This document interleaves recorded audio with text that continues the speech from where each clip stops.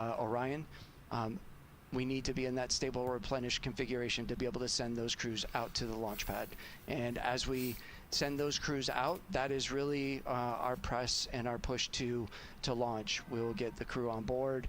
They go through a number of checks, communication checks, system checks, and then our closeout crew's job is to back out of the crew module, close all of our hatches, get us in configuration to be able to then the closeout crew to leave the pad, and that puts us in the configuration to allow us to proceed through the rest of launch countdown as we proceed down to our final hold at T-minus 10 minutes, where we do all of our launch polls and determine that we are ready to pick up with what we call terminal count, which is from T-minus 10 minutes down to launch at T0. And really excited to get to all of those milestones as we proceed through the day. We are all very excited. We're rooting for you guys, watching along. And as you mentioned, you know, the reason to get to all stages replenished first is because that's the point where we're at the safest configuration to send people back to the launch pad, correct? That is absolutely correct. It is a very stable configuration. It's the safe configuration that we require to ensure that we're ready to send those crews out to the pad. Jeremy Graver, thank you so much for taking the time to speak with us today. We're rooting for you, wishing you the best of luck, and we'll let you get back on console. Excellent. Thank you, Tony. Appreciate it. Go Artemis. Go Artemis. All right, and so just to quickly recap, we are now in our topping phase for liquid hydrogen on the core stage. We are still in fast fill on the liquid oxygen side for the core stage, and also fast fill for the upper stage liquid hydrogen tank. I'll report back once we have entered our topping phase for liquid oxygen on the core stage.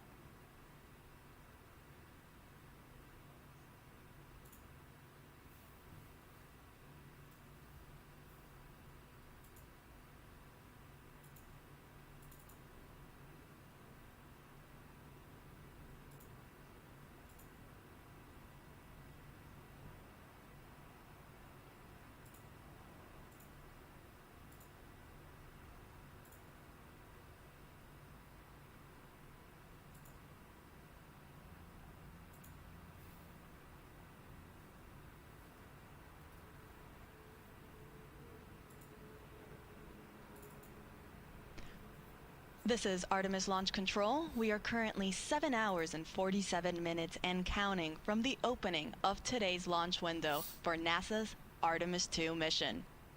That launch window opens at 6:24 p.m. Eastern Time this evening. Now the teams do have a 2-hour launch window, so that means if we can't launch right at 6:24, that's okay. They still have an additional 2 hours in which they can attempt to launch. Now currently the Artemis launch team, which you see on your screen there, they are in the process of loading cryogenic or super cold liquid propellant onto the SLS, or the Space Launch System rocket. The teams actually just reported that we have completed loading liquid hydrogen onto the core stage of the rocket. Now the core stage is the first stage of that SLS rocket. There's a great graphic representation of where we currently are in our tanking operations.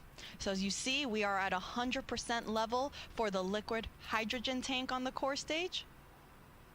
So that means we are now, the teams are just going to be constantly replenishing that tank as some of that liquid starts boiling off into a gas due to the temperatures as it starts warming up. So teams will therefore replenish it constantly to maintain this 100% flight level. Now, as you can see, right above the hydrogen tank sits our liquid oxygen tank. That's currently 70% of the way filled. And then on our upper stage, or the interim cryogenic propulsion stage, this is the rocket stage that sits on top of the core stage. We are currently in our fast fill operations for liquid hydrogen on that upper stage. Teams have not started liquid oxygen for the upper stage, and that is totally normal. That is part of the countdown. We aren't scheduled to start our upper stage liquid oxygen loading operations until we start getting into, so we get much further into our loading operations for the liquid oxygen tank on the core stage. So again, we are now in replenish for the core stage liquid hydrogen tank, and we are in fast fill for the liquid oxygen tank on the core stage and the liquid hydrogen tank on the upper stage Now, a quick recap on how the whole tanking loading process goes. Teams will first start with what is called chill down. So prior to us actually starting to load the super cold propellant onto the rocket, they will first chill down all of the systems and lines. This is done to make sure that it is able to receive these super cold temperatures. In order for hydrogen to be in a liquid state, it needs to be negative 423 degrees Fahrenheit. Oxygen in a liquid state is negative 297 degrees Fahrenheit. So very, very cold temperatures.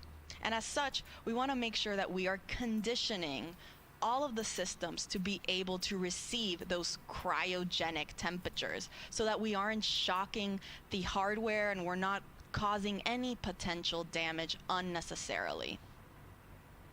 Now, following chill down, we will transition into what is called into slow fill on the core stage.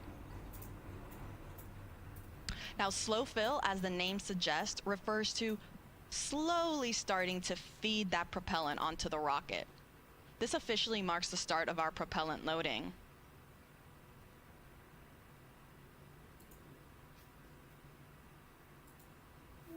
Teams actually got into slow fill for the liquid oxygen and liquid hydrogen tanks on the core stage earlier this morning, a little bit before 9 a.m. Following slow fill is then when we transition into fast fill. This is where we stay for the majority of our tanking loading operations. Similarly to slow fill, fast fill refers to loading propellant at a much faster rate. And that is currently where the liquid oxygen tank state is in. We are in fast fill for liquid oxygen tank on the core stage. Now, after fast fill, we transition into topping. This is the last little bit that is needed to fill the tanks to 100% level. Hence why we're topping it off. Following topping, we are now at 100%. And so now we transition into replenish mode. Replenish just means we're gonna be constantly replenishing these tanks so that we make sure we are again at 100% flight level.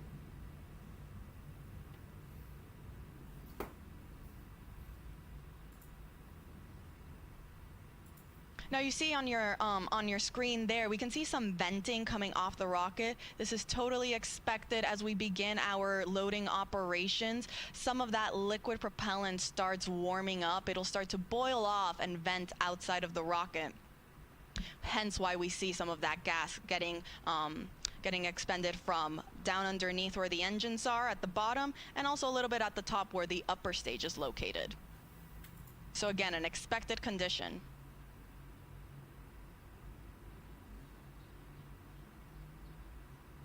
Now let's take you through the rocket a little bit. See up there on your screen, we have the Orion spacecraft. Underneath there is the Orion stage adapter. The Orion stage adapter is what houses our secondary payloads, or these scientific CubeSats. They're shoebox-sized scientific experiments that will go to space following separation from the upper stage and the spacecraft. It's also the smallest section of the SLS rocket at only 5 feet. Underneath the Orion stage adapter sits the interim cryogenic propulsion stage, or that second stage. Underneath there is our core stage, or the first stage of the rocket.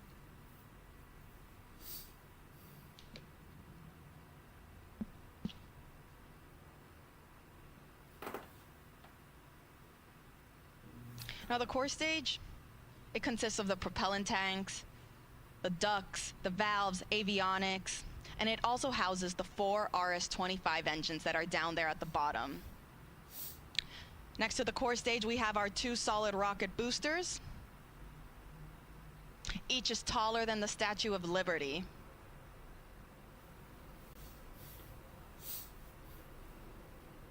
Now on those rocket boosters, you can see our NASA worm. The worm logo spans 25 feet end to end, or roughly the length of 1 booster motor segment. Now we actually have 5 segments each on each booster, so 10 segments total. It's actually 1 segment more than what was used during the Space Shuttle program. Now you should also be able to see some black and white markings around the rocket. Now these are used for imagery for the SLS engineering and support team that's based out at NASA's Marshall Space Flight Center in Huntsville, Alabama. They use this for imagery to track and guide the rocket after liftoff and during ascent. And it will also be used in their post-flight analysis.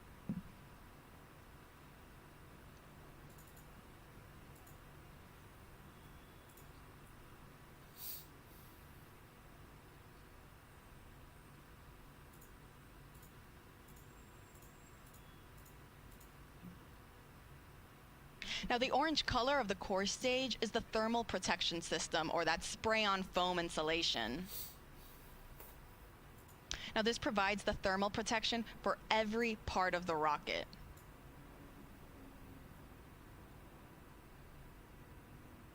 And when the foam is applied, it gives the rocket this light yellow color that the sun's ultraviolet rays eventually tan, giving our SLS rocket its famous butterscotch color.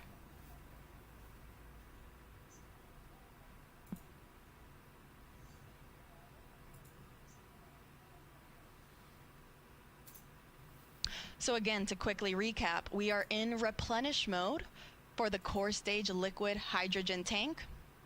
We are about 75% of the way filled on our liquid oxygen tank on the core stage. But we're still in fast fill. I'll let you know when we transition into topping for the core stage liquid oxygen tank. And then on the upper stage, teams are also in fast fill for liquid hydrogen. And they have not started the liquid oxygen operations on the upper stage yet. I'll make sure to report out all of these milestones as they're underway.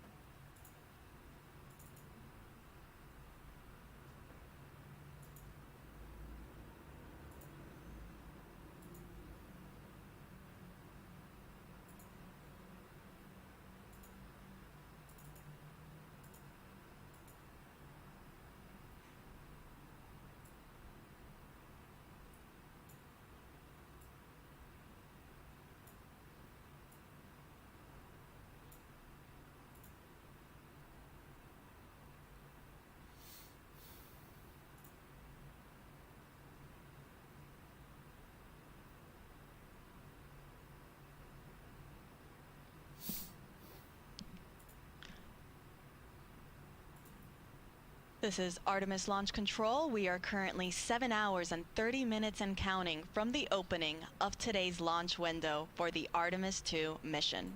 That launch window opens at 6:24 p.m. Eastern Time, and teams do have a 2-hour launch window, which means that if we don't launch right at the beginning at 6:24, they do have an additional 2 hours in which they can attempt to launch.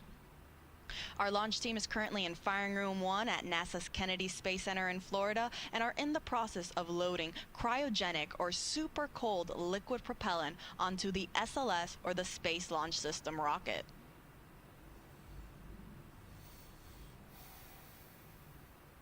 Now, teams did just complete fast fill for the liquid hydrogen tank on the upper stage, or our interim cryogenic propulsion stage. Now, fast fill refers to loading propellant at a faster rate. This is preceded by chill down, which gets the system ready to receive these super cold temperatures.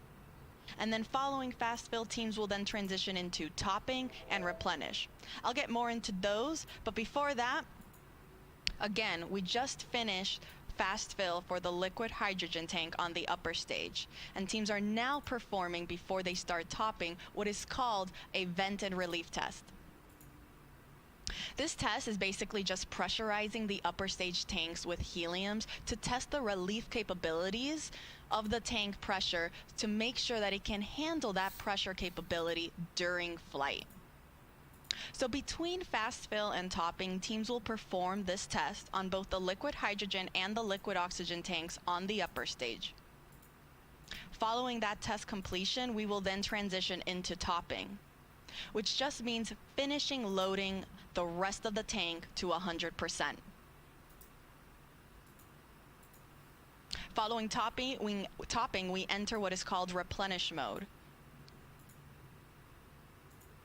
which basically just means that now we are going to be replenishing these tanks at 100% level, because as we naturally get throughout the countdown, that propellant is going to start warming up and it'll start boiling and venting off, as you can see on your screen there what is happening.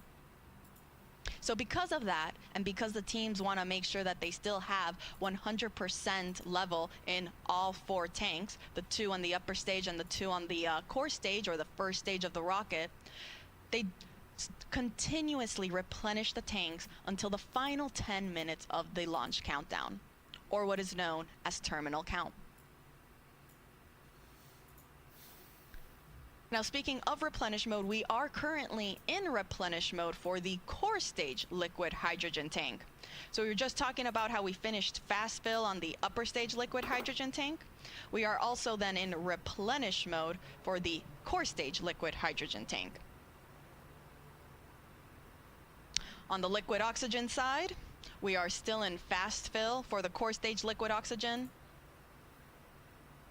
And then on the upper stage, we haven't started those liquid oxygen operations yet. The teams want to wait until we are a little bit further along in the core stage liquid oxygen loading operations before we transition into that upper stage loading operation.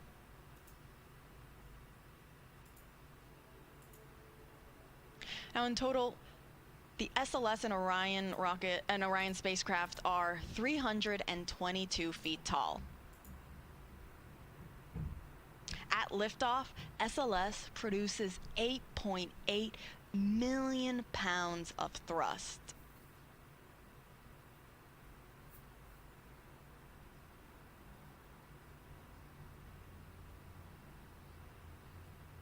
A little bit more than the Saturn V rocket that was used during the Apollo missions, which were roughly 7.5 million pounds of thrust to send those astronauts to the moon.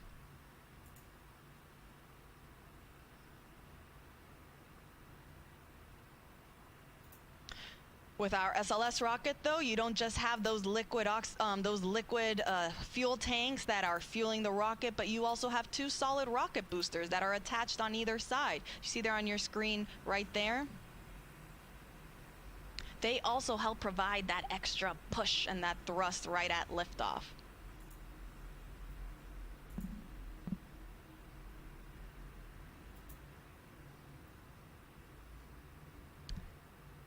Now, Let's go up a little bit on the rocket, go back to our upper or our second stage, our interim cryogenic propulsion stage. For those that have been following us along since Artemis 1, you might remember that the interim cryogenic propulsion stage for Artemis 1 provided the big push to send the Orion spacecraft on its way to the moon. For Artemis 2, however, it's going to be a little different. And the reason for that is because Artemis 2 is NASA's first crewed test flight, meaning we are sending astronauts on board this rocket for the first time. And because of that, we are going to have the capability to practice a bunch of different systems and tests and operations that we couldn't do if it were uncrewed. One of these operations is what is called the proximity operation demonstration. This involves the upper stage, or that interim cryogenic propulsion stage, and the Orion spacecraft practicing proximity maneuvers where the Orion spacecraft will practice approaching and getting away from the upper stage in a high Earth orbit. The reason teams want to practice this is in preparation for Artemis 3 and future Artemis missions for when Orion docks with our lunar landing systems. And so because of this, this means that the interim cryogenic propulsion stage will be separating from Orion much sooner. Meaning that following this demonstration, it will be Orion's European service module that will actually send the spacecraft on its trajectory to the moon. It will perform what is called the translunar injection burn.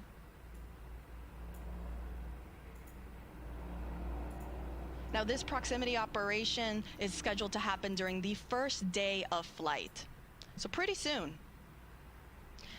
And NASA will be providing you with 24/7 live coverage, starting right now as we have been going through our propellant loading operations, and we will continue throughout the course of the entire mission, including all of the splashdown operations.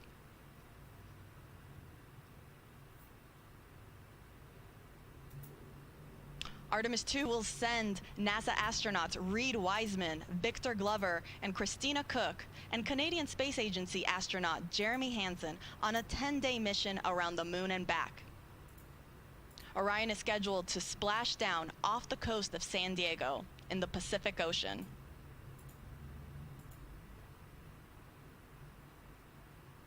So to quickly recap, teams are in the process of performing a vent and relief test on the liquid hydrogen tank on the upper stage, following finishing their fast fill operations. Again, this test is to just test the tanks that they can handle the pressure that will be happening during this first day of flight. Following this test, we will then transition into our topping phase on the upper stage liquid hydrogen tank, and it'll then transition to replenish. On the core stage, meanwhile, we are still in fast fill for the liquid oxygen tank, and we are in replenish for liquid hydrogen. Now, this is a very, very big and important milestone to me because, again, for those that have been following us along, especially with Artemis 2, during our fast fill operations on the core stage liquid hydrogen tank during wet dress rehearsal 1, that was our first test of this Artemis 2 moon rocket where we tested loading the propellants on board. Teams experienced the liquid hydrogen leaks shortly after getting into fast fill during that first test. They then performed a second wet dress rehearsal where they did not see any major leaks. Tanking loading operations went very smoothly, and it was a very successful test. And so it's great to see that throughout today's countdown for launch, there also weren't any significant issues or leaks reported during our liquid hydrogen loading phase on the core stage. So we are now in replenish mode for liquid hydrogen. We're about 84% of the way on the liquid oxygen tank. And we're also almost there on the upper stage for liquid hydrogen. Now I'll report out once liquid oxygen operations for the upper stage are also underway.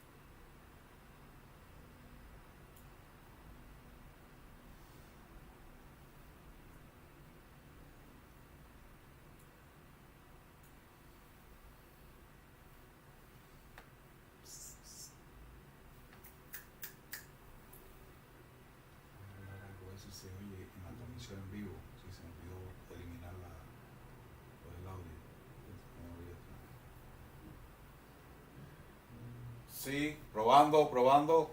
¿Se escucha? ¿Se escucha?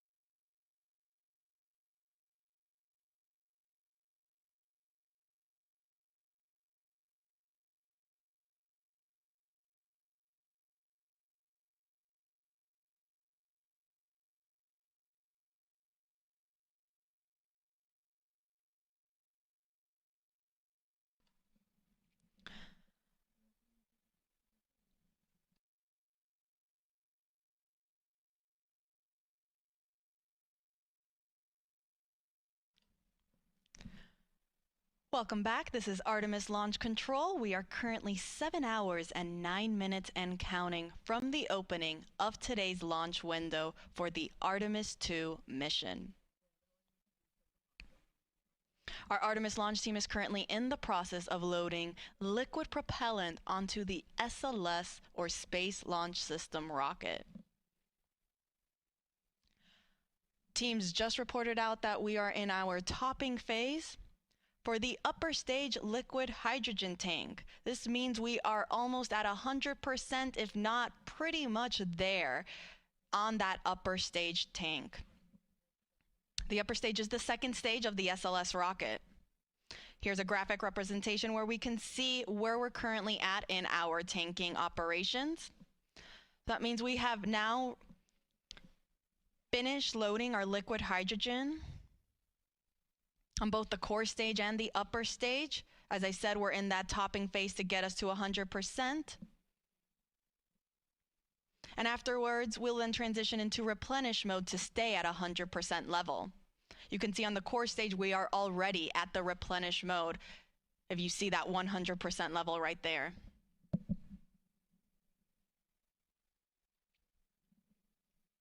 And we also just got confirmation that we are also in replenish for the upper stage liquid hydrogen tank. Now on the liquid oxygen side, we still have a little bit to go. We're almost there on the liquid oxygen tank for the core stage. You see roughly 92% of the way filled. And we haven't started our liquid oxygen propellant loading operations on the upper stage. Teams are getting ready to start chilling down that tank. Teams do this to make sure that all of the systems and lines are ready to receive these cryogenic temperatures. As you can see on your screen there, for hydrogen to stay in a liquid state, it must be negative 423 degrees Fahrenheit. Oxygen, meanwhile, is negative 297 degrees Fahrenheit. So these super cold temperatures, we want to make sure that the rocket is able to receive them without damaging any of the hardware on board. So we'll start with chilling down that liquid oxygen tank and lines before we actually start loading it onto the upper stage.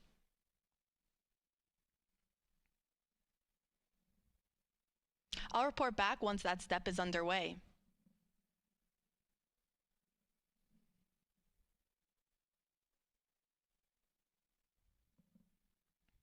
As a reminder, our launch window opens at 6:24 p.m. Eastern Time this evening.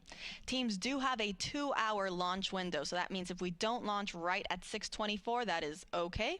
They still have additional opportunities throughout that 2-hour launch window. Now, NASA's providing 24/7 live coverage throughout this entire mission, beginning with our propellant loading operations that is currently underway. And as we continue our coverage this morning, we are also, and we continue monitoring all of our loading operations, we thank you for following us along. Part of our live coverage will, of course, include our launch this evening. That live launch coverage for Artemis 2 will continue right here at the beginning at approximately 12:50 p.m. Eastern Time. You can continue watching on our NASA's YouTube channel, as well as on NASA Plus and the other NASA social media channels. Again, we are providing 24/7 live coverage. So following launch, the show doesn't end there. We have a 10-day mission around the moon. And then following that, we're coming back home. And we will be covering all of those splashdown operations as well.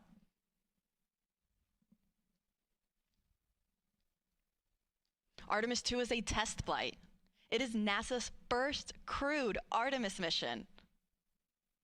We will be sending NASA astronauts Reed Wiseman, who serves as the commander, Victor Glover, the pilot, and mission specialist Christina Cook.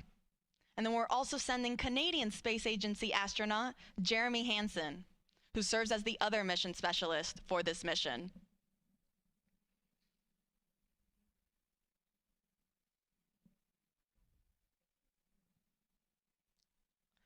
So to quickly recap, we are in replenish for both liquid hydrogen tanks on the core stage and the upper stage of our SLS, or Space Launch System rocket. And we are getting very close to being almost all the way full on the liquid oxygen tank in the core stage.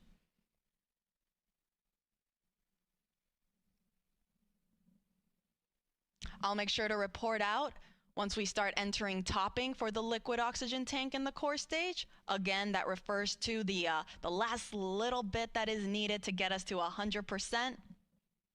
And I'll also make sure to let folks know when our chill down operations are in work on the upper stage liquid oxygen tank.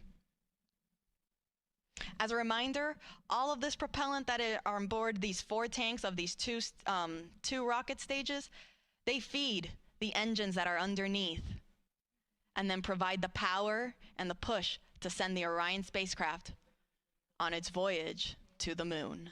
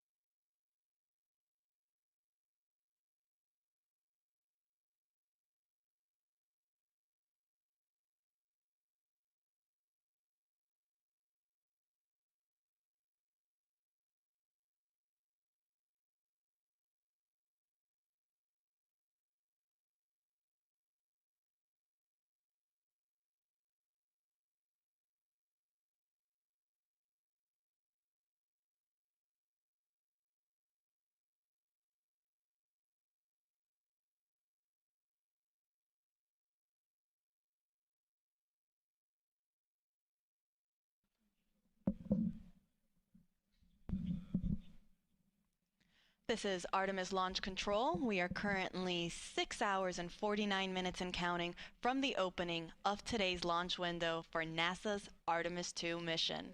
That launch window opens at 6:24 p.m. Eastern Time this evening, and we do have a 2-hour launch window, which means that if we don't launch right at the start at 6:24 p.m., that is okay. Teams still have an additional 2 hours in which they can try to launch the SLS, or Space Launch System rocket, and the Orion spacecraft.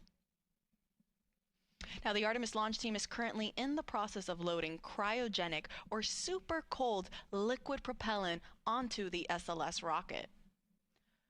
We are currently in what is called replenish mode for our liquid hydrogen tanks on board the SLS core stage and the interim cryogenic propulsion stage. These are the two stages on the SLS rocket. Now, replenish mode means that we have finished loading hydrogen on board both of these rockets. That means they are at 100% level. And teams are just constantly replenishing the tanks to make sure that they stay at 100%. Since, as throughout the countdown, that liquid propellant will start boiling off as it starts warming up, and it will then be vented out and released from the rocket, which you can see there on your screen.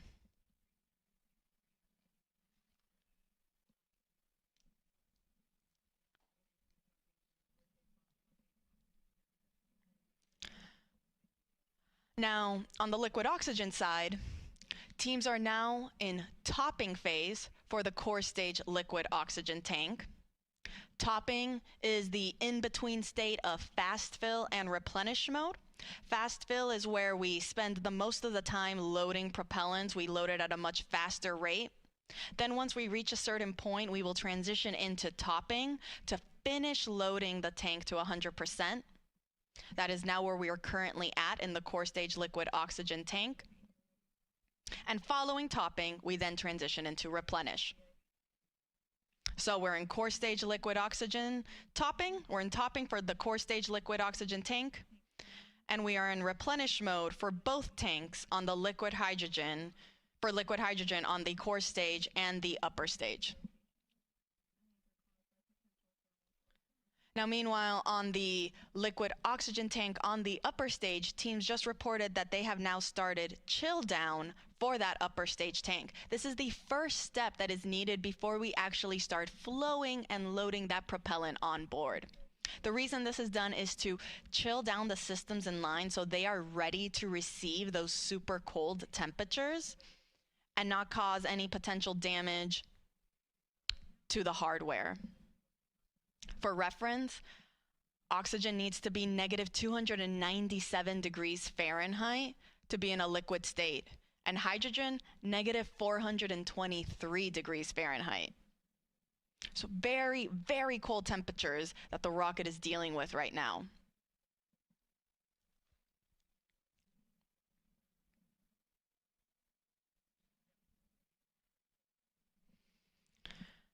Now again, we are underway for the Artemis II mission. This is the second Artemis mission in NASA's Artemis program. Artemis 1 was an uncrewed test flight. Artemis 2 will be the first crewed test flight. This will be the first time we send astronauts on board our Orion spacecraft. We'll be sending our commander Reed Wiseman, our pilot Victor Glover, and mission specialists Christina Cook and Jeremy Hansen on a 10-day mission around the moon. Now, from the rocket side, there aren't that many changes from Artemis 1 to Artemis 2. Most of the major sections of SLS really remain unchanged. Some of the differences are more in the details to really just provide our astronauts with a better ride in space. Some of those include some optical targets that are now on the upper stage as visual cues during the proximity operation demonstration. This will be a test for the astronauts to practice maneuvering Orion and practice approaching the upper stage while it's in a high Earth orbit. Another improvement for SLS was an improved navigation system. Also, communications capability between the ground stations and the U.S. Space Force Space Launch Delta 45, which controls the eastern range. That is responsible for kind of helping dictate when we are allowed to launch here off the Space Coast in Florida.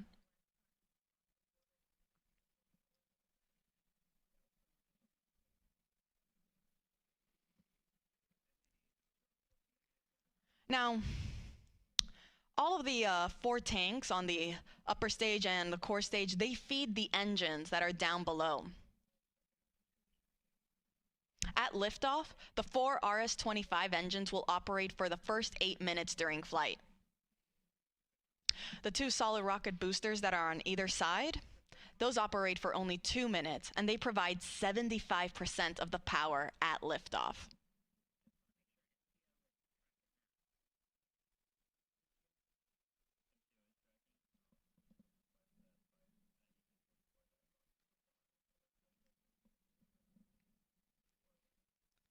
So to quickly recap, we are in replenish for our both liquid hydrogen tanks.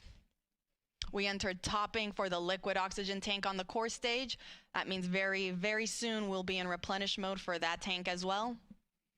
And we are in our chill down operations for the liquid oxygen tank on the upper stage. Pretty soon we will be entering fast fill. I'll report out when that is underway.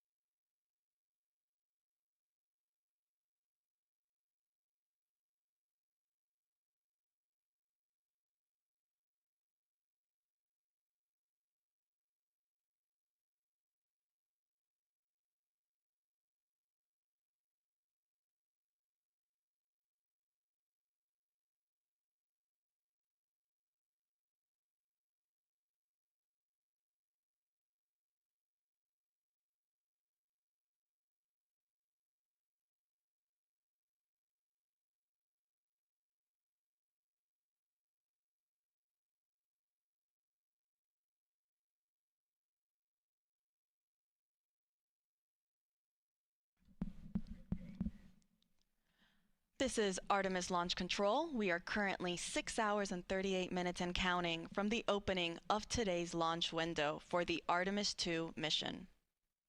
That launch window opens at 6:24 p.m. Eastern Time this evening, and teams do have a 2-hour launch window in which they can attempt to launch the SLS, or the Space Launch System rocket, and Orion spacecraft.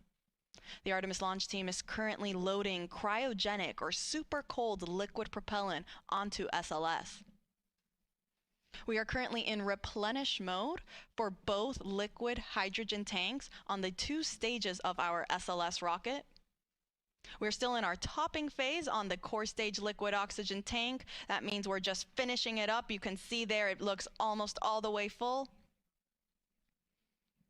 And following that, it will enter into what is also into its replenish mode as well.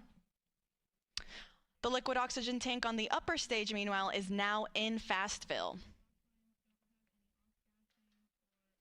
So that means all 4 tanks are now receiving propellant.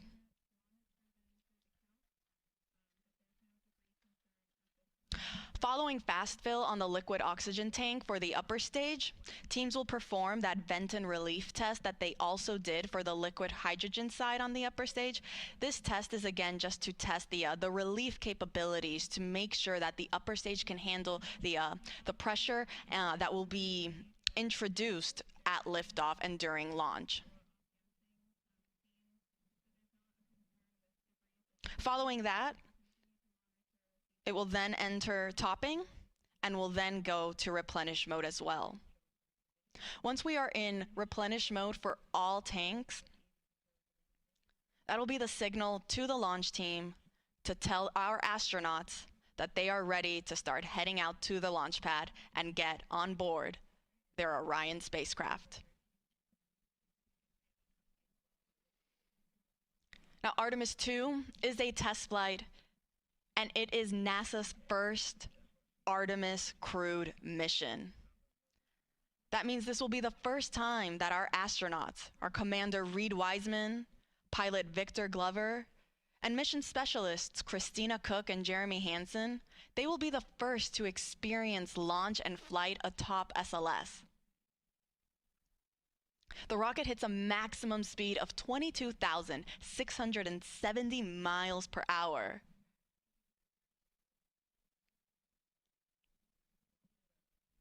And our astronauts will get to experience the entire ride.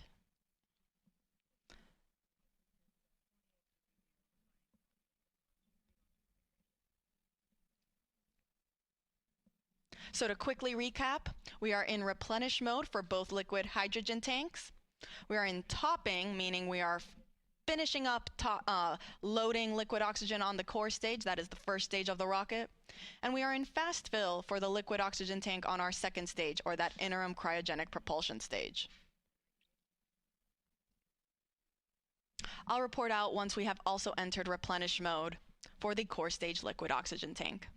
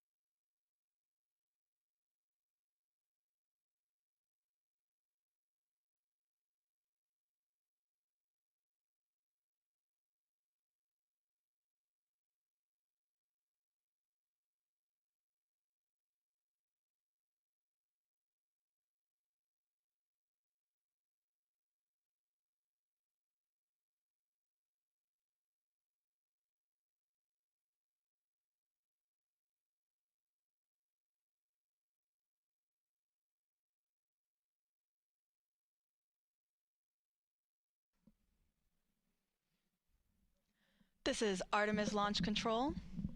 We are currently 6 hours and 22 minutes and counting from the opening of today's launch window for the Artemis 2 mission. The launch team is currently in the process of loading cryogenic or super cold liquid propellant onto the SLS, or the Space Launch System rocket. We're currently in replenish mode for both liquid hydrogen tanks on both the first stage and the second stage of the rocket. And then on the liquid oxygen side, we are in fast fill for the liquid oxygen tank on the upper stage. And then we are getting ready to get into our replenish mode for the liquid oxygen tank on the core stage. We are still in that topping phase, finishing loading the propellant tank to 100%, at which point then teams will transition into replenish mode as well, which just means that we are going to constantly be replenishing these tanks at 100% level. Now today's launch window opens at 6:24 p.m. Teams do have a 2-hour launch window, which means if we don't launch right on time, they do have an additional 2 hours in which they can attempt to launch. For those of you just joining us, NASA will be providing 24/7 live coverage of this entire mission, starting with our propellant loading operations that are currently underway. Thank you so much for everyone that's been following along. Our live launch coverage of Artemis 2 will continue right here, beginning at approximately 12:50 p.m.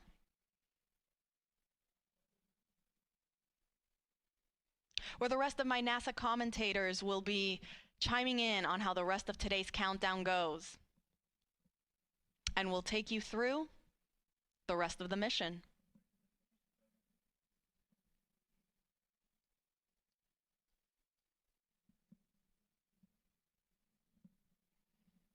Now, Artemis 2 is a test flight. It will be the first mission that sends astronauts on board SLS and Orion. You can see a photo on your screen there of our Artemis 2 crew. We have our commander, Reed Wiseman, on the right-hand side. Then we have our 2 mission specialists in the middle, Christina Cook, and then Canadian Space Agency astronaut Jeremy Hansen. All the way on the left is our pilot, Victor Glover. All 4 of them woke up not too long ago at around 9:25 a.m. this morning. Not a terrible wake-up call. In that time, they've been getting ready, having breakfast, getting some briefings. And they'll get one more briefing. It's the flight crew weather brief, where they'll get a status on where we are in the countdown, what the current forecast looks like. Following that brief, they will then start their suit-up operations before they go out to the launch pad and board their spacecraft.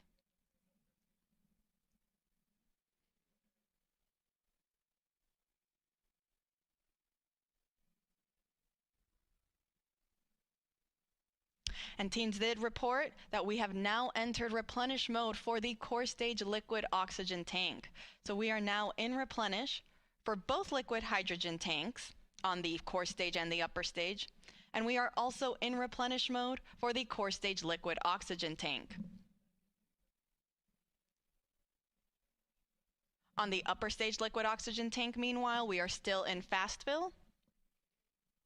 And I'll report out once then we transition from fast fill onto the next step, which will again be that vent and relief test.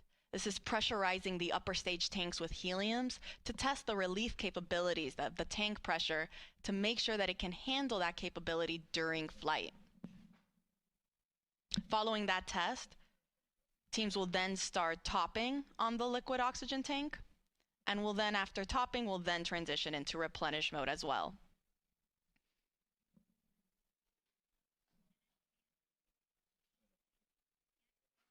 I'll report out when that's underway.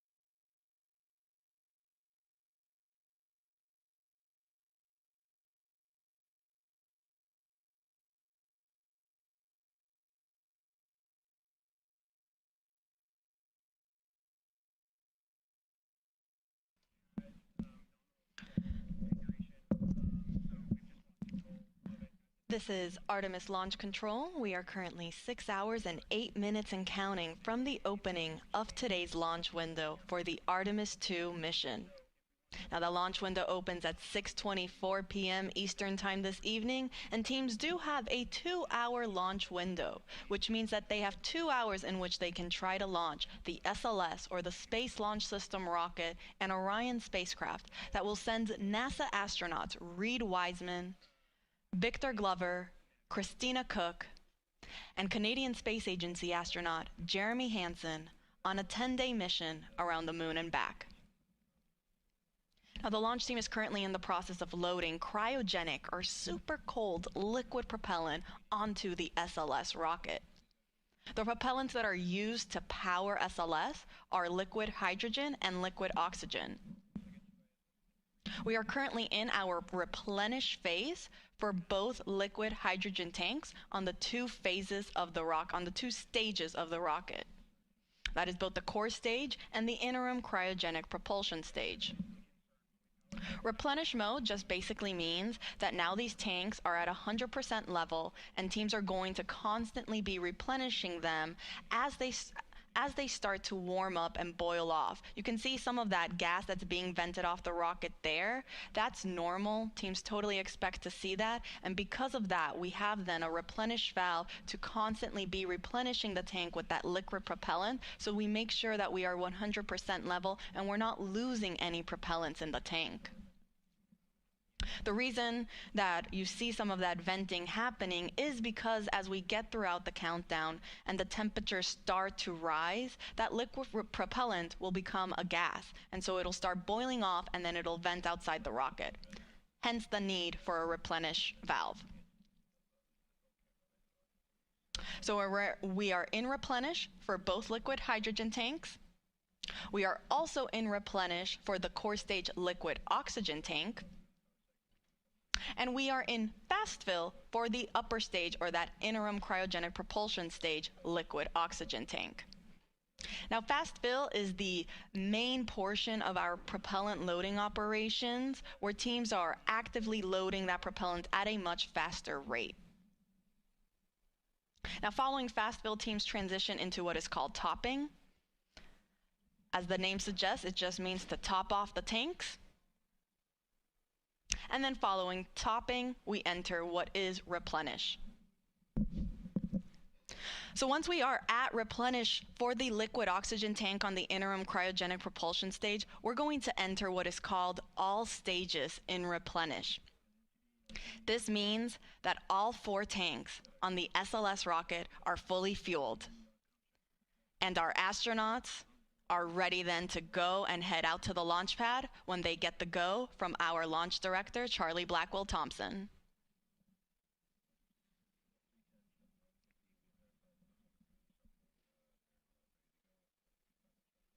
Now, coming up shortly, our astronauts will be joining in on a flight crew weather brief with our launch director, as well as with the flight director in Houston and the launch weather officer. They'll provide a quick status on how the forecast looks for the rest of today's countdown, as well as where we currently are in our countdown operations.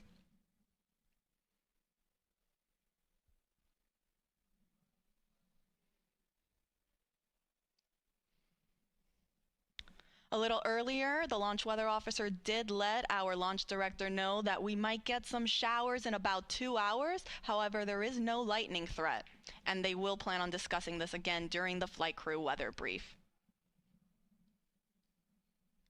Currently, teams are forecasting 80% go for weather conditions during that 2-hour launch window.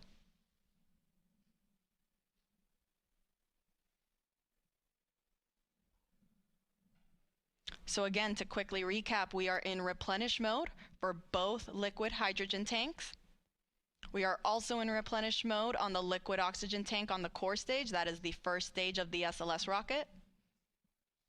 And we're in fast fill for the liquid oxygen tank on the upper stage.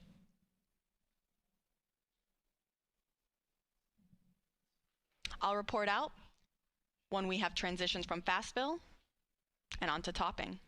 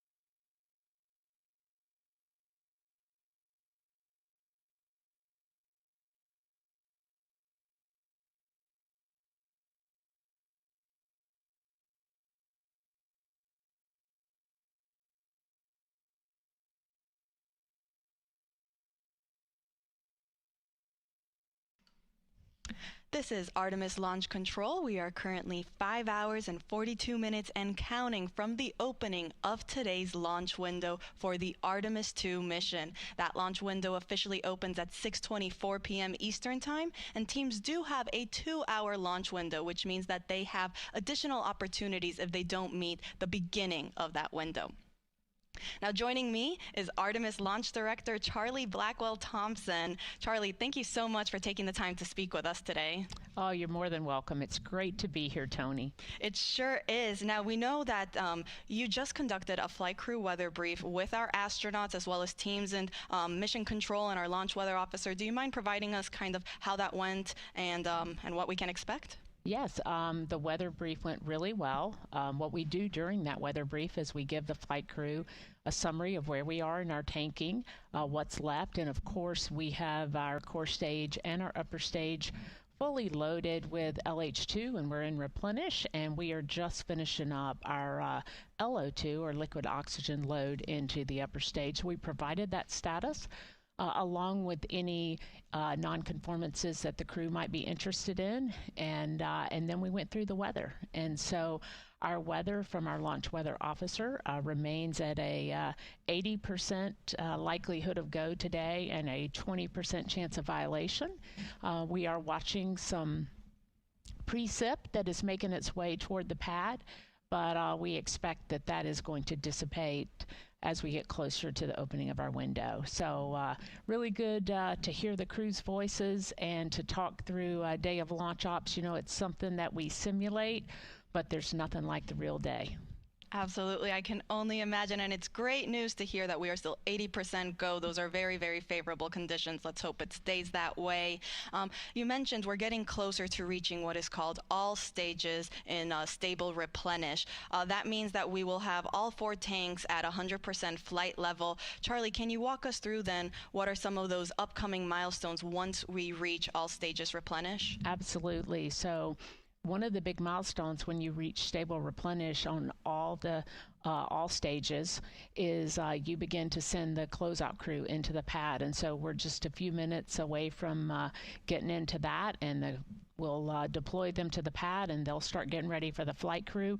And then, of course, shortly after that is the exciting milestone of seeing the crew walk out of the operations and checkout building and make their way to the pad. And that's certainly something that we've been waiting a very long time to see. It's going to be very exciting, I think, certainly for our team. It'll be exciting for our country, and it'll be exciting for people all over the world who are watching our crew head to the pad, knowing that we are just about 5 hours or so from launch. You couldn't have said it any better. This is very exciting for the entire world. We cannot wait for that moment when we see our astronauts depart their crew quarters and head to the pad. Charlie, thank you so much for taking the chance to speak with us today. We are rooting for you. We're wishing you the best of luck in today's countdown, and we'll let you get back on console. All right. Thank you, Tony. Appreciate the opportunity to chat with you, and go Artemis. Go Artemis. All right, so to quickly recap, we are in replenish mode for both liquid hydrogen tanks, and we are getting ready to also hit replenish mode on the liquid oxygen tanks for both of those. We will report out when that is underway.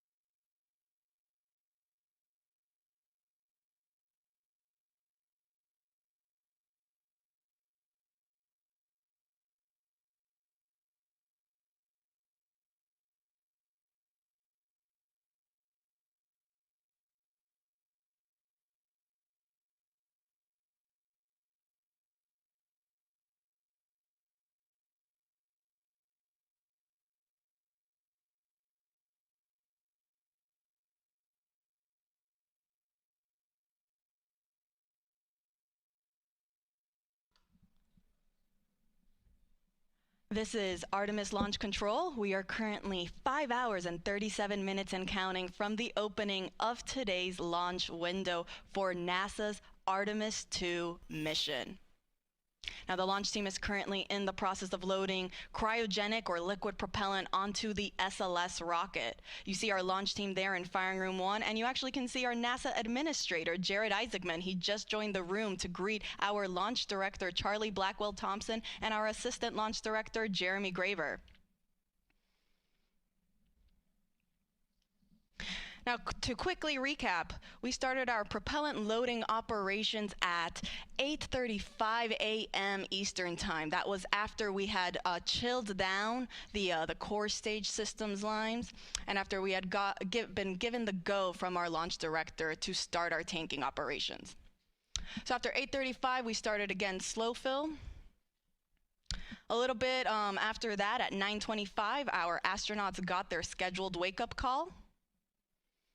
Following slow fill on the core stage, we then transitioned into fast fill. Once we were in fast fill for the core stage, we then started our upper stage loading operations. We started first with hydrogen. Started chilling down the liquid hydrogen tank on the upper stage at roughly 9:36 a.m. And then we got into fast fill at 9:51 a.m. Following that, we entered then our topping phase on the core stage liquid hydrogen tank. Topping refers to finishing up that last little bit to get to 100%, and then we transitioned into replenish. We did the same thing for the core stage liquid oxygen tank, as well as for the liquid hydrogen tank on the upper stage.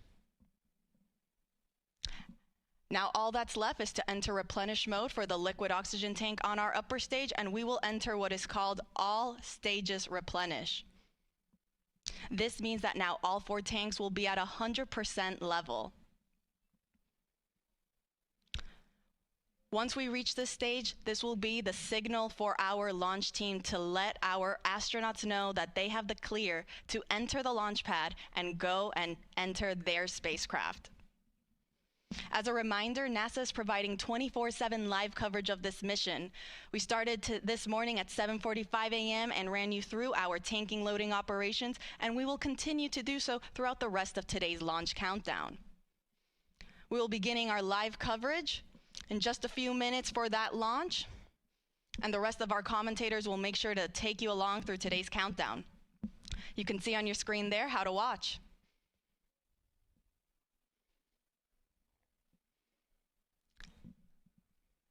And as our launch director just recently said when she came on air, let's go Artemis 2.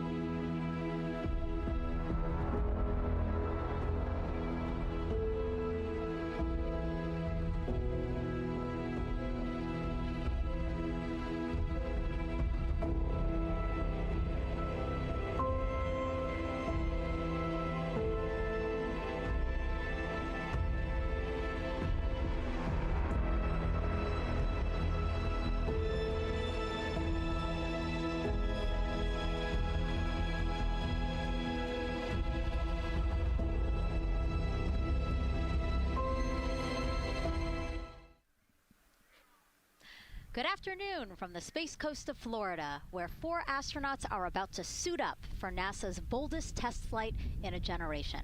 This crew could be the first humans to journey around the moon in more than half a century.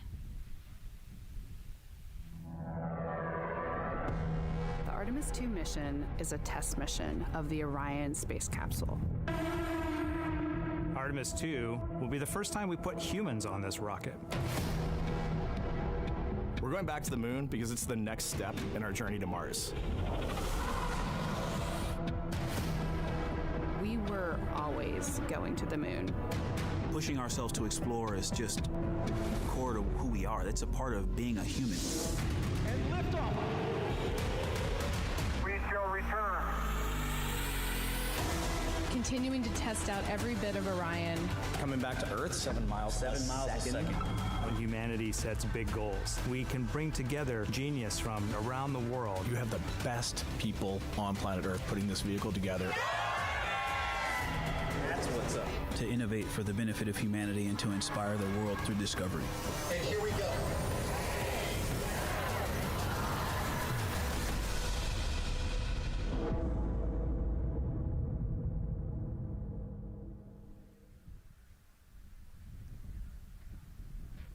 Welcome, and thank you for joining us live from NASA's Kennedy Space Center, where we are beginning a new chapter in America's human spaceflight story. We are so humbled to have thousands of people here in person to witness this, and the many more watching online from around the world. I'm NASA's Megan Cruz, and this is NASA astronaut Nicole Ayers. Thanks, Megan. What a historic day to be here. What a historic day to be here. Obviously, for what we see right behind us here, the SLS rocket and Orion spacecraft on launch pad 39B. Artemis 2 is a nearly 10-day flight test to prove NASA can safely fly astronauts around the moon before attempting to land on it in just 2 years, hopefully. Yes, like you said, it's a test flight, so we're going to put humans on this rocket for the first time ever, and we're going to test out the systems on board and hopefully get around the moon. And why does NASA want to return us to the moon? And we want to go back for scientific discovery, right? We want to create a permanent presence on the lunar surface. We want to be able to harness some of the volatiles or the resources on the moon in order to get us onto Mars later. So we're going to use the moon as a stepping stone to get to Mars, but also we're going to use the moon to learn so much about Earth and about the creation of the solar system.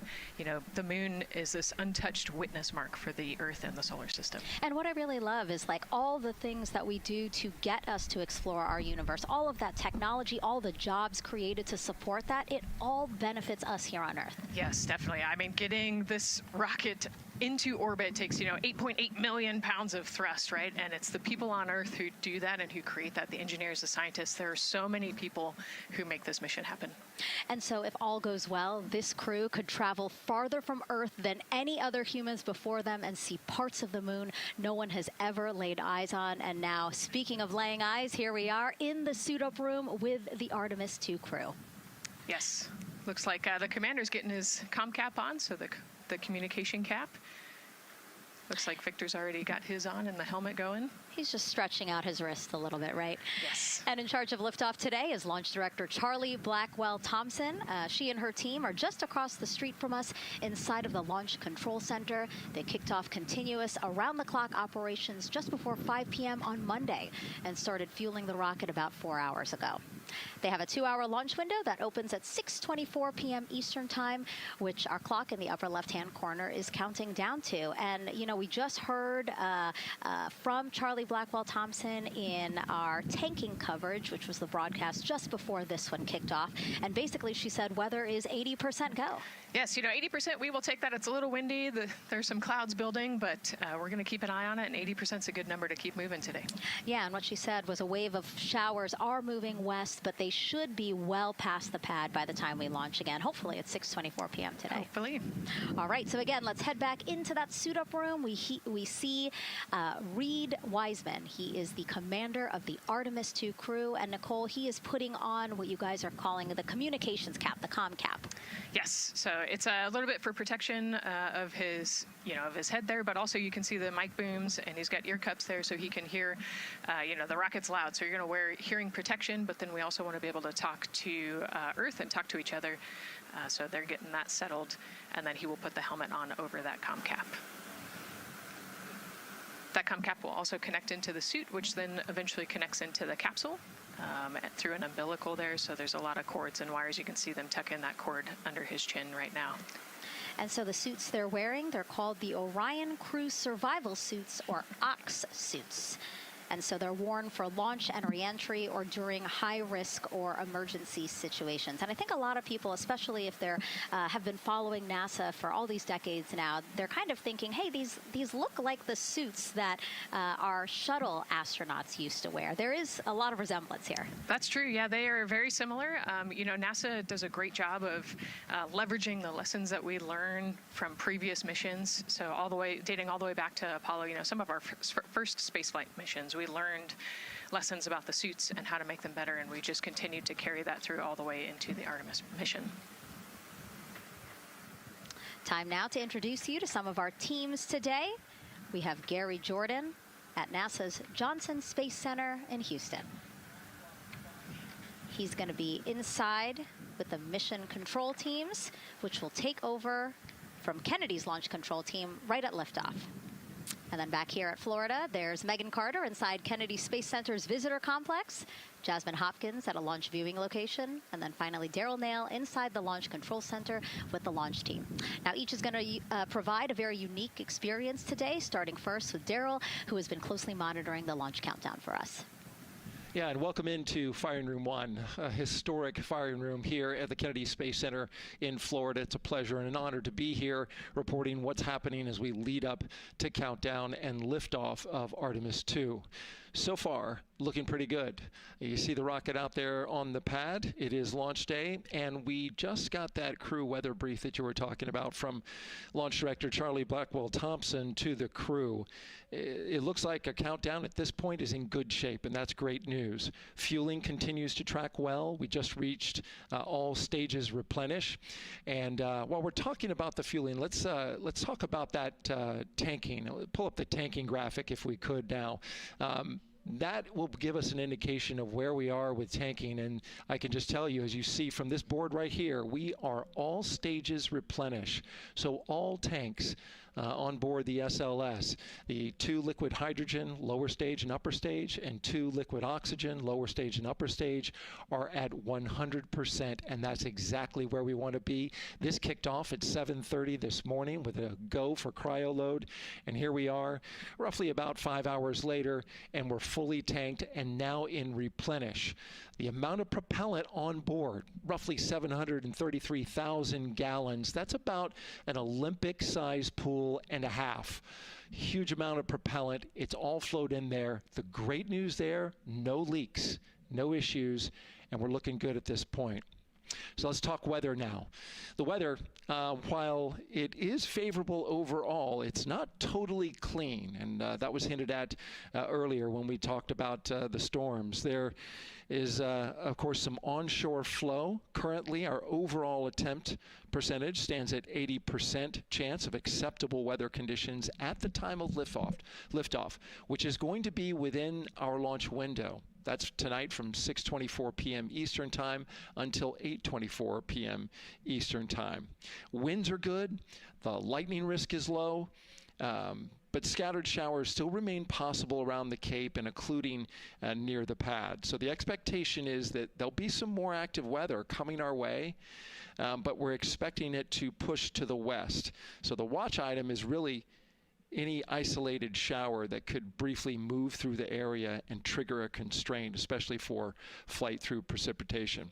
Well, you're looking now inside the astronaut suit-up room, and of course we got the 4 astronauts there. They talked to Charlie Blackwell-Thompson today, and you know, everything looks good there. We're tracking one minor NC issue at this point. We'll talk, it's a non-conformance. We'll talk about that a little bit later in our next hit, but for now, again, looking good. And of course, our administrator for NASA is here in the firing room. He checked in with the launch director, chatted with her for several minutes, and he's here in the firing room, which is a good positive sign, of course, for the day.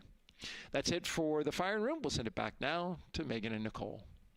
Daryl, thank you so much. Yeah, let's get back into the suit-up room here, where we now have a shot of all 4 astronauts, and it appears all of them are undergoing their suit leak checks. Can you talk to us about what that is, Nicole? Sure, yeah, you can see, as the suit expands, that we're going to pressurize those suits. So in the case that we need it, if we lose pressure in the capsule, those suits will protect the astronauts and keep them pressurized and keep them survivable. So these guys are going to hold their breath for about 10 seconds. Any movement in the suit could cause changes in the pressure, and so we want to get a really nice, precise, accurate measurement on the leak check. And so they'll hold their breath. Even just their heartbeat could potentially make some differences in those super sensitive sensors there. So you can see the red and blue valves there, the air in and air out, and it looks like Victor just had a good leak check. Yeah, and actually they do 3 leak checks, again, just to get an average reading to say, hey, we have confidence that these suits are holding the right pressure. As Nicole said, that tube that's going in, that's putting air into their suits, and then there was that gold instrument that you saw on their other side. That's how they can control how much pressure is being released in order to do these checks. Yep, and they will do the leak checks here in the suit room, and then they'll do more actually in the capsule as well. They'll do another leak check. So we're going to make sure the suits are ready to go before we even step out the door, and then we'll check them with the entire system on the capsule once they get out to the rocket. And you might also notice that some of the astronauts, while they're doing their suit leak checks, you might have seen Victor gave an okay sign. You might also see a thumbs up, and that's because concurrently, while they're doing these suit leak checks, they're also doing comm checks. Yes, yeah, we talked about the comm cap earlier and the umbilical and how they plug in. So yeah, they're going to test the comm, they're going to test the suit, make sure everything. They're actually probably testing the cooling system as well right now. They're going to plug into the portable cooling system and make sure that all of that is working. So like I said, we want to make sure that we've got 4 healthy suits before we go out. Yeah, this suit, 3 layers, so obviously it can get hot. Yes. So one of the layers is a cooling undergarment, and basically they flow cold liquid through that undergarment to keep the astronauts cool and comfortable before liftoff today. Yeah, it's like a onesie with a bunch of tubes running around it, and the water flows through there to cool you down. All right, lots of information to share with you all today. If you have any questions, we'd love to hear from you. All you have to do is send your questions our way by tagging @NASA Artemis, and we'll try to answer as many of your questions live. And we'll also have some questions for you throughout the broadcast, so we hope you can participate in those opportunities as well. Okay, as we continue to be inside the suit-up room here, why don't we learn a little bit about each of our crew members? Right now, we are looking at pilot Victor Glover, but hopefully we can get a shot here of our commander, Reed Wiseman.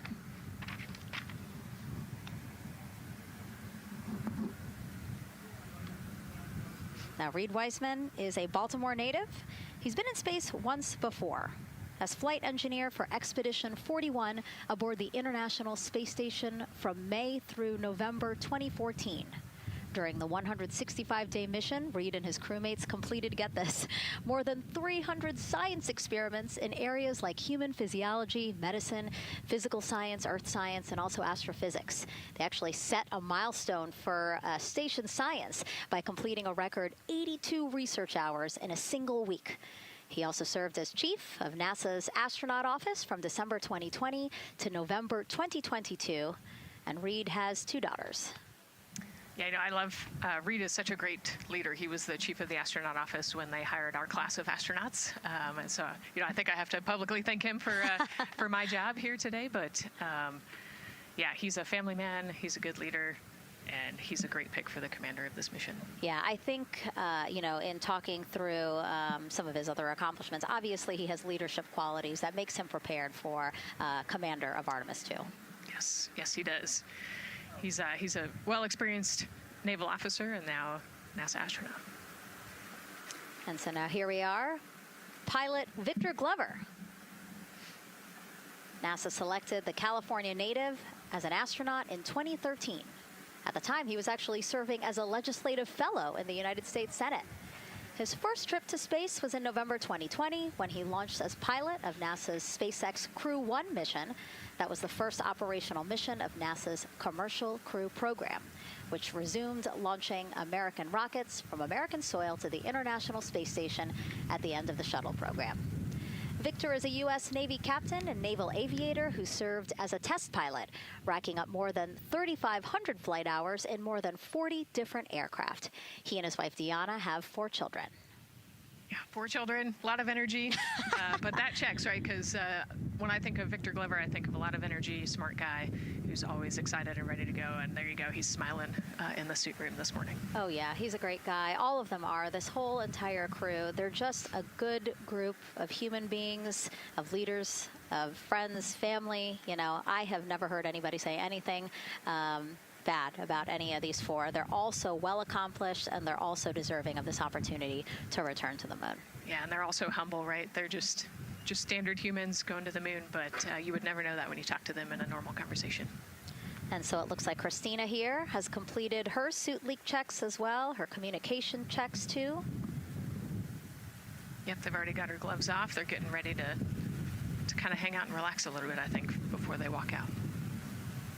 She is a mission specialist for this mission, native of Grand Rapids, Michigan. Was selected to the Astronaut Corps in 2013, so actually same class as Victor. She served as flight engineer on the International Space Station from March 2019 to February 2020. And during that time, Cook set a record for the longest single space flight by a woman with a total of 328 consecutive days in space. She also participated in the first ever all-female spacewalk. And before becoming an astronaut, Christina helped build space science instruments and led scientific field work in some of the most remote environments on the planet. Her hobbies include surfing, rock climbing, community service, yoga, travel, and photography. Again, so much. When does she find the time? That's a great question. You know, one of the things I love about Christina is that she's broken records and she's achieved all these milestones. But one of the things that she talks about is, you know, she just wants people to set goals and go work hard and do something that's meaningful to you. And she really hopes that her records are broken as soon as possible. She does it for her family, and she'll talk about all of her nieces and nephews quite a bit. So just, again, another example of just a humble human who's got a great support system in her family and excited for the mission. Yeah, she's always saying that she just wants the opportunity to push people farther, to push humanity farther, see what we can accomplish together. So, yeah. Again, all 4 of them say that. They're really in tune on what they think or what they feel like their role is in this mission. Yeah, I think their legacy is going to be, you know, providing the shoulders for others to climb on. Mm-hmm. And last but not least, first-time flyer, Canadian Space Agency astronaut Jeremy Hansen will fly to the moon as a mission specialist on the Artemis 2 mission. The London, Ontario native was selected as an astronaut in 2009. After that, he worked as Capcom at NASA's Mission Control Center in Houston. Capcom stands for Capsule Communicator, and that's the sole direct voice communicating with astronauts in space. He also participated in training exercises such as living on the ocean floor off the coast of Florida to simulate deep space exploration for 7 days. In 2017, he became the first Canadian to lead a NASA astronaut class. He also enjoys getting out on a sailboat, rock climbing, and mountain biking. Jeremy and his wife, Catherine, have 3 children, and he actually got to hang out with them over the weekend. So the crew arrived here for launch at Kennedy Space Center on Friday, and then their family members arrived Saturday. Yes, yeah. As long as their family can quarantine with them, then they will stay, you know, quarantined in Houston, and then they all fly down to Kennedy Space Center, and then you get to spend the last few days with your close family and friends. We actually do a behind-the-glass visit with some of those other maybe extended family members that couldn't quarantine with you. But yeah, it's a quaint time here once you get to Kennedy Space Center. A great sign here, all 4 astronauts have removed their helmets. And that indicates, again, that all 4 have completed suit leak checks. And so, Nicole, what they're doing now is they have these pockets on their forearms. That's just somewhere where they can put personal items that they might want, right? Yeah, just kind of stowage pockets. You know, there's always something that you might need or want while you're in the capsule, and then also last-minute personal items if you want to put a couple things in there. So everybody kind of has their own unique stash in their pockets.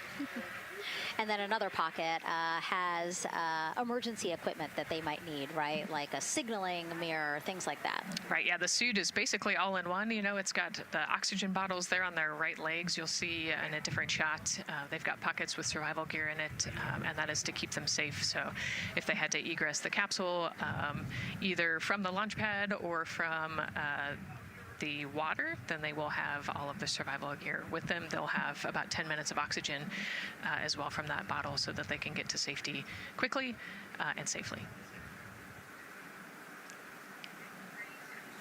We are now 5 hours, 3 minutes and counting from the opening of our 2-hour launch window, and we have our first questions from social media.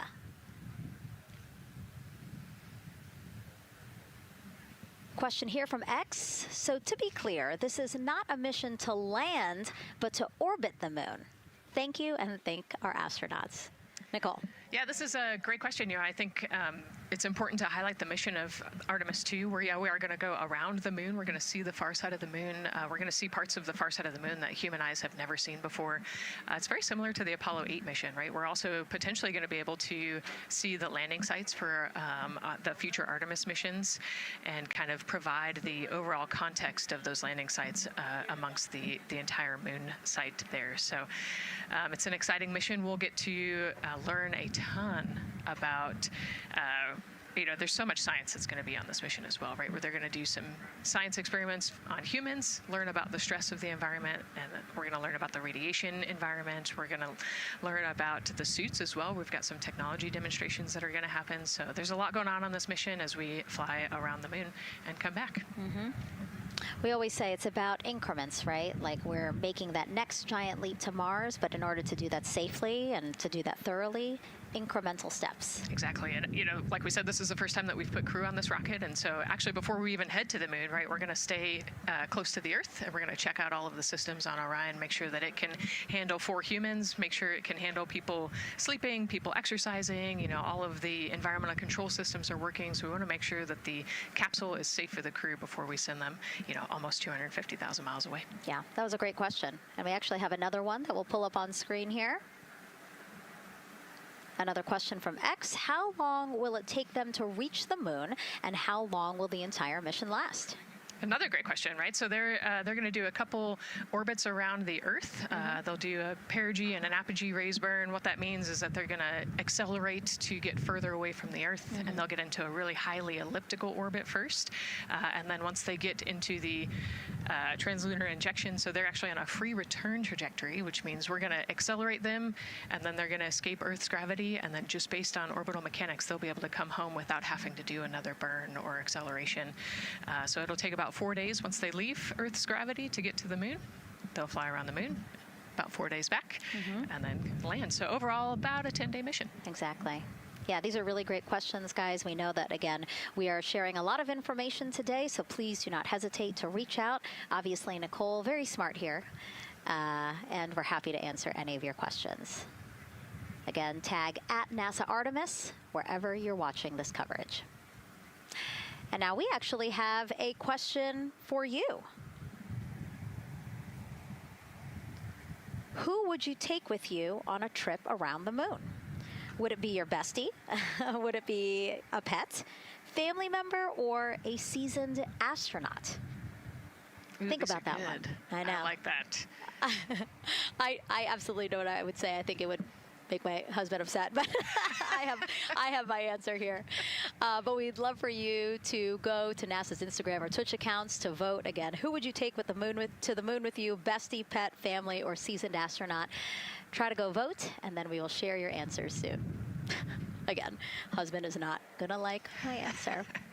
And we're not the only ones with questions today. We will also hear from celebrities during our launch coverage. See what Stanley Tucci, Scarlett Johansson, and others want to know about NASA's Artemis 2 test flight. Plus the surprise of a lifetime as kids marveled at the rocket and spacecraft rolling to the launch pad.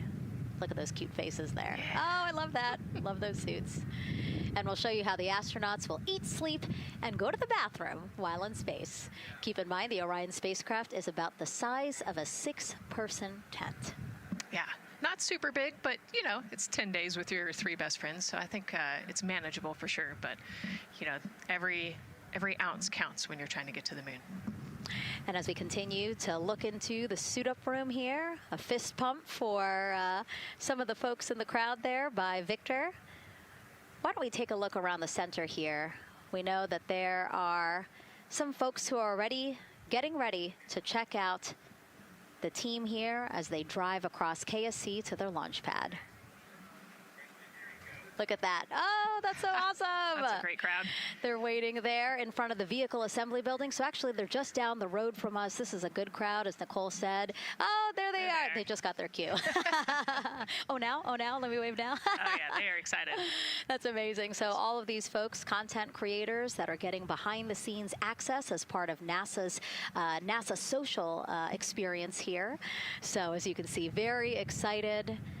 The crew will get into their convoy and drive past them here pretty shortly.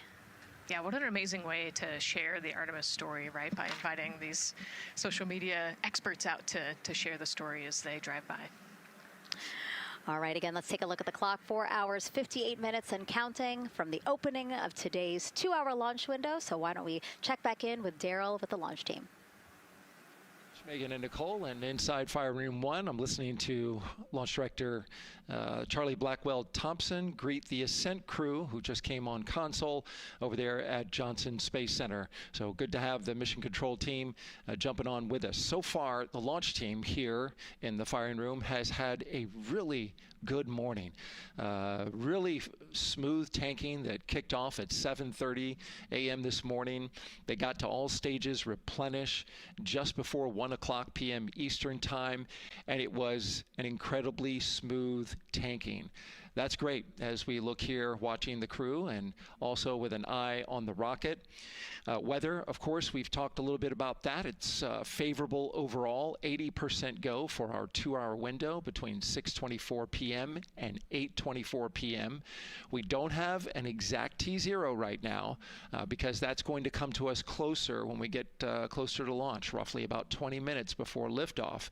But it's going to be within that window and towards the beginning, provided everything continues to go smoothly along the timeline, and so far that's been the case. I mentioned that there was a small issue in my previous live hit. That actually was incorrect. There was no issue. I've gotten the good data now that I'm on the headset and listening into the loops.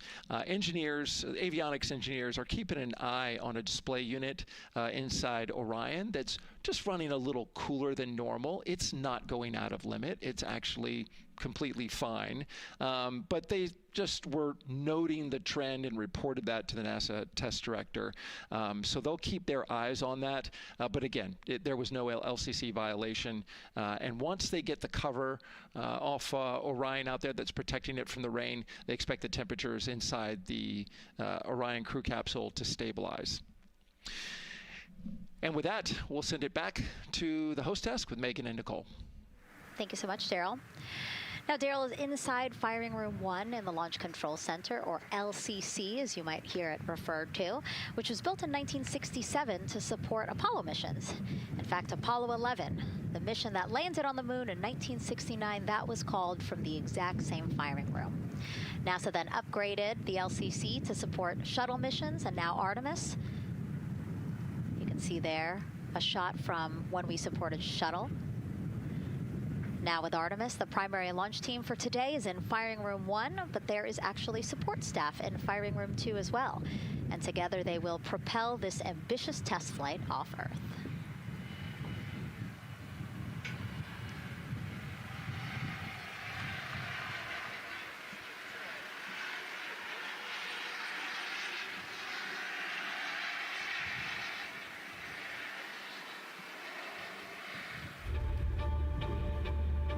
We're going back to the moon because it's the next step in our journey to Mars.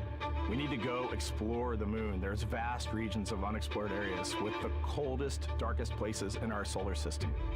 This is a test mission, and when we get off the planet, we might come right back home. We might spend 3 or 4 days around Earth. We might go to the moon. That's where we want to go, but it is a test mission, and we are ready for every scenario as we ride this amazing space launch system in the Orion spacecraft. But another reason we're going back to the moon is to fulfill NASA's mission, which is to explore the unknown in air and space, to innovate for the benefit of humanity, and to inspire the world through discovery. And when we succeed and when we accomplish the things that we set out to accomplish, that inspiration not only can set up new things to happen, but it also is a reminder in tough times that we're capable of doing great things when we work together.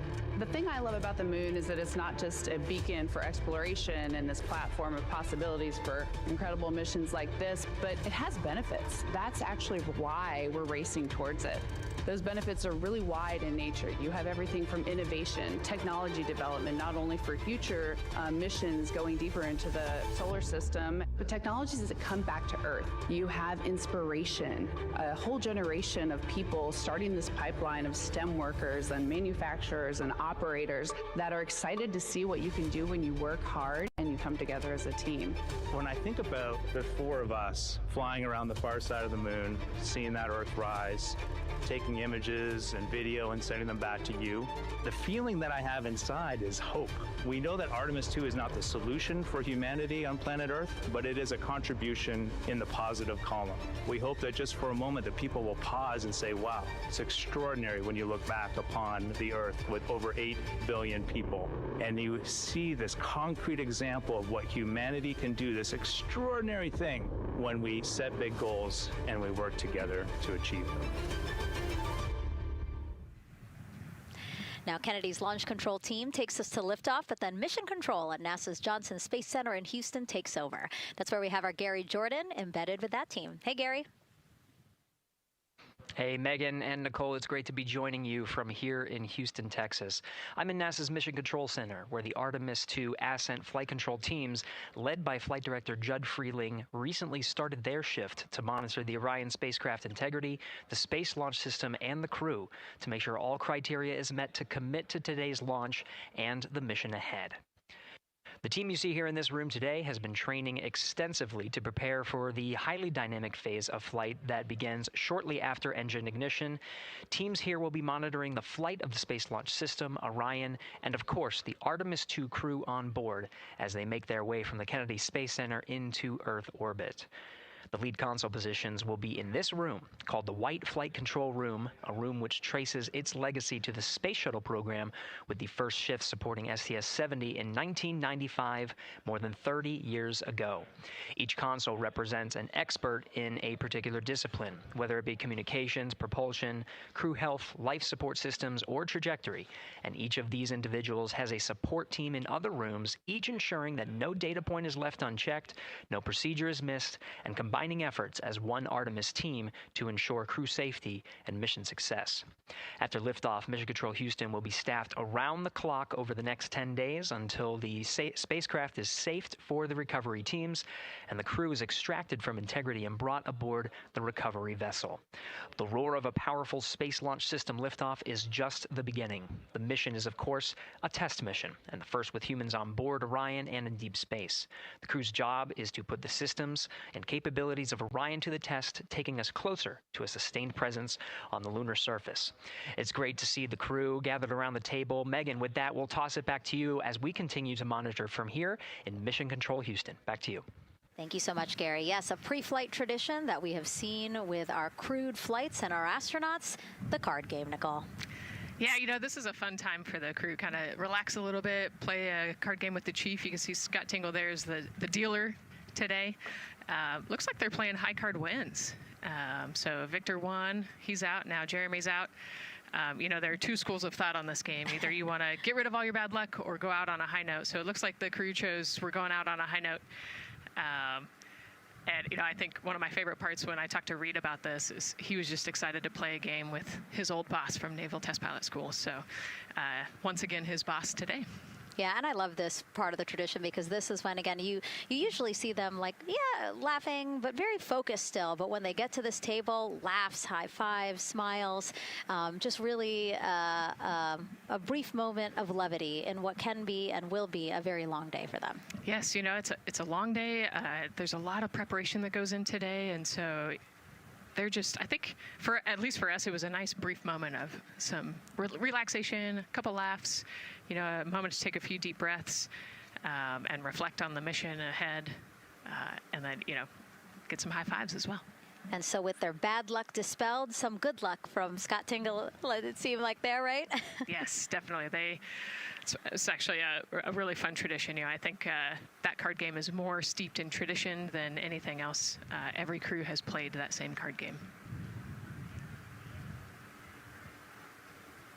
As you said, Nicole, the primary reason for why they're there to suit up, to do communications checks, to do pressure checks all done. And now it seems like Reed had some words for the team in that room. Yeah, you know, this day can't happen without thousands of people, right? And so the suit room is a great example of that. You've got all of the suit techs, and you've got your support team there, everyone who has made this day possible. You know, they've been working with the suit team for years at this point, getting ready. So some fist bumps to the group. Again, the suit team are the folks dressed up in those white, very snazzy outfits. Special outfits that we can talk a little bit more about later, but each crew member was assigned their own suit technician. So as you said, working very closely with the same person to make sure that the crew felt comfortable and ready in these suits as they lift off from Kennedy Space Center. Right, and you know, each suit is slightly different, each person is slightly different, and so these suit techs know each individual super well. They know exactly how they like to get into the suit, exactly where things might get caught, or, you know, small adjustments that might need to be made. So they know their suit techs well, and their suit techs know them very well. And so as we take a couple of pictures here, we really hope that you are learning a lot about the suits and the process of checking them out for a mission. But imagine the opportunity to get a hands-on demonstration from people who helped design these suits. Take a look.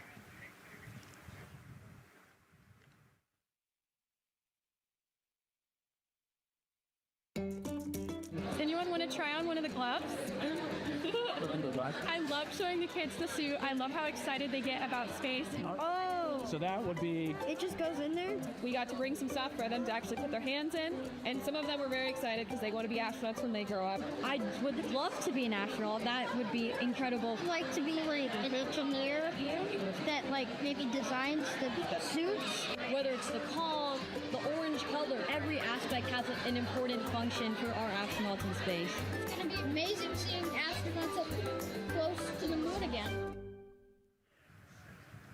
And that was a special event at Johnson Space Center. What we just saw there, obviously a big part of why this mission is so important to NASA, really just an opportunity to inspire everyone, especially kids, right, Nicole, to dream big and be curious. Oh man, yeah, the kids are so important, right? I love talking to kids. You know, they are the future of spaceflight. They are the Artemis generation.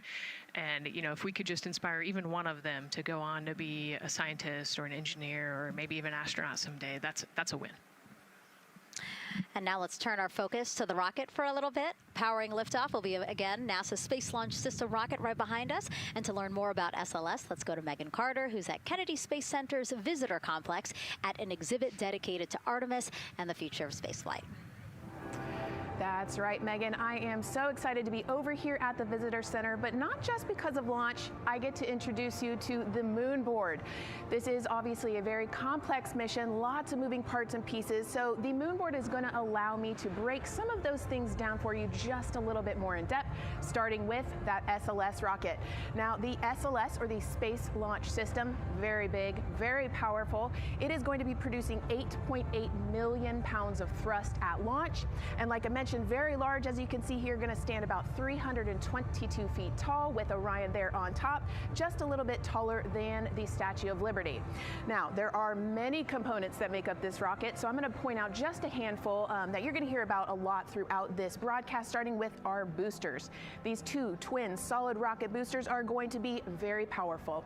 They are going to burn for the first 2.5 minutes of flight, and each one is going to stand 17 stories tall. They weigh in at about 1.6 million pounds each. Now, I am going to jump back out and I'm going to show you a little bit about our core stage. That's going to be known as the backbone, essentially, of our rocket, and it is made up of around 5 components, starting with this engine section down here. This engine section is where our 2 propellants are going to be funneled down through our pipelines, and they are going to be mixed at 2 different temperatures, very complex processing, and they are then going to go on to feed that fuel to our 4 very powerful RS-25 engines.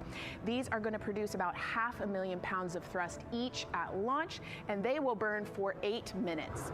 All right, now jumping up here, we are going to take a look, because I just mentioned those propellants. Obviously, we do need fuel, and that is why we have around 535,000 gallons of that liquid hydrogen. That's approximately about the same amount that you could fill an Olympic-sized pool, just to give you an idea. And then we're also going to have that liquid oxygen, and like I mentioned, there's going to be about 200,000 gallons for that one, and they are going to be funneled down through those lines that you see here on the side. All right, jumping up real quick, this is going to be our upper stage. That is where our core avionics are going to be stored, essentially the brains of the spacecraft. And then jumping out super quick, let's see if we can zoom in here, and we can. Those propellants I talked about are going to be stored at cryogenic temperatures. That means thousands of degrees below Fahrenheit, so they have to be kept very cold. And that, all those bumps and ridges there that you see, those are actually going to be an insulation spray that's going to help keep that rocket nice and cool, keep the propellants ready to go, and get us set up for success. Now, obviously, that was a very quick overview of our rocket. I have so much more to show you here on our moon board, but for now, I'm going to turn it back over to you, Megan. Thank you, Megan. A very impressive demo of the moon board, but also an impressive system, obviously. She mentioned 4 RS-25 engines on the core stage, and actually we have one right behind us here, used during the shuttle program, and I got to get a closer look at it with Space Launch Systems Engines Deputy Manager Philip Benefield. Okay, so Philip, in terms of size, shape, and function, what we see here behind us, exactly what we see on the pad. Absolutely, Megan, absolutely. So this is the RS-25 engine. Impressive. We have 4 of these on the bottom of the SLS rocket to propel the SLS rocket in Orion into low Earth orbit. And we've been seeing views of the pad throughout this broadcast, but you mostly only see the bell here. What's happening over here? Right, so this is generally what we call the power head section of the engine. So the purpose here is that it takes in the propellants from the vehicle tanks, the liquid oxygen minus 297 degrees, super cold stuff. The liquid hydrogen even colder, minus 423 Fahrenheit. There's 4 turbo pumps on the engine that pressurize that propellant up to 9,000 psi in areas. It is all directed into the main combustion chamber, where it is burned into hot gas that then is accelerated out the nozzle to produce thrust. When you say hot gas, what are we talking about? We're talking 6,000 degrees Fahrenheit gas. Wow, so we're talking really cold as liquids coming into the combustion chamber, and then it comes out as really, really hot gas. How do you design, how do you engineer something to control both extremes? Absolutely, it's very technically challenging. One of the main things here with the nozzle is that since you have the 6,000 degree Fahrenheit gas coming out, you have to cool that nozzle so it doesn't melt. And so the way the nozzle is constructed with these 1,080 coolant tubes. And so each of these coolant tubes flows a small amount of hydrogen. It keeps it cold, and so it doesn't melt during operation. Wow. I mean, all of the science that you're talking about, it is truly amazing that you guys designed this for shuttle, and yet you've reconfigured it, retooled it to be able to now support Artemis. What do you think about that? Yeah, I think that's really amazing, the fact that we were able to use the heritage hardware on the Space Launch System. The engine itself, developed through the Space Shuttle program, many upgrades to make it more reliable and improve the thrust as well. Perfect. Philip, thank you so much. I can't wait to see all 4 function. Same here. Thanks, Megan. Enjoyed it. And again, another idea and way that we are learning from what we've built upon and figured out all into this moment. Yes, with so much more thrust and capability, like we said, we learn all those lessons from previous missions, and we get to involve them here today. And here we are, the closeout crew in the White Room getting ready for the astronauts who have just left crew suit up and are now walking down a hallway to greet some family and friends downstairs. Commander Reed Weissman, Pilot Victor Glover, Mission Specialist Christina Cook, and Jeremy Hansen. Looking excited, ready. Now in that elevator to take them 3 floors down. Thumbs up, one more photo, one more photo. Oh, nope, a couple more people in that elevator. Those are important folks. They're going with them to the pad. Yeah, Bye, Reed. This is a fun elevator ride. Yeah. And, you know, actually you couldn't see them because they're off camera, but the support crew that's actually in crew quarters with us is right there waving goodbye and saying goodbye to you. So it's a really special moment to say thank you and say goodbye to the support crew at crew quarters. That's amazing. And so again, they will ride down 3 floors, and then soon we'll walk out the doors that you see underneath the banner there that says their names. These doors, the same doors that astronauts who have launched from Kennedy Space Center have walked out of since the Apollo program.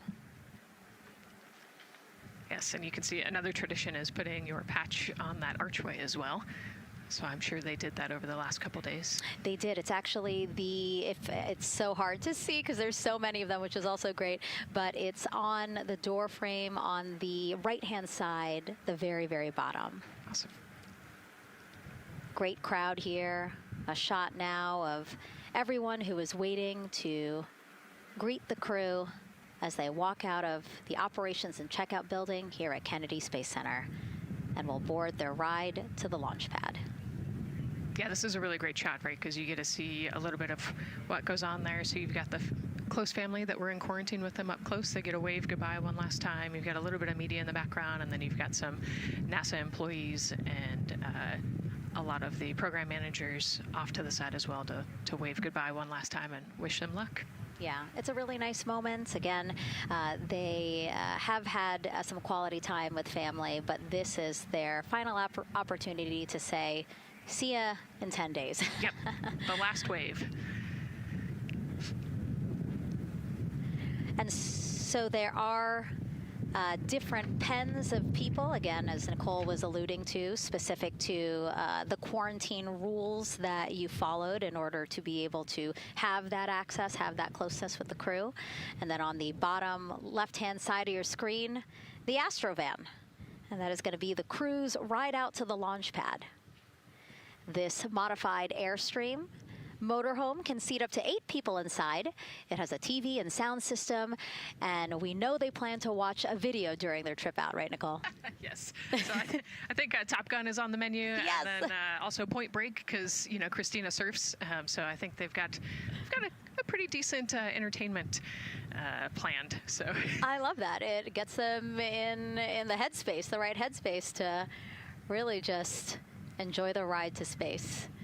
NASA's history with Airstream dates back to the 60s when the company created a crew quarantine vehicle for when astronauts returned from the moon.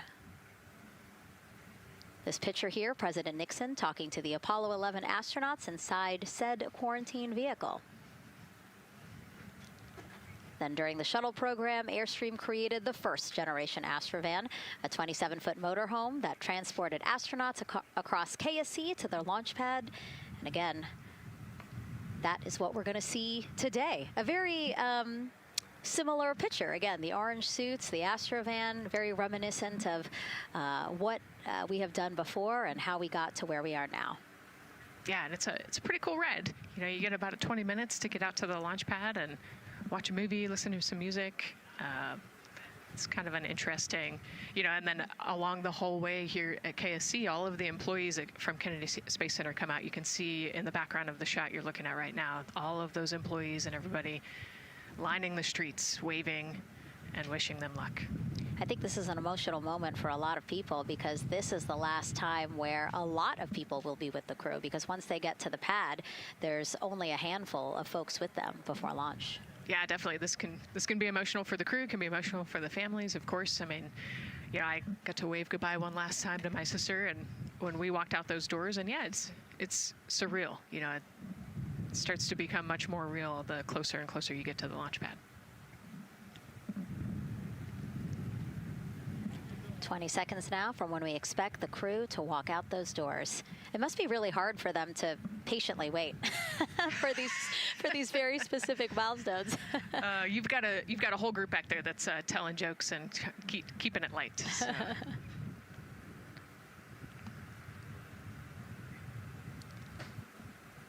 And here they are, NASA's Artemis II crew. Commander Reed Weissman, pilot Victor Glover, and mission specialist Christina Cook and Jeremy Hansen taking their first steps outside for their historic test flight. To a wonderful applause from the crowd. They're looking really excited. Some and big really smiles. Ready. I love that. It's a great day for us. It's a great day for this team. A few words from Reed. Great day for us, the team, he said. Thumbs up, more thumbs up. Of course, a lot of pictures. We hear some camera shutter clicks back there. I love the energy of this crowd. Let's go. And so now the crew walking over to each of their pens. The first people closest to them, of course, their family members who got to quarantine with them, correct? Yes. Yeah, so the ones that are close and waving, those are the immediate family, so spouses, partners, kids. And we're trying to give them some privacy so that they can have their conversations with their family members. Christina there, she has her husband. Victor has 4 daughters and his wife, they're there. Reed, his 2 daughters are there. And then Jeremy, his wife, 2 daughters and a son.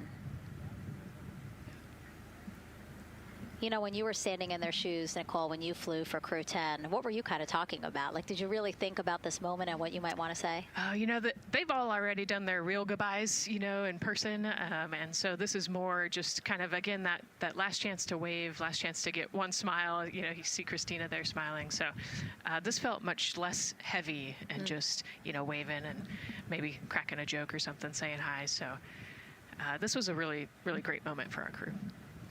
Reed's 2 daughters there. Reed spoke about when he told them that he was selected to be the Artemis II commander. And he said he was worried. He's a single dad, didn't know how they would react. And actually, he said he was overwhelmed by their support. He woke up the next morning with cupcakes baked by one of the daughters, moon cupcakes. Yes, I love this story. Moon cupcakes the next morning. Like, how awesome is that, right? Everybody needs their support system, and clearly he has that in his daughters. Christina said she took a bike ride with her husband and wanted to tell him when the moon rose, but that it was too foggy. But she said he was still very excited and happy for her. Yeah, the moon's still out there. A close-up now of, again, Commander Reed Weissman and Mission Specialist Christina Cook. To the right of your screen, as we pan left, we have pilot Victor Glover. Victor told his wife, and they told their 4 kids together, and he said that one of them just started yelling, "Let's go!" Yes, I love that. Again, the support from the family is awesome. And Jeremy said his wife and 3 children, super excited. He felt very supported. You know, he did have that tough conversation, obviously, of talking about the realities of this being a test flight, but he said they were super supportive. And now as he walks away, some kisses from Victor Glover to his family, hearts to Christina. Jeremy being a gentleman, pausing so that Christina can take a nice photo without him. Hearts too from Reed there.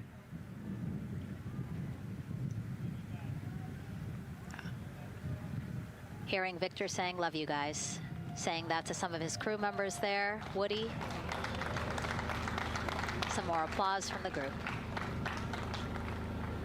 Quick wave to some of the NASA program managers, and I think Norm Knight's out there, the FOD Flight Operations Director.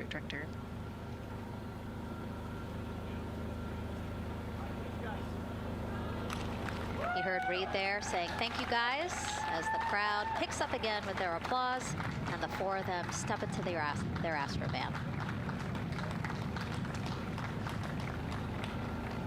Looking at the clock, very on schedule right now. Again, according to the very detailed timeline of launch today, they are expected to drive off in about 20 seconds.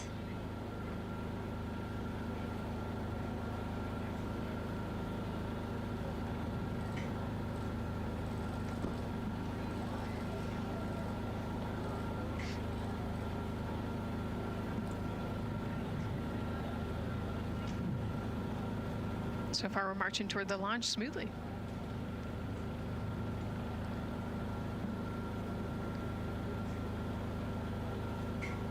Do you think they're queuing up the video? Definitely. And that's why they haven't left yet? They're like, we can't go without Gotta get our your point snacks and movie break. ready. And yeah. Where's the popcorn?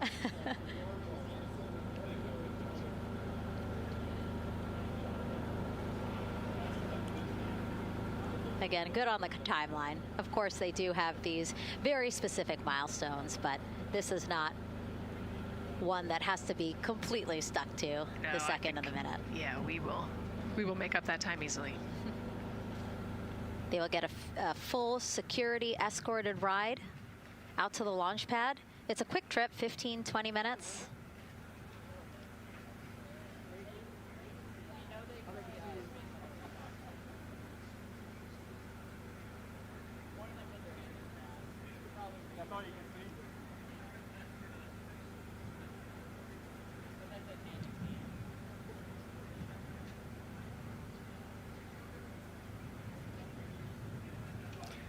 The closeout crew at the pad still just getting everything ready for their arrival. Configuring Orion, right, Nicole? Yes, so they're probably laying out the seat restraints and getting all of the umbilicals set and ready to go so that when the crew gets there, they can ingress and start getting strapped in and connected to the capsule. And in our smaller box there, we have a shot of our administrator, Jared Isaacman. Bouncing around quite a lot today, was in the firing room right after the crew weather brief, saying to the crew that they are good for them to start suiting up, and now here to wish them well as they drive out to the pad. Yes, he's so invested in this mission. I love it. You know, he's been an active participant today, and exciting to see him there at the walkout.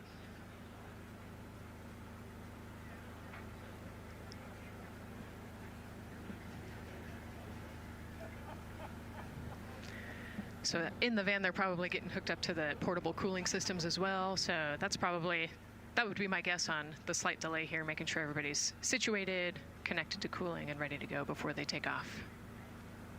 Right, because the orange boxes, we didn't talk about it when we were in the suit-up room, but if anybody noticed, there are these orange boxes, and that's what provides the cooling to those thermal garments. And so those boxes have been staged inside of the Astrovan so that once they got there, they can connect up again so that they're cool and comfortable on the way out. Right, so they were off cooling from the walkout, you know, said hello to their families and the 80-degree weather here in Florida today. So it can get really warm in the suit quickly if you're not careful. So we want to make sure everybody's comfortable before we drive off. And then when they get to the pad, of course, and strapped into Orion, then they don't have any need for those cooling boxes anymore. They will get that cooling through Orion, through the different lines and umbilicals that they'll be connecting to there. Yep, that's exactly right. The Orion capsule and its environmental control system will take over once they're connected to the umbilical.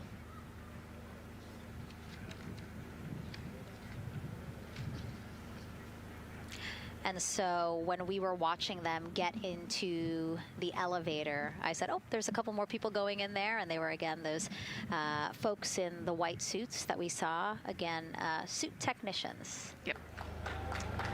And there they go. And off they go. Reed, Victor, Christina, and Jeremy now on their way to launch pad 39B, where they will fly to the moon. something no human has done in over 50 years. They may also set a new record as the farthest humans have ever been from Earth, a record set by the Apollo 13 crew almost 56 years ago today.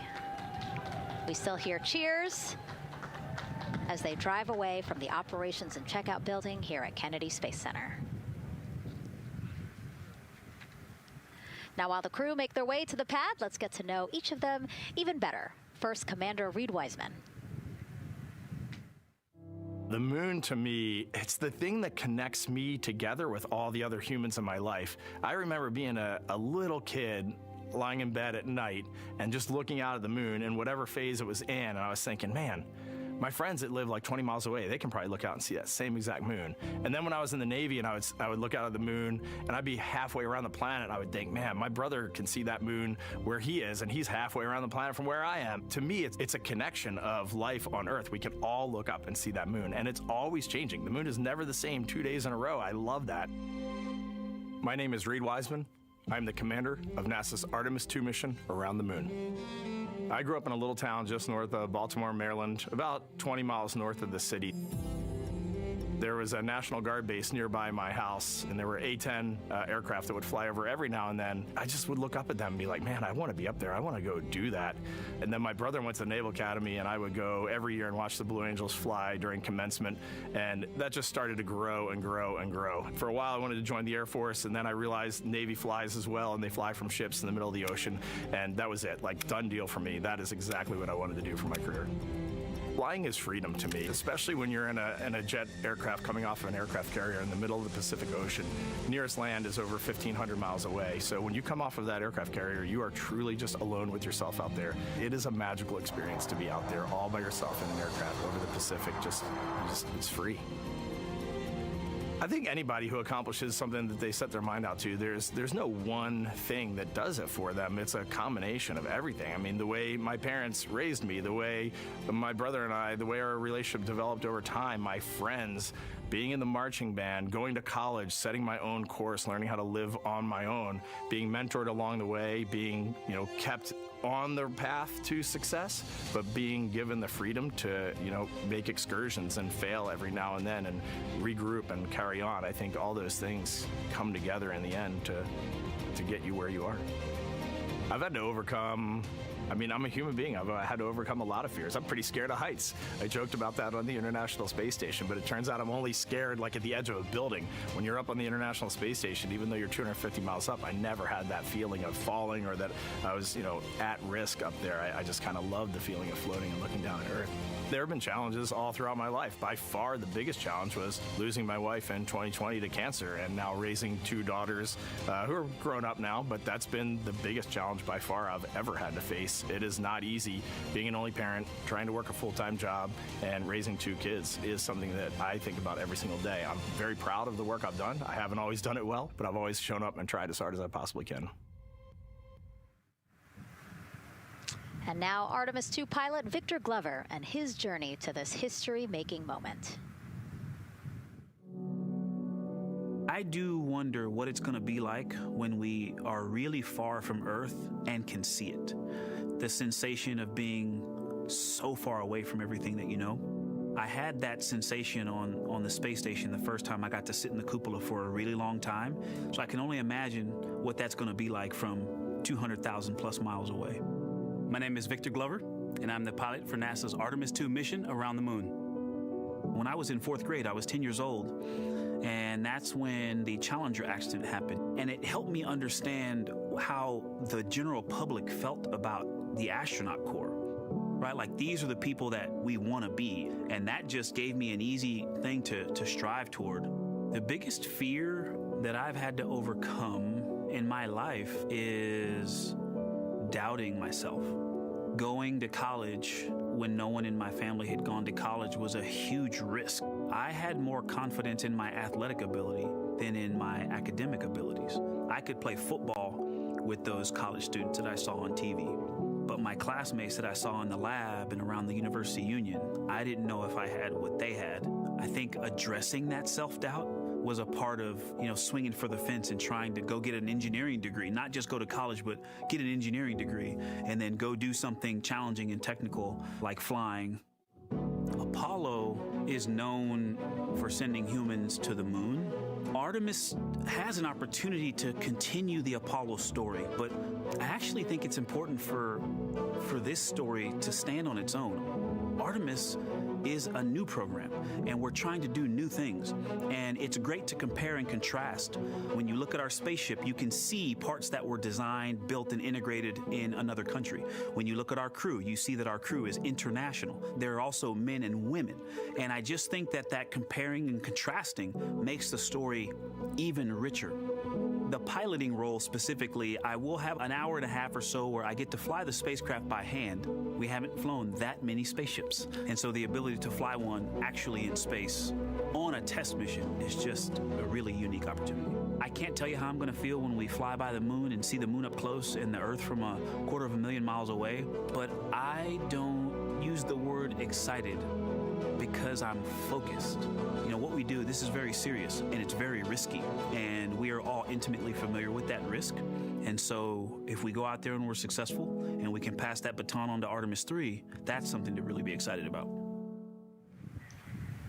Great to hear from Reed and Victor in their own words about how they feel about this mission and their role in it as the convoy turns this corner here onto the road where the vehicle assembly building is and where the group that we showed you earlier today, ready with their flags. Wow, that group has expanded exponentially. Love this. Yes, this is great. So many people. Flags, oh my gosh, I love it. Oh, this must feel so special to the crew to see all of these people here to wish them well. Yes, this is heartwarming. Look at how many people there are. Everyone is so excited about this mission. Signs, people have made signs. I feel like the Astrovan has slowed down a little bit, to really take in the moment. Wow. That's amazing there. Again, crowds continue going as we are now passing the historic vehicle assembly building. This is where the Space Launch System rocket was assembled and stacked with Orion. Its history, of course, goes back to the Apollo days, but today it is home to the Artemis missions to the moon and beyond. Gosh, still people lining the route. Yep. I love that. I do too. It leaves me kind of speechless, you know, just to see all the support, all of the people who want to know that they're thinking of them, they're with them, and the fact that this crew specifically has always said we are going for all by all. This must be really special to them. Yes, and that's just here on Kennedy Space Center. Imagine the rest of Florida right now. Yeah. Mission Specialist Christina Cook, who holds the record for the most consecutive days in space by a woman. Let's take a look at what she has to say about this mission. I tell a story, which is one that my dad told me before the Apollo missions when he was just a very little boy. He was looking up at the moon with his mom, and his mom said to him, "Don't worry, Ronnie, we'll never get there." Fast forward maybe 70 years later, it's his daughter that's actually going there. And I think that long arc is something that we can all learn from. The idea that the seemingly impossible becomes possible if you just believe in it and are willing to work hard and come together to achieve it. My name is Christina Cook, and I'm a mission specialist for NASA's Artemis II mission around the moon. When I look back at my dreams as a kid, I definitely never thought I would actually get here. I was very pragmatic. Even though I'm a dreamer, I knew that the odds were way against me again, so I might as well do something I'm loving in the meantime. I definitely loved science and math in school and, did pretty well in those things, but I also loved being active. I was always outside. I loved things that made me feel small. I loved looking at the night sky, oftentimes between the pine tree branches, or I loved the ocean.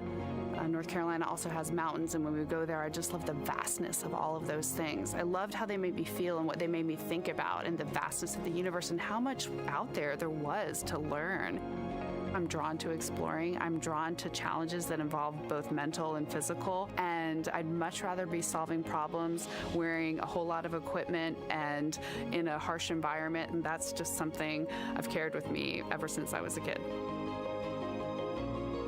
Thinking about the fears or challenges that I've had to overcome, there are just so many. I mean, basically, it's just been, that has been the journey. I always say to people, do what scares you, and that means I have to follow my own advice. So doing what scares me meant getting on a plane and going to the Antarctic, getting on a plane and going to study abroad in Ghana, applying to become an astronaut, opening the EVA hatch in the airlock and going out of it into the darkness, strapping myself onto a rocket.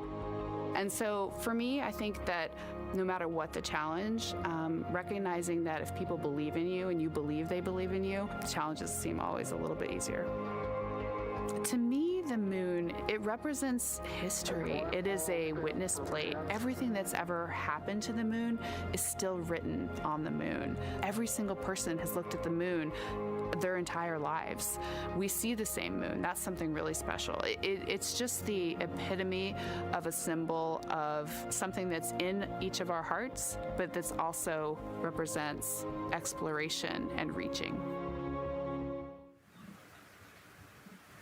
And as we continue to watch the convoy, almost at the pad, mission specialist and first-time flyer, Canadian astronaut Jeremy Hansen.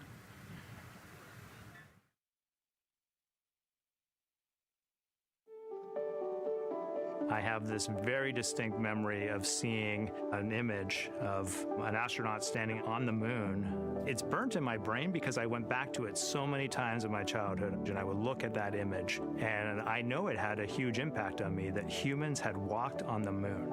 My name is Colonel Jeremy Hansen. I'm an astronaut with the Canadian Space Agency, and I'm a mission specialist on NASA's Artemis II mission around the moon. My elementary school years, I grew up on a farm outside of London, Ontario. I spent as much time as I could with my dad on the farm. I learned the value of hard work, for example. If I wanted to go to work with Dad, it was going to be a long day, and I was going to have to not complain, or I wasn't going to get to go the next day. I had a treehouse. I had a vivid imagination. And I changed my treehouse into a spaceship. I made all these dials and controls. I had circuit breakers for switches that I found in the barn. And I was exploring space in my imagination. The most important thing I did to get to where I wanted to go in life, which was flying fighter jets and eventually becoming an astronaut, is I shared those desires with other people. And it turns out, just like you don't go to the moon on your own, if you could, I would have done it a long time ago in my treehouse as a kid. You have to go as a team. I think the biggest impediment to achieving my goals was, of course, myself. And I think that's a common human experience. There are many times where just little things would get in my way, and my immediate interpretation of that was, well, now that goal's out the window. You know, people must have lifted me back up, and somewhere in the back of my head, that persistence came through. And I think that's a common human experience, to doubt ourselves. I've come to this, I guess, realization that I believe that we all have gifts to contribute, and the goal is to figure out how to use your energy towards adding positively to humanity's existence on this planet. But I love it when humanity sets big goals, like sending humans to the surface of the moon with an eye to eventually going to Mars, because when we do that, we can bring together genius from not just even in one country, but around the world. I've also learned from my indigenous mentors that they refer to the moon as Grandmother Moon. So you've probably heard of Mother Earth. They use Grandmother Moon because Grandmother Moon is responsible for the water in their community, just like the moon moves the water around the planet, affects the tides. And I think that's a really beautiful thing for us as we go back to the moon, to think about all the different cultures around the world and how they view the moon differently. And that's really neat because we all share that same moon in the night sky. What's really neat, too, was that drive to the launch pad, that point of view to see what the crew is seeing as well as their Astrovan rides up the pad slope and are now on the surface, about to walk up to their vehicle. Yeah, you know, we talked about how tall this rocket is earlier. Wow. Look at that. Yeah, look at that point of view, yeah.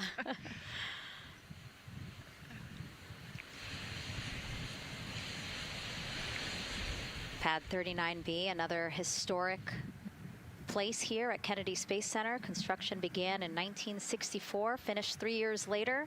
Apollo 10, the full dress rehearsal for the moon landing. That was the first mission to launch from this pad.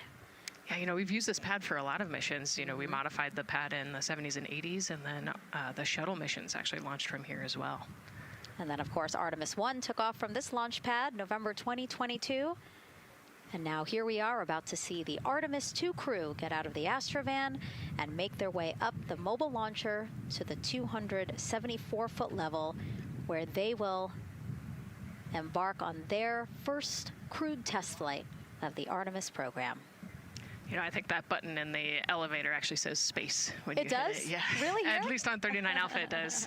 So I imagine it says something similar here. Again, let's take a look at the clock as we wait for the crew to get out. 4 hours, 10 minutes and counting until the top of our 2-hour launch window today.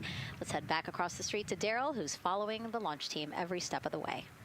All right, thank you, Megan and Nicole. And here inside Firing Room 1, we had a nice moment.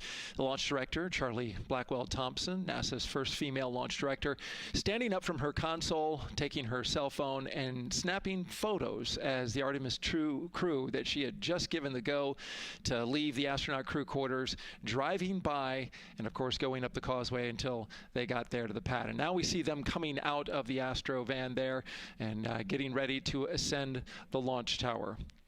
Well, we got a weather brief before they went out to the pad, and of course LWO gave a go. There could be some rain out there at the pad. It's already rained out there already. If you're in the area and you're watching right now, well, certainly you know that there's some rain in the area.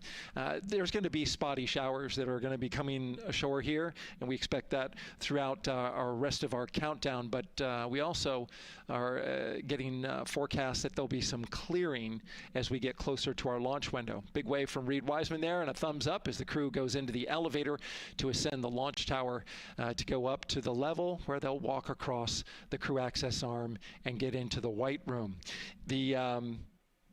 One of the things that you're going to start to hear now is from the crew themselves. We're going to be airing the Orion to Earth loop, which is the communications that's going between that crew and the launch team here as they walk them through configuring their various consoles as well as getting ready.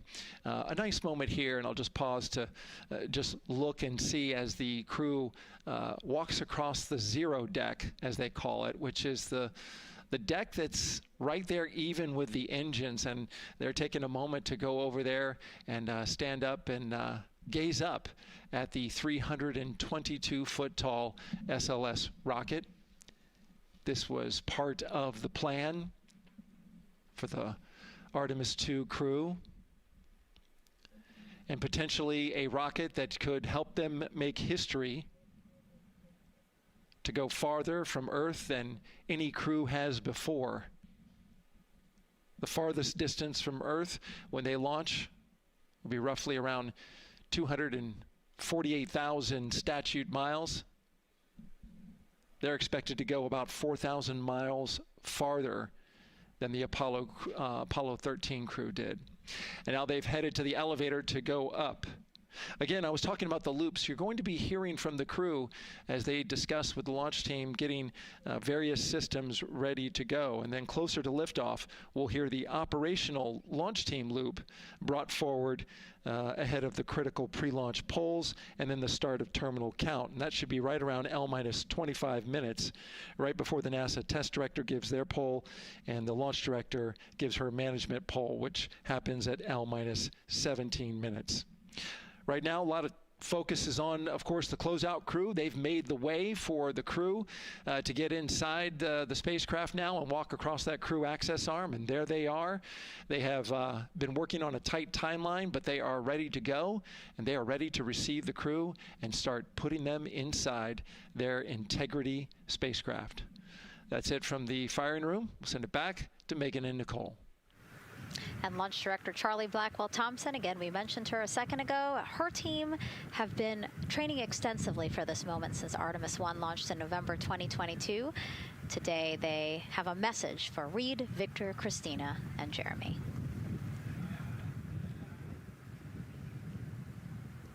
Today, you carry the work of thousands and the hopes of millions. Every test, every simulation, every long day and night have led to this moment. This team is ready. The vehicle is ready, and you are ready. From the ground to the moon, Godspeed, Artemis 2! I love that. I just love seeing all of the people who have contributed to this mission and the fact that this is what they've been working for, and now it's culminating today. Yeah, thousands of people have worked on this mission, and we saw there from the launch team, but human spaceflight is like the ultimate team sport, is what I like to say, and that's just a great example of our team wishing our astronauts good luck. That shot there that we were just looking at was aimed at the elevator doors, again, to catch the astronauts as they make their way up to the 274-foot level of the mobile launcher. The mobile launcher is the structure you see there. It is not only a way for the crew to obviously access Orion, but also provides the fuels, communications, all that to the rocket.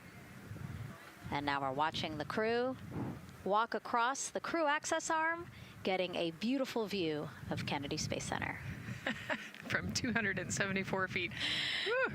Nicole laughs because Nicole is also, like Reed, does not like heights. Do not like how open that crew access arm is. But Reed made it across, so that's good news. It looks like they really enjoyed it. You know, they didn't just walk straight past. Christina and Victor, we definitely saw. Some thumbs up there, looking out, yep, that crew access arm. And then Reed, he knows where that camera is. Taking the opportunity to, again, just tell folks, hey, we're doing good. Ready for it. Yeah. And it looks like they're actually probably signing their patch. Yeah, there's a wall with patches there, and so each crew signs when they get up for their launch. And so this is probably actually the first time a crew is doing this in the White Room of Launch Pad 39B. Don't quote me on that, but I think the signing started with the commercial crew program. So there's a lot of that in the White Room over at 39A. But again, this is 39B. Yep.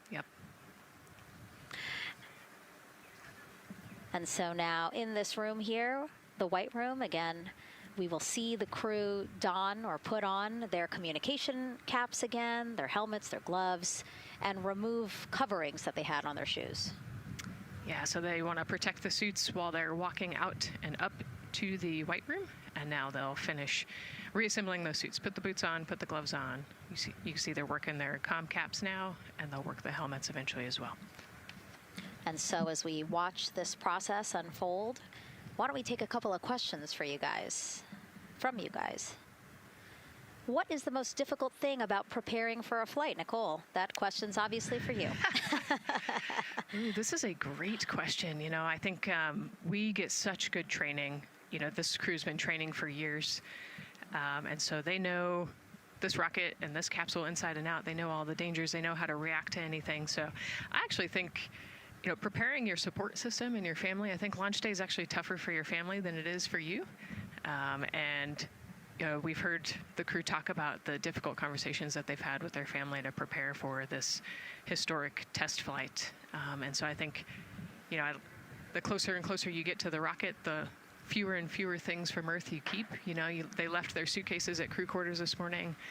They left their cell phones, their laptops, everything. And so you are just a human in a spacesuit about to get on a rocket with all of your loved ones watching. And I think that can be probably one of the most difficult parts about today.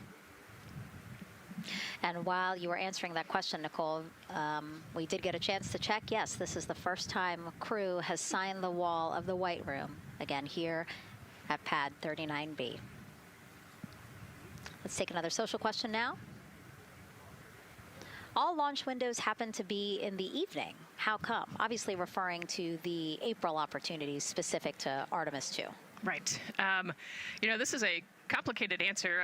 I don't know that I would have the exact mechanics behind it, but it has a lot to do with orbital mechanics and where we are in terms of the Earth and the Moon relationship. And, like we said, we're trying to get on that free return trajectory. And so it has a lot to do with when we can do the perigee and apogee raised burns and the translunar injection. So there's a lot of math that goes behind these launch windows and why they shift and move, and why we just so happen to be in the evening for the April launch windows. Yep. You did answer it well. All right. And before we asked you guys a question, who would you take to the moon with you?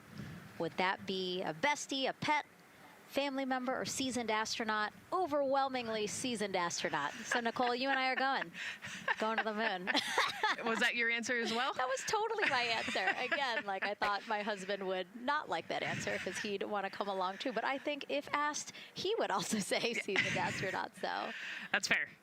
Like we said, there's a lot of training that goes behind it. These guys can react to anything that comes their way. And so, yeah, if you don't have all that training, maybe you do want someone that's a little bit more experienced. Yep. So correct answer, everyone. And now we have another question for you. What do you want to know about living in Orion? What the crew eats, how the crew sleeps, how to fly the vehicle, or how free time is spent? Another great question. Yes, I'm excited to see what they say. Yeah, so head to NASA's Instagram or Twitch accounts to vote, and we'll share the results as soon as possible.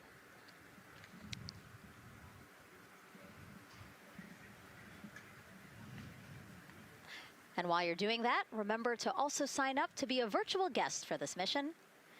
Just go to the link we'll pull up on your screen. As a virtual guest, you will get mission-specific information, notifications of any schedule changes, and curated resources straight to your inbox. You will also receive commemorative stamps for your virtual passport after launch and splashdown. Again, we really, really want you guys to engage with us, engage with this mission, come along with us for the ride. So yeah, take advantage of these opportunities to be a part of it. Yes, it's a mission for all. And so back in the suit, no, not the suit up room, the white room. Well, they're suiting up. You can see why I might have slipped that up. So they are continuing to put on gloves. Reed and Jeremy look like they've been checked. Again, they've put on their gloves, their helmets. They've taken off those coverings on their shoes now that they're about to get into Orion. And then suit technicians are also helping Christina and Victor.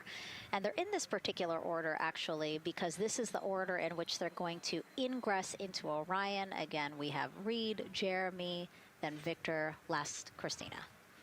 Yeah, and that just has to do, like you said, with the seat orientation. So as the astronauts sit down and lay back in the capsule, the left side will be Reed, and then below him will be Jeremy. So that's why they're going to get in first, to create space for then Victor and Christina to get in.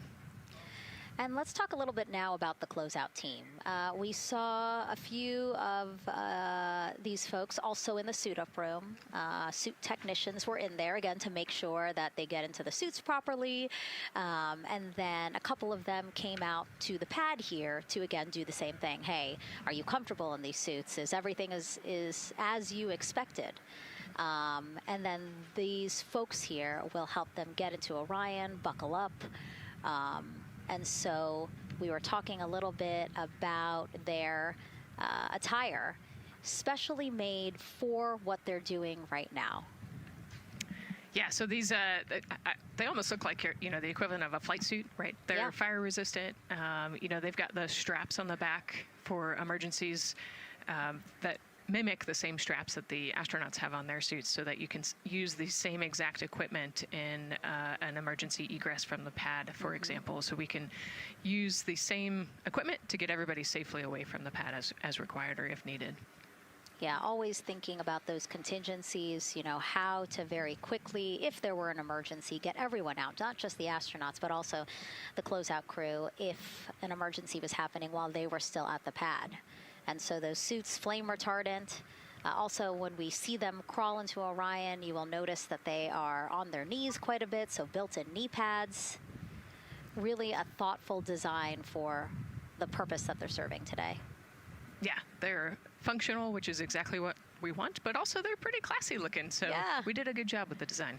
I was going to say, they actually look like, the outfits that car racers wear, right? Yeah. And then when I said that to the lead of the closeout crew, he's number one if we do see him, Taylor Hose, he said, well, actually, we are kind of like a pit crew, like they're very quickly moving through the operations so that not a lot of time, not more time is spent at the pad than is needed because this is a fully fueled rocket, Nicole.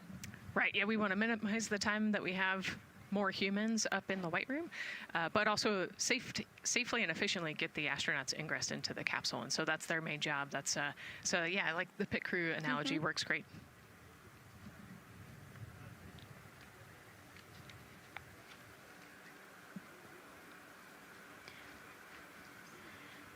And so, Nicole, as we get ready to see them ingress, I know you'll be, again, an invaluable source as we talk through this part of the launch countdown because you've been inside a mock-up of the Orion spacecraft. And I know that because you texted me a photo that you took, this selfie in the mock-up, and little did you know I was going to put it in this broadcast.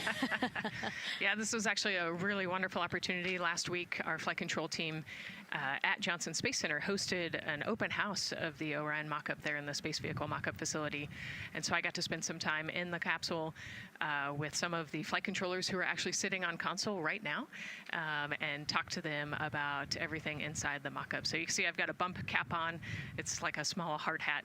There are a lot of, metal corners and things, and we are still squishy humans at the end of the day. And so they want you to be careful while you're moving around in there. But I got to see, how the crew will ingress.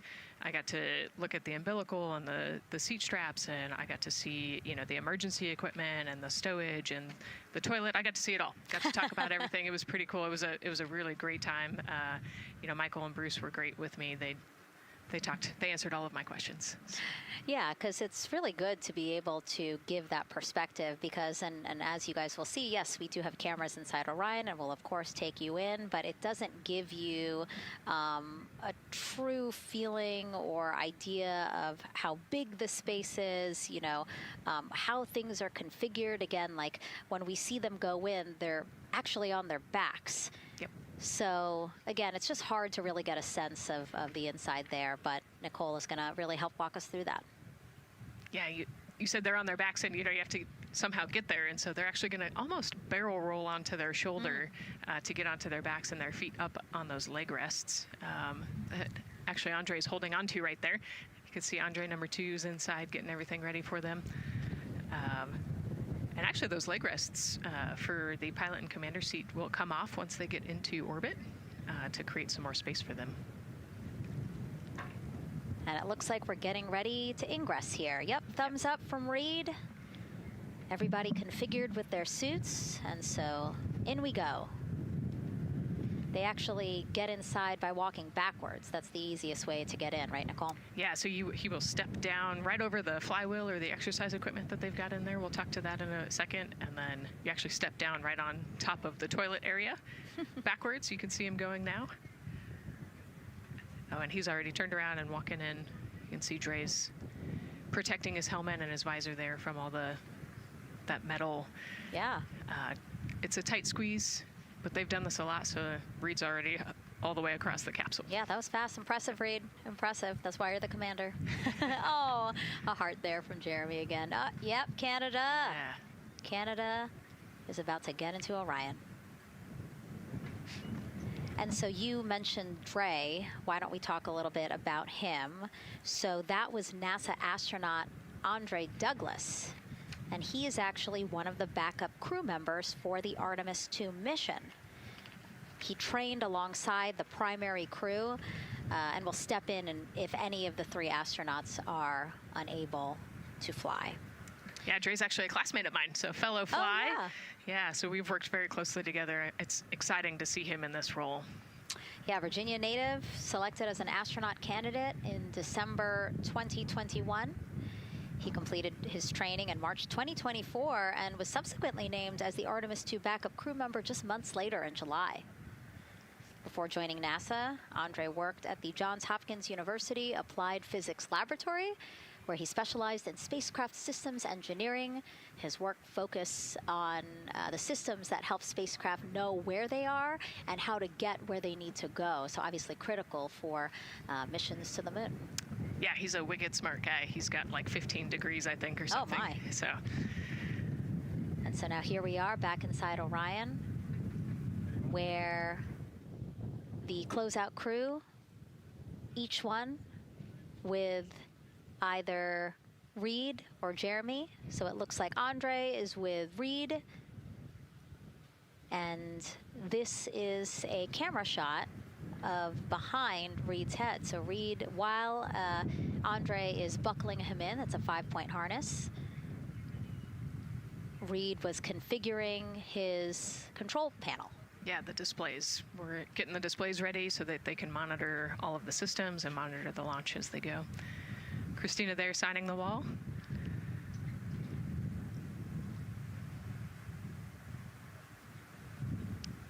Got to put away the pen. The pen could be foreign object debris or FOD, which is bad for NASA. We definitely want to make sure that we keep track of everything and we know where everything is, because the smallest thing could prevent us from launching or affect the equipment out there.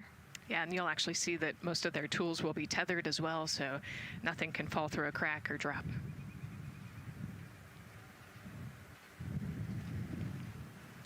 And so as soon as Jeremy and Reed are good to go in their seats and connected to their communication umbilicals, as Daryl had said before, we will start hearing the loops, the audio mission loops, specifically Orion to Earth 1, which is the communication loop that the crew communicate on to the different teams supporting launch today.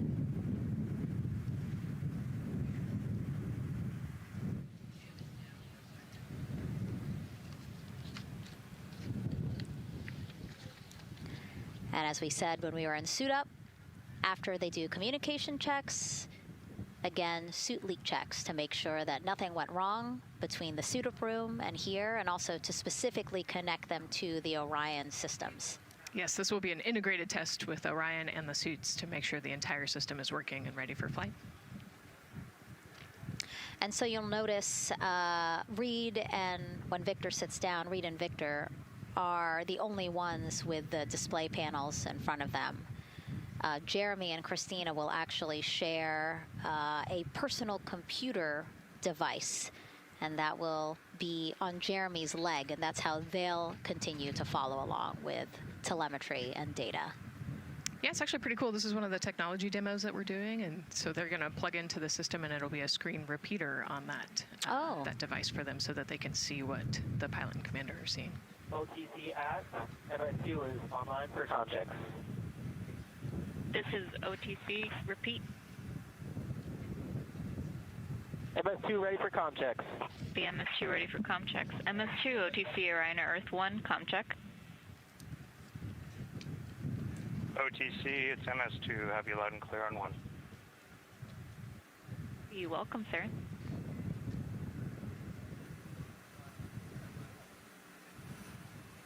And so that was the Orion test conductor speaking with Jeremy Hansen, again, mission specialist 2 for this mission. So his communication check over, you heard him say 1, Orion to Earth 1, has been completed, a successful test.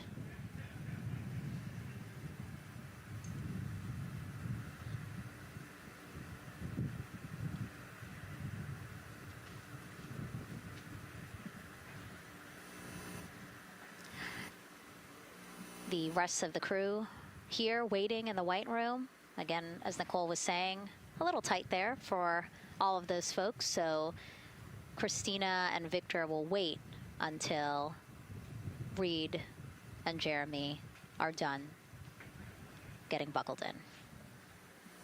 Yeah, I think 4 astronauts and 4 suit techs would be a tight fit in that capsule. Yeah, I mean, take a look at Bill. He's number 3 there, that the suit technician there. He is kneeling where Christina will be in order to get Jeremy situated.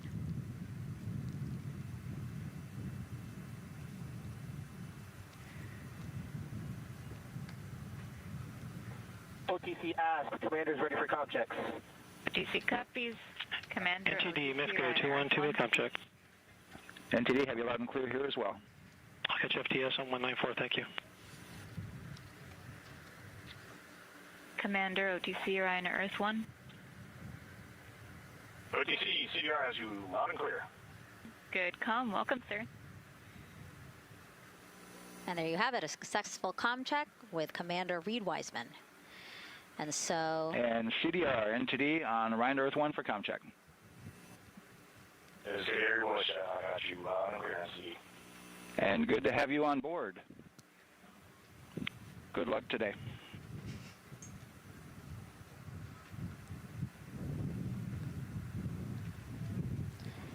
And so now these two closeout crew members will finish up what they're doing here. Again, Nicole, walk us through what is happening here. They're connecting umbilicals, is what we said. Yeah, they're strapping them in, so they're getting their restraints connected. It's a 5-point harness with a quick release, and then they're connecting the umbilical, which has actually 4 different connections. So it's got the air in, air out, the water for cooling, and then the comm as well, the communication cable. So they're going to make sure that all of those connections are good to go, make sure the crew's receiving the cooling and the air, and then we heard the comm check as well. So they're just making sure the umbilical connection was good to go, getting them strapped in and ready, and then they will move on to Victor and Christina. And so while we wait for that to happen, why don't we get another check of the launch countdown milestones with Daryl and the launch team?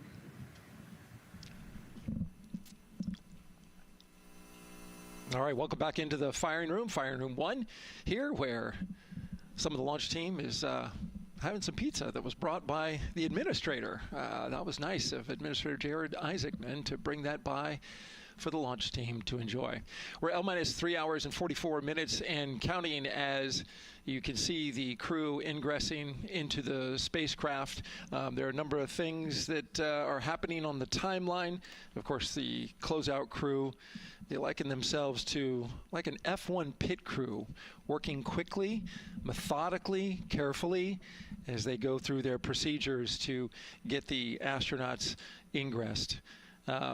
Overall, there's a little bit of timeline pressure, right? There's only a certain amount of time, as you see the astronauts going into Orion, only a certain amount of time that they can spend on their backs. They will be there for a few hours, right? So we're sitting at 2:40 p.m. Eastern time, and the window opens at 6:24 p.m. Eastern time and runs until 8:24 p.m. Eastern time. So 4 or 5 hours or more on their backs, and then they'll hopefully lift off for a launch.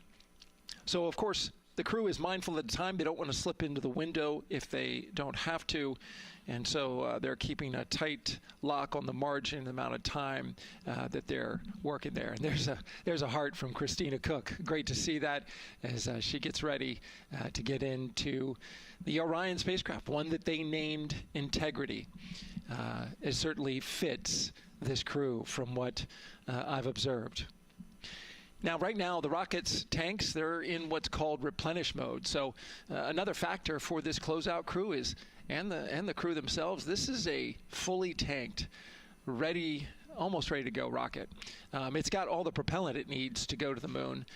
It's just a matter of getting the astronauts in, getting them configured, and getting all the systems, the high energy systems, bringing them all online in order to launch this rocket. As they sit there, there is propellant boil off that's happening.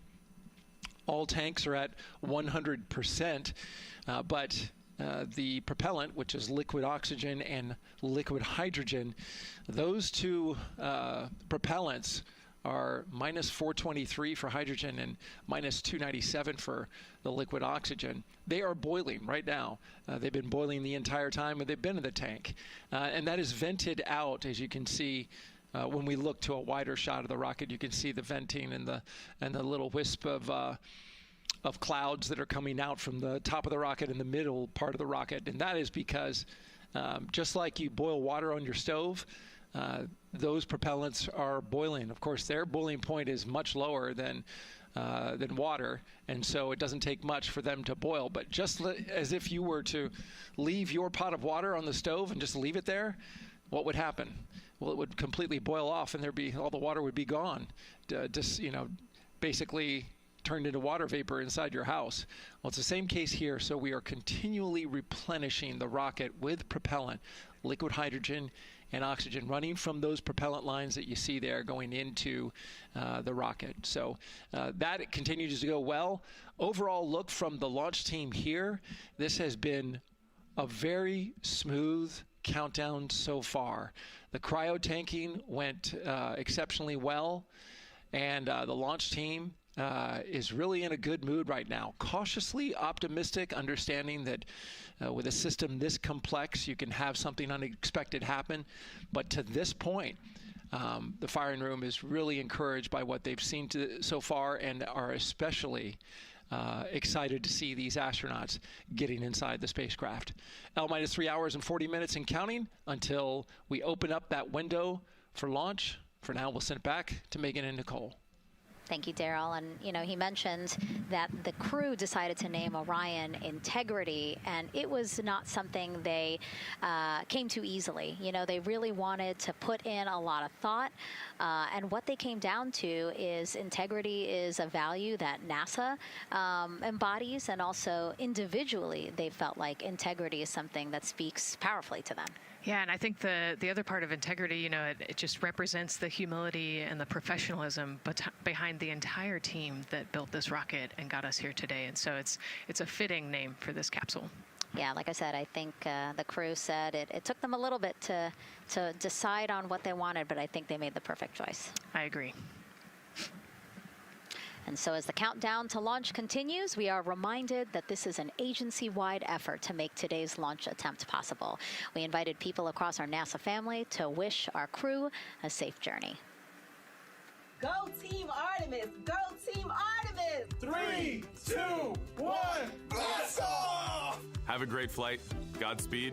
We'll get you around the moon and home. If I had a message for the crew, be safe, to have fun, to remember that we're all down here rooting for them. I want to wish my friend and former student, Victor Glover, and the entire Artemis team best wishes and a successful flight. Have fun. Take some really cool pictures. Can't wait to see you when you get back. From the Earth to Sky team connecting NASA science to public lands, go Artemis. We will see you in the Pacific, and you can count on us being there. Greetings from NASA Langley's historic gantry facility, where Neil learned to land on the moon and Orion learned how to swim. We are with you all the way to splashdown. Let's go fly from the Orion Human Engineering team. Woo! Like a full moon, your future is bright. Have a safe journey from the multimedia team in Cleveland, Ohio. We hope to see you guys back safely in San Diego, maybe singing some karaoke. Yeah, right, maybe. He knows exactly what he wants to do. After he's like, yep, karaoke. I love that people submitted videos. This is something that we actually asked as part of the broadcast. We were like, I think it'll be really fun. And the overwhelming amount of people who wanted to record something for the crew was really heartwarming. Yeah, this is the first time in over half a century that we're sending people back to the moon, and everybody is excited about it. Kindergarten to congressmen and all over the world, everyone is ready for today and excited to see this launch. And so here we are again, still inside Orion with the closeout team, putting some final touches on, it looks like Victor's configuration there. Again, making sure that his harness is set and that he's connected to cooling, he's connected to communications, and he's connected to any other umbilicals that he needs to be connected to for Orion. Again, we are sharing so much information with you, and we hope you find it educational and fun. But we do know you guys still have some questions, so why don't we take another one now? Tell us what the moon is like! So cute. That wasn't a question. That was a demand. Nicole, you tell her what the moon is like. Oh, man, that was so cute. Oh, man, the moon is really cool, right? So it's a lot of like gray and white and kind of shades of gray. It is something that doesn't have wind or rain or rivers or an atmosphere. And so we like to say Christina said it earlier, it's the witness plate to the universe. And, it has all these impact craters because it's not protected. Things hit it all the time. Meteoroids, asteroids, all sorts of things hit the moon and create these impact craters. That's part of what we want to go and look at and learn about on the moon. It can tell us a lot about the age of the universe and the age of the moon. It's 4.5 billion years old, and we can learn a lot from just looking at the regolith or the dirt that is on the moon. Well, thank you for that question, and thank you for that answer. She was cuter, Nicole. I agree. And then earlier today, we wanted to ask you, what do you want to know about living in Orion? And we told you to pick between what the crew eats, how they sleep, how they fly the vehicle, and how free time is spent. And the winner, most of you wanted to know how to fly the vehicle. And we are going to be doing that. Yes, we are. That's a great question, and actually part of what we're going to go do. So the rocket is fairly automated, right? There's a countdown, and the whole system knows when it needs to ignite the engines. But we are going to do some manual piloting throughout this mission.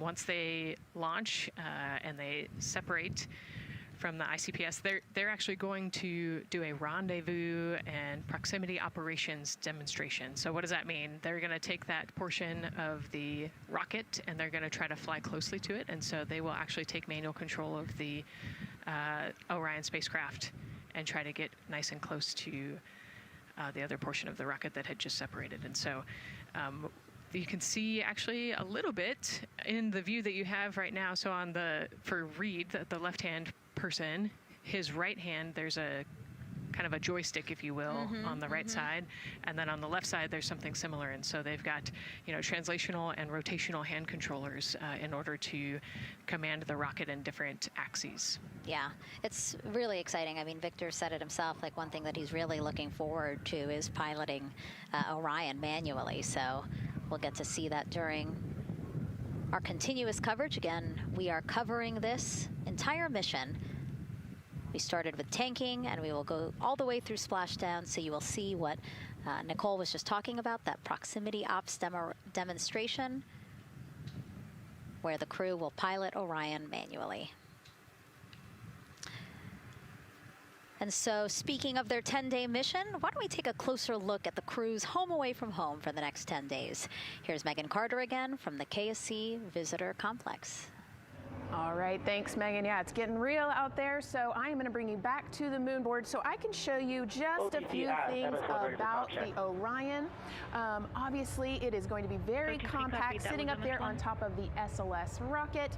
Very compact, like I mentioned, over 355,000 pieces. So let me show you a couple key components, starting with these three fairing panels right there. When the rocket blasts off, obviously it is going to get very fast. It's going to get hot and windy, and so we have these three fairing panels in place to help protect our astronauts. I am also going to take you into a little bit closer look and talk about the LAS, or the Launch Abort System. This is the one piece that is going to be in place to protect the astronauts should something happen to go wrong in the first few minutes of launch. They can actually hit those abort motors, and these can activate within milliseconds, basically faster than you can even blink, and that is going to pull the crew and the crew capsule away from any danger. Now, obviously, we hope that those are not needed, and if that is the case, then about 3.5 minutes into flight, the LAS and those fairing panels will actually activate and jettison away. They'll fall away from the rocket, because at that point, the crew can actually abort the spacecraft safely by themselves. Now, we've talked a lot about the crew capsule right here. This is where they are going to spend the duration of their flight. We're going to talk a lot more about that one in just a little bit, but for now, let me jump down here to the service module. This is the one, we're going to think of this as the powerhouse for the spacecraft. It's pretty much going to provide them with almost everything that they need for the entire mission. Temperature control, removing the carbon dioxide, providing them with oxygen, so much more. You can also do course corrections and things like that. So super quick breakdown, but as you can see, all of these components together are going to make the spacecraft one that is built not just to fly, but to protect, sustain, and bring those astronauts home. All right, lots more to come, but let's see where we are with the crew. Back over to you, Megan. Hey, thanks so much, Megan. A lot of useful information there. And we did want to point out that you did hear over and PLT, NTD on Orion to Earth 1 for comm check. NTD PLT, I have you loud and clear on OE1. And I have you the same. Welcome aboard. And so, again, we are now hearing mission audio loops, specifically the Orion to Earth 1 loop, the communication channel for the crew. Successful comm checks by both Victor and Christina. CDR, OTC Orion to Earth 1. CDR. Yes, sir. Configure ARS to shoot mode per EPROC 10.1.1. Crew ingress and vehicle pre-launch config, step 1. 10.1.1, crew ingress and vehicle pre-launch config, step 1. Going in work now. And so see, now we are privy to some of the countdown procedures that the team is asking for the crew to do.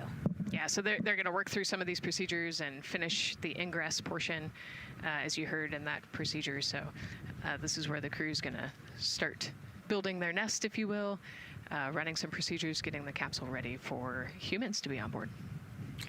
And now look at the clock, 3 hours, 30 minutes and counting until the opening of our 2-hour launch window, and we are pretty good on time. We are as we are expecting in terms of when ingress will be wrapping up soon. And so now let's bring Gary Jordan, again, our commentator inside of Mission Control at Houston. Gary, let's check in with you about mission preparations. Hey, Megan, thank you. Yes, we're following along here in Mission Control Houston. OTC copies. And we'll stand by for those comm checks.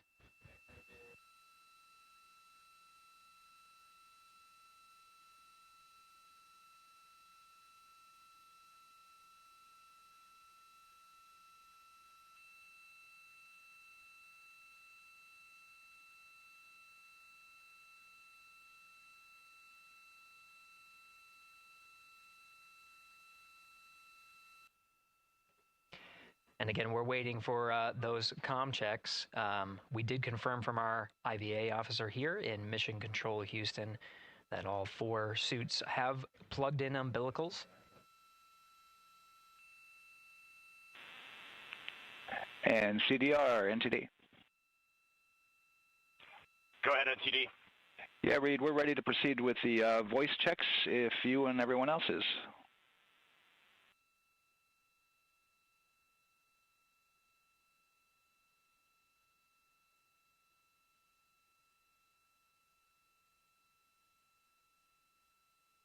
NTD, integrity crew is ready for voice checks. I copy that. And integrity for the entire crew, comm check on Orion to Earth 1. CDR. PLT. MS1. MS2. Good comm check by all. NTD moving to Orion to Earth 2.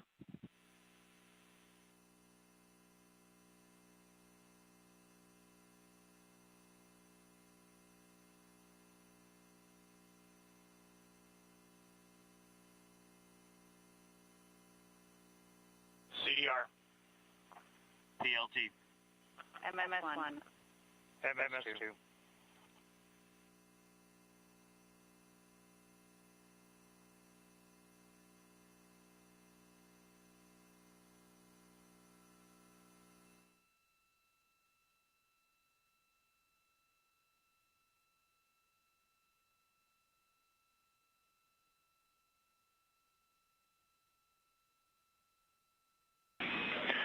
Integrity Houston on Orion to Earth 1. Voice check for the entire crew. CDR. PLT. MS1. MS2. Houston has all 4 crew loud and clear on OE1. Stand by for 2.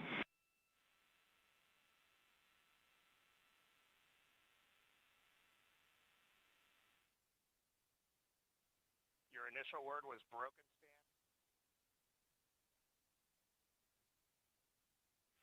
MS1. MS2. Four crew, loud and clear on OE2. We'll use one for the default. Houston out.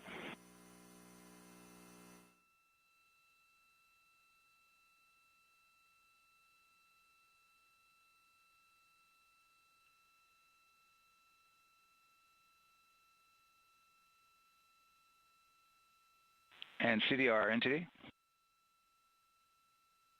CDR.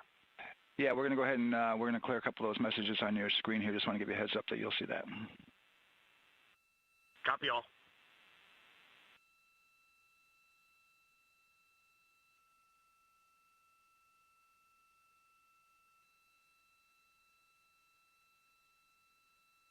CDR, OTC, Orion Earth 1.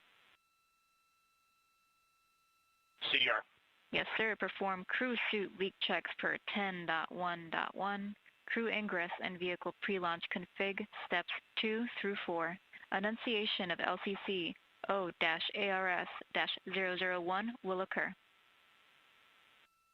10.1.1 crew ingress and vehicle pre-launch config steps 2 through 4. Going in work now.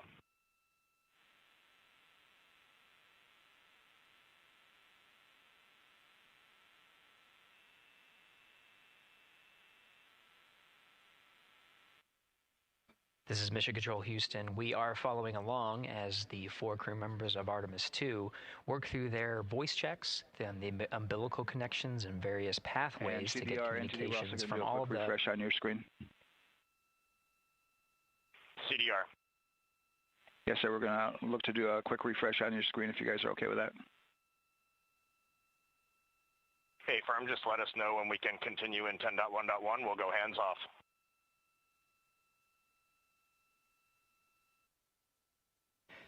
.1.1 referring to the procedures that they have through the various phases of ingress and some of the checkouts needed to prepare for today's launch. Here in Mission Control Houston, the IVA or Intravehicular Activity Officer will be confirming the leak check status and watching as the suits pressurize to once again confirm that the suits are in a good configuration ahead of launch. Of course, for the teams here in Houston, launch is just the beginning. The first flight day is jam-packed with activities. Shortly after main engine cutoff, Integrity will enter into a coast phase while still attached to the in-rim cryogenic propulsion stage, or ICPS, and prepare to deploy the solar arrays. With power being generated, Integrity prepares... Go ahead, NTD. With that refresh, and you got to go to proceed with your 10.1.1. Picking up 10.1.1, step 2.3 through 4.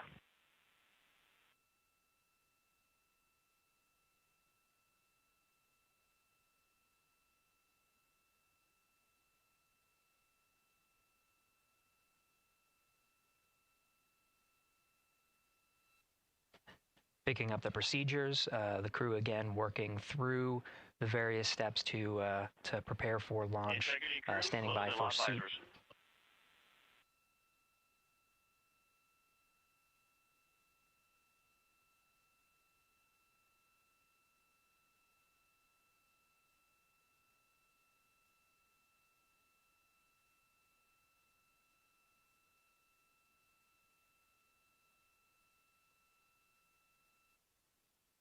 This is Mission Control Houston. With visors closed, the pressurization tests can commence.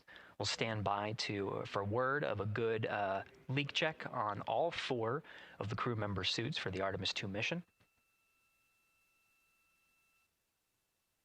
Again, this is the very beginning of a very busy flight day for our 4 crew members.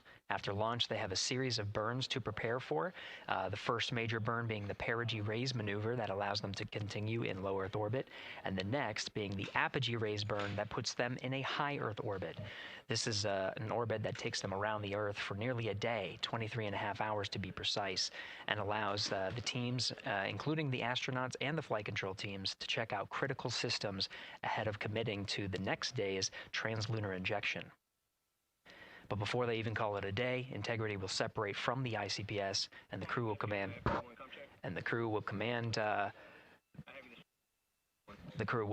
Command the Orion capsule to separate from the ICPS and turn around and approach the upper stage, but not dock. This is to test Orion's in-space maneuvering capabilities and provide further confidence in docking to another lunar space vehicle like the Human Landing System that will be part of the Artemis 3 mission ahead of future moon landings.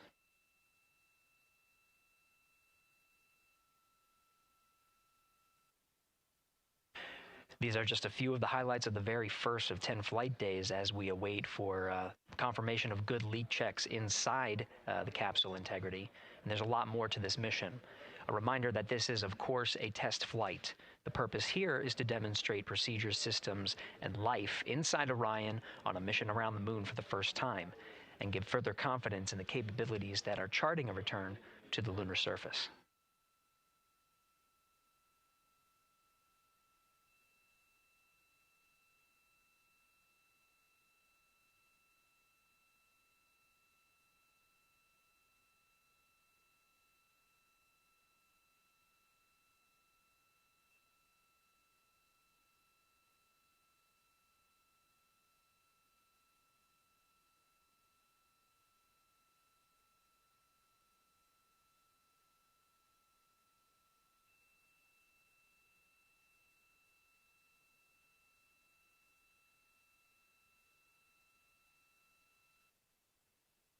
You may be able to see from this view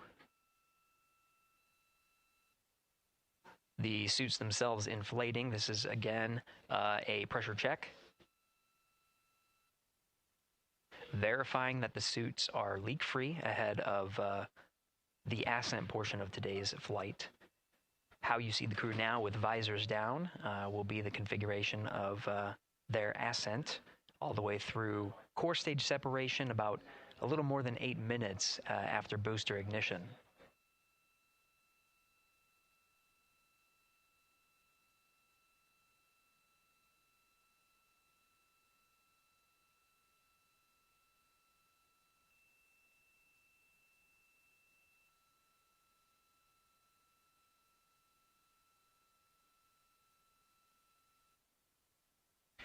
All right, here in Mission Control Houston, we are continuing to follow along, standing by for confirmation of good leak checks. In the meantime, there are no showstoppers here in Mission Control Houston, and we continue to monitor the countdown to launch. Megan, we'll send it back to you over at the Space Coast.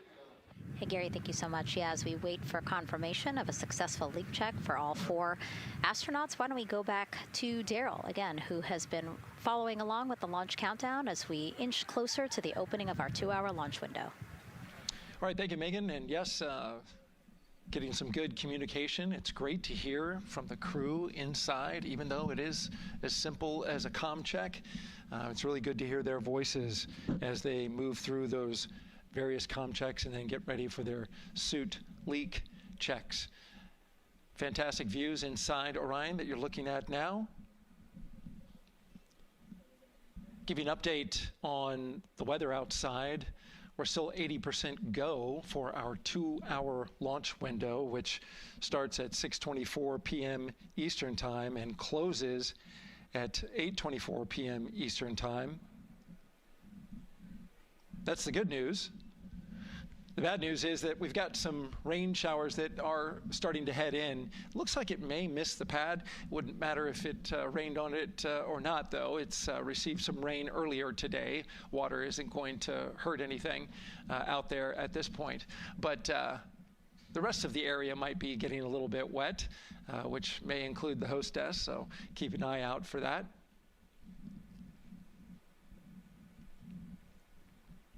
As we're watching with the astronauts inside the Orion Integrity spacecraft, you'll be hearing more and more from them, especially Christina Cook, who is Mission Specialist number 1. She not only is going to be making history. All crew, visors open, suit loop leak check complete. OTC. Okay, there you heard the suit leak check complete. They checked those suits for leaks in the astronaut crew quarters. They check them again inside the spacecraft.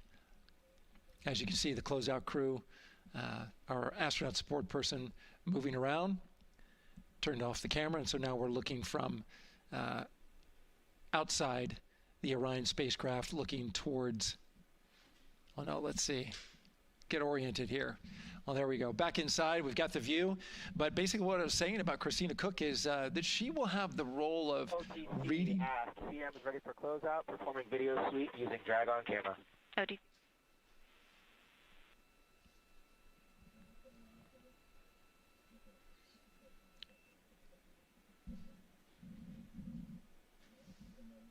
She will have the role of reading out a pressure reading that tells the team that... and CDR or NTD? Go ahead, NTD. Yeah, we're going to do another cleanup on those suit leak check messages that we got from, since we're done with that now. Integrity copies. Yeah.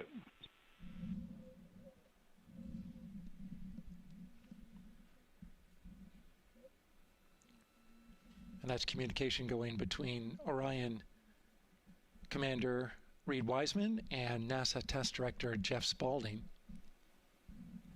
But as I was saying, Christina Cook will be reading measurements from the counterbalance assist arm. So you're going to hear her be asked by the NASA Test Director to read that.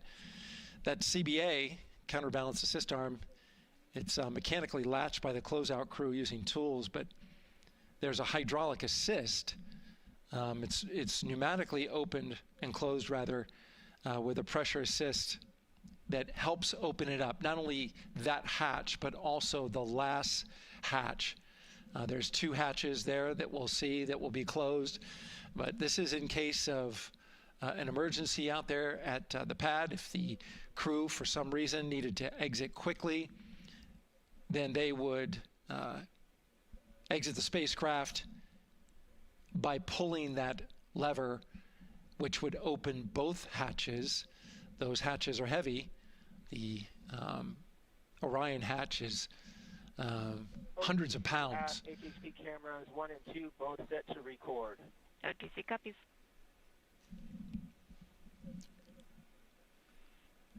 And just an update on the launch countdown, continuing to monitor the team's communications here in Firing Room 1. Everything going really smoothly so far. We don't have any significant open constraints to launch at this time, so we continue counting down. And for now, we'll send it back to the host desk with Megan and Nicole. Thank you so much, Daryl. And so we heard some of the communications over Orion to Earth 1, and it sounds like we are now moving into the hatch prep and closure phase. We will now start to see the closeout crew getting out of Orion soon so that they can start getting ready to, again, close up Orion, close the two hatches, and then get out of the pad. Yeah, the closeout team will take the hatch seals off, and they'll inspect the seals, make sure everything's ready to go, and then do a few last-minute configurations before they close that hatch. And then, like Daryl talked about, then Christina will have a role in looking at the CBA there. So. Yeah, you might have heard them say over the loops again that drag-on camera. So basically, it's a camera that they can move around, and you might have seen it in a couple of our shots already. But they will take that camera and literally go and inspect the seal that. There's two seals, actually, two seals that go around the entire area of the hatch just to make sure that everything looks good. And that camera feed is being directly shown to NASA teams who need to monitor that. Yeah, they want to make sure there's not a single hair or a piece of dust on those, make sure that there's no damage and everything's ready to go so that the seal, they will do a leak check on this hatch seal as well. Make sure it passes. Yeah, and we'll know they're doing that because we will actually see one of the closeout crew members with a hand pump, and they will pressurize again just the seals, and they have to see if it will hold pressure for just a minute. And if it does, then they will go ahead to pressurize the entire Orion spacecraft. And then that again is to make sure that the spacecraft is holding the right amount of pressure. And that one's a lot longer. It'll take them like 8 minutes. Like it takes time to pressurize it, then they have to hold pressure, and then it takes time to depressurize it. Right, and they want to measure the difference in pressures at the beginning and end of that and make sure that it holds the right amount of pressure so that when they get to the vacuum of space, obviously the capsule holds its pressure. Yep. Okay.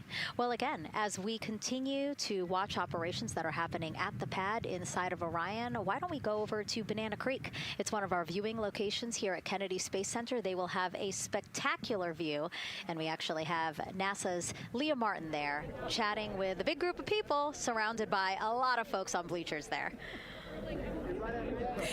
Hey, Megan, yeah, tons of people out here today, thousands of people gathering at Banana Creek to enjoy NASA's next big mission and humanity's next great leap today. It's a gorgeous day, and I'm joined here actually by some people who are probably the only people on center who are a little bit more excited than me to see this rocket lift off. Where are you from, and why are you here? So we're from the University of Tennessee, Knoxville. We're a group of 7 aerospace senior engineering students traveling here with Josh Dobbs, former quarterback of the University of Tennessee, with his extraordinary Dobbs Foundation.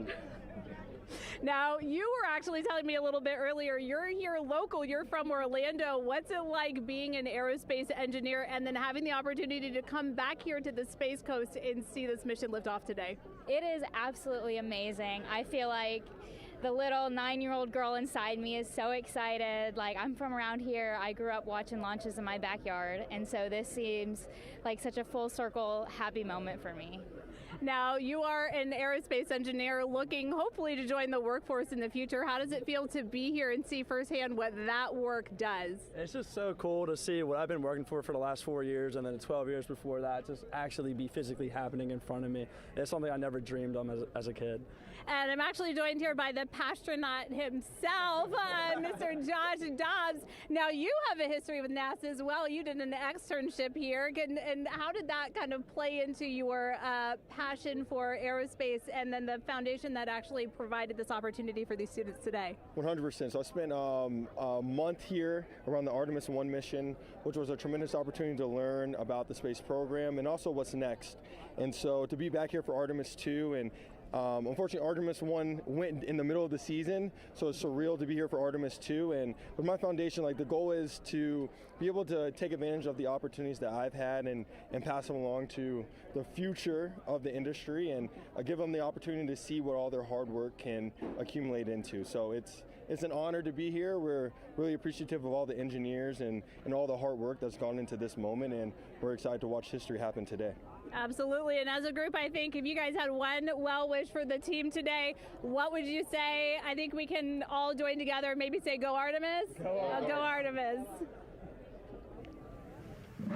That was a fun interview, and again, just so neat to see all the people who are here. I mean, still hours before liftoff. Not even hours before liftoff, but hours before a 2-hour launch window. So people just really committed to being here and seeing it in person. Yeah, you can see the Banana Creek is already buzzing back there behind Leah. You could hear the chatter in the background. It's an exciting time. Yeah, you could tell that it's a lot louder than we noticed because we just have very good mics, but you know, she's obviously yelling over a huge crowd there. So super fun, super exciting, and yes, I hope that we all get to see liftoff here shortly.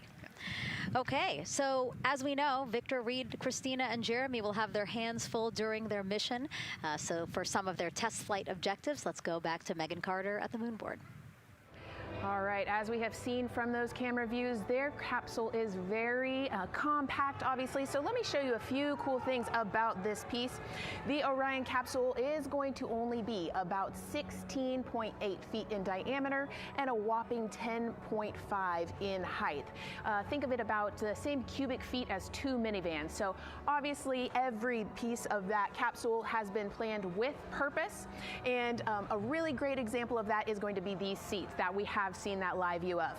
Now these seats are going to be out for launch, re-entry, and splashdown, but in between they are stored in between to give them more room for daily activities and things like that. while they are on board, obviously they are going to have a lot of things to do. One of those is going to be to manually fly Orion, as we've discussed, but they also have several other objectives as well. And they're going to be doing lots of system checkouts, checking out the service module, making sure everything is working correctly. They're also, like I said, going to have a chance to manually fly. Now, this was taken during one of their training simulations, but as you can see here, they will have advanced flight displays, hand controllers, touchscreen interfaces, so much to work with and practice with as well. Now, while on board, they will also have the ability to eat those shelf-stable meals that are designed specifically for microgravity. I think I saw somewhere that one of their meals is going to be mac and cheese and brisket, so that makes the Southern in me very happy. All right, but they are going to have also some time to look at some things like power and propulsion. They will have 3 key propulsion systems that are going to help power Orion as well. And speaking of power, I want to bring you back to the service module real quick because I wanted to point out these 4 solar panels. These are going to take about 18 minutes to unfold like giant wings, and they're going to stretch 62 feet from end to end, and these are going to help power the service module and in turn provide what the crew needs for their journey. So as you can see, spacecraft is built specifically for what we need and to guide them and get them home safely. All right, back over to you, Megan. Thank you so much, Megan. You know, it's taken thousands of people many years to get to us to where we are today. Let's meet some of the people of Artemis who've made this flight test possible. I am the Artemis Launch Director. I'm the Orion Crew Survival System Manager. I'm the Artemis II Chief Training Officer. I'm the SLS Launch Integration and Mission Operations Lead. I am the Recovery Director. And I'm Boeing's Core Stage IPT Leader at Kennedy Space Center. And I am the Artemis II Entry Flight Director. And I'm the Closeout Crew Lead for Artemis II. Our job is to design the spacesuits that the crew will wear for the Artemis II mission. The team here at Johnson Space Center in the Orion Crew Survival Systems Lab does pretty much everything involved with processing the suits, designing the suits, qualifying the suits, testing them for the Orion mission. The role of the Chief Training Officer is to manage both the planning and the development of how we are going to train our astronauts and run our simulations for our flight control team for the mission, and then go implement that plan. Recovery team is responsible for 3 things. So recovery is what we call our nominal recovery situation, where we go recover the crew and the capsule at their designated landing site. Rescue is in case we do need to rescue the crew or they landed somewhere else that we did not plan. And then the retrieval is us getting the capsule if they did land somewhere where we did not expect them to. My job on SLS is to manage the operations architecture on the SLS program. One of the specific things that we do is support launch operations. It means a lot to be a part of this Artemis team, to show the next generation in seeing what may come. I am responsible for our core stage processing at Kennedy Space Center. My team is responsible for that core stage, and it's our responsibility to make sure that core stage is safe, built correctly, and there's going to be 4 of our astronauts, and it's going to get them to their ride around the moon. I've been a flight director for over 10 years now. I worked on the Artemis I mission, and after that mission completed, I was assigned as the entry flight director for Artemis II. I can't wait to see the hatch open after splashdown. That's when we know that our mission will be complete and the crew will have safely returned to the moon and back to Earth. Closeout Crew is responsible for getting the astronauts up to the white room, getting their helmets and gloves on, getting them into the vehicle safely, connecting all their umbilicals, making sure they're ready to go for launch, and then closing the crew module hatch. The reason we do this is to expand mankind's knowledge. If I can be a part of that, doing anything, I want to do that. The launch director role really is to step back and kind of take that big picture view of launch. How are we doing on any NCs? How are we doing on our timelines, our procedures? Artemis II is a beginning. It's going to inspire a new generation. It's going to uncover science. It's going to serve as a pathway to places that we have never been before. And to meet more people of Artemis, you can head to the link we're going to put up on your screen there. just, again, really nice to see all the faces that have put in the work, the time, the hours, the dedication to get us to today. Yeah, so many professionals that worked so hard on this mission. And what was really fun to see is, you know, we interviewed Taylor Hose, closeout crew lead, as he said, and that's who we are now seeing inside of the White Room as they are getting ready to close out Orion and close one of two hatches. We have the side hatch of the crew module as well as the launch abort system hatch, correct? Yeah, the astronauts are in the capsule. They're ready to go, and now the White Room is very busy as they're getting ready to close both of those hatches. That's a great shot right there where you can see them. Almost looks like they're doing that hatch seal inspection that we talked about.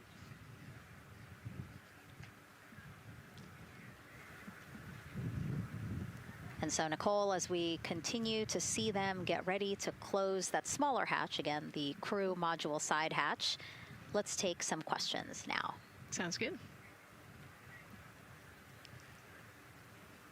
A lot has changed since Apollo, and I have a few questions about what's next. What part of the moon are we exploring through Artemis, and what are some of the key points that NASA needs to consider when planning missions like this?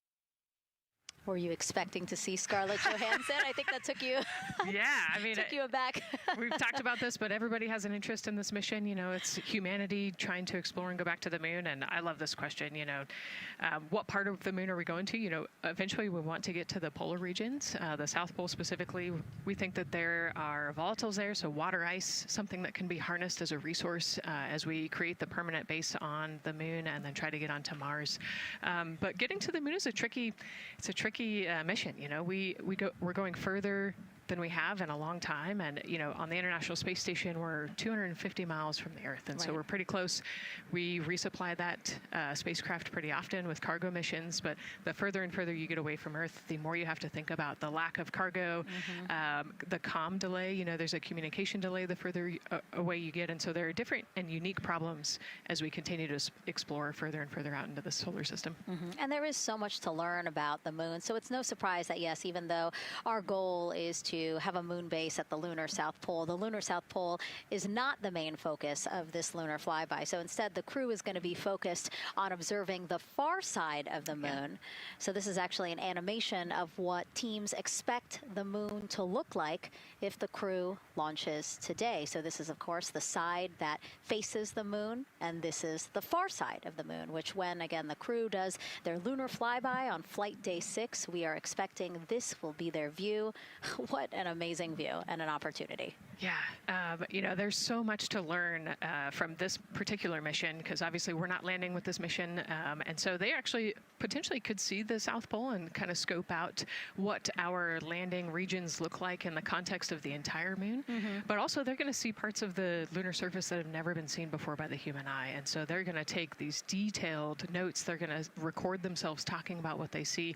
You know, we do a ton of geology training as astronauts, especially this Artemis 2 crew. They did a ton of geology training working with scientists to learn how to pick out the unique portions that we want to go study. You know, what is the context of the moon? What parts of the moon look interesting and look different? You know, the impact craters that we talked about earlier. So really trying to take all the pictures, take all the observations, write down, talk about their observations, and record as much data as we possibly can for the researchers back here on Earth.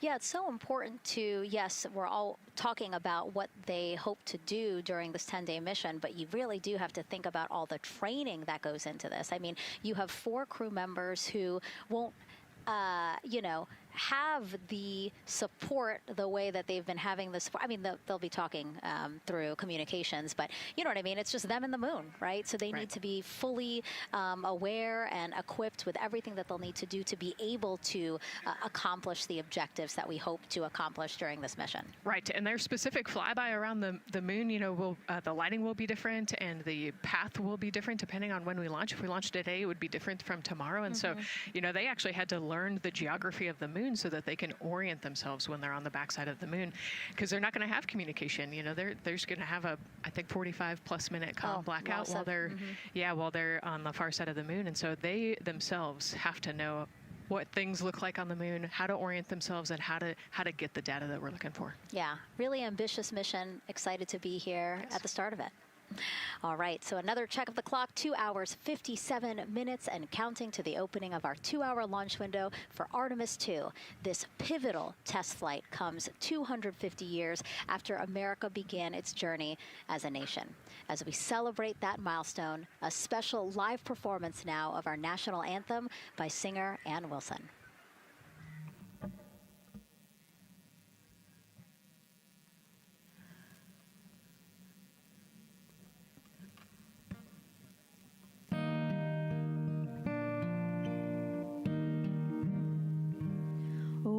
Say, can you see by the dawn's early light what so proudly we held at the twilight's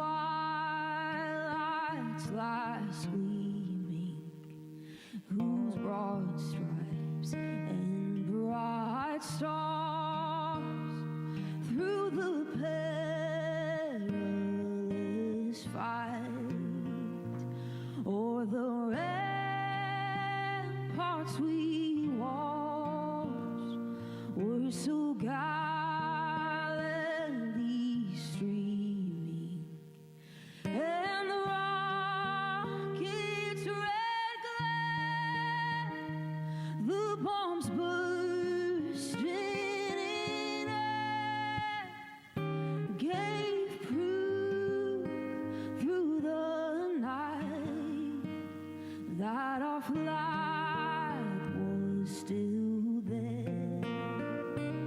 Oh, say does that star-spangled banner yet wave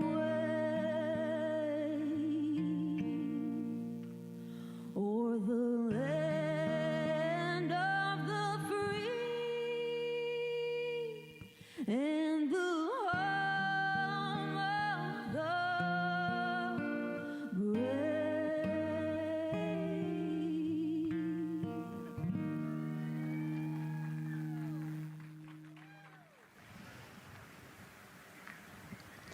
A beautiful rendition. Honestly, I'm a little emotional, a little speechless. Yeah, that was gorgeous.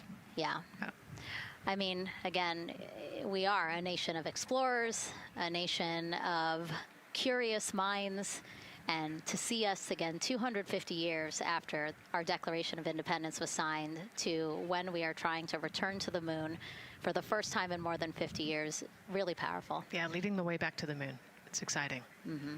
And that's so important to us. You know, we do want to be the leaders in exploration, but we definitely know we can't do that alone. You know, we often hear NASA leadership say that, you know, this is not something one nation can do. This is something that is a collaboration of nations, and that's why we have European countries. We also have Canada, again, joining us on this ambitious test flight. Yeah, of course, you know, it goes back to the old proverb, if you want to go fast, you go alone. If you want to go far, you go together. And we want to go far. We want to get onto Mars eventually, and so we're going to get to the moon first, and you can't do that alone. So thank you again, singer Ann Wilson, for that beautiful rendition, again reminding us of what it is we are trying to accomplish for all, by all. We are now back inside the White Room with the closeout crew. Again, backup astronaut Andre Douglas, number 2 there, just outside in the White Room, which is right outside Orion there, with the crew seated comfortably inside. As you can see, they've dimmed the lights a little bit. The crew has the opportunity to set the ambiance, if you will. They were given the opportunity to adjust the lighting as they see fit, again, just so that they can get comfortable. It's kind of like when we are on a plane and you get the opportunity to... Sure, yeah, you don't want the bright lights in your eyes. Also, you want to be able to see the screens well, or see the, you know, the tablet on Jeremy's knee well, so they're going to adjust the lighting to what makes sense for the mission. And we saw in that very quick shot there, our best camera view of the 2 hatches is actually that drag-on camera, like we were saying, that kind of moves around. So sometimes it's hard to show that. So there you have it. You can see that the closeout crew has closed the side hatch. And so right now, that's a panel that they have to close out in order to then close the next hatch, which is the launch abort system hatch. And so, Nicole, can you just quickly, again, talk to people about the two hatches, again, crew module first, and then the launch abort system hatch? Yeah, so the crew module hatch is the one they're working on right now. They just got closed. You can see he's torquing those bolts down. And that is the hatch that completes the Orion capsule. And then you have the launch abort system, which actually is kind of almost a shell that goes around the capsule and holds onto the capsule during launch. And it has its own separate engines that can pull the capsule away from the rocket safely in the case of an off-nominal data point. So it's actually looking at roll rates and attitude and thrust and all sorts of different data in order to make sure the launch is safe. And if it's not, then the launch abort system will pull the crew module away and get them into a splashdown zone safely.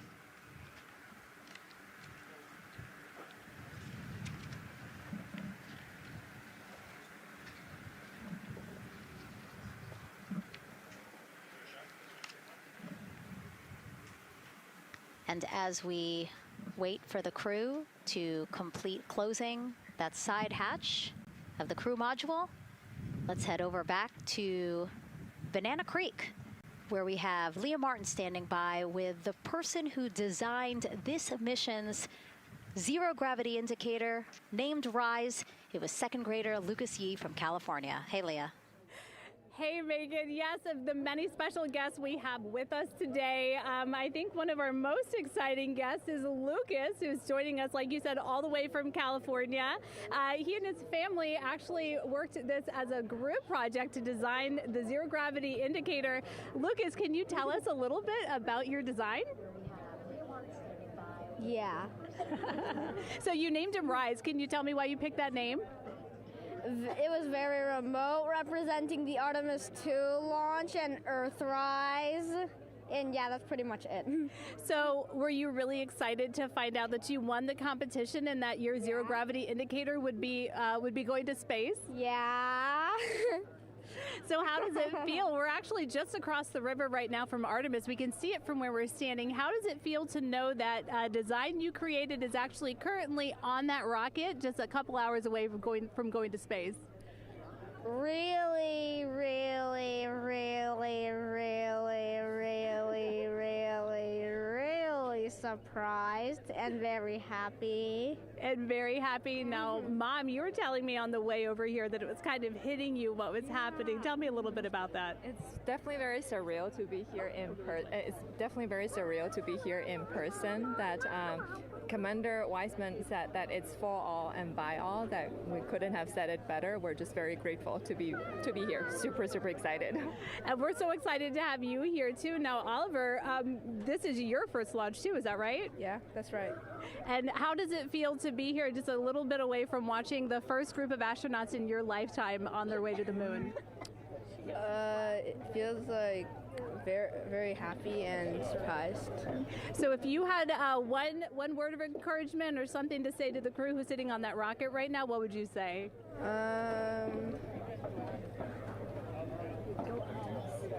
What? Go Artemis. Go Artemis. Go Artemis. Thanks so much, Megan. I would say have a nice trip. Yeah. You would say have a nice trip? I did hear that answer. I would say have a nice trip. You know, Leah, that was a hard question. You know, it's really hard to come up with a spot what to say to the crew who's about to make history today. Yeah. And so the Artemis 2 crew, again, ZGI, Zero Gravity Indicator. It's a plushie, a soft toy that is brought in to the spacecraft with astronauts so that it can be a visual indicator for when we have reached the weightlessness of space, right? Yeah, you saw a little replica there that Lucas had, and then in some of the views in the cabin view, you could see it swinging and hanging earlier. So I think actually Jenny was the one who installed it into the capsule. Oh, really? Yesterday, yeah. So. Oh, we have to unpack a lot here. We got to talk about Jenny, who we will get to here in a second. But then, yes, we will also go back into the capsule so that we can show you where the ZGI is now. But the ZGI was chosen by the crew after a contest where the crew asked for submissions. They got submissions from around the world to, again, design their ZGI that is going with them to the moon. It's kind of like any other road trip. You need clothes, food, a map, your favorite toy. Really? Except this toy has a job to do up there because this is a zero-gravity indicator. While not a scientific instrument, this safe and soft object tells the strapped-in astronauts that they've reached weightlessness. For Artemis 2, the crew wanted a one-of-a-kind ZGI, so we asked you to come up with it.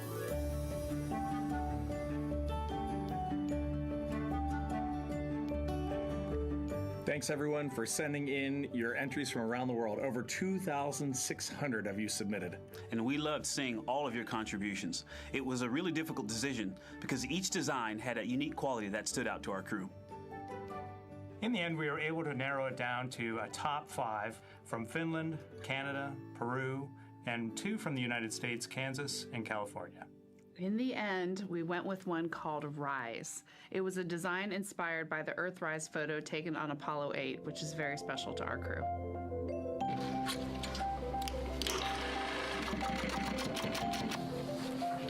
With the winner chosen, next came the task of bringing it to life here in the Thermal Blanket Lab at NASA's Goddard Space Flight Center.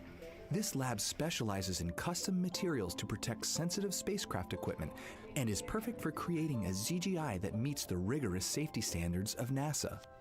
Because you have to be concerned with whether the thread's going to outgas or if it will hold up, if it's flame retardant. This is the Rise ZGI doll. All I have left to do is to close the opening here and hand sew the hat on, make sure its stuffing is stuffed in there, and we have our pocket here for the SD card. And on that tiny SD card will be millions of names submitted to virtually join the crew aboard Orion.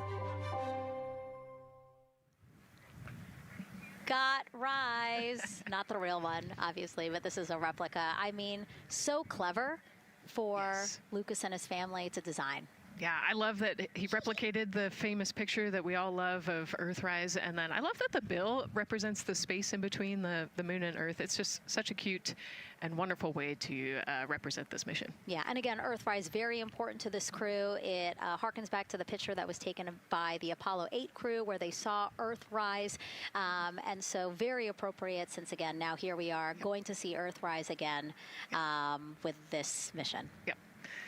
So yeah, so this is little Rise here. And then you heard in that video that there is an SD card that is zipped inside with the real ZGI with the crew. So get this, more than 5 million people submitted their names as part of NASA's Send Your Name to Space campaign. And actually, Christina said that her niece and nephew's names are inside that SD card. How cool is that? Her nieces and nephews are going to go with her. Yeah. Love this. Love that people are engaging in such a cool way. And actually, if we take a look back inside of Orion, we can actually see the actual ZGI inside with the crew. As we said, the purpose of a zero gravity indicator is to show when we've reached the weightlessness of space. Now, I know that it's probably dark in there because, as we said, the crew decided to just dim it a little bit for them. But here again, as we see, Reed on your left, Victor on your right. Below Victor, or next to Victor, again, because they're on their back, it's a little weird. It's a little hard to explain their orientation. But between basically Victor and Christina is where Jenny Gibbons has placed the zero gravity indicator. And Jenny, who, again, Nicole just brought up, Jenny is one of the backup crew members. So we mentioned how Andre is the backup crew member for the NASA astronauts. Jenny for today and helping get the White Room ready, get the capsule ready, and she's actually going to be a Capcom for Artemis 2 as well. Yeah, she's from Calgary, Alberta, completed astronaut training in 2020, mechanical engineer, combustion scientist, and actually before becoming an astronaut, she was an assistant professor. So again, another very well-accomplished person on the team. And I know the Artemis 2 crew has really enjoyed working alongside both Andre and Jenny. Yeah, actually, Jenny was our EBQ mentor when I went through our ASCANner initial training, so she helped us with all of our spacewalk training, which was kind of cool as well. Okay, and there we have Andre again, number 2, with the rest of the closeout crew team there. Why don't we get another check with Daryl and see how the launch countdown is going.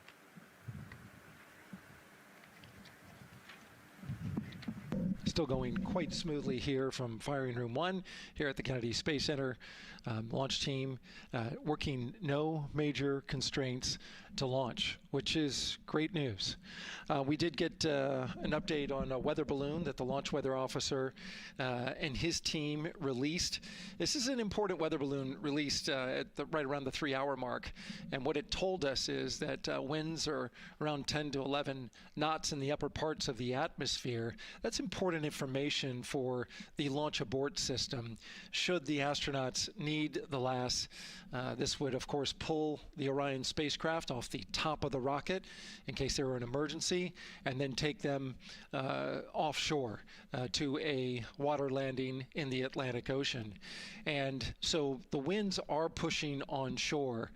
And because they're pushing onshore, the launch weather officer is keeping a close eye on the strength of those winds, because if the Orion were to come off the top, and it's powered by 3 rocket motors which can propel it or pull it especially fast off the top of the rocket, it would go up into the air thousands of feet and then splash down in the water. And if you've got wind pushing against it, you don't want that spacecraft to come back and land on land. So they're watching that very closely because of the onshore flow. That onshore flow is also what's giving us a little weather action down to the south of us along what's called the beach line, 528. We got a whole lot of people out there. We're getting ready to watch the Artemis 2 historic launch. Well, they just got a good soaking. Line of rain showers, I should say, passed through that area and soaked the place. Certainly rain is a possibility, spotty showers from time to time, but overall the launch weather officer tells us that we are trending towards getting that stuff to all push to the west the closer we get to our launch window. A reminder, that window is from 6:24 p.m. to 8:24 p.m. Eastern Time. We don't have a specific T0 at this moment. There's a lot that needs to be calculated before we get there. We also need to get through the rest of the countdown on time. As of right now, we are right on time. The launch countdown is going exactly as planned. That's not something that we saw certainly in Artemis 1. There was a lot of flexing in the timeline during those 3 launch attempts back in 2022. But so far today, on our first launch attempt, we're really enjoying some really solid countdown work, some solid operations by the launch team so far. And to quote our friend Lucas, who created Earthrise, we all really like that. We'll send it back to the host desk. Thanks so much, Daryl. Yes, we really like that, and we really like Rise and Lucas. So thank you for that. That was really cute. Okay, so again, here we are in the big box here. We have our full view of the rocket, looking glorious on there with, again, some clouds, but still weather is good for launch today. And then we have the closeout team continuing to do work in the White Room. We got confirmation that they have successfully completed pressurizing the counterbalance pressurization. Basically, as Daryl explained it before, the side hatch for the crew module is very heavy.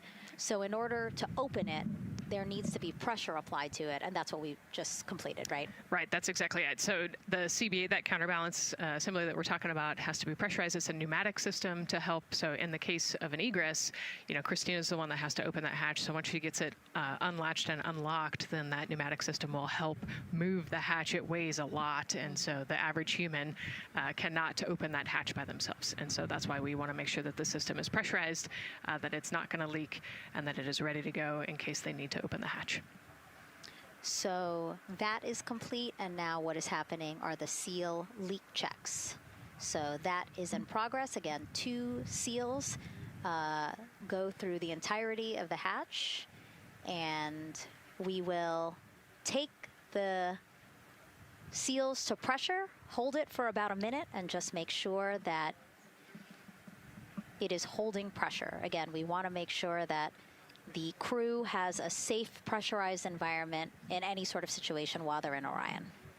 Yep, that's right. So we're going to take a look at it. We're going to take a look at the starting pressure, and then after a certain amount of time, we'll take a look at the ending pressure, and then there are certain tolerances that we will accept for flight.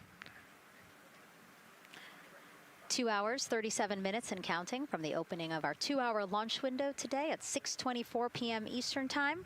After liftoff, it takes less than 10 minutes to reach Earth's orbit. Let's learn more about today's ascent profile with Gary in Mission Control. Hey, Megan. We are monitoring here in Mission Control Houston. Flight controllers are looking at data from integrity in the Space Launch System during the countdown. We're looking at some of the events happening in the White Room now and just making sure that all criteria is met to commit to launch and Ascent today. It's the team you see in this room that would be looking after Ascent, which is a very dynamic phase of flight. And after solid rocket booster ignition of the Space Launch System, it's this team that takes over control of the mission. There are voices you'll hear upon ascent, calls being relayed between Stan Love, the Capcom you see here in this shot in Mission Control Houston, that's the voice from this room, and the Artemis 2 crew on a communications channel aptly named Orion to Earth. Here are the calls you may hear during this part of the mission. Capcom Stan Love, his first call after responding to the crew's successful roll pitch maneuver at 30 seconds is AMT high. This notes that should we lose just one of the main engines, an alternate mission in low Earth orbit can still be achieved. At 1 minute 25 seconds, you'll hear max Q on PDL. This notes that reaching the moment of maximum dynamic pressure on the spacecraft. This event happens to be in line with a communication switch to another ground station, the Ponce de Leon Inlet Tracking Annex, located about 35 miles north of Kennedy. At 2 minutes 45 seconds, you'll hear SM primed, upper stage RCS ready. This means that the European Service Module propulsion system that's prepared for the next phase of aborts after the launch abort system jettisons, and the reaction control thrusters on the inner rim cryogenic propulsion stage that enable pointing and maneuvering are ready. At 3 minutes 50 seconds, you'll hear voice check on TDRS at the Kármán line. At this point, the launch abort system has jettisoned and revealed the Orion capsule underneath. This check verifies that the now exposed Orion antennas have a good signal over the tracking and data relay annex, tracking and data relay satellites rather, which is part of a geosynchronous satellite network and the same assets that are used aboard the International Space Station. This communication switch happens to be at the Kármán line, a widely recognized boundary about 62 miles, statute miles, or 100 kilometers above the Earth's surface, where the air is too thin for conventional aircraft to fly and marks the point where our astronauts leave Earth and enter space. At 5 minutes 16 seconds, you'll hear the call 3-engine press. This notes that if one of the 4 main engines on the SLS core stage were to fail, 3 engines can carry the crew to a nominal main engine cutoff and proceed with the expected mission timeline. This is an important call that gives more assurance of continuing today's moon mission. At 7 minutes, you'll hear expect nominal shutdown. You'll hear this call should the main engine performance be as expected up to this point. Shutdown plans can vary and may impact G-forces experienced by the crew or future burn plans, but a nominal shutdown is more indicative of continuing the mission on the expected timeline. At 7 minutes 30 seconds, you'll hear AOA open. This notes crossing into a new abort profile. At this point, an abort would use Orion engines to escape the core stage, and the altitude and velocity are enough to make it 1 lap around the Earth and aim for a splashdown in the Pacific Ocean instead of the Atlantic. And then, of course, shortly after 8 minutes, you'll hear nominal MECO. You won't hear MECO right away. Teams here wait until the core stage has separated and the trajectory is confirmed as expected before that call to the crew. Now, this ascent profile is approximate, as there may be calls that move a few seconds depending on the trajectory, and of course these are the calls and times for a nominal trajectory. Teams in this room have been training extensively to prepare for any and all scenarios, and they are confident and ready to take this crew into space today. In today's pre-brief, the flight director, Judd Freeling, expressed his confidence to the team, citing the hundreds of simulations to prepare for this very moment. These are the calls you'll hear during Ascent less than 3 hours from now, but now we'll turn our attention to the countdown to launch and send it back to you, Megan, at the Space Coast. Thanks so much, Gary. Now, one of today's 4 astronauts, of course, Canadian Space Agency astronaut Jeremy Hansen. Let's go now to Jasmine with her next guest. Thanks so much, Megan. Yeah, we're joining you live now from the Operations Support Building here at Kennedy, where crowds are starting to gather, and we're honored to have Lisa Campbell of the Canadian Space Agency joining us. Lisa, Jeremy Hansen is about to make history as the first Canadian to venture to the moon. What does that milestone mean for your agency?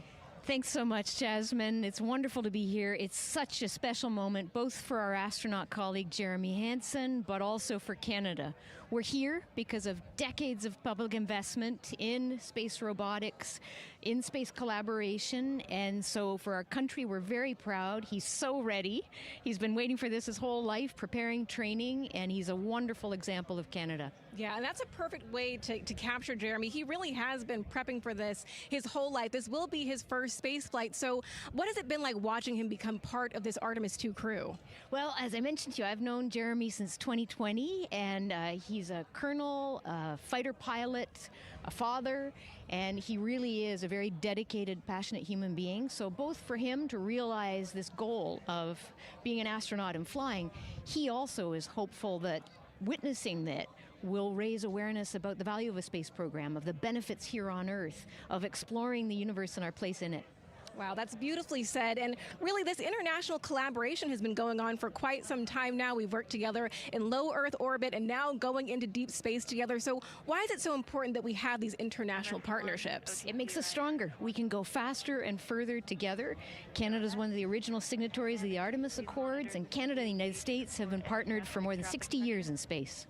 Wow, that is phenomenal, Lisa. And this really is a team effort in many ways. We also have Jenny Gibbons. Yes. She'll be listening in on Capcom. What is her role going to be like? So Dr. Jenny Gibbons has been training all along as the Canadian backup with the Prime crew.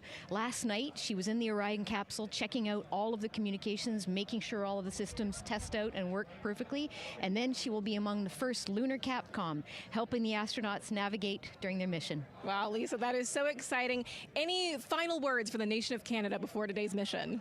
Just, we are so proud, so excited, and we can't wait to welcome Jeremy home. Oh, fantastic. Lisa Campbell, thank you so much for being here today. Thank you, Jasmine. Of course. And with that, let's get back to NASA's Megan Cruz. And right now, Go ahead. Ma'am, TBA press has been completed. Did you see any drop in pressure? And MS1, we saw just a little bit. It is just over 2,600 now. Copy. Thank you, ma'am. again, a call out to mission specialist Christina Cook. Again, it was her responsibility to monitor the pressure on the counterbalance system that will help open the side hatch. And she did report a drop in pressure, but it seems like it's within nominal limits. Right. They might have had a small drop, but you know, we have a starting pressure and an ending pressure, and as long as the difference isn't too high, then we will take that. And the engineers know exactly what they're looking for in terms of that delta pressure. And so again, that milestone on the checklist of things that have to happen before they launch today, that is complete. The crew, again, still inside comfortably as the closeout crew team work to close the side hatch. Again, a separate seal leak check, followed by a full cabin leak check, and then they will close the last abort system hatch. Lots to do still in the White Room and marching down the countdown timeline well. And so Bill, again, number 3 there, he is holding a silver flex hose. That hose is what will be connected to Orion in order to do that cabin leak check. So again, it does seem like we continue to march down through the milestones in this countdown.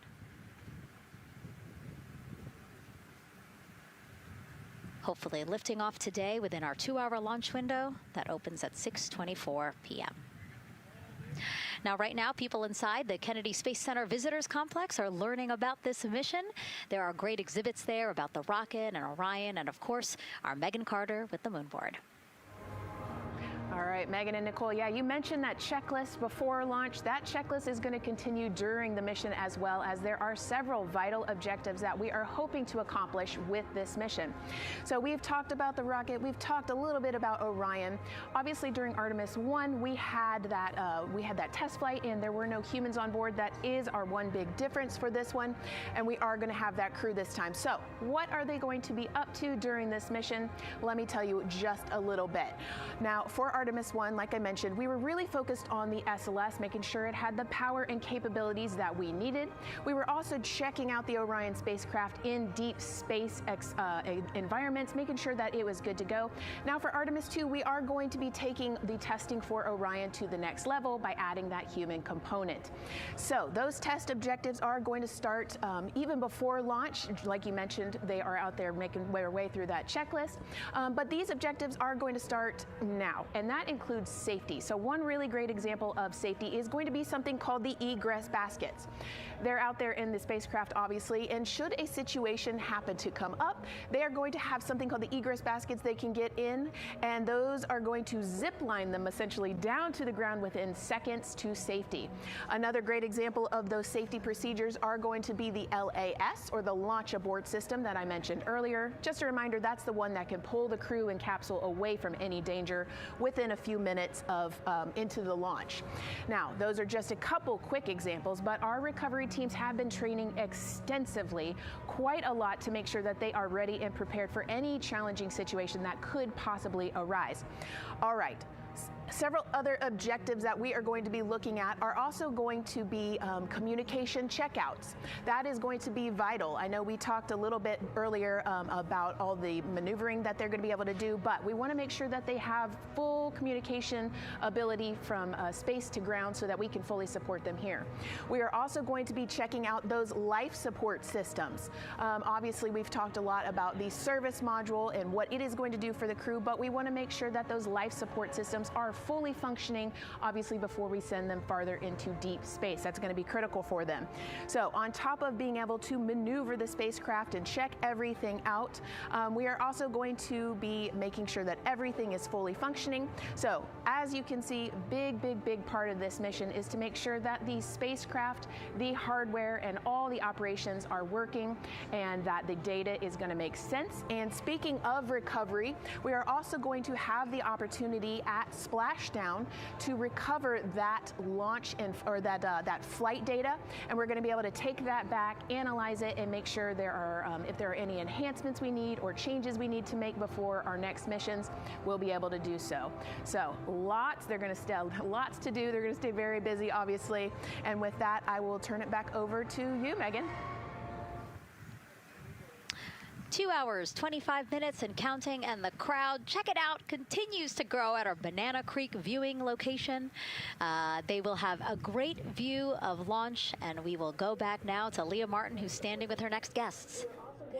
Hey, Megan, yeah, we're surrounded by thousands of people, some here local from the Space Coast, but we actually have quite a few people who have traveled a pretty far distance to be with us today. I'm actually joined here by a group from the International Space Station Ambassadors Program who have come from all over the globe. Saku, you're here from Japan, you've come, Val, from Mexico, and then we have brother and sister Cosma and Jesko here who are visiting from Germany. You actually told me that you participated in the NASA Rover Challenge in Huntsville. How was that experience, and how is it kind of participating there in Alabama and then being here today? So it is an amazing experience because you meet so many young people with visions, with dreams, with ideas which inspire you and motivate you. And it's even better to be here now to see the SLS launch because we are going back to the moon, and that's what we're working for. Absolutely. And, you know, the Artemis missions, we talked a lot about the Artemis Accords and this being an international effort. You were actually telling me, Saku, that you're interested in becoming an astronaut with JAXA, pursuing your PhD to be able to do that. Tell me a little bit about that. Yes, actually, I applied for the Japanese Aerospace Agency, the astronaut selection like 2 years ago, and then I didn't make it all the way, but I'm still working on it, and hopefully I can be at the launch pad sometime, and then I hope to go back to the moon and Mars, and yeah, I'm working on it. Absolutely incredible. And Val, you're from Mexico. We were talking a little bit about women in space. This is a team who, is predominantly made up of women. What is it like knowing that Christina is on that rocket right now, about to be the first woman to travel around the moon? I think that's such an amazing news. It's just so inspiring that we are taking the first Black person and also the first woman to the moon. It's just the first step in humanity and a big step in equality as well. Megan, a lot of excitement here, not just in Florida, but from around the globe, and we're keeping our eye on that rocket, and we're ready to see it lift off. Thanks, Leah. Yeah, a lot of excitement, but also a lot of inspiration. Again, this is part of, or a big part of the reason why. 130.6. Good readback. Aux 1 voltage, 131.3. I copy 131.3. Again, those numbers you hear, they're referring us to launch today.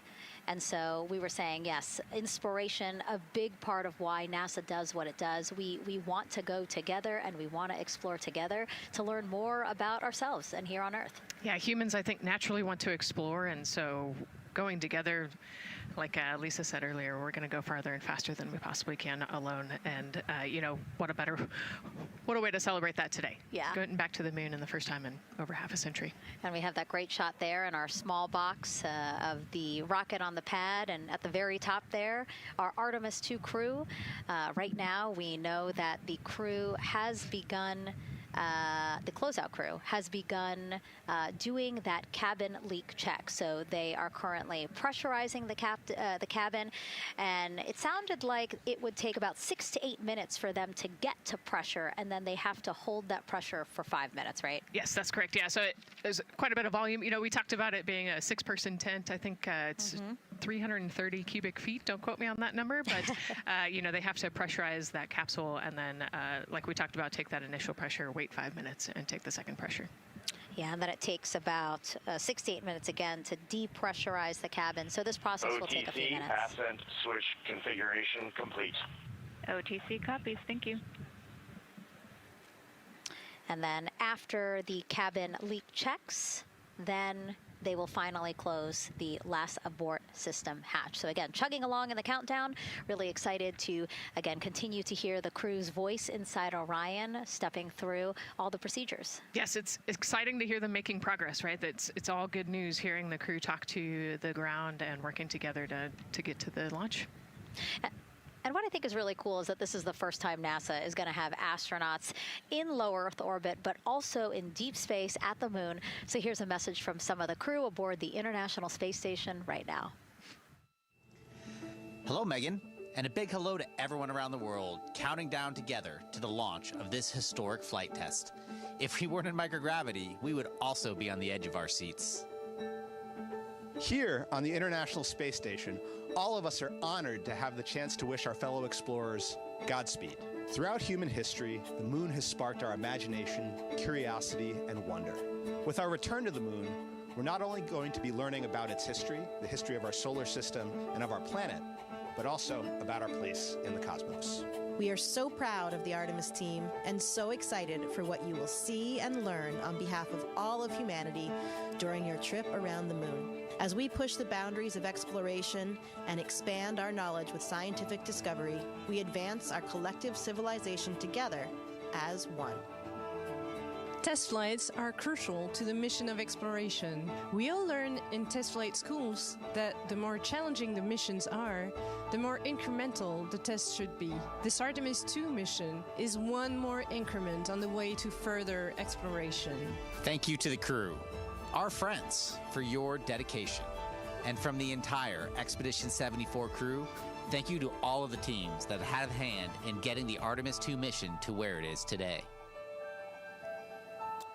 Back to you, Megan, as the countdown continues.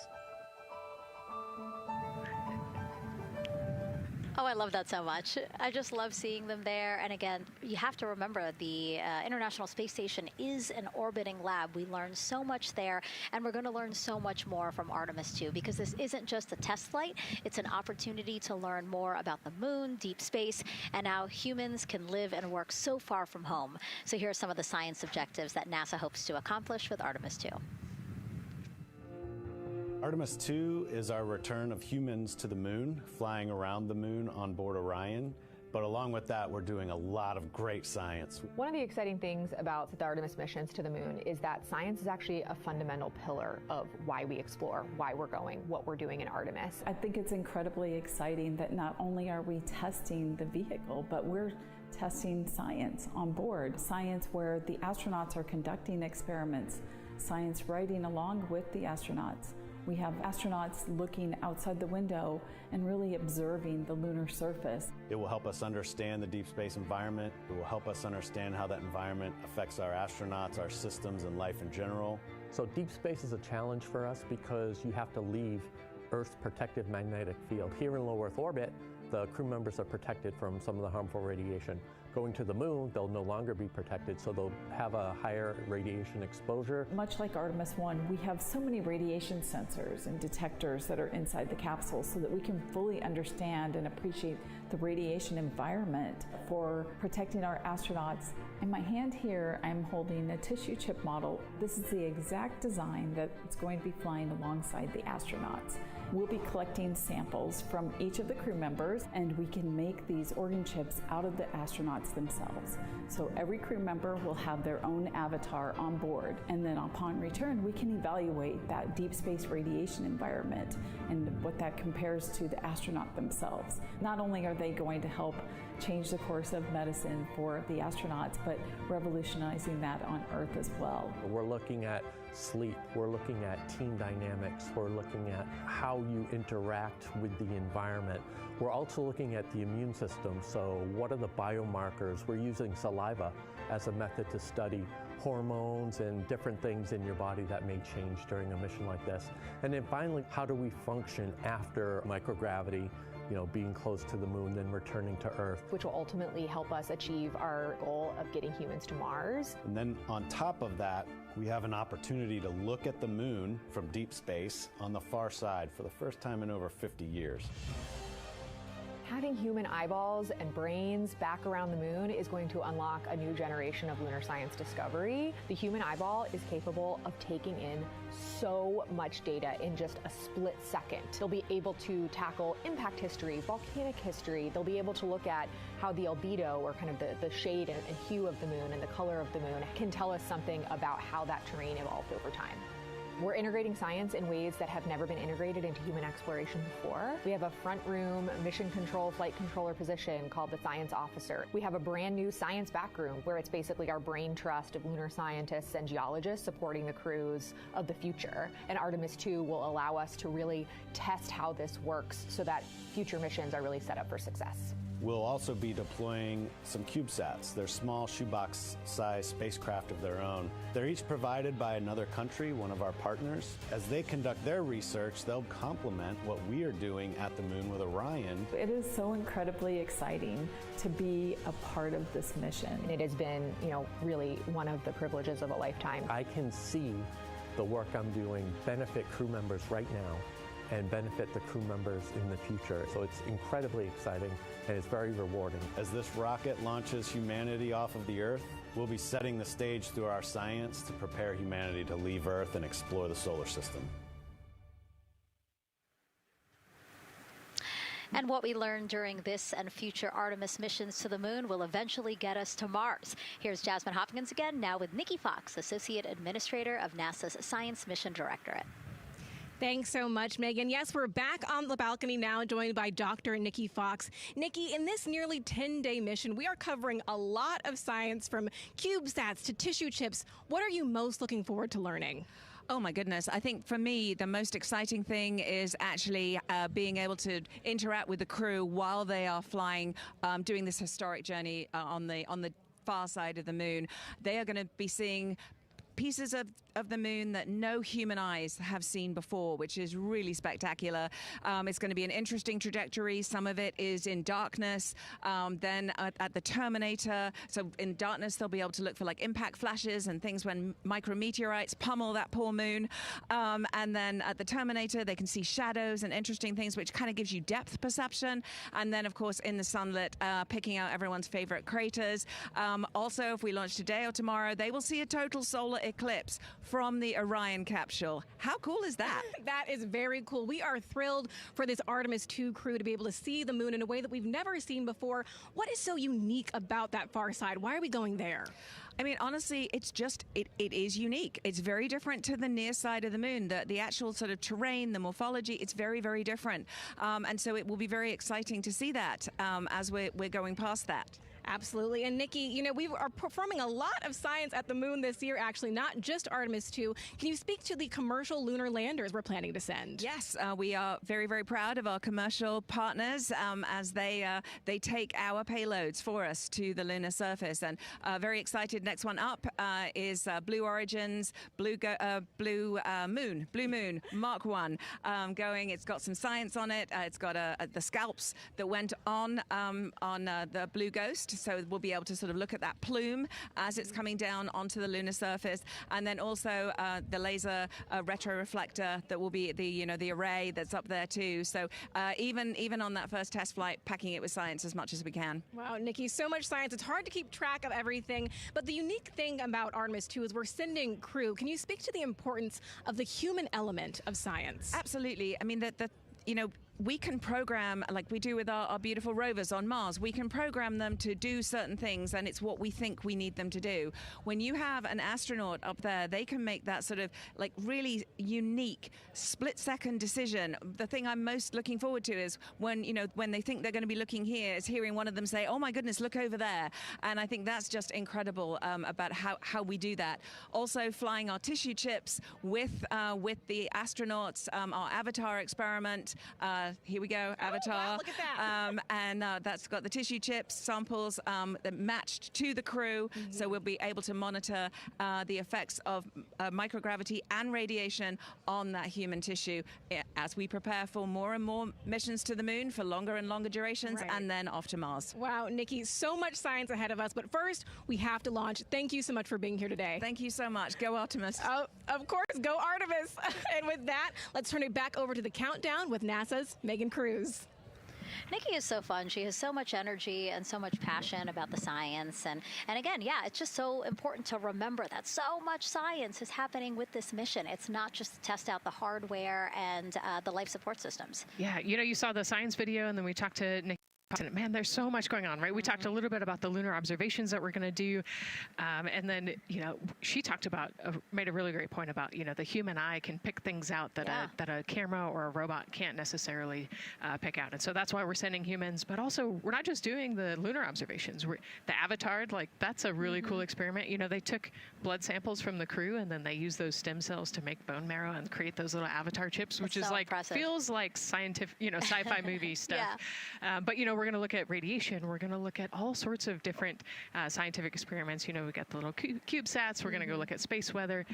Lots going on. Yeah, even collecting some of the astronauts' saliva. You can learn a lot about the body through the saliva. So just really a lot in a small amount of time in a small capsule. Yeah, scientific discovery. That's why we go back to the moon. Yeah. And so, again, her energy just so... oh my God, I can't find the word. So wonderful. Awesome. Yeah.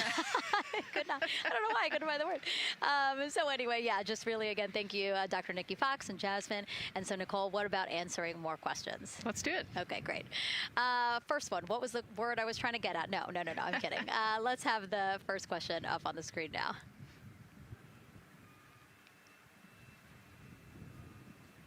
I know we got them.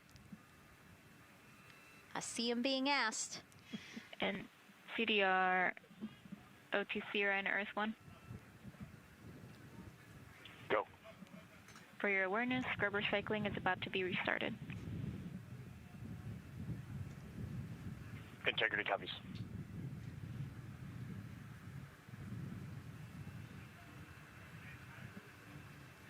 All right, let's try that again. Can we get the next social question, please? What are the G-forces experienced by the Artemis astronauts during launch and reentry? Ooh, you know, these are actually pretty similar to, you know, a Dragon launch or a shuttle launch. You know, we have to accelerate to get out of the Earth's atmosphere, and then, you know, we talked about the secondary burns that they will do to get away from Earth. But, you know, for me personally, it kind of felt like we got slingshotted off the Earth is how I like to describe it. So, you know, you get set back in your seat and the G forces are into your chest. CDR OTC are on Earth 1. Go ahead. Moon leak check complete. The cabin is going to be vented to flight pressure momentarily. Integrity copies. That's fantastic news. Yeah. Again, so the spacecraft is holding pressure as expected, and so now they will depressurize it, which will take about 6 to 8 minutes. Exciting. Yes. Yeah. Go ahead, Nicole. Like we sorry. talked about, continuing to march towards the launch. Yeah, so the G-forces are into your chest, and it's kind of a slow build, and you can get all the way up to 4.5 Gs into the chest during the launch, and often they have to back off on the thrust a little bit so that you don't get too high in the G-forces, and especially as we go through kind of max Q or that max aerodynamic force, so as they get through the thicker parts of the atmosphere. And then very similar G-forces on the way home, so slow, steady build up to about 4.5 Gs as the rocket actually decelerates. You know, you heard in one of the packages, when they come back, they're going to be going 7 miles a second. Gosh, that's and incredible. so you have to slow down somehow, and to do that, you have to actually, you know, when you brake in a car, you feel those G-forces, and so for the astronauts, it'll just be, again, into the chest based on the orientation. Great. Thank you so much for that answer, Nicole, and for that question. We're going to continue to try to take as many as possible. Again, you know how to send them to us at NASA Artemis. But now we again have another question for you, for our audience. We want to know, what part of Artemis 2 are you most excited for? Liftoff, Earth views from Orion, lunar flyby, or splashdown? Tell us again on NASA's Instagram or Twitch accounts, and we'll share your answers a little later in the broadcast. That's a tough one. I don't know what my answer would be. I know. I don't know either. I'm excited for it all, but that's a cop-out. All right, now let's head back over to Banana Creek. Again, the crowd's there, really excited. People coming from all over the country, from around the world. Why don't we get another check with Leah Martin to see who she's caught up with now.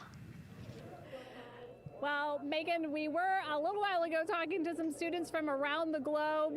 Today, we're actually talking to some local students who are from right here, locally, Merritt Island in Titusville. We talk a lot about the Artemis generation and about the students who are going to become the next generation of dreamers, of engineers, of scientists and technologists. And I'm actually standing with a group of those students here today.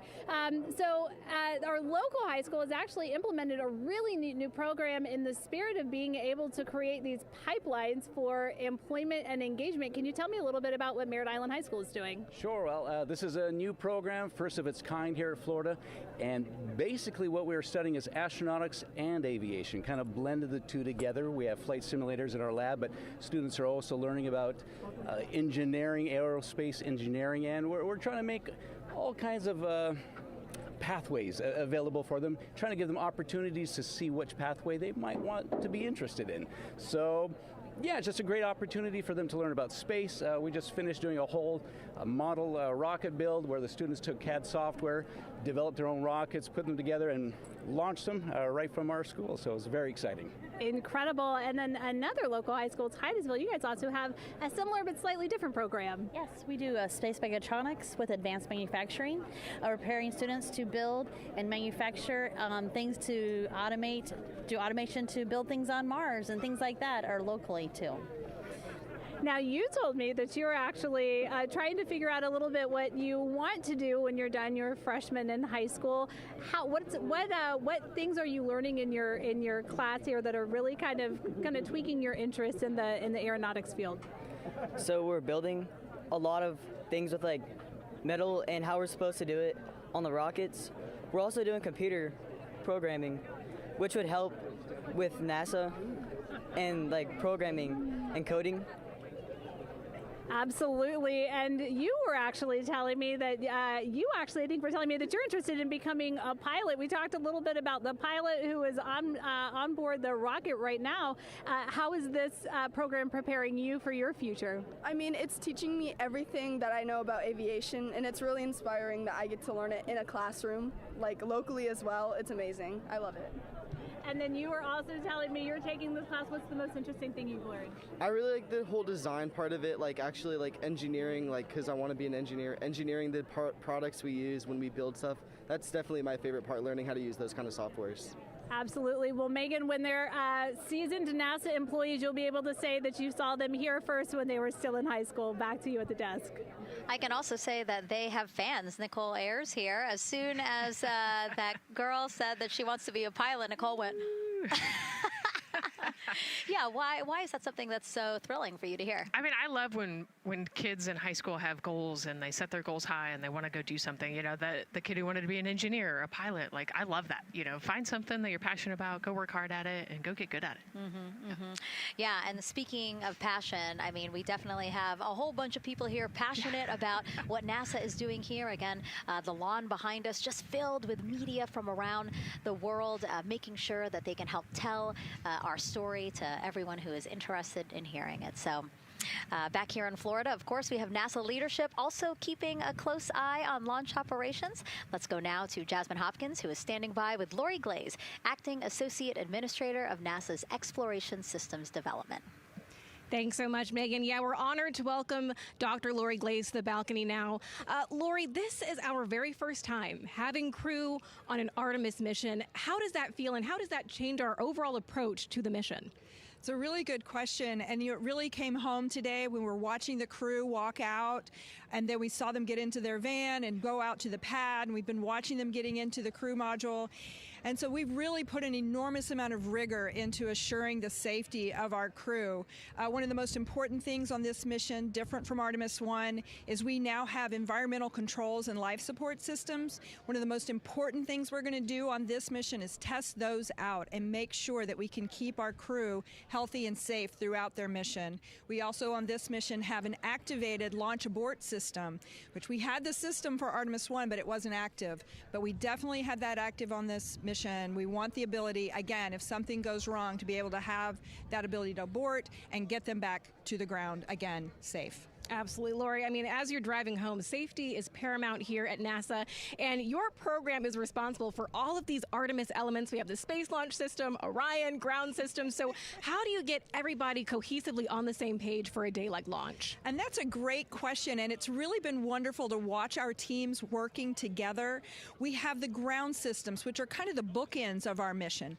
The ground systems help prepare us to get the rocket ready to take off. They're doing all of the loading of the tanks right now and getting the crew into Orion, and then at the back end they'll be there to recover the crew when they land in the ocean. But they know that their job is to make sure that that rocket is ready to go and that the crew module is ready to go. And then the rocket itself, the space launch systems, they know that their job is to deliver the crew module to the right point in space so that they can conduct their mission. And then again, they have to make sure that everything is ready, that they set them on the trajectory that is going to bring them around the moon and set them up to land in the right place in the Pacific Ocean. And that's their job, and they know how important that is. And they have to work closely with Orion, which again, they also have to work with all the other teams to make sure that everything's working together. And then on top of that, our flight operations teams, all the people on the ground, they're all working together. They know this mission doesn't work unless every single part of the mission works. Right. Lori, there are so many things that have to work together today. We can't wait to see what happens next. Thank you so much for being here. It's my pleasure. Thank you. Of course. And with that, let's take it back to the countdown with NASA's Megan Cruz. Yeah, and speaking of the countdown, 1 hour, 59 minutes and counting until the opening of our 2-hour launch window at 6:24 p.m. Eastern Time. This is a shot of Jetty Park. It's a nearby popular viewing location of rocket launches, and it is so great to see how many people are here. I mean, this is a Wednesday. Like, people had to take time off of school and off of work, but it's something that they felt like they wanted to do, to be here. Yeah, you know, I think just based on the chatter on the airplane ride yesterday, half of my my airplane ride. Oh, no here way, really? They were coming to see the launch. You know, everybody's excited and traveling from all over the world to come see this launch. And it really is a great day. We had some sprinkles here in the crowd, but for the most part, I mean, it's just a beautiful day to witness history. It is, yeah, you know, a little bit of sprinkles, but for the most part, the clouds are staying away, and you can see the blue sky behind us, so hoping for good weather in a couple hours. Absolutely. And so Dr. Lori Glaze mentioned what we learned from the Artemis 2 mission helps pave the way to sustained human presence on the lunar surface. So what are the objectives of this mission to eventually accomplish that? Let's check in with Gary in Mission Control for more. Thank you, Megan. Yes, the Ascent teams are here in Mission Control Houston, working through their steps to prepare for a go for launch.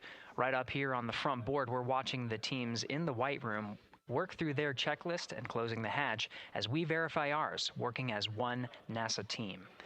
What Dr. Glaze said about working across the teams throughout the nation is true. It takes one NASA team to bring everything together and accomplish the mission objectives.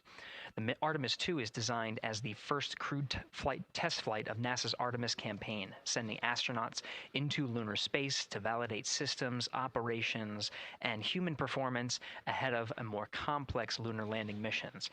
NASA has identified an extensive list of mission and flight test objectives that serve as a checklist to verify the capabilities needed to land humans on the moon. For the Artemis 2 mission, there are 5 overarching priorities that cover the mission and flight test objectives. First is, of course, the crew.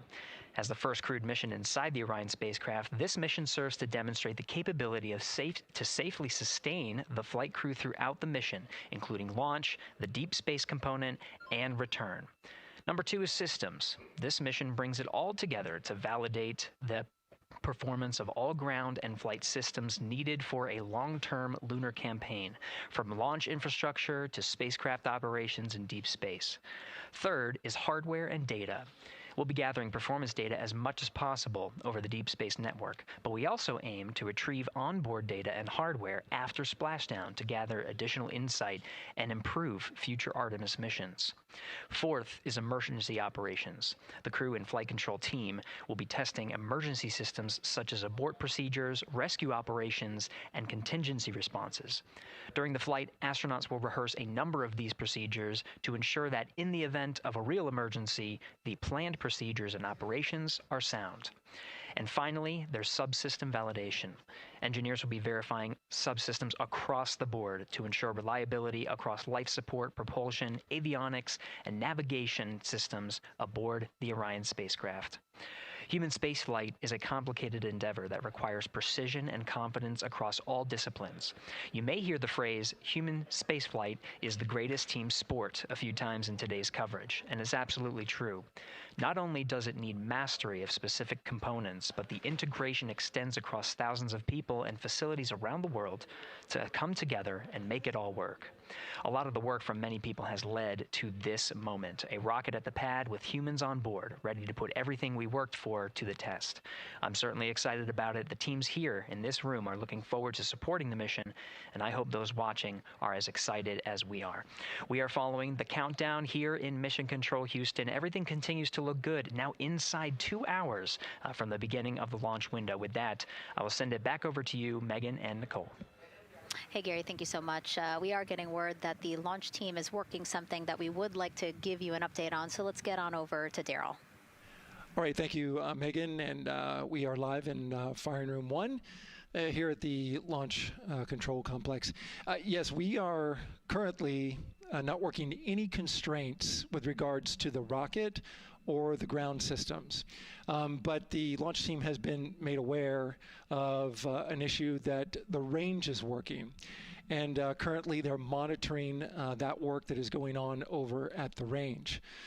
We understand that that issue is related to the flight termination system.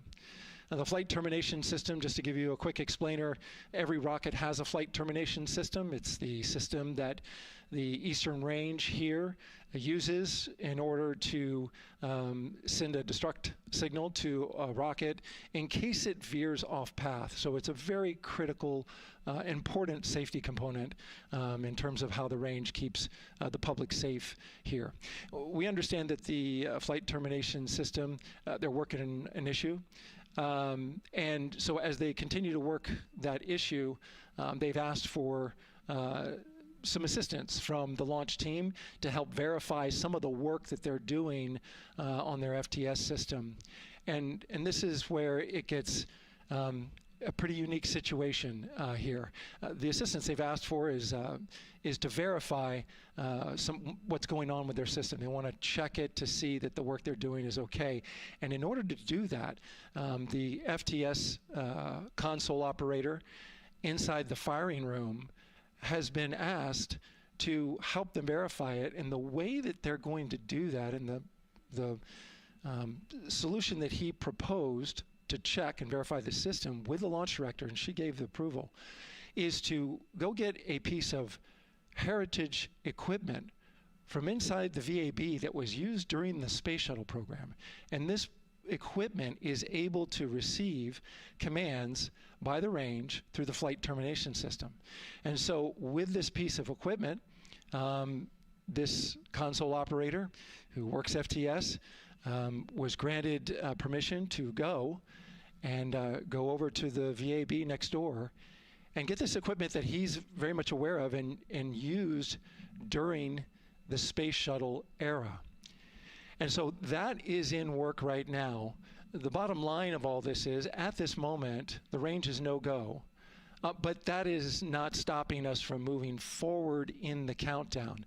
We can continue to process and work the countdown. The closeout crew will continue to do their work, and the launch team will continue to do their work as well. But we'll keep you updated on what happens in regards to, as far as my understanding goes, a pretty unique situation here with trying to bring resolution and kind of help out the situation that we're seeing at the range right now. And that's the latest here from the firing room. I'll send it back to Megan and Nicole out the host desk. Thank you, Daryl. Yes, very unique, but I think it speaks to the ingenuity of this team, right? To say, hey, we have this equipment at the VAB. Why don't we leverage it to try to solve this issue and work it? Yeah, what a great example of human creativity, right? We know this thing exists. Let's go solve this problem. We have time, like Daryl said, we're going to continue to march down the countdown. So we'll continue to get the rocket and the crew ready, but we still have that 2-hour window. So in the meantime, let's try to figure out what's happening with the range. And speaking of the range, what is the range for people who might not watch rocket launches with us often? Sure, yeah. So anytime that you launch a rocket, you have to clear the airspace, right, in the launch corridor. So where the rocket's flight path is going to go, you have to make sure that that whole airspace is clear. And so we actually have assets, the Space Force helps us out with this one, but, we want to make sure that there aren't airplanes in the way and there aren't other, maritime assets in the way or things like that. So that there's a whole group of people. We talked about, actually, Gary said it great, right? It's a huge team sport, and so there's a whole group here on the ground that is monitoring that launch corridor to make sure it's clear and ready to go. And so if they're having issues, then we definitely can't launch this rocket. We don't want to launch blind into a corridor that we can't see. Yeah, because as Daryl said, I mean, it is very important, the flight termination system, needing to activate it in case of an emergency. So yes, something that we will closely be monitoring throughout the countdown, and hopefully again won't be an issue, that they can fix this issue by going to the heritage hardware that's in the vehicle assembly building. Right, what a great idea. Okay, so again, under 2 hours from the opening of our 2-hour launch window, 6:24 p.m. Eastern Time. The crew, as you can see there, inside of Orion, relaxing, getting updates from the team, but also just getting in the right headspace for hopefully launch today. Let's learn a little more about each of them now. The moon, to me, it's the thing that connects me together with all the other humans in my life. I remember being a little kid lying in bed at night and just looking out at the moon in whatever phase it was in, and I was thinking, man, my friends that live like 20 miles away, they can probably look out and see that same exact moon. And then when I was in the Navy and I would look out at the moon and I'd be halfway around the planet, and I would think, man, my brother can see that moon where he is, and he's halfway around the planet from where I am. To me, it's a connection of life on Earth. We can all look up and see that moon, and it's always changing. The moon is never the same 2 days in a row. I love that. My name is Reed Wiseman. I'm the commander of NASA's Artemis II mission around the moon. I grew up in a little town just north of Baltimore, Maryland, about 20 miles north of the city. There was a National Guard base nearby my house, and there were A-10 aircraft that would fly over every now and then. I just would look up at them and be like, man, I want to be up there. I want to go do that. And then my brother went to the Naval Academy, and I would go every year and watch the Blue Angels fly during commencement, and that just started to grow and grow and grow. For a while, I wanted to join the Air Force, and then I realized Navy flies as well, and they fly from ships in the middle of the ocean, and that was it. Like, done deal for me. That is exactly what I wanted to do for my career. Flying is freedom to me, especially when you're in a jet aircraft coming off of an aircraft carrier in the middle of the Pacific Ocean. Nearest land is over 1,500 miles away. So when you come off of that aircraft carrier, you are truly just alone with yourself out there. It is a magical experience to be out there all by yourself in an aircraft over the Pacific. It's free. I think anybody who accomplishes something that they set their mind out to, there's no one thing that does it for them. It's a combination of everything. I mean, the way my parents raised me, the way my brother and I, the way our relationship developed over time, my friends, being in the marching band, going to college, setting my own course, learning how to live on my own, being mentored along the way, being, kept on the path to success, but being given the freedom to, make excursions and fail every now and then and regroup and carry on. I think all those things come together in the end to get you where you are.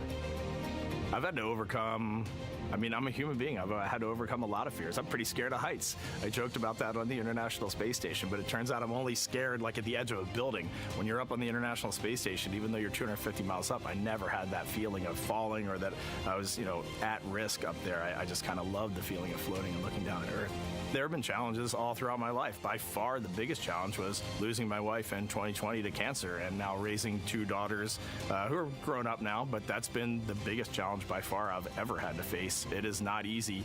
Being an only parent, trying to work a full-time job, and raising two kids is something that I think about every single day. I'm very proud of the work I've done. I haven't always done it well, but I've always shown up and tried as hard as I possibly can.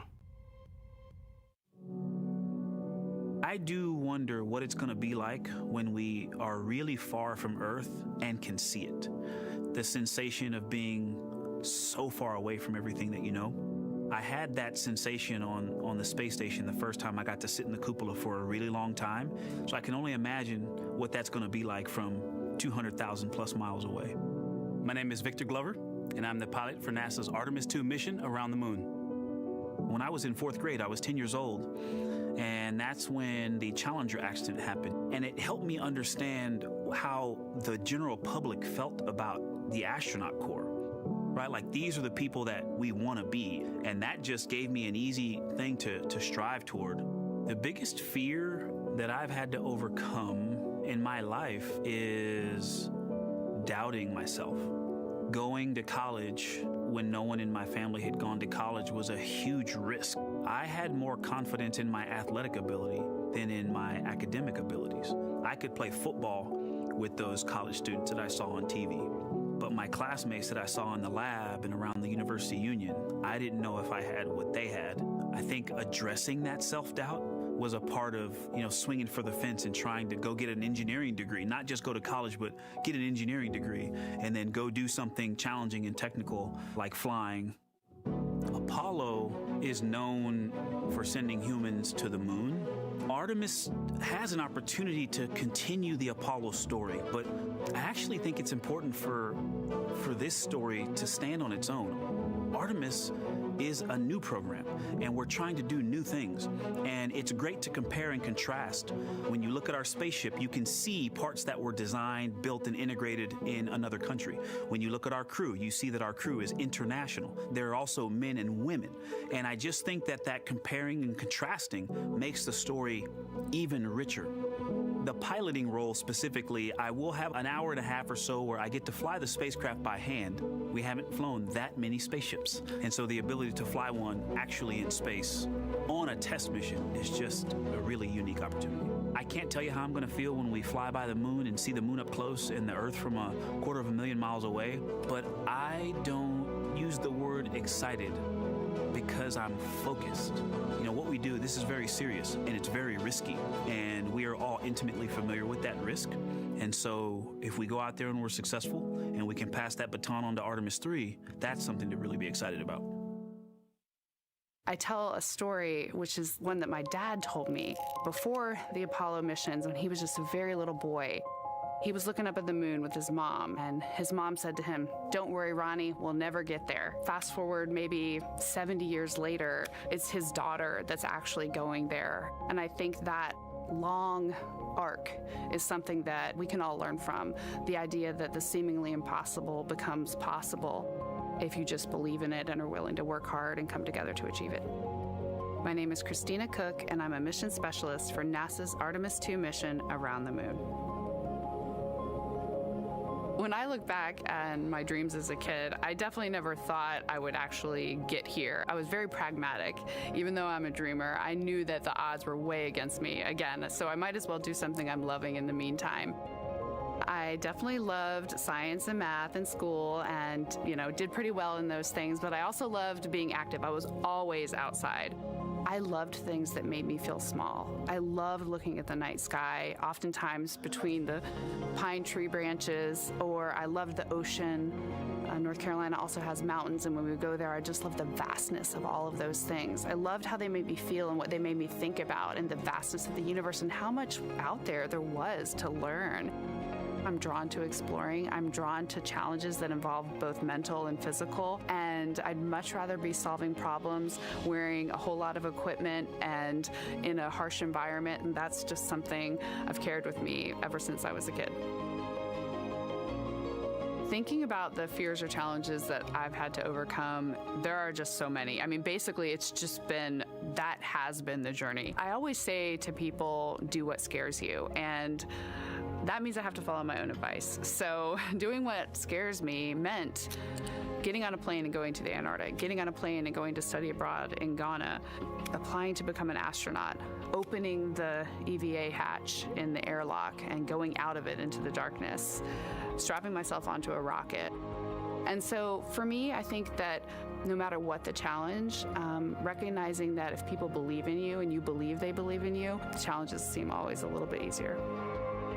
To me, the moon, it represents history. It is a witness plate. Everything that's ever happened to the moon is still written on the moon. Every single person has looked at the moon their entire lives. We see the same moon. That's something really special. It's just the epitome of a symbol of something that's in each of our hearts, but that's also represents exploration and reaching.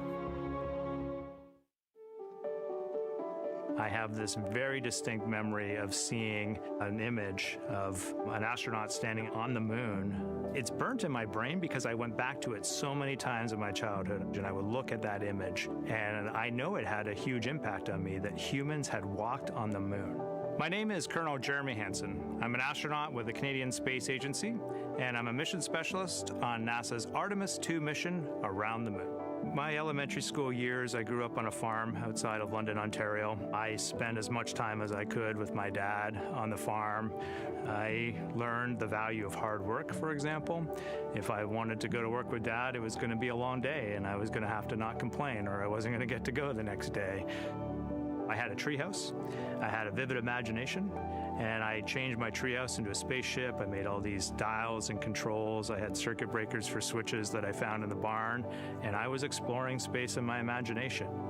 The most important thing I did to get to where I wanted to go in life, which was flying fighter jets and eventually becoming an astronaut, is I shared those desires with other people. And it turns out, just like you don't go to the moon on your own, if you could, I would have done it a long time ago in my treehouse as a kid, you have to go as a team. I think the biggest impediment to achieving my goals was, of course, myself.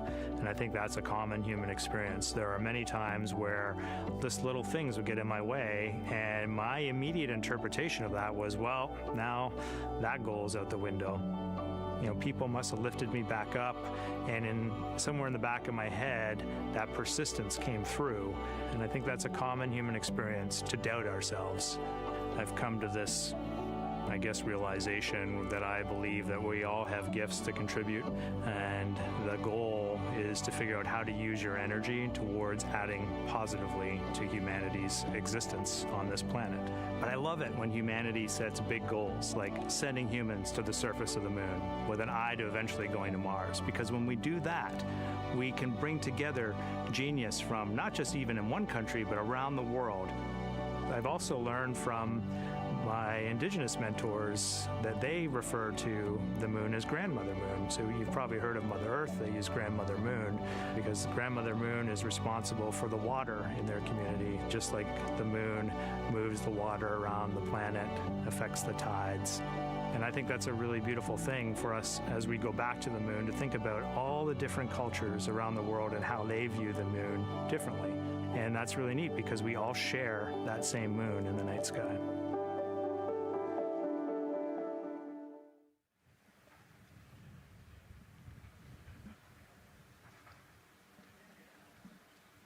One hour, 38 minutes and counting until the opening of the Artemis 2 launch window today, 6:24 p.m. Eastern Time. And we are looking at the rocket and Orion out on the pad, historic launch pad 39B here at Kennedy Space Center. What a great view, Nicole. Yes, it is. You know, we can see the clouds out in front of us, but they are to the west. And you can see that there's some blue sky peeking through behind that rocket, which is good news. And more people continue to come on center here. About a couple of hours ago, folks with special passes to come on center were allowed to start driving on with family and friends. And of course, we have media growing by the moment here at the press site here at Kennedy Space Center, setting up their cameras, setting up tents, interviewing folks. Again, this great jib shot that we have from our camera here showing all the interest that we have here at the press site. And actually, even to the right of us, so camera left, no, sorry, the right of your screen, left of us, plenty of other people there, set up with their own tents, broadcasting to their own viewers. And so again, just really cool to see everybody wanting to share in this moment. Yeah, that's, I mean, how many media tents we can see from here. It's a beautiful thing. Yeah. I think it's important to share this message with the whole world. Yeah. And so let's take a look now at people who are watching in other parts of the country. We have this shot here from the U.S. Space and Rocket Center in Huntsville, Alabama. Oh, man, look Just at that. kidding. Museum of Flight, Seattle, Washington. So sorry. Hello to you over there. Sorry, I thought that you were in Alabama. But here you are from Seattle, Washington. Again, the Museum of Flight. They must have had a special event to bring people there to watch, as well as a special event here. Now, correctly, the U.S. Space and Rocket Center, Huntsville, Alabama.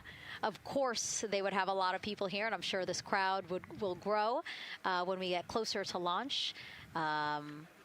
Marshall, the home of the SLS rocket. Yes.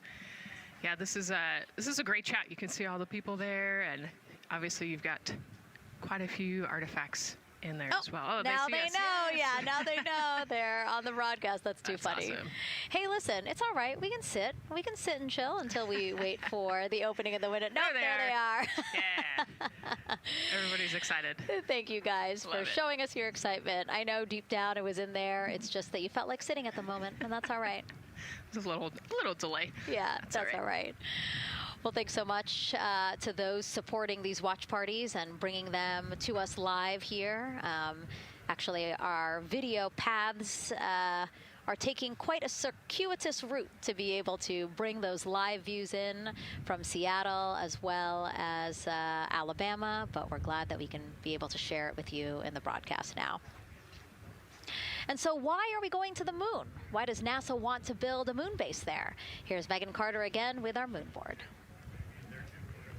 All right, thank you, Megan. Yeah, so we are right around that hour-and-a-half mark, hopefully for that launch. It's going to be very exciting. So they are going to have a few days to be around the low Earth orbit, and then they'll be heading on to the moon. So yes, let's talk what will be happening. Why are we going to the moon? So obviously this is not going to be a landing, as we've discussed. They are going to be coming with 4,000 to 6,000 feet around the moon's surface, and this is going to connect us directly to our past. Those Apollo missions did have 6 lunar landings, and the Artemis campaign is looking to build on that past by going back to the moon, staying longer, and then going farther. So how are we going to do that, and why? We have obviously talked a little bit about that lunar South Pole, and we are focused specifically on the far side of the moon for this one for a specific reason. You might have guessed we're going to be looking for some resources, especially, and that's going to be water or water ice. That is going to be giving us some really critical pieces for future missions. And as you can see here, we have identified 9 potential landing zones. So this is going to be a critical objective for our crew. Depending on when they launch, it will determine what is going to be visible, but we do have these 9 landing zones right here around the Shackleton crater. And as you can see here, a lot of that area is deep and dark, and that is where we are going to be looking for that water ice, because that is obviously going to give us not just water to drink, but as we know, that can actually be converted into our propellant potentially, that hydrogen and oxygen. So that is going to make the moon a critical place for that moon base, because we want to think of it essentially as a backpacking trip. If you have your tent and your hiking boots and your camping stove and all your gear, you don't want to take that out and be on the trail for the first day and then try everything out. You're going to test things out a little bit closer to home before you go out on that adventure. And that kind of goes for us as well. So the moon is going to be critical for us in the future steps towards our lunar landings, and then also for going farther on to Mars in the future. It's going to set us up for that deep space exploration, and we can't wait to see what they see once they get to that flyby. But for now, we are, like I said, getting closer. So I'm going to turn it back over to you, Megan. Exciting stuff. Again, the idea of accomplishing a moon base, like as we've been saying, sometimes things just seem like science fiction, and it's amazing that we're making it science fact. Yes, yeah, we're going back. We're going to scout it out, and then on the future Artemis missions, we're going to put boots back on the moon for the first time in over half a century. But we're going to stay, and we're going to learn from the moon, and we're going to, as Megan talked about, the water ice, and harness that resource, and, not only learn from the moon about Earth and about the solar system, but also figure out how we get to Mars from the moon. And so what we're seeing now back inside the White Room with the closeout team, they are removing basically fixtures that protected the crew module hatch while they did work around it, right, Nicole? Yep. Yeah, so anytime that you're moving around and working, there are some sensitive sensors and parts of the crew module that we don't want to kick or bump into, and so it's easier to just put a guard up while you're working in there and then take it down later. And so this is a visual cue for us that the team is getting ready to close the last hatch, again, the launch abort system hatch. Can you tell us about what the LAS is? Yeah, so launch abort system, this is, we have the crew module, and then what sits out basically on top of the crew module is the launch abort system, and it has its own motors, so that we'll arm it about 5 minutes prior to launch, and then it stays with the crew module until about the Kármán line, so that 100-kilometer point in space.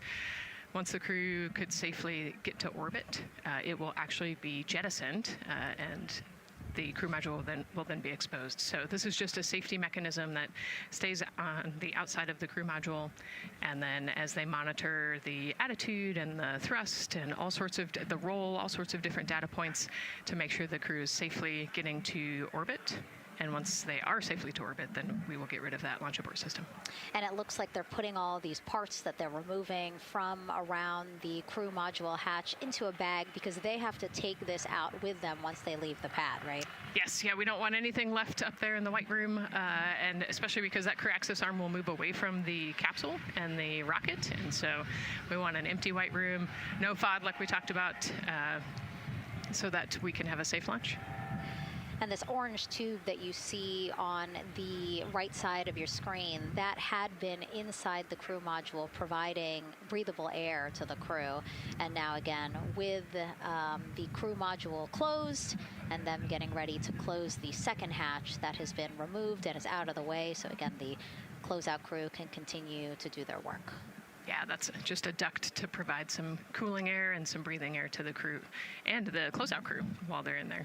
That's actually a good point, yeah. And so as we continue to watch the crew prepare to close the launch abort system hatch, why don't we take a look at the crew's mission patch? Now, crews have designed their official mission patches since the Gemini 5 launch in 1965.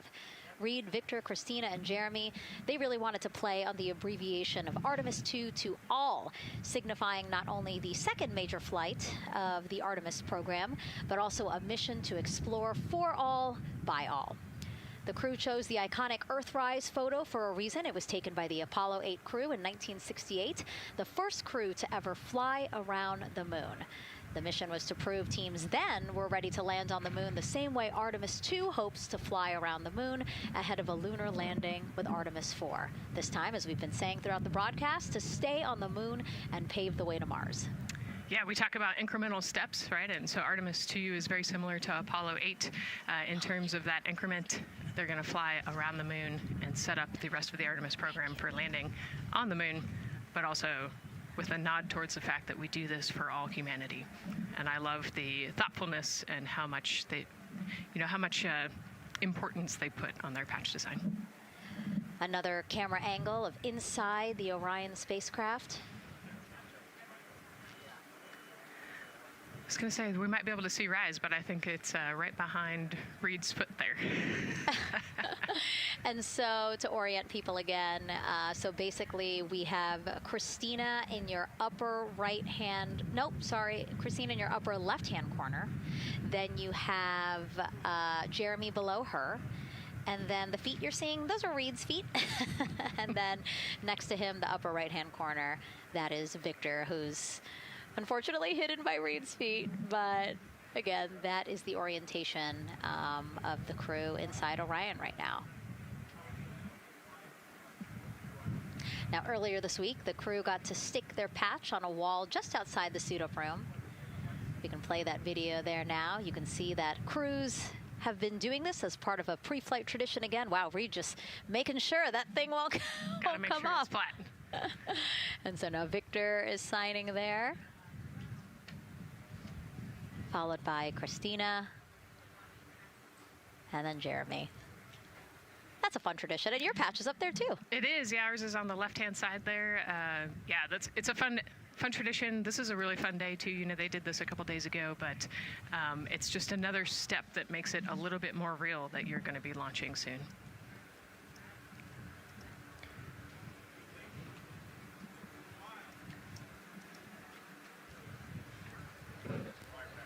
Again, we talked a little bit about this before. The basically like a computer there on Jeremy's leg, a way for him to just check out the data, see some of the data that also Reed and Victor are getting to see, but in those much bigger displays for Orion. Right, yeah, it's basically a tablet on his leg, and it's actually plugged into a cord nearby that allows him to have a screen repeater so he can see what they're looking at. And it looks like he's taking notes. Can you talk a little bit about what that is? It's part of, all of them have like a little procedural book, right? Right, yeah, so they have what we call a knee board, and they'll have blank pages to take notes on. They might have a cue card or procedures, or they can be kind of custom built to what each crew member wants for their knee board. This mission, of course, built by people and companies in all 50 states, as we've been saying throughout the broadcast, and with our international partners as well. Let's take a look at some of the people playing such a big role in today's test flight. What we're doing here is a collaborative effort of hundreds of thousands of people. This is about the parts, the hardware, the software, the services, all coming together to make that mission possible. My dream for this space program is that we would not just push the boundaries, but that we push them together. And liftoff of Artemis 1. We rise together, back to the moon and beyond. It takes a team to do great things. And Artemis has an incredible team. We have international partners. We have commercial partners and industry partners. It takes unity to accomplish great things, and that's what this mission's all about. We're not sending our money to the moon and lighting it on fire. We're putting that money right back into the economy in ways that benefit everybody. So every dollar that comes out of the Treasury that goes to support this mission goes back into the Treasury 3 times. What is very important to me is that we do it the right way, and that we do it with our values, that our industries grow, that our communities grow, that our families are healthy and safe and have amazing things to work on. Then we're going to build machines to go even further onto Mars. That is our generation, the Artemis generation, that defines the starting point of our exploration future. I just want to say thank you to all of the hands that have touched a part of this program and the hearts that have moved everyone to this goal, because we're going to the moon and we're going beyond. One team. One team. One team. One dream. What I really like about that package is, again, just reminding people that this is spurring so many jobs across the country. Yeah, across the country and across the world, right? The whole world has a part of this. The Artemis Accords are signed by over 40, 50 different countries. And so, yeah, we're taking all of the taxpayers' money and we're putting it right back into the jobs here in the U.S. And the money, too. You know, when we have more disposable income because we have good paying jobs, that's money that goes back into our economy as disposable income. So really, it is just an ecosystem that NASA is proud to be a part of. Right. Not only is it about the money and the economy, right, but it's also about the science and what we're going to learn and exploration. You know, on top of all of those things, we benefit the economy as well. Mm-hmm. Obviously, Nicole is a wealth of knowledge. We're very lucky to have her. We're going to be tapping into that knowledge throughout the broadcast, and we have been for now close to 4 hours. So thank you, Nicole. I hope you're holding up okay. Yeah, I'm loving it out here. It's been great. Let's learn a little bit more about Nicole. Her first mission to space was actually last March. She launched from here at Kennedy Space Center as pilot of NASA's SpaceX Crew 10 mission to the International Space Station. And what a beautiful launch that was. She spent 148 days in space conducting science experiments that could benefit us on Earth. For example, one studied the physics of liquids, which could help researchers deliver medicines more effectively. She also conducted an almost 6-hour spacewalk to help upgrade the orbiting lab's power system. Nicole is a lieutenant colonel in the U.S. Air Force and flew one of its most advanced aircraft. She was born in San Diego, California, and is a twin. That's a cute photo of the two of you. Oh, that one too. Young explorers, yeah. Yes, yes. That's so great to just see how far you've come. Again, I think that speaks to what we've been saying. Like, you know, just if you're passionate about something, go for it and see where that takes you. Yeah, I think that's a great example. You know, I was a serious little kid with really high goals and just kept working hard and never got bumped off the path and ended up here. And I think it's a testament to the human, like we talked about, if you're willing to work hard, be a good team player, you can really get anywhere you want in life. And that's what I love to talk about. Christina has mentioned similar things. And so it's been kind of a theme for the day. Yeah, definitely a theme for the day, a theme for the team. The team has said the same, the crew has said the same sort of things. So absolutely, Nicole, thank you so much for being here. And hopefully only a little bit more until launch today. Hopefully. So today's Artemis 2 test flight will mark only the 7th time NASA astronauts will launch on a new NASA spacecraft designed for crew. And then controlling the flight will be Mission Control in Houston. Our Gary Jordan is inside with flight controllers. Hey, Gary. Hey, Megan, you are right. This is a significant milestone, and we may be putting the names of a few more astronauts in the history books today. The Artemis 2 crew is set to launch today will join a select list of humans to fly in a spacecraft for the very first time. And Artemis 2, like missions before it, is a test mission.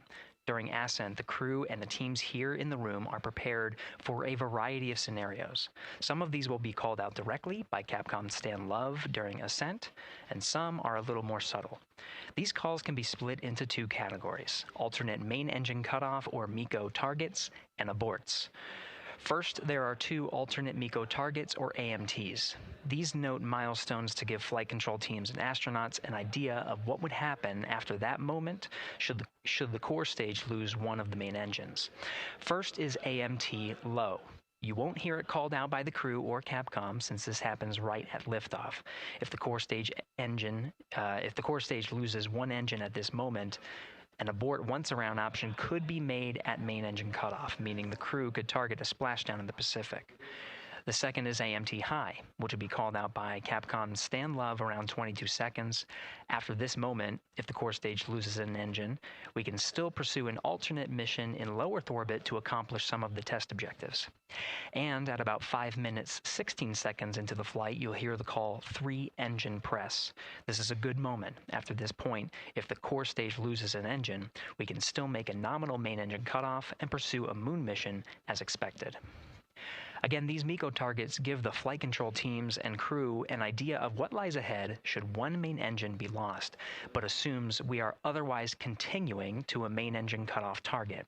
This differs from an abort, where the Orion capsule separates from the Space Launch System prior to the planned separation time. There are abort options at every moment that integrity is attached to the Space Launch System, from the pad to more than 3 hours into the mission. During the first 8 or so minutes of powered flight, there are 3 abort options. First is the use of the launch abort system, which you see at the very top of the rocket, and here in the White Room, where the hatch is open and teams are working to close it. This particular abort capability can be used from here at the pad through roughly 3 minutes and 22 seconds into the flight. Next is an untargeted abort splashdown, or UAS. This uses Orion's service module engines to escape the SLS and becomes available immediately after the launch abort system jettisons. Third is an abort once around, or AOA. You'll hear Capcom Stan Love call AOA open around 7 minutes 30 seconds into the flight. This also uses the service module engines, but the burn profile is a bit different to aim for a splashdown in the Pacific after one trip around the Earth. NASA's expedited recovery teams are staged off the coast of San Diego to get to the crew and integrity quickly for this abort option. An AOA option continues to be available until solar arrays are deployed on the Orion service module a little more than 30 minutes into the mission. At this point, an abort to orbit, or ATO option, becomes available until separation from the upper stage around 3 hours and 23 minutes. Mission profiles can vary depending on when an ATO is executed in that window, but with power being drawn from solar arrays, it buys more time for astronauts and flight control teams to make decisions and stay in Earth orbit, return for a splashdown, or continue to the moon. The Artemis II crew and flight control teams are well trained on all of these scenarios, and the calls you'll hear to the crew on Orion to Earth may help them be in a ready state for whatever challenge may come their way. At this time, we're not tracking any significant issues here in mission control in Houston, Texas. That would be showstoppers for today's launch.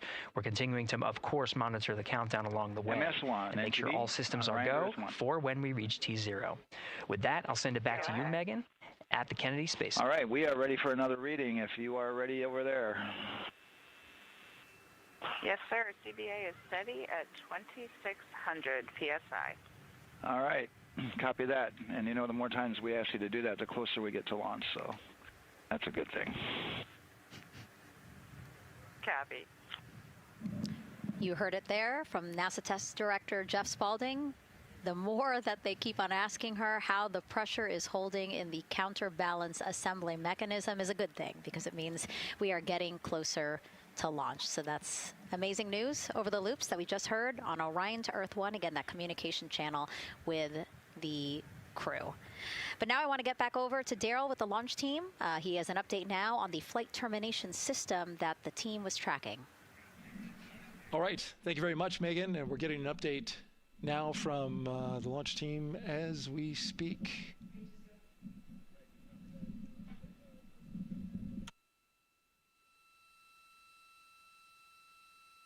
All right, stand by 1 second.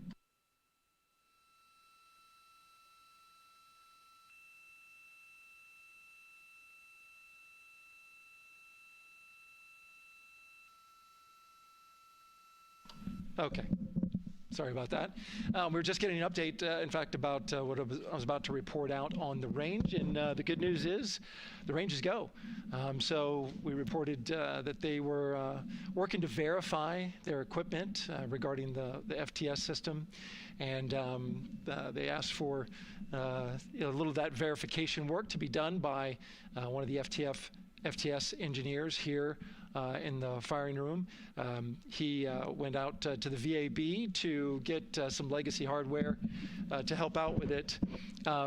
But in the end, this is a fix that the range had come up with to get clearance, to clear the range rather, and to as well work the FTS system. And so now they are go. Again, the range is go. That is no longer a constraint. And so you combine that with the fact that the rocket and the ground systems here also working, no constraints, clear board here is great news. So again, the range is green, and we're continuing to work through the countdown. We got a weather update that came in to the launch director from Launch Weather Officer Mark Berger. He reported out that there's still a little bit of feisty weather activity that's happening up in the Titusville area. That's the city neighboring the Kennedy Space Center. Those showers had passed over Kennedy, and then now they're currently over in Titusville, currently still within that mile kind of constraint of flight through precipitation rule. But we're still far enough from the window that it looks like it won't be an issue. And in fact, we're seeing some good sunlight now breaking through onto the launch pad. As you can see, it's actually shining on the other side of the rocket here. But to the west, we're starting to see some of that clearing that was forecast. And so the launch weather officer held his forecast for 80% go for flight during our launch window tonight, which, as a reminder, is 6:24 p.m. Eastern Time until 8:24 p.m. Eastern Time.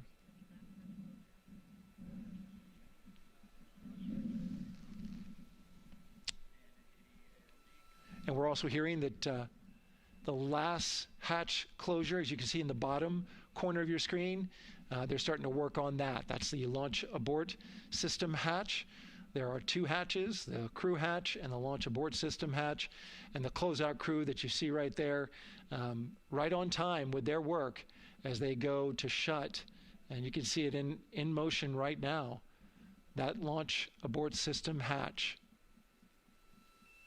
That's the latest from the firing room. We'll send it back to the host desk. Thank you so much, Daryl. Great news all around. And yes, we did just see them close the last hatch. And now we are looking at a live view of Banana Creek. Lots of people there, I'm sure, relieved to hear that that issue with the flight termination system has been resolved. And we are go for launch. Go for launch from the range, go for weather, and go from all of them, I would imagine. Yes, it's got to be exciting. The crowd is building. And as Daryl said, you can start to see the sun poking out here, and we can see all the clouds are moving north and moving away from us. So it's all good news. And so as we know, we have our Leah Martin down there at the Banana Creek viewing location, and she's standing by with some other guests. Hey, Megan, I don't know if you heard that huge cheer just now, if you heard a big rumble. As soon as Daryl said that the range was clear for launch, everybody clapped. It was super excited as we get to do some final countdowns. Standing next to me, I have Hudson and Maddox, the son of brothers here. And I asked you a little bit earlier, how excited are you to be here for launch? What did you say? I'm very excited. It's our mom's birthday, and, you know, not a better way to celebrate right now. I asked you on a scale of 1 to 10, how excited are you? Would you say? 11. Yeah, 11. I'm very excited. Super excited. Yeah. So, Megan, we've been watching the launch broadcast here and hearing some of the questions that you and Nicole have been asking and answering. And I actually wanted to ask these two kids, if you could take a 10-day trip around the moon and take 3 people with you, who'd you take with you? Well, I'd take my dad and my mom. And I mean, I don't know, probably My best friend. I would just say one of my friends, you know. Oh, one of your friends. So brother got left out. Who would you take? That was just what I was thinking. My dad and my mom and my best friend. That's a pretty good answer. Your brother can get his own trip to space, right? Yeah. So I'm actually joined here also by Dad. Now, you were sharing with me that a lot of the work that you've been doing over the last several months has been prepping the launch teams, our engineering teams, our ground systems teams to get ready for launch, to be mindful and to be in this moment. How does it feel to be standing here knowing that the people you've worked so closely with are doing what they're passionate about, or doing what they were born to do, moments away from launching this rocket? I mean, this is an exceptionally happy moment for us and all of us and the people that are, about to take off on this historic trip here. And I'm grateful to know that we've helped in some way, shape, or form to help them stay steady and calm, in such an exciting time within the agency. And so to just be here and witness it and know that, they've got some tools to help them stay calm and steady is everything to us. So. Fantastic. Well, Megan, we are standing by ready to go, and we're ready to cheer this team on. Thanks so much, guys. And yes, Leo, we did hear that cheer. That was very exciting. I think the vibe over there is they're celebrating, they're having fun. And here, once they heard that we're go for launch, everybody had to run back to the camera and work. It's a little bit of a different vibe, but I definitely think that people are excited, especially as we see now live inside of the White Room at the launch pad. The closeout crew has closed the launch abort system hatch. You saw there, we took it live. Took a lot of them, I think all of them, except for one. I think it took 3 or 4 of them to push that hatch door close, and then they felt around the perimeter of the door to make sure that everything was sitting just right. Right, yeah, we talked about how heavy the crew module hatch is. This hatch is just as heavy probably, and so, they're working the closure here. And working those connections, and you can see, there's still 3, 4, 5 people that we can see in the White Room. It takes a lot of people to get these hatches closed and this rocket ready to launch. Mm-hmm. And so the next step in the countdown is that this team will start closing out the White Room. So basically disconnecting things, stowing things, making sure that when they leave, there is nothing that isn't supposed to be there. And really, then at that point, it's just all 4 of the crew member, Victor, Reed, Christina, and Jeremy by themselves at the top of the launch pad. Yeah, and then eventually that crew access arm will move away, and then it'll really just be them up on top of that rocket. Mm-hmm. Yeah, your eyes lit up when I said that. That's exciting. It is. It is. Yeah, we had a moment, we talked a little bit about my fear of heights, but most of our crew is afraid of heights. And so there was a moment where I realized that it was just us, 100 and some odd feet up and no crew access arm, and may or may not have said something that made everybody go, huh. Were you wondering to yourself, how did I get here? We're pretty far up. That crew again bringing that drag-on camera. That camera is a handheld camera that is a live look for teams who are remotely watching these operations closely. Again, verifying that things are as they should be before the crew starts, the closeout crew starts leaving the White Room. You see them checking their procedures. You can see they're covering the ends of those hoses. That's to protect those hoses from FOD, so we don't want any dirt or anything to get into those while we transport them and stow them. So you can see Andre there working to close out the hoses as well while they're cleaning up the White Room. And so they'll tape that close. You just saw number 5. Number 5 holding some tools. Again, we'll stow those away. You have to account for everything. Obviously, they did have tools out. They did have procedures, paper, notes out. Like all of that has to go. Yes, and you can even see on number 3's hat, he's got a string that's connected to his suit there. Mm-hmm. That's, again, just to make sure that we don't lose anything. If, a gust of wind or you get knocked or something, you don't want to lose a single thing in the White Room. So everything is tethered, everything is accounted for, and everything is protected. The crew now, another live view of them inside Orion. Jeremy, Christina, and Reed and Victor on the right side of your screen. What do you think they're thinking right now, Nicole? Oh man, just over an hour to launch. You know, there's probably a little bit of a lull right now, monitoring some systems, but you can see Reed's got his feet crossed. So I think just trying to relax and, you know, pass the time by maybe thinking through the items that they're going to monitor through the launch, you know, the different jobs that each of them have throughout the launch. And once they get to orbit, you know, this first day on orbit is actually really busy for them. They've got, you know, 2 burns that they have to monitor. They've got to get the system set up, and they've got to get the cabin set up. So there's a lot going on in the next 24 hours for this crew. I think they've got a couple sections where they get to take a nap, but I don't think they get a full night's rest for quite some time. So, yeah, you know, going through what's next. And so as we say that, I mean, imagine what it would be like to live in a spacecraft for 10 days. Let's take a look at what life will be like in Orion. Artemis 2 is our first crewed mission back to the moon since the Apollo program.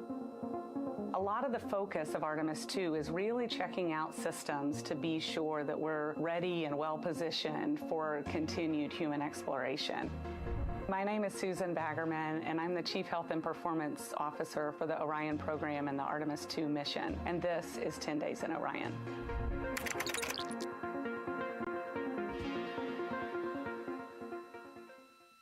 For this mission, the crew will launch in the Orion spacecraft on top of the Space Launch System rocket, or the SLS rocket.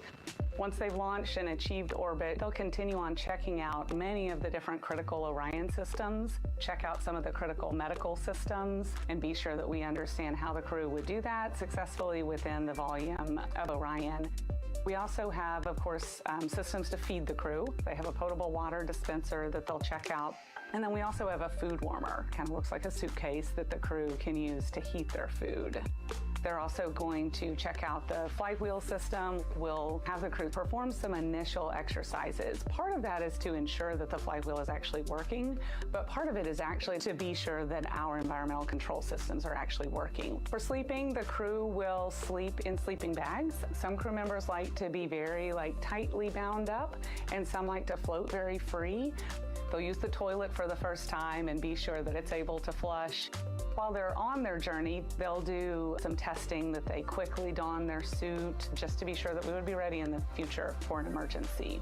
They'll also check out our radiation shelter. If we were to have a solar particle event, we would be asking them to take stowage out of the stowage bay and put it in some specific locations on the vehicle, basically for it to serve as shielding.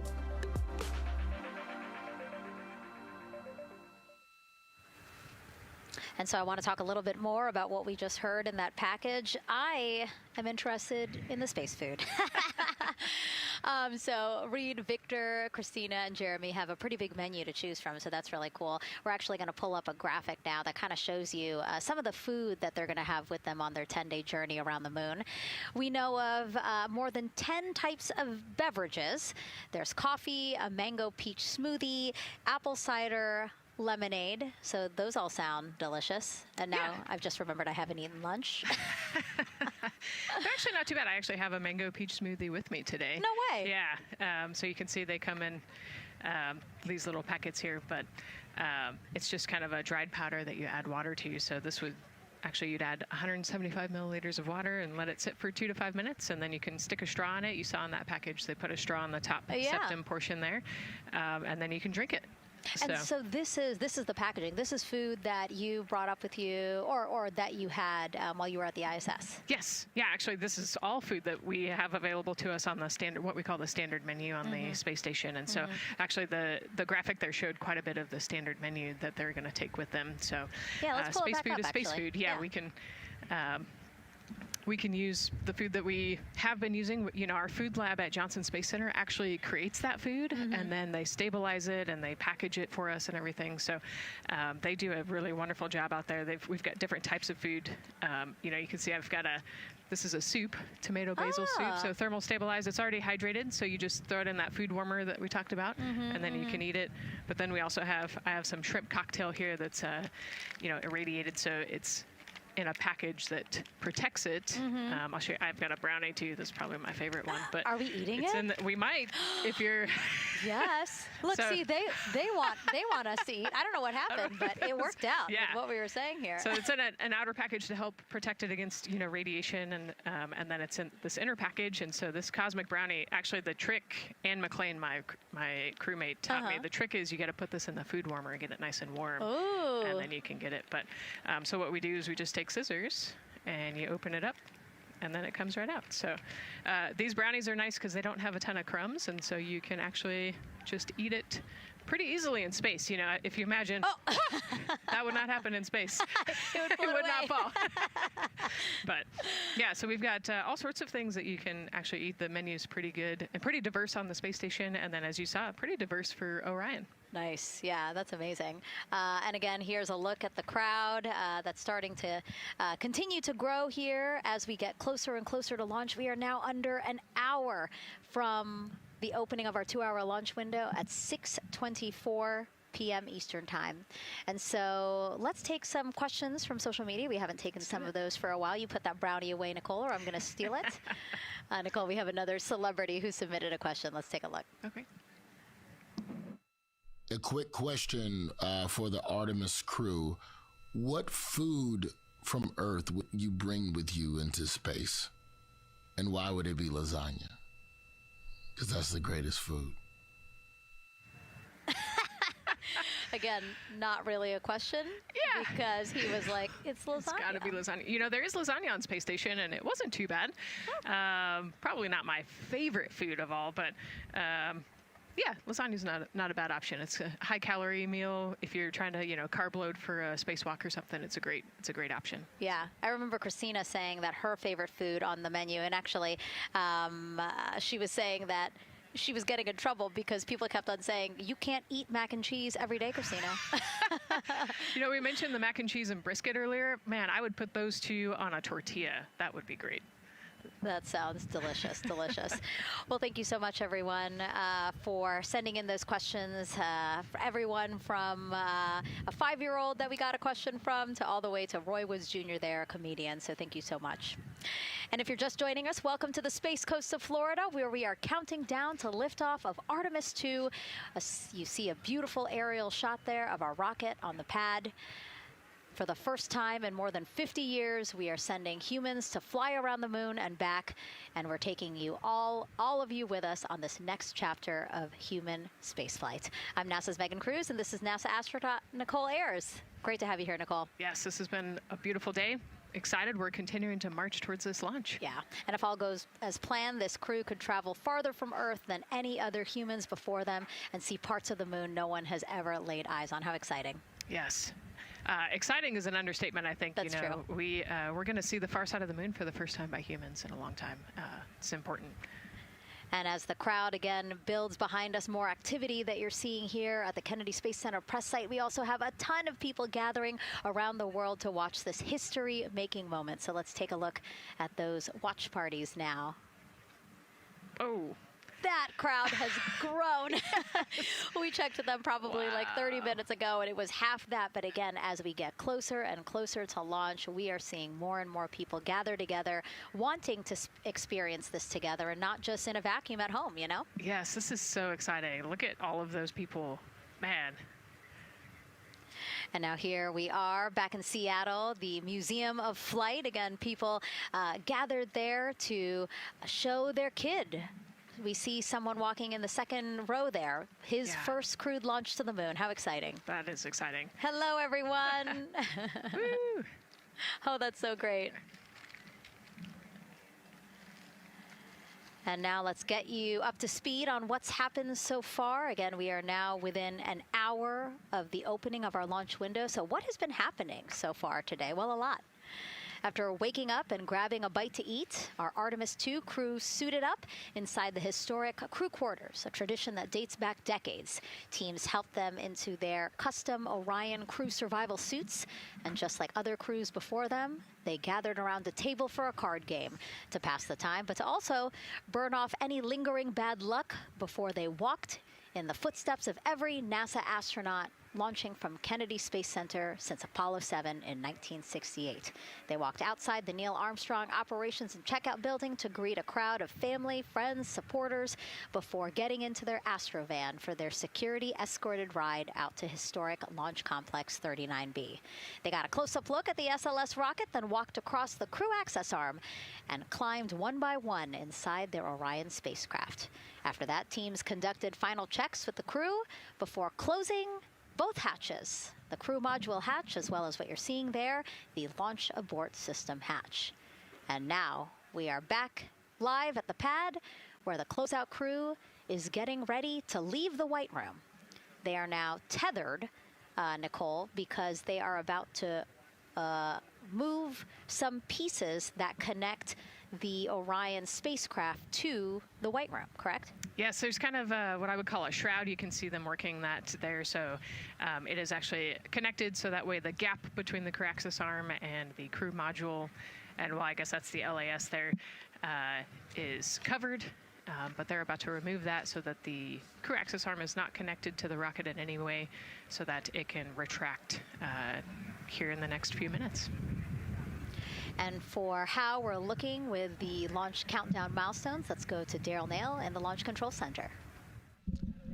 All right, thank you very much, Megan. And as you can see there, the finishing touches, as you've been talking about, to the LAS, which brings me to that subject, because we currently are hearing the launch team is working an issue that was reported out with the LAS. At least there's an issue apparently with a battery on the LAS. The engineer who is in charge of the launch abort system sits on console here, reported that a temperature for one of the two LAS batteries is out of range, and although it's not a constraint for launch right now, it would be when that temperature is checked inside of T-minus 6 minutes, which is inside of terminal count. So right now, the team is working some troubleshooting on this issue. Going to follow, of course, along closely with what they learn. But again, a battery temp for one of the two batteries on the LAS is out of spec, and the team is working to understand, first of all, whether or not this may be a sensor issue, or is there an issue with the battery itself. So again, looking into it, troubleshooting and researching as we speak. With regards to the weather, we did get some good news there. Launch Weather Officer Mark Berger reporting to the launch director that the weather chances have now improved for the window. We are up to 90% go, which is great news. Again, 90% go. That is up from the 80% that we started when we had the first weather forecast come out officially 3 days ago. And so that is great. And for anybody who's here in the launch area knows that is certainly viewable. They can see that by just looking up. So we're getting some good clearing as forecast. And then just a reminder for those people who are watching the launch from the nearby area that if you're watching on an internet-enabled device, just remember that there may be a little bit of a delay. Can't tell you how much of a delay, but since it's on an internet device, sometimes this broadcast might be a little behind what you're actually seeing. So just keep that in mind as you are watching. Don't wait to the last second to run outside if you're inside your RV or your camper or your house. That's the latest here from the firing room. Of course, we'll keep track of that last battery issue. We'll send it back now to Megan and Nicole at the host desk. Two of them there had to be tethered to the inside of the White Room, because obviously now we have detached the White Room from the Orion spacecraft. Yes, that view is quite something. Yeah, spectacular. Yep. Yep. Oh, no, I'm sorry. I forgot. Nicole's scared of heights. An astronaut afraid of heights is actually not uncommon, as we've learned today. But yes, so obviously, again, things proceeding as we march closer to the opening of our 2-hour launch window at 6:24 p.m. Eastern Time. Again, the closeout crew just finishing up those last couple of things they have to do before leaving the White Room and then leaving the pad, leaving only the 4 Artemis 2 crew members inside the spacecraft by themselves at the pad. Yeah, and then we'll be curious to follow the battery issue on the LAS as well. I think sometimes it's just a sensor issue, sometimes it's a battery issue. So hopefully they figure that out quickly. Mm-hmm. And so if we can take a shot of the crew inside the capsule, if one's available, why don't we talk a little bit more about each of them? So we have Artemis 2 Commander Reed Wiseman, Baltimore native, and he's actually, you see his feet in that shot there from inside Orion. He's been in space once before as flight engineer for Expedition 41 aboard the International Space Station from May through November 2014.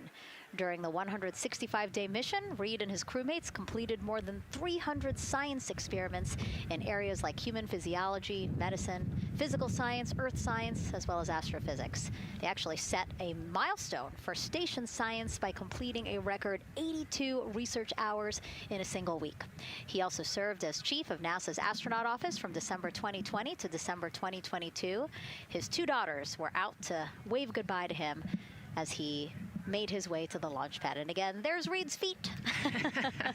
Reed is the one sitting in the seat to the right, closest to our camera there. So looks like he's relaxed by the body language of his feet. Yeah, you know, I think they're kind of in a holding pattern, if you will, or a waiting period. So it makes sense that he's a little bit relaxed. He's also kind of just a relaxed person in general. He's wicked smart, but has a demeanor that keeps everybody calm. And so I think we're seeing that here today. And so in this shot, Reed is the one sitting on the left, and to his right, Artemis 2 pilot Victor Glover. NASA selected the California native as an astronaut in 2013, and at the time he was actually serving as a legislative fellow in the United States Senate. His first trip to space, November 2020, pilot of NASA's SpaceX Crew 1 mission. That was the first operational mission of NASA's Commercial Crew program, which resumed launching American rockets from American soil to the International Space Station since the end of the shuttle program. Victor is a U.S. Navy captain and naval aviator who served as a test pilot, racking up more than 3,500 flight hours in more than 40 different aircraft. So again, he probably feels pretty at home in the pilot seat of Artemis 2. Yeah, I think he does. He got to say goodbye to his wife and 4 kids.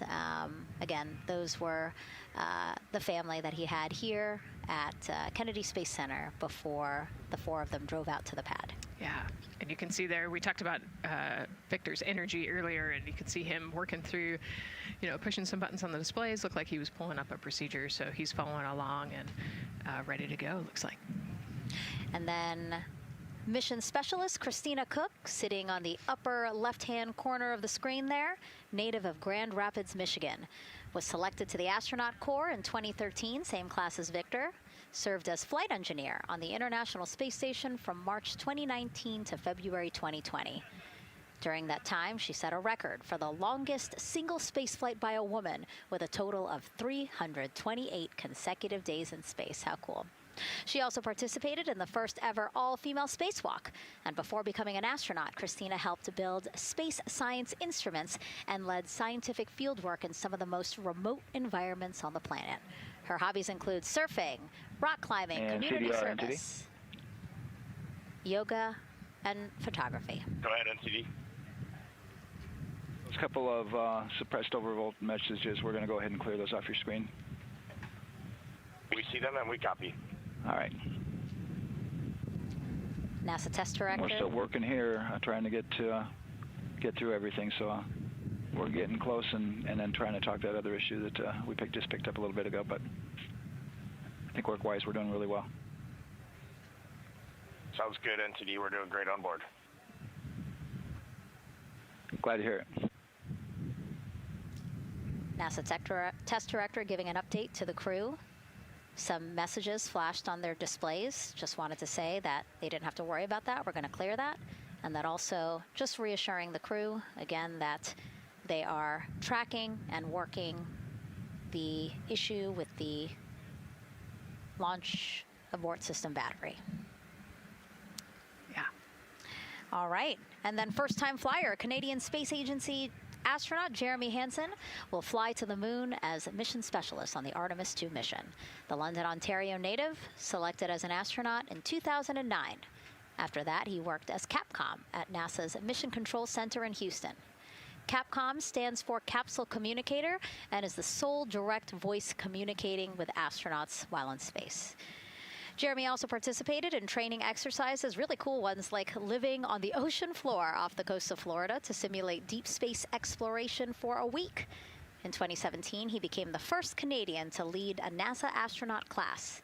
He also enjoys getting out on a sailboat, rock climbing, and mountain biking.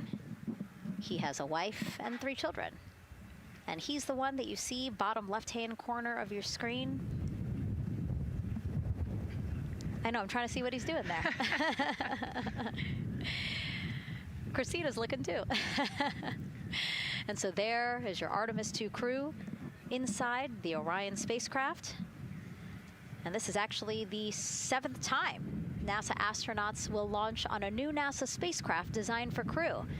And if you're wondering about the first 6 crewed test flights, here they are.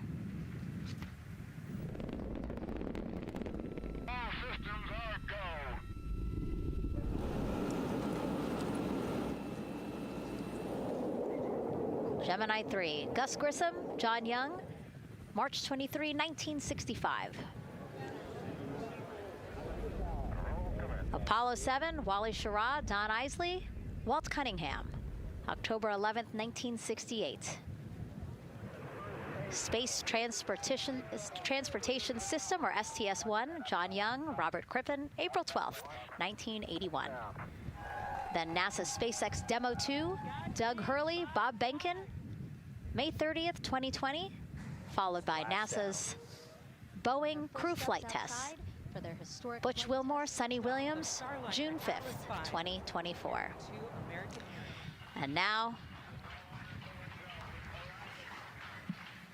Artemis 2 with Reed, Victor, Christina, and Jeremy. It is really surprising, honestly, to hear that through all these decades, through all these launches we've had, this is only our 7th new vehicle that we're testing for crew. Yeah, you know, we have so many different missions that we think about and we talk about, but really 7 vehicles that we've tested and that we're flying. You know, I like to think of spaceflight really as a permanent test, right? We have, you know, hundreds of missions or so. You know, an airplane that gets tested and then flown has thousands of data points. And so really spaceflight is always going to be in the test field. And I think it's important to remember that, especially as we put humans on rockets that we never have before, or for the 7th time we start a new vehicle and a new mission. Just getting word now that White Room closeouts are complete. And so the closeout crew is preparing to leave the pad. It's exciting stuff. We are making good time, and the closeout crew is doing really well. 41 minutes, 43 seconds and counting until the opening of our window. And Artemis 2 is a 10-day mission that will send the 4-person crew on a journey around the moon and back to Earth. It will be a critical step towards future lunar and Mars missions.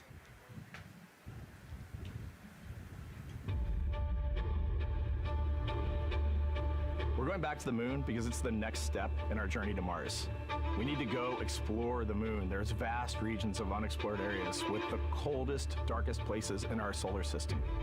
This is a test mission, and when we get off the planet, we might come right back home. We might spend 3 or 4 days around Earth. We might go to the moon. That's where we want to go, but it is a test mission, and we are ready for every scenario as we ride this amazing space launch system in the Orion spacecraft. But another reason we're going back to the moon is to fulfill NASA's mission, which is skills to explore the unknown in air and space, to innovate for the benefit of humanity, and to inspire the world through discovery. And when we succeed and when we accomplish the things that we set out to accomplish, that inspiration not only can set up new things to happen, but it also is a reminder in tough times that we're capable of doing great things when we work together.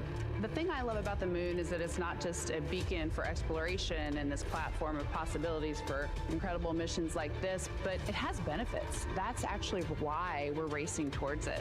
Those benefits are really wide in nature. You have everything from innovation, technology development, not only for future missions going deeper into the solar system, but technologies that come back to Earth. You have inspiration, a whole generation of people starting this pipeline of STEM workers and manufacturers and operators that are excited to see what you can do when you work hard and you come together as a team.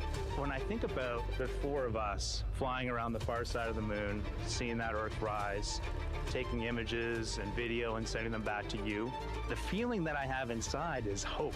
We know that Artemis 2 is not the solution for humanity on planet Earth, but it is a contribution in the positive column. We hope that just for a moment that people will pause and say, wow, it's extraordinary when you look back upon the Earth with over 8 billion people, and you see this concrete example of what humanity can do, this extraordinary thing when we set big goals and CDR entity to achieve them.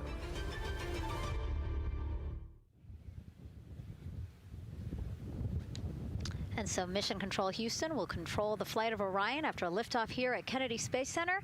Here's Gary Jordan, who's embedded with that team. Gary, you might have to pause because we did just hear a call out to the commander in Orion. Will do, Megan.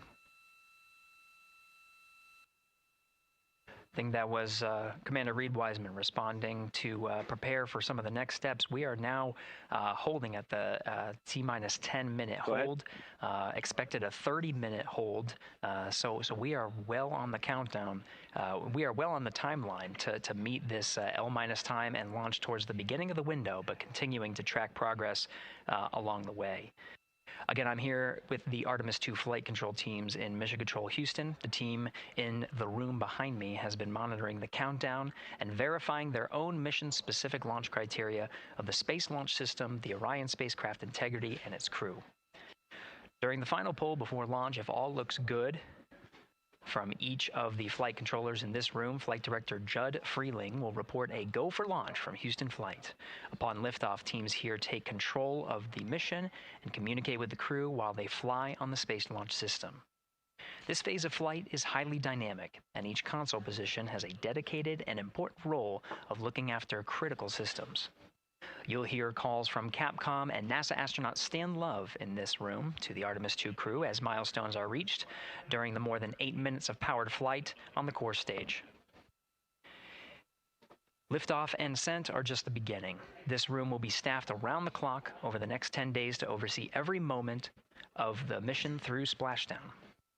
Here from the Johnson Space Center, we'll be streaming the mission live 24/7 so anyone can follow the crew's journey, take peeks inside the spacecraft, and share the experience of a lunar flyby with astronauts looking down at the moon's surface. Teams here have been rehearsing tirelessly in simulations to throw every conceivable and inconceivable scenario their way. We are ready and eager to begin the Artemis 2 mission. Still milestones to come as we continue the countdown, but we'll be right back with you during the ascent phase of today's flight.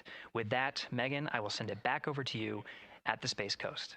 Thanks so much, Gary. Under 37 minutes until the opening of our 2-hour launch window, 6:24 p.m. Eastern. I've never been more excited for a time. But why don't we send it back over to Megan Carter with the Moon Board to learn more about what happens after ascent. Absolutely. I am definitely also getting excited. Things feel like they're starting to pick up a little pace here.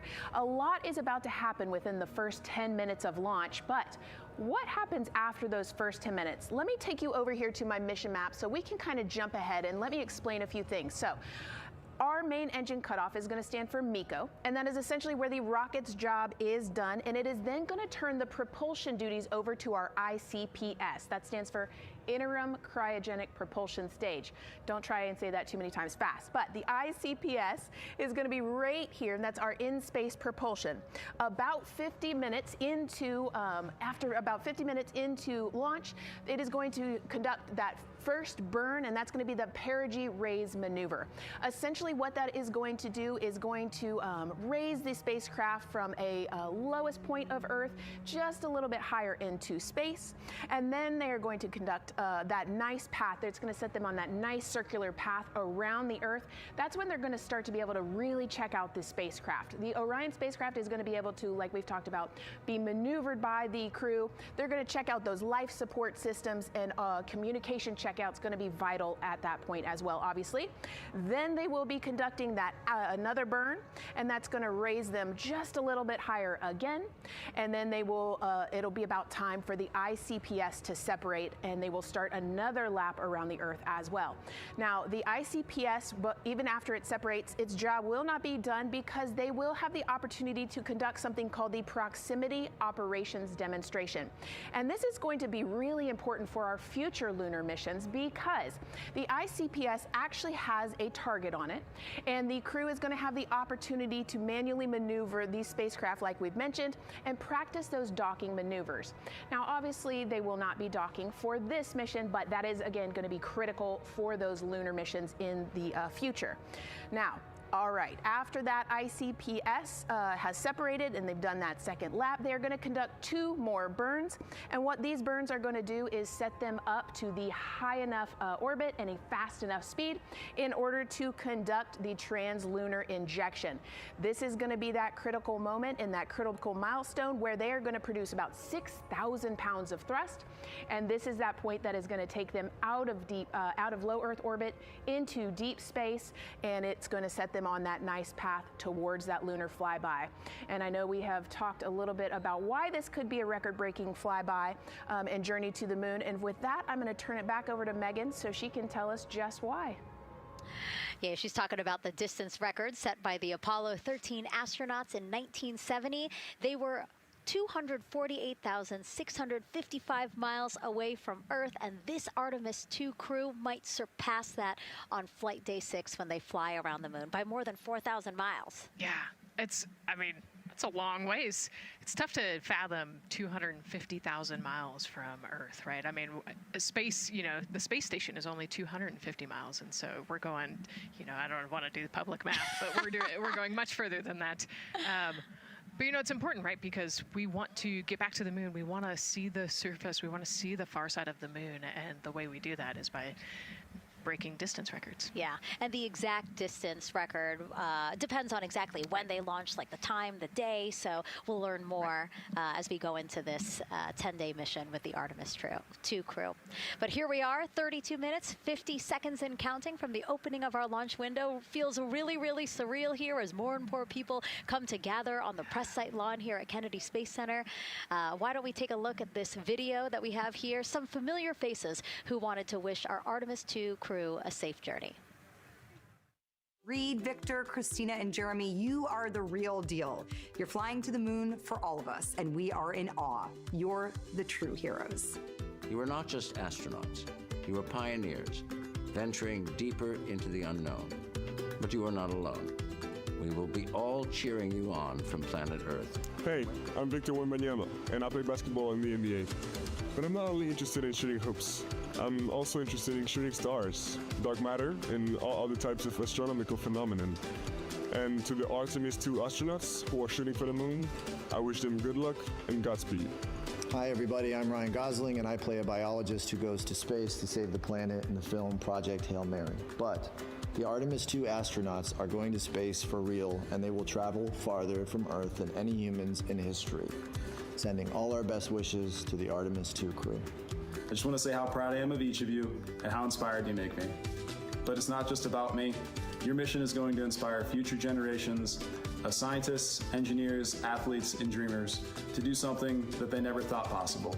Hey, it's Roy Wood Jr., and I want to wish the Artemis 2 crew a happy and safe journey to the moon, well, around the moon. To go around, I know what you're doing. You got to look for a parking space. This is to go around the moon, make sure somewhere to park, and then you park journey. Good luck. It's actually a really good way to explain what how this mission builds. Again, we are hoping to land astronauts on the surface of the moon in maybe 2 years. So yes, we are looking around the moon on this lunar flyby mission to see where we might park. Thank you, Roywood Jr. Okay, and as we look at this live view of the rocket on the pad, there is a spectacular place here at Kennedy Space Center to watch launch from, and that's the Banana Creek viewing area. Why don't we go back there where the crowd is excited, and Leah has the best assignment ever, talking to people who are super excited about being here for Artemis 2. Oh my gosh, Megan, you talk about the excitement being palpable. I'm telling you, everybody here on pins and needles as we get just about half an hour away from launch. I've been walking around talking to people, and I'm just struck again and again by how many people are here from across the agency. I want to introduce you to just a small portion of the people across NASA who have been supporting this mission. Patty Ortiz, NASA Armstrong Flight Research Center, Orion program. Orion. Kathy Graves, Glenn Research Center, Office of STEM Engagement. Here we go. David Alexander, NASA Glenn Research Center, Office of STEM Engagement. Jennifer Becerra, Johnson Space Center, the Office of STEM Engagement. Here we go. Right back here. Where are you from? I'm from NASA Glenn Research Center, Joseph Pinakitis. Joseph, here we go. Wes Furman from APL. Maria Arredondo from Headquarters, Next Gen STEM. Mark Robinson, Stennis Space Center, Commercial Space. Amira Flores, Armstrong, Office of the STEM Engagement. Molly Kearns, NASA Glenn, Space Communications and Navigation. Matthew Pierce, Goddard Institute for Space Studies in New York City. Here we go, and right over here. Lauren Ring, Ames Research Center, Data Integration. So we're coming together. We're one big NASA team, one big NASA family, and we have one major message before we launch tonight. Okay, guys, what are we going to say? 1, 2, 3. Go Army!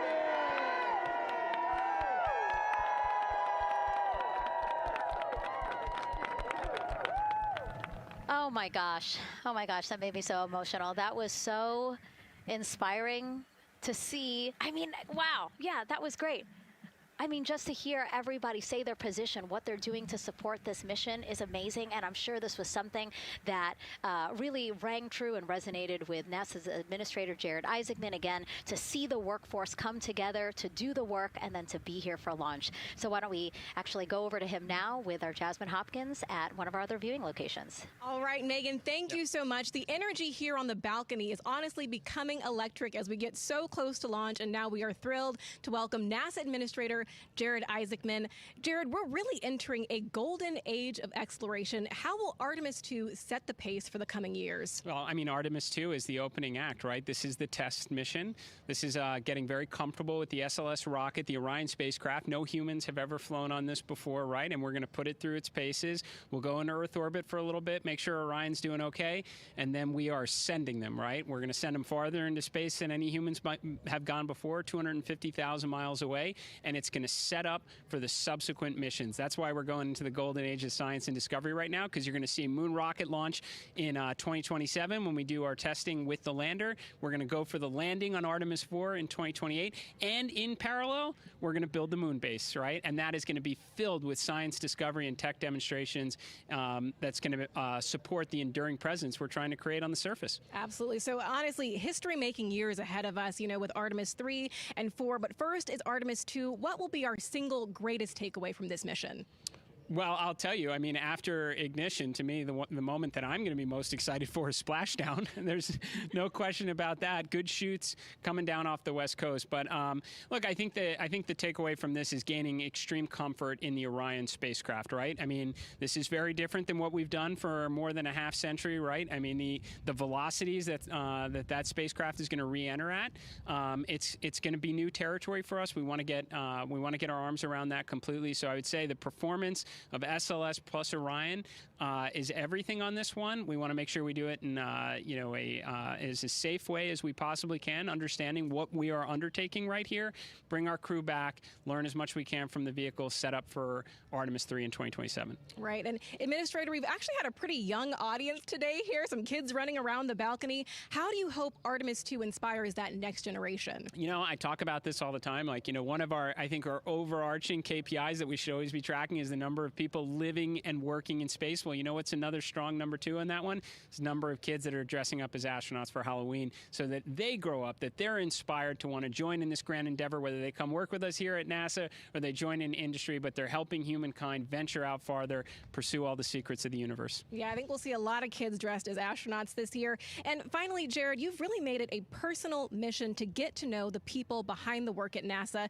Do you have any final thoughts, any final words before today's history-making launch? Yeah, well, one, I want to express a lot of appreciation. I'll tell you what, the 4 astronauts on top of Artemis 2 know this. It takes an army to pull a mission together like this, right? Across all 10 of our centers, all of our commercial partners, the international partners that come together to make this possible. My sincere appreciation for everyone who is currently working the mission right now, so getting them ready for launch, that will be watching over them in mission control, recovering this crew when they splash down off the West Coast. I have complete trust and confidence in your abilities. And everybody else who's not directly working on Artemis 2, Artemis 3 is coming up next year. When this mobile launcher gets back in the VAB, we're going to start stacking. Wow, plenty of excitement ahead of us. Jared Isaacman, thank you so much for being here. Thank you. Thanks for being here. Of course. All right. And with that, let's get back to the countdown with NASA's Megan Cruz. Under 25 minutes and counting from the opening of our 2-hour launch window. And take a look at all these people behind us. I literally, every moment I turn around and I see the clock, I am like, oh, wow. Oh, wow. There are more people and less time. Yes, exactly, which is a great problem to have. Yes. Now, this first crewed test flight of NASA's Artemis program coincides with the 250th anniversary of our country's founders signing the Declaration of Independence. Exploration is a part of America's DNA, and it continues now with our return to the moon. 250 years ago, 13 colonies laid the foundation for the greatest and most enduring democracy in the history of the world. One driven by courage, faith, and freedom. From that moment, we became a nation defined not by where we stood, but by how far we were willing to go. We conquered vast frontiers, invented tools that shaped a modern world. We found light in the dark, and we rose from the earth. Faster, higher, farther. We pushed beyond the sky and into the unknown. We carried our courage into the cosmos, and we planted the American flag on the moon, the defining achievement of American superiority in space. Today, our curiosity stretches farther than ever. American robots search ancient rivers on Mars. New telescopes unfold to glimpse the first stars. And a new generation prepares to return to the moon, this time to stay. For 250 years, America has carried the light of humanity forward. But American exceptionalism isn't inherited, it's earned. Our greatness comes not only from what we've done, but what we're still determined to discover. Because in every era, across every horizon, America is at its best when it's reaching for something greater. America celebrates 250 years, and we are leading the world into the future.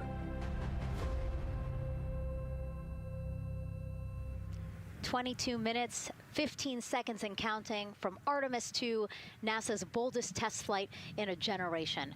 The crew has said this often, that they hope it inspires children around the world. And recently, a group of kids here at Kennedy Space Center got a surprise of a lifetime while watching that rocket roll to the launch pad. So tell me what color it is.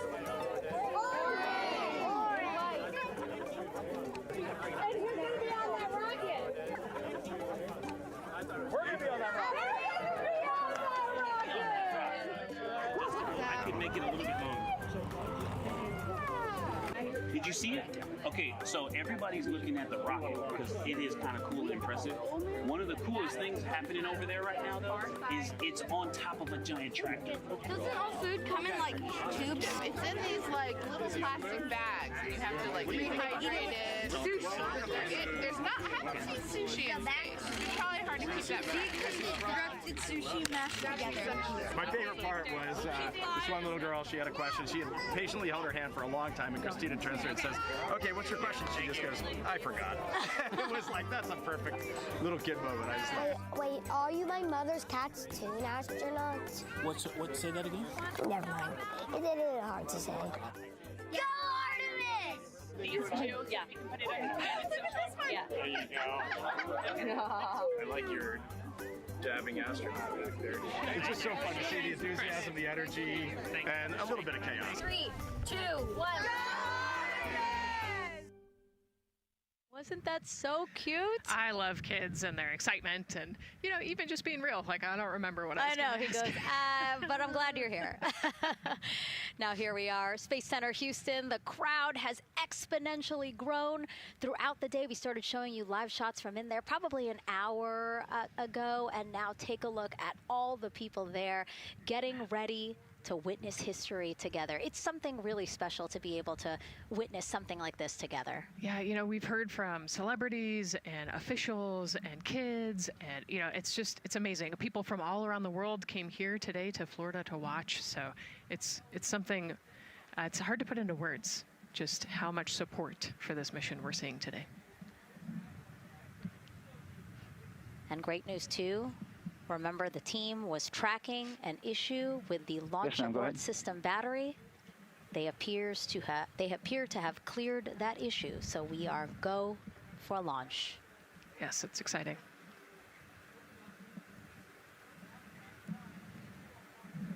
U.S. Space and Rocket Center here, Huntsville, Alabama, waving to the Artemis II crew sitting right there inside Orion. Inside of 20 minutes from the opening of our launch window, and right now we are targeting the top of that launch window, so we could be launching here in about 19 minutes, Nicole. Wow, I don't know if I expected this today. I'm excited, and I'm glad they were able to clear the problem with the battery on the LAS, and everything has gone really smoothly today. It's been great. The weather cleared up. It's a beautiful day for a launch. And so now, as we are so close to possibly launch now, just what are your final thoughts as we are about to embark on a mission back to the moon, the first time in more than 50 years? Yeah, just so proud of the crew and all of the teams here on the ground that made this happen. They are carrying the torch from the Apollo era into the Artemis era. And, it's the crew likes to say they want to be the shoulders that the next generation. And let's see, GLS, can you help us with that, please?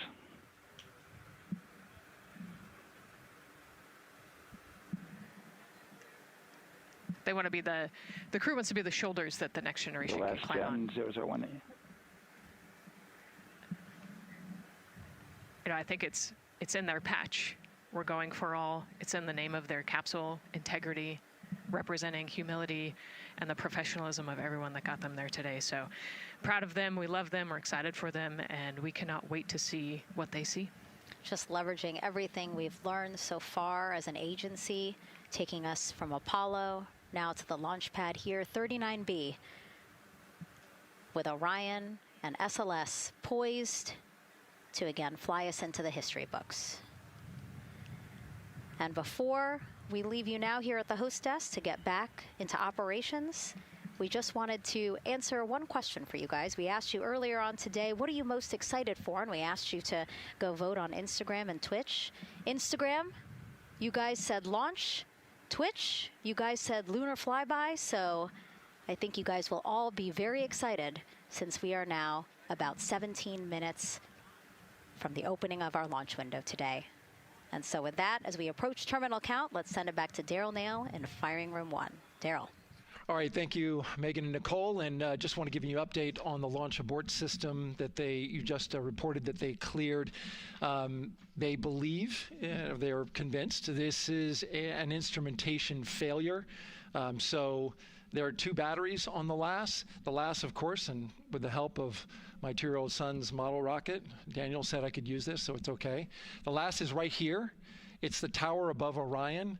Orion capsule's inside of here. It's used to pull Orion off the rocket in case something's going on with the rocket, either on the pad or in flight. 2 batteries are bad. Well, I'm sorry, one of the 2 batteries reported an out-of-family temperature, and it was very much out of family. And so they checked their data going back into the vehicle assembly building where they recharged the batteries and worked on them. And they have good, solid data, they reported, that tells them that this is an instrumentation failure, that there's something wrong with the sensor. And so they took it before the mission management team, which has to accept the risk, any changes to launch commit criteria, which this would be one, and they all fully accepted it. So now we are clear as far as that constraint is concerned. And one quick thing as we count down now, we are getting into the final minutes before liftoff. There's a 2-hour window. We haven't quite set the T0 yet, but this is a list of the cutouts. There are 150 cutouts that are included for this 2-hour launch window, and that's important. They're in very small print. That's important because there's basically 16 minutes inside this window that they cannot launch. And these are because of small things flying in orbit. There's a lot more things in orbit than there were back in Artemis 1 when we had 35 to 40 cutouts. For that reason, because of these 156 cutouts, they're going to be managing the launch window as we go forward. So they may have to wait out one of these cutouts. They range in time between 2 seconds to 23 seconds, but you'll hear the NASA test director talk through that. We're getting ready to merge that loop from NASA test director Jeff Spaulding.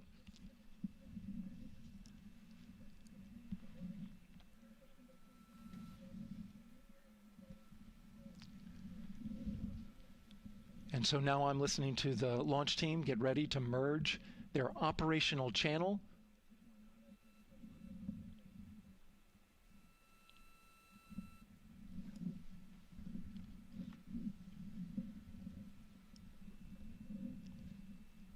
We're now entering one of the most consequential phases of launch day, and that's terminal count, the final 10 minutes. And OTC, NTD, N212 for comm check. Good, comm. How me? I hear the same. STC? 2. GTC? GTC is on 212. All right, copy that. NASA Test Director Jeff Spaulding confirming communications with his team.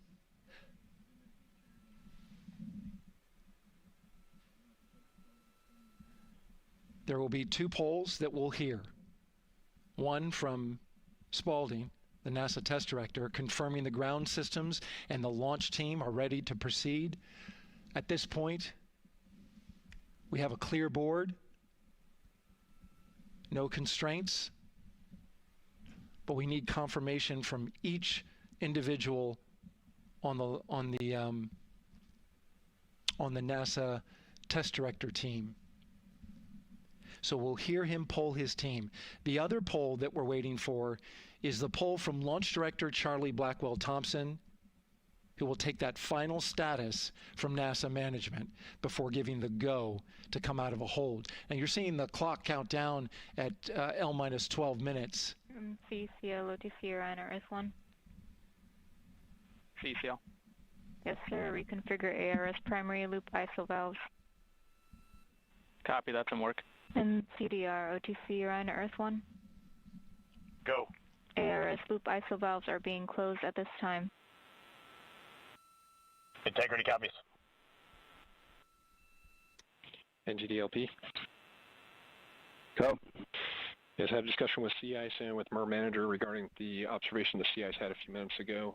They were able to confirm with BCI photos that the condition that they observed has been there since 2025. MER manager has had a chance to review the findings, and they do not have any constraints from either a sea ice or MER manager perspective. Okay. Copy all. And Launch Director, NTD, you copy? Yes, sir. I copy. That's good news. OTC, CCL 212. OTC. ARS primary loop isolation valve configuration is complete. Copy.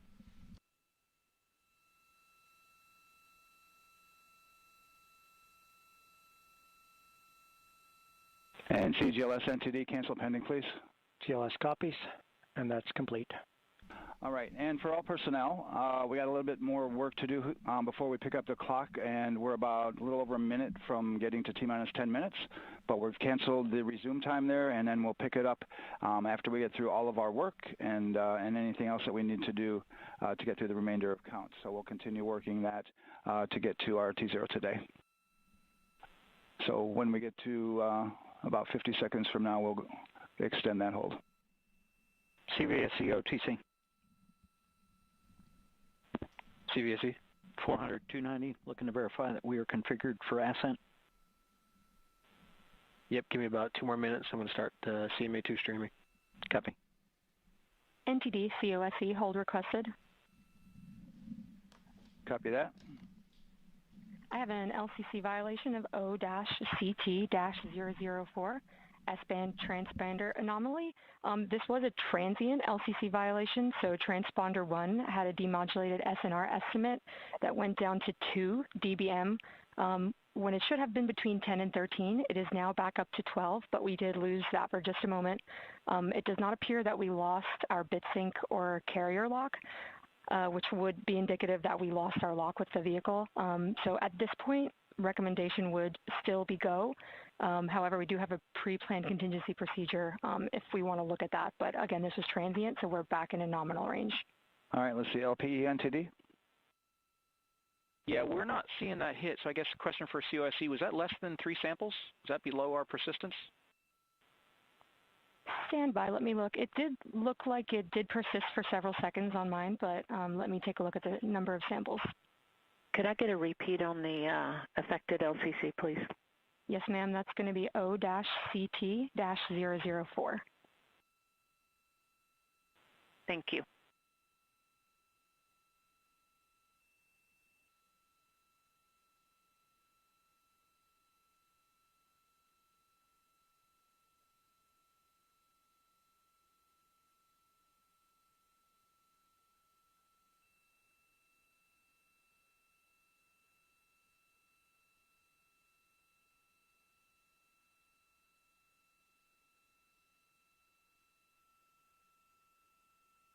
Yeah, us taking a look at the data right here, looks like that was a single sample. Yeah, copy that. RFTS does report that they also lost lock for about 5 seconds. So I would love to ask KUS and see if they also lost lock with the vehicle for any extended amount of period.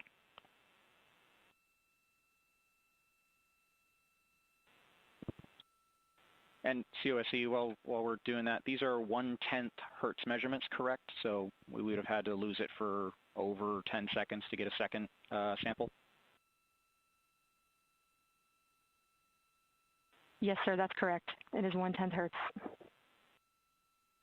Yeah, so from our perspective, the allowance is effectively up to 30 seconds, up to 3 samples based on the 1/10 hertz. This is not an LCC violation, I believe. Yes, sir, I would agree with that at this point. Copy that. We're checking with KUS on 232. I don't think they have 212 access. We're trying to verify, but it sounds like they have a loss of lock as well.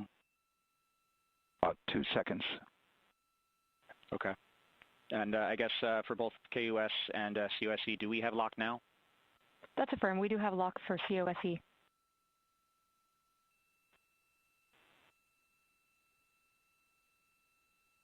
Yeah, so from the integration console perspective, we did have a temporary loss there within the allowable, and per the requirement, let's go. And this is Houston Flight. We have lock and we have good telemetry here in GSE. And KUS is reported to they have good lock now. So with all of that, OSC, then are we in a go configuration per your LCC? Yes, sir. Recommendation would be go. Okay. LP, you concur with that? Yes, sir. LP concurs go. And Launch Director? Yes, sir. Launch Director concurs go. All right, and I'm going to go ahead and just verify everybody has everything else complete, Launch Director, and if we do, we'll be ready to pick up the poll at that time, unless there's something else that you're aware of. No, sir. Let's verify all our work is complete, and I would like one last check of our constraints list. All right, let's see. OTC, are you still waiting for ComConfig, or are you? That is affirmed, sir. Okay, so that your only open item? Yeah, OTC, this is CVSC. That 400 step 290 is complete. Copy. Okay, so OTC, you're complete with all of your work? That's affirmed. All right, copy that. STC?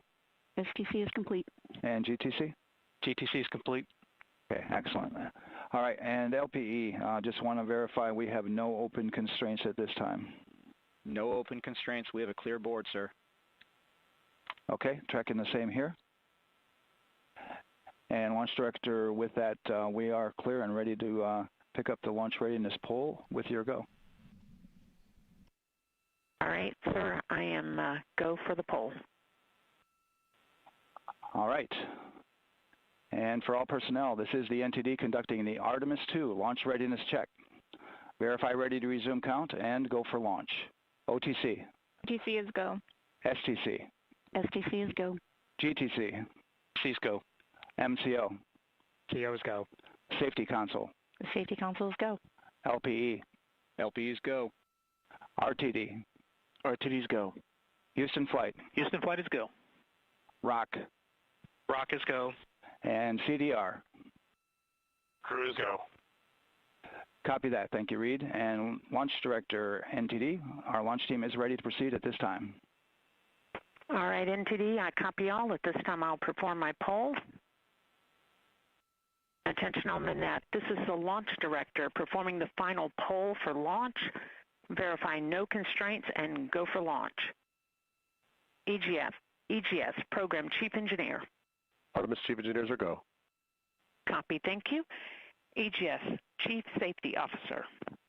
The Artemis CSOs are go. Copy, thank you. Range Weather. Launch weather is go. Thank you, LWO. And Artemis MMT Chair. MMT's go. Thank you, John. And Integrity Launch Director. Good air your voice, Charlie. PLT. Thank you, Charlie. This is Victor. We are going for our families.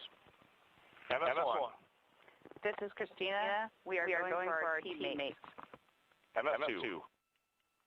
This is Jeremy. We are going for all humanity. All right, Charlie, your Artemis II crew is go for launch. Full send. I copy that. Reed, Victor, Christina, and Jeremy. On this historic mission, you take with you the heart of this Artemis team, the daring spirit of the American people and our partners across the globe, and the hopes and dreams of a new generation. Good luck. Godspeed, Artemis II. Let's go.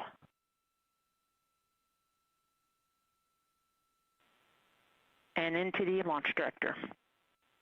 Go ahead, Launch Director. Yes, sir. You have a go to proceed with countdown. Copy that. I'll put it in work. CDR, NTD. Go. Your risers and initiate short purge per your EPROC 10.1.1, steps 8 and 9. 10.1.1, 8 and 9 going to work. Copy. CVSC NTD, start and verify recordings of our Orion cameras. Copy. Okay. Well, there you heard it. RSR NTD. RSR. They're getting ready to start terminal count. arm rotation enable at this time, please. It's currently at T-minus 10 minutes. Once we wrap up this last bit of work, SNA arm rotation enable complete. We're going to start that clock. Copy that. Thank you. Integrity crew, close and lock visors.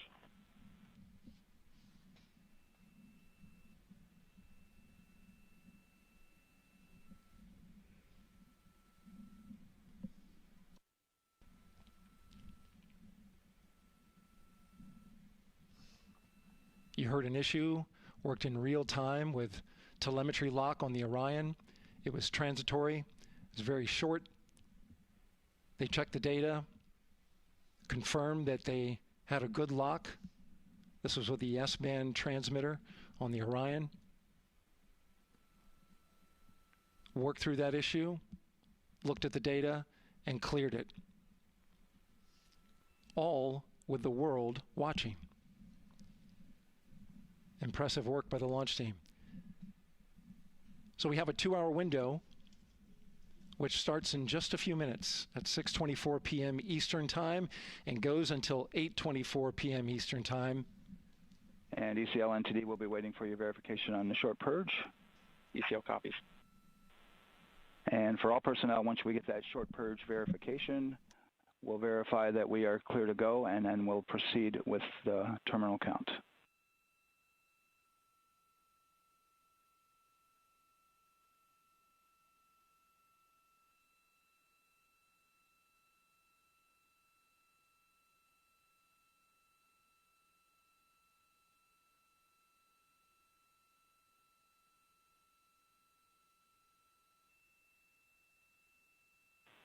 ECL time estimate? About a minute. Copy.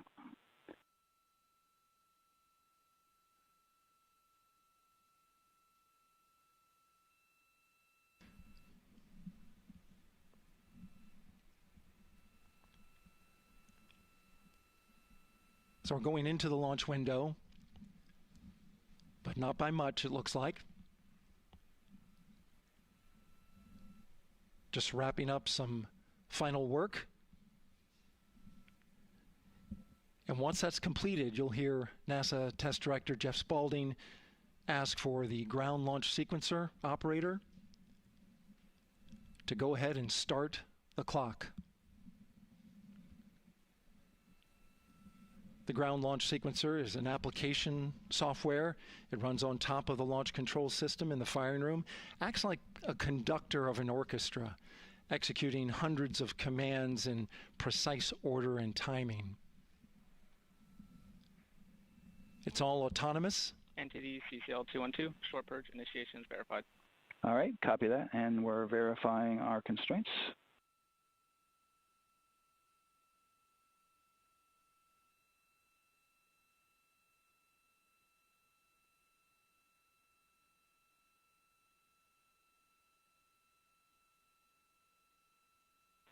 All right, and we're clear from cutouts. And with that, we're going to resume the clock momentarily. And CGLS, you can resume the clock on your mark. GLS copies. 3, 2, 1, mark. GLS mainline has been initiated. T-minus 10 minutes and counting.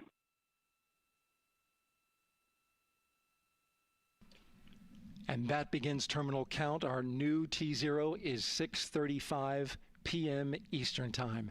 6:35 p.m. Eastern Time. We are now counting down to liftoff of Artemis 2.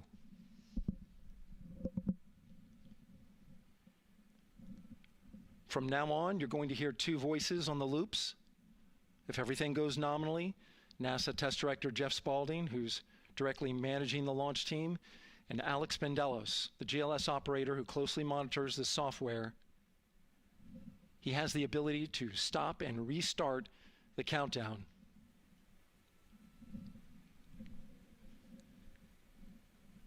A lot of people ask about whether there's a launch button. There certainly is not. Flight and Rock, our new T0 is 22:35:12.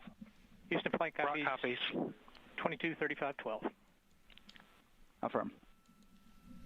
There you heard confirmation of the exact T0, 6:35 and 12 seconds p.m. Eastern Time. Again, our T0 is 6:35 and 12 seconds p.m. Eastern Time. But as I was saying, there's no launch button. This is autonomous. But there is a button that keeps you from launching, and that button allows the GLS operator to pause the countdown outside of terminal count and during terminal count and submit a hold to the next holding point. So the clock won't stop right away. If there's an issue, we'll go to the next stable holding point. This is how GLS configures the rocket and ground systems to a stable point where they can stop the countdown if that's needed. But right now, we are counting down. Our next big milestone, looking to retract the crew access arm. GLS is go for crew access arm retract. And there you see the crew access arm moving away.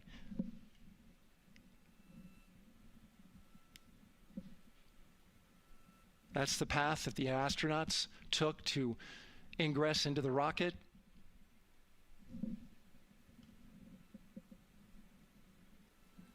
Until this point, that was their way off the pad if they needed to evacuate. But now with that arm retracting, the backup transitions to a launch abort system, and they'll begin arming that shortly.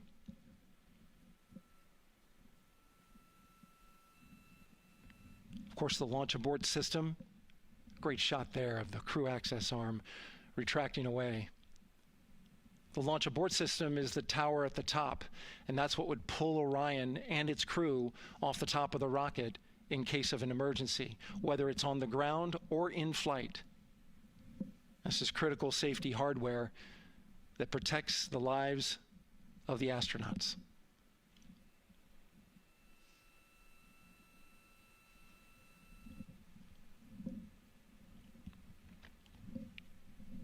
Starting at T-minus 6 minutes, the GLS will start bringing that and other high-energy systems online, starting with core stage pressurization.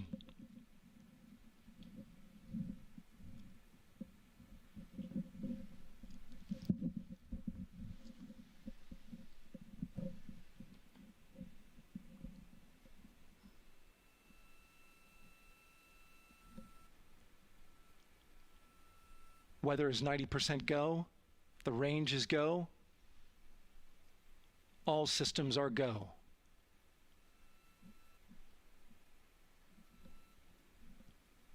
GLS is go for core stage tank pressurization. That means the replenish valve for the liquid hydrogen tank has now closed, and that tank is beginning to pressurize to flight levels because that hydrogen is naturally boiling inside the tank. We'll get the liquid oxygen tank a little later in the count. Now the team is waiting for verification that, if needed, the Artemis II crew could use the launch abort system to pull Orion safely off the top of the rocket in an emergency. Let's listen in for that call.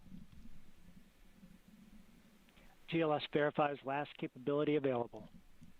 And CDR, do you copy? CDR copies, last available. That's great news, and you heard the NTD verify that with the commander of the mission. GLS is go for FTS arm. Now work is being done to arm the flight termination system. This is so the range safety can send a flight termination command if the rocket flies too far off track. There's a brief built-in delay so the launch abort system has time to pull the astronauts to safety go for first. LH2 high flow bleed check. All right, the high flow bleed check. That's so the cryo team gets verification that the RS-25 engines, all 4 of them, are in the proper temperature range for launch.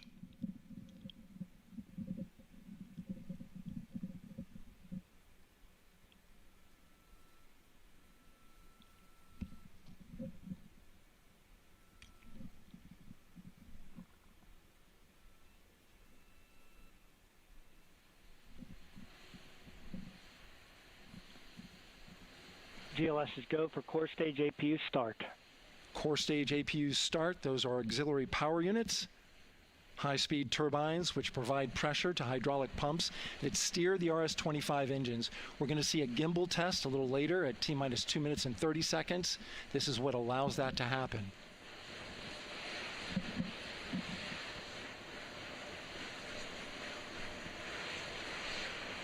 Coming up in about 20 seconds, we're listening for go for purge sequence 4. That's a helium purge of the 4 core stage engines downstream of the propellant valve. This gets all the air and moisture out of there.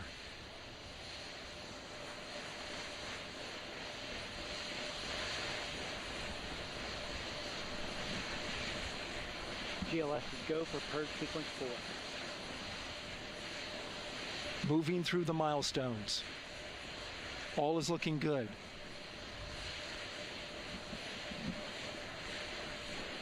Coming up in just a few seconds, we're going to get that thrust vector control actuator test. This is a gimbaling of the engines.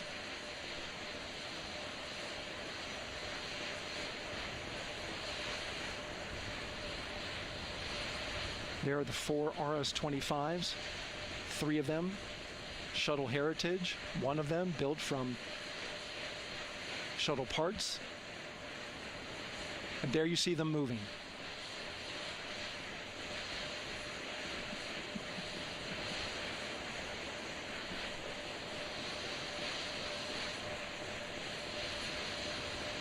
Now we're going to start moving the power from both the upper stage and the lower stage of the rocket to internal, taking ground power away and now going to battery power.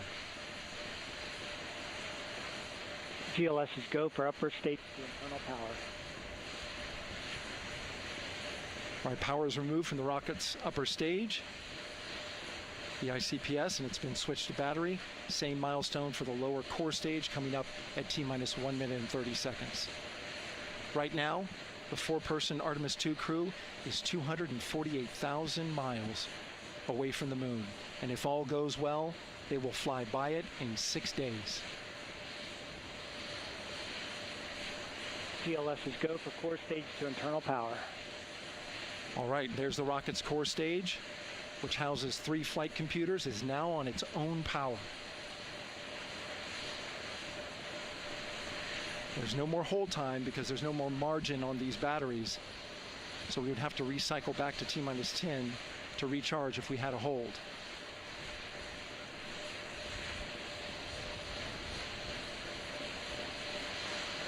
One minute. Right now, the rocket does not know what the T0 is, but coming up at T-minus 33 seconds, control shifts from the ground launch sequencer to the rocket's onboard autonomous launch sequencer, or ALS. The rocket will count itself down, but honor any holds that could come from the ground. Now, shortly after liftoff, Houston will take control of the rocket, and my colleague Gary Jordan will take over commentary. GLS is go for ALS. Great call out. The rocket is on its own. 4 brave explorers ready to ride the most powerful rocket NASA has ever launched. Sound suppression water is flowing. 15. And here we go. 10, 9, 8, 7. RS-25 engines lit. 4, 3, 2, 1. Booster ignition. And liftoff. The crew of Artemis II now bound for the moon. Humanity's next great voyage begins. Good roll pitch. Roger, roll pitch. Houston now controlling the flight of Integrity on the Artemis II mission around the moon. Integrity, AMT high. AMT high. On time passing 30 seconds into the flights. Integrity passes the alternate MECO. Target milestone. Mission Control Houston seeing good performance on 4 main engines. Space Launch System core stage. Integrity, 3 miles in altitude. Traveling more than 1,200 miles per hour.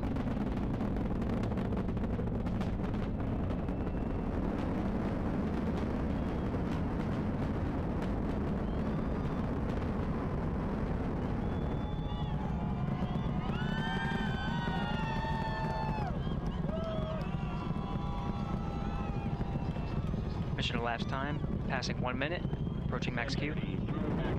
On, Ponce de Leon. Stan, we have you loud and clear on Ponce de Leon. Have you the same? Communication signal transfer confirmed as Integrity and its crew go supersonic. Approaching 90 seconds into the Artemis II mission. Integrity is 14 miles in altitude, 8 miles downrange, traveling more than 2,600 miles per hour.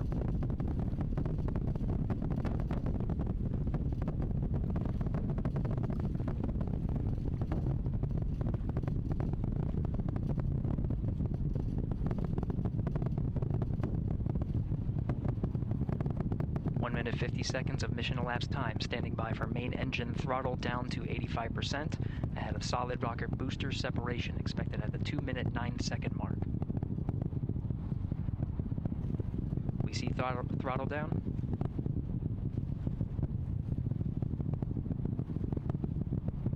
Confirmed separation. Main engines throttling up, guidance converged.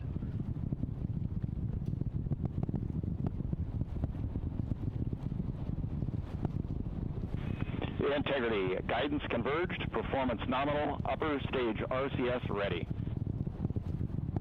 Copy all, Stan. Integrity, SM priming complete. SM priming complete. 2 minutes 45 seconds of mission elapsed time into the Artemis 2 mission. Thrusters on Integrity and upper stage confirmed in a ready state ahead of service module fairing separation.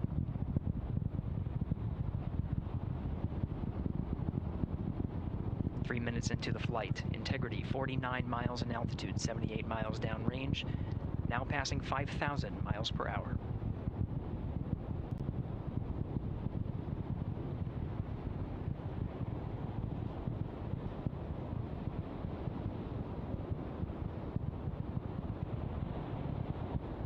Standing by for launch abort system jettison.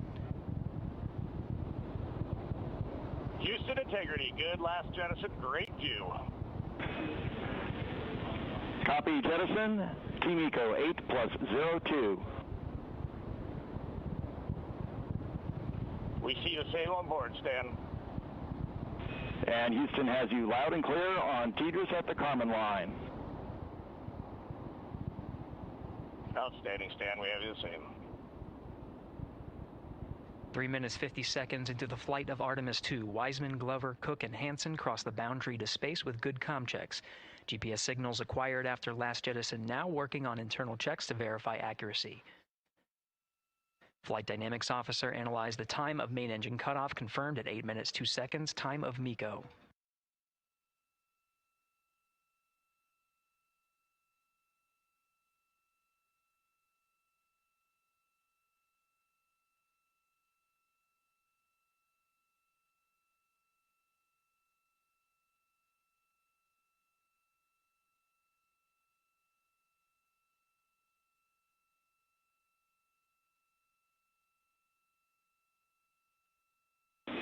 Integrity, GPS processing.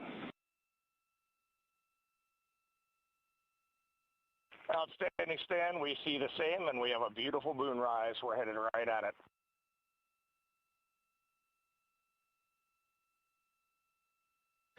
Approaching 5 minutes into the flight, Commander Reed Wiseman confirms he has visuals of his destination. GPS guidance, navigation, and control software finishes internal checks and sends to navigation channels. Integrity, 3 engine press. 3 engine press. On time, now passing 5 minutes 20 seconds of mission elapsed time into the Artemis 2 mission. At this point, 3 good main engines are all that's needed to carry Integrity to a nominal main engine cutoff target. Though at this time, we're seeing 4 good engines here in Mission Control Houston. Integrity, 75 miles in altitude, 330 miles downrange, approaching 10,000 miles per hour.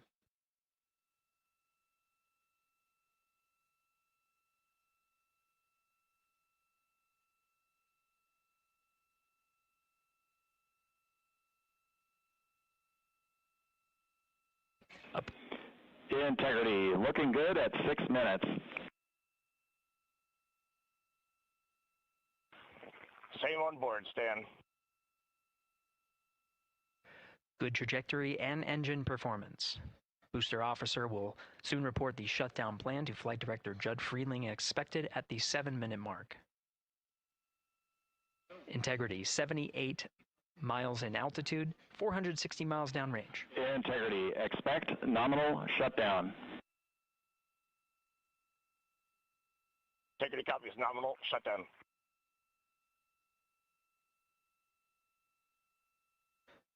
Six minutes 40 seconds of mission elapsed time. Shutdown plan is as expected. Again, the time of MECO was confirmed at 8 minutes 2 seconds into the flight.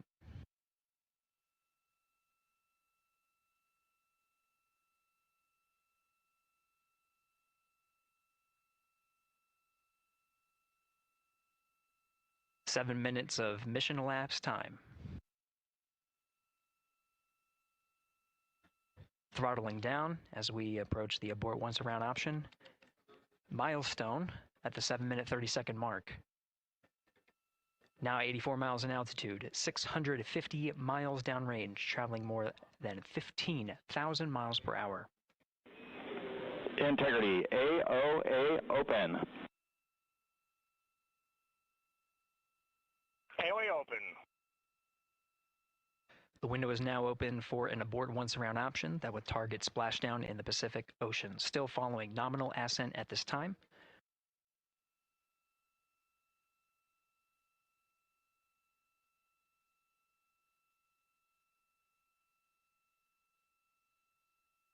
About 10 seconds remaining until the main engine cutoff of the Space Launch System core stage.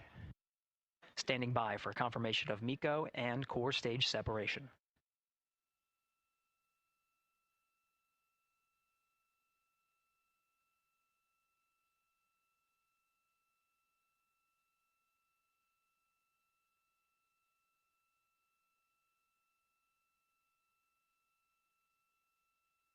Integrity and nominal MECO, core stage separated.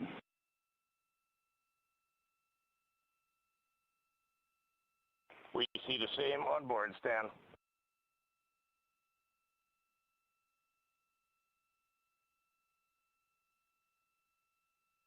Eight minutes, 40 seconds into the flight, we have a nominal main engine cutoff heading in the right trajectory on the way to swing around the moon.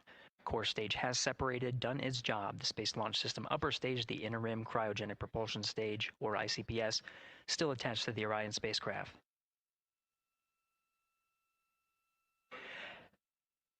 Nine minutes of mission elapsed time. Integrity crew of Reed Wiseman, Victor Glover, Christina Cook, and Jeremy Hansen now in orbit around the Earth at the beginning of their journey to the moon.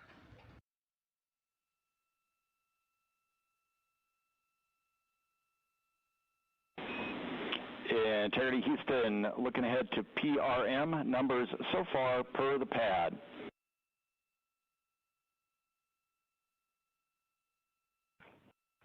Copy that, Stan. Numbers for the pad.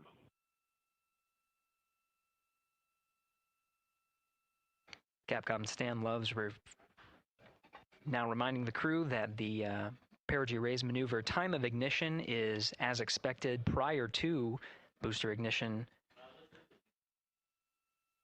That time being 49 minutes, 50 seconds of mission elapsed time.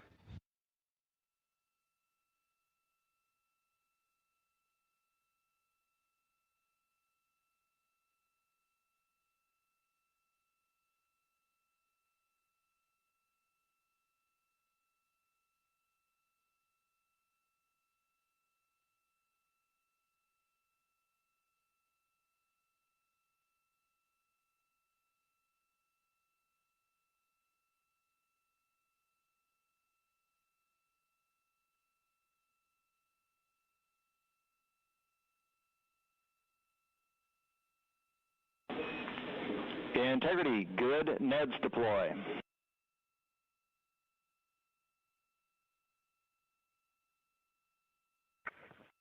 Copy that, Stan. Good, Neds.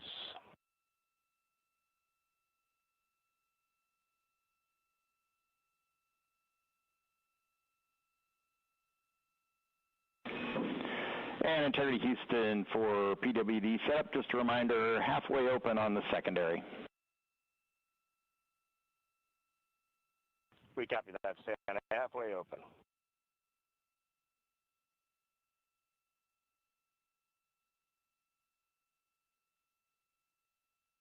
Passing 11 minutes of mission elapsed time. Here, overhearing the conversation between Capcom Stan Love and Commander Reed Wiseman, already passing some milestones. We have a good nozzle extension deployment system. That is confirmed.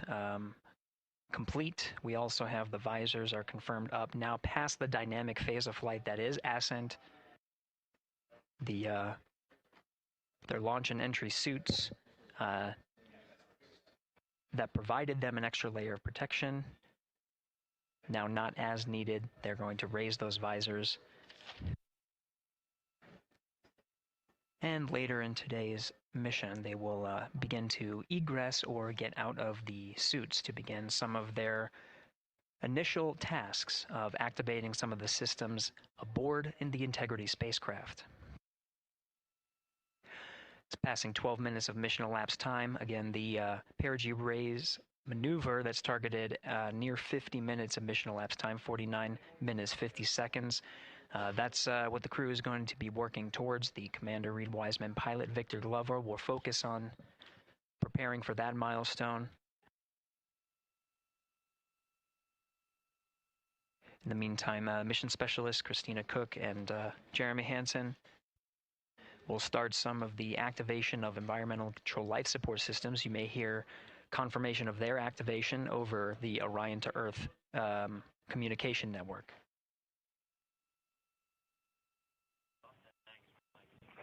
Houston, C3 aux power back in auto. Copy C3 aux, and we're 2 minutes to maneuver.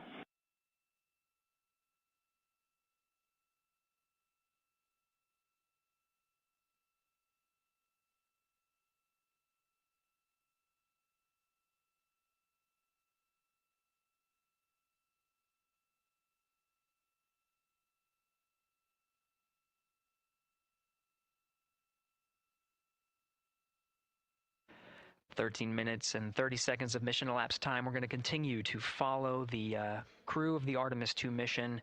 They are beginning their journey around the moon to verify the systems that will take us to its surface. An incredible ascent. Artemis 2 is underway. Reed Wiseman, Victor Glover, Christina Cook, and Jeremy Hansen begin their journey to the moon.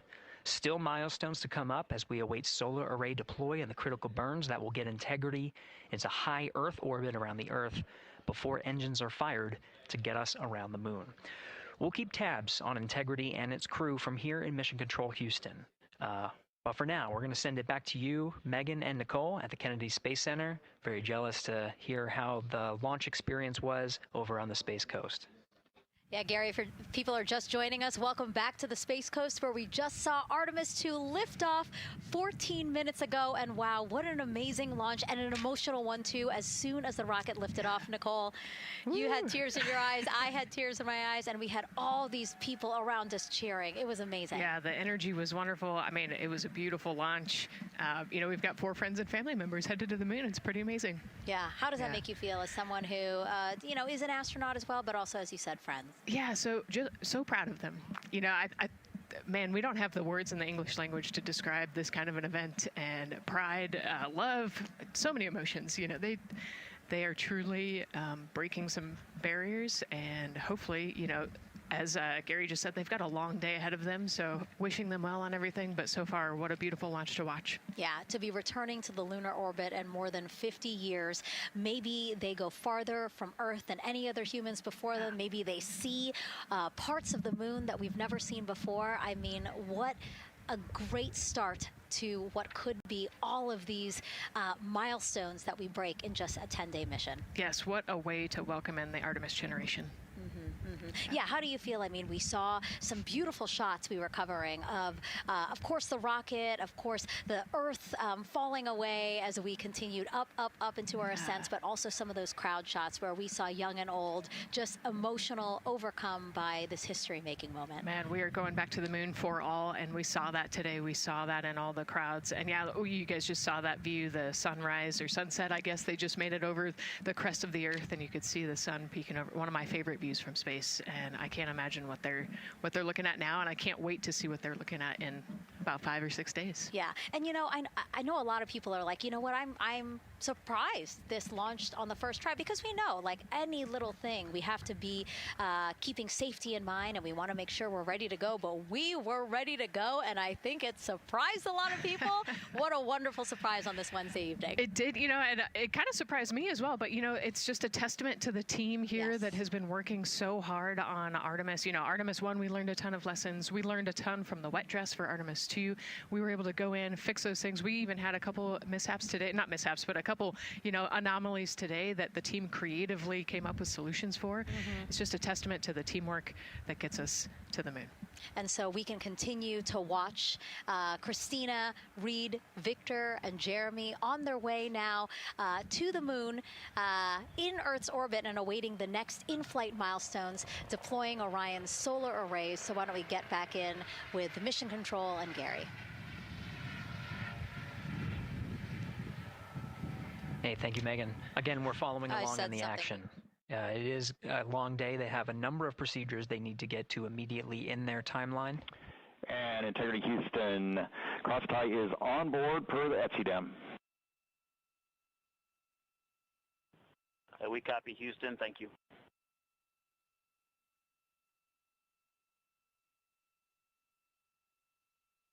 Cross-tie referring to flight controllers here initiating a connection between some of the batteries aboard the Orion spacecraft, allowing for an even distribution of power. This is the flight control teams that took us through Ascent of the Artemis 2 mission today. Right now we're, as you see, passing 18 minutes of mission elapsed time. The Orion spacecraft integrity and the interim cryogenic propulsion system are maneuvering tail to sun.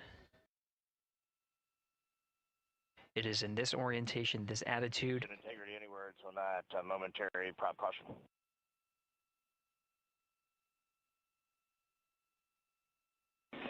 And read no action, we're looking at it.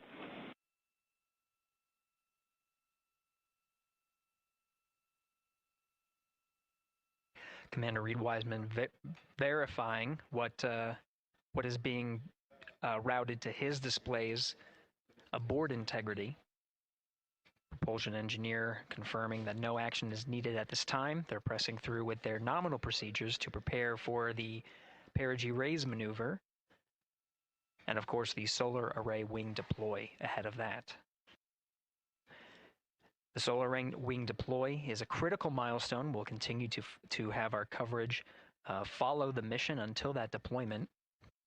A successful launch is just the beginning. The deployment of the solar arrays and successful confirmation that those solar array wings are drawing power is a significant milestone and says to the flight control teams that we will continue on today's mission. Power needs to be drawn to continue through some of the next milestones.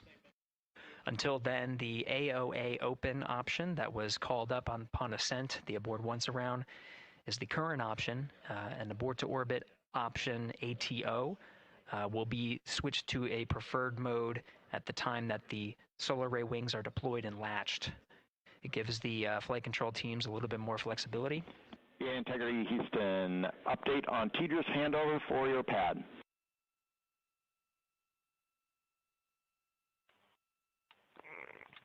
Give us just 1 minute. And Stan, you can read it. Ike is ready to copy. Roger. TDRS handover east to west expected 1 second earlier at 5:1 minutes 26 seconds.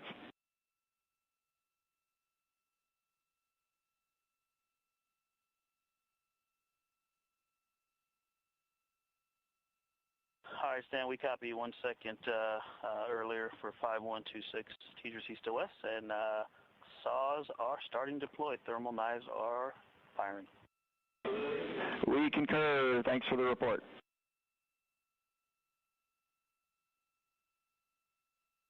Read back of the reports that you just heard on the Orion to Earth network. Integrity has maneuvered tail to sun. The RL-10 nozzle on the end of the ICPS is pointed towards the sun, and the solar array deployment sequence has begun.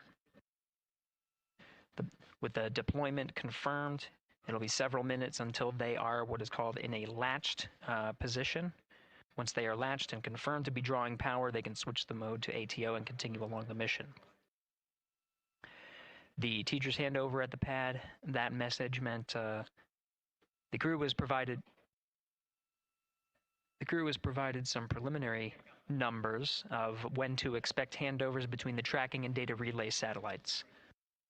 Currently orbiting Earth at an altitude of 545 statute miles above the Earth, they are in a near-Earth network communication system. The tracking and data relay satellites, geosynchronous satellites that are stationed about 23,000 miles above the Earth. After the apogee raise burn that occurs later today, the burn itself will put them in an altitude that surpasses the range of the tracking and data relay satellites, and they will transition to the deep space network today. And integrity for prop messages, we see 2 temperature measurements right near the line. It's that momentary message you saw earlier. We're going to suppress those. It's CM helium heater 2 T1 and heater 1 T1. They're going suppressed. Integrity, thank you. We see the same.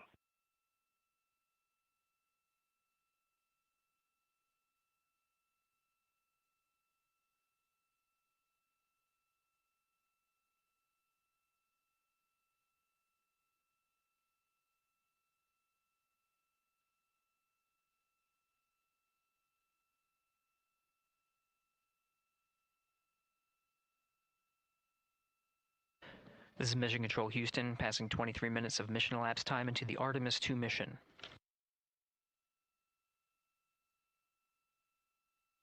This is after a launch that began at 5:35 and 12 seconds Central Time, 6:35 and 12 seconds p.m. Eastern Time. Right now, the orientation you're seeing from our arrow visualization that translates some of the telemetry that we're getting from the spacecraft and puts it into a model so you can follow along on some of the milestones that we are following here. The RL-10 nozzle that you see at the left end of your screen, though it is currently not firing, that nozzle is pointed towards the sun, and the solar arrays are currently deploying. From this visualization, they look fully stowed in a position. Integrity, we are happy to report that Jeremy has the O2 sensors on. Copy O2 sensors.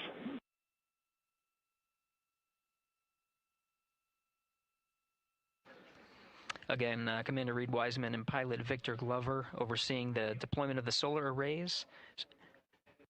And we'll follow the attitude maneuver changes ahead of the first burn of the ICPS engine, the perigee raise maneuver. Integrity Houston, we see 4 saws deployed and latched, ready for ATO preferred. Yeah, we're almost there in the procedure stand, and we see the same thing. And Integrity Houston, we are seeing a 7-second miscompare between the MET on Orion and ICPS. We'd like you to read us the MET from your center status bar and for the ICPS on StackSum.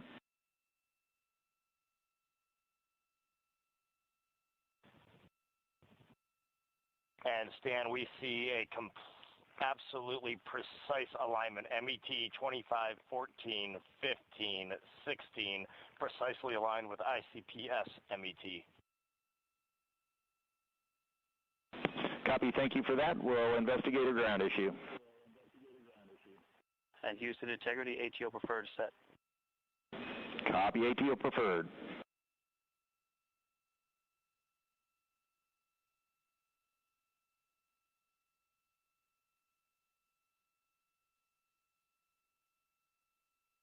This is Mission Control Houston, 25 minutes, 45 seconds into the flight of Artemis 2. We have confirmation that all 4 solar array wings are deployed and latched. This is the configuration needed to switch to ATO preferred, which you did hear confirmed from pilot Victor Glover. That mode has been switched.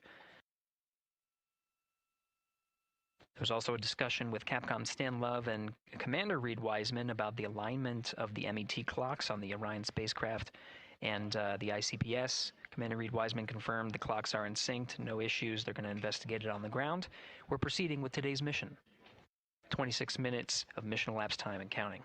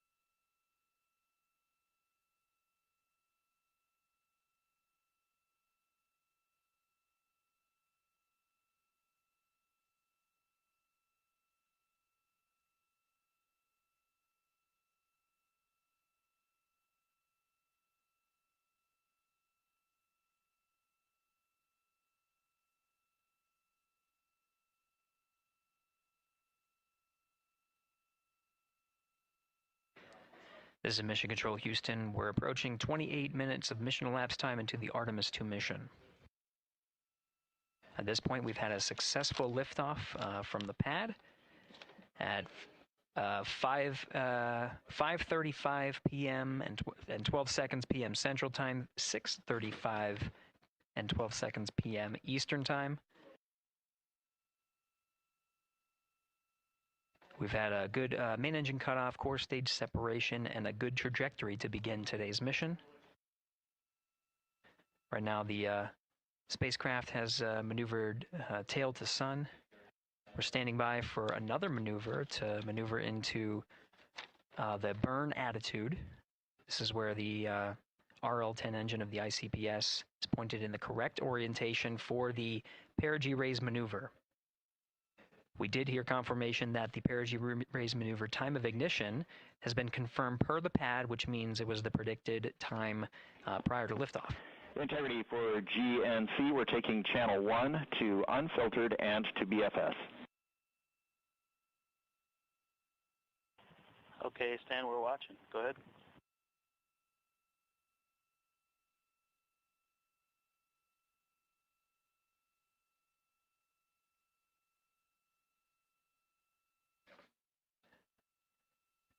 Capcom Stan Love reading up to the crew of Integrity. They will switch the navigation source from channel 1, standing by for confirmation that that switch has occurred. Pilot Victor Glover will receive confirmation when, and is at least watching to confirm that that switch has occurred. Again, the perigee raise maneuver that we're heading towards, not too long from now, we're actually inside 20 minutes at this time from the time of ignition of the perigee raise maneuver.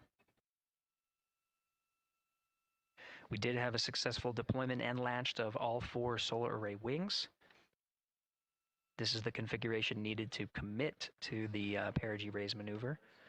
Of course, flight controllers here in Mission Control Houston will continue to evaluate that everything is good before committing to that burn. The perigee raise maneuver does raise the perigee, the lowest point in the orbit, from 15 to 100 nautical miles. The 100 nautical mile mark is needed to continue in low Earth orbit and hit the target for the apogee raise burn. That will put them in a high Earth orbit for the remainder of the day and set them up for the right position to execute the translunar injection and head to the moon tomorrow. The burn duration of the perigee raise maneuver is 26 seconds. It's a relatively short burn, but it does raise the perigee and do the job to get into the correct position before firing that main engine on the ICPS. The pad had a TGERS handover. This is the tracking and data relay satellites. East to west, they are geosynchronous satellites that are positioned around the globe.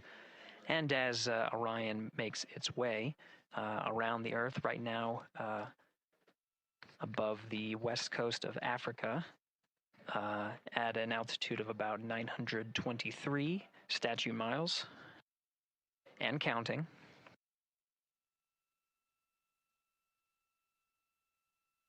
The perigee raise maneuver is not executed at the perigee. It is rather executed on the, actually closer to the apogee. But what it does is it raises the perigee on the other end of the orbit to 100 nautical miles.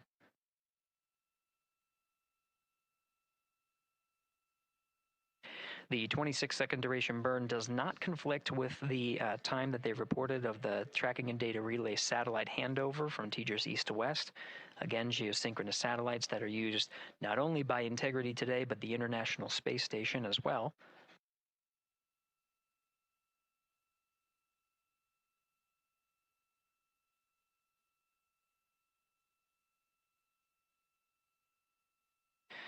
That time of handover is 51 minutes, 26 seconds.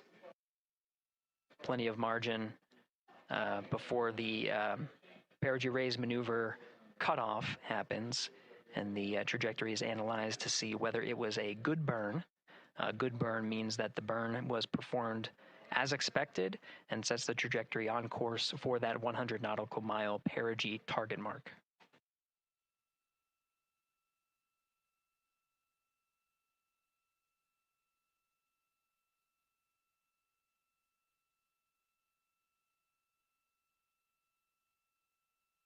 Again, for those sticking with us on NASA Plus and following along on our coverage, we will continue to follow and to cover the mission until, actually, we'll continue to cover the mission 24/7.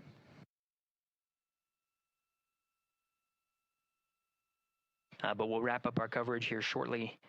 And now that solar array wing deployment has occurred on NASA Plus and Amazon Prime. Again, we will continue coverage 24/7 at the NASA YouTube channel.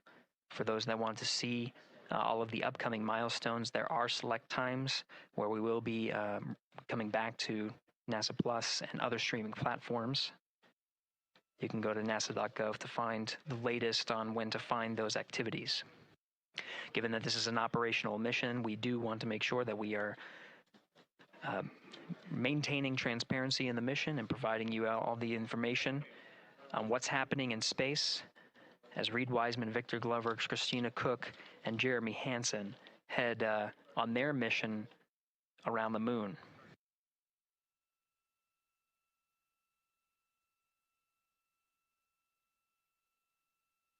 Inside integrity at this time. Again, the solar array wings have deployed. The integrity is maneuvering to its burn attitude ahead of the execution of the perigee raise maneuver.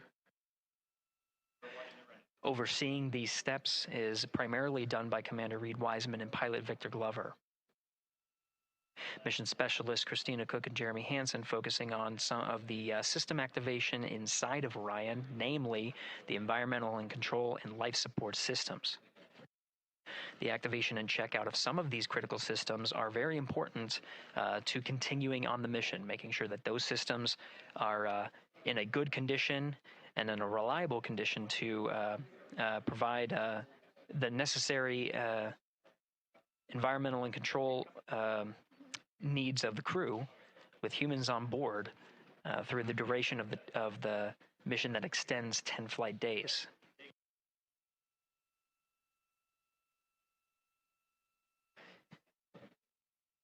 Standing by for an update to the perigee raise maneuver time of ignition. Should be right up to the crew very shortly. Integrity Houston, updated PRM numbers when you're ready to copy. All right, Houston, we are ready to copy. TIG is 2 seconds earlier at 4 minutes, 48 seconds. TIGO unchanged at 26 seconds.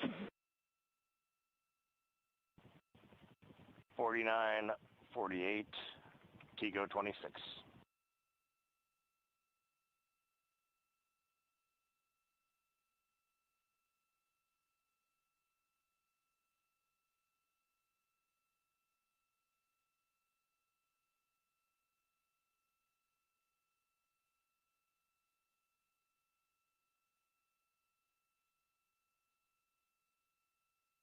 This is Mission Control Houston. With that update, we are approaching a little more than 13 minutes from the time of ignition of the perigee raise maneuver. That time updated to be 2 seconds earlier was 49 minutes, 50 seconds of mission elapsed time. We'll now move to 49 minutes, 48 seconds. The duration of the burn, that's what was referred to as the TGO, will still remain at 26 seconds. Relatively short duration burn, again, just raises the perigee of the orbit today.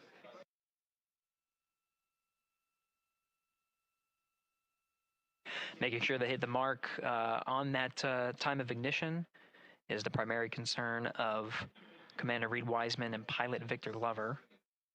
Mission specialist Christina Cook and Jeremy Hansen inside activating those environmental control and life support systems.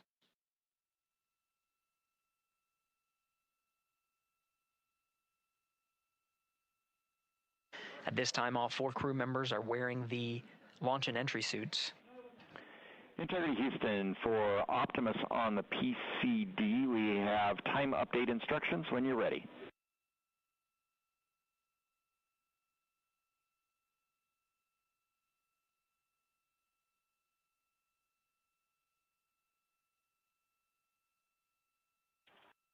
And Houston, Integrity, we copy.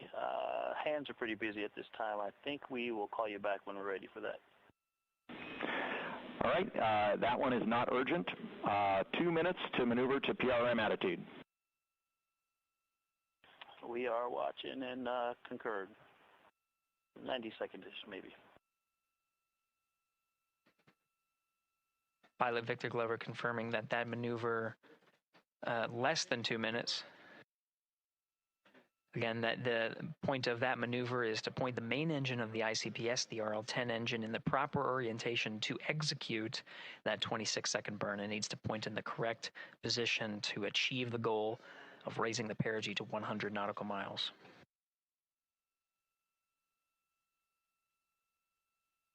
You heard some of the environmental control system activations over Orion to Earth. Jeremy Hansen activated the O2 sensors. They'll be measuring the cabin of Orion.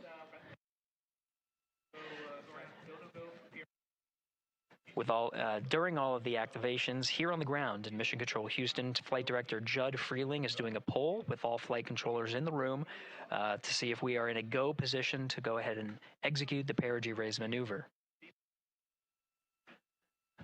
Once concluded, Stan Love will report it back up to the crew, and we'll stand by for that.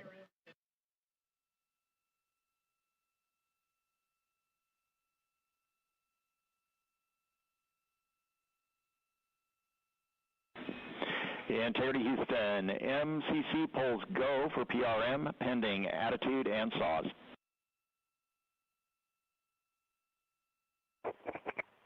Okay, we copy. MCC is go. Maneuver starting.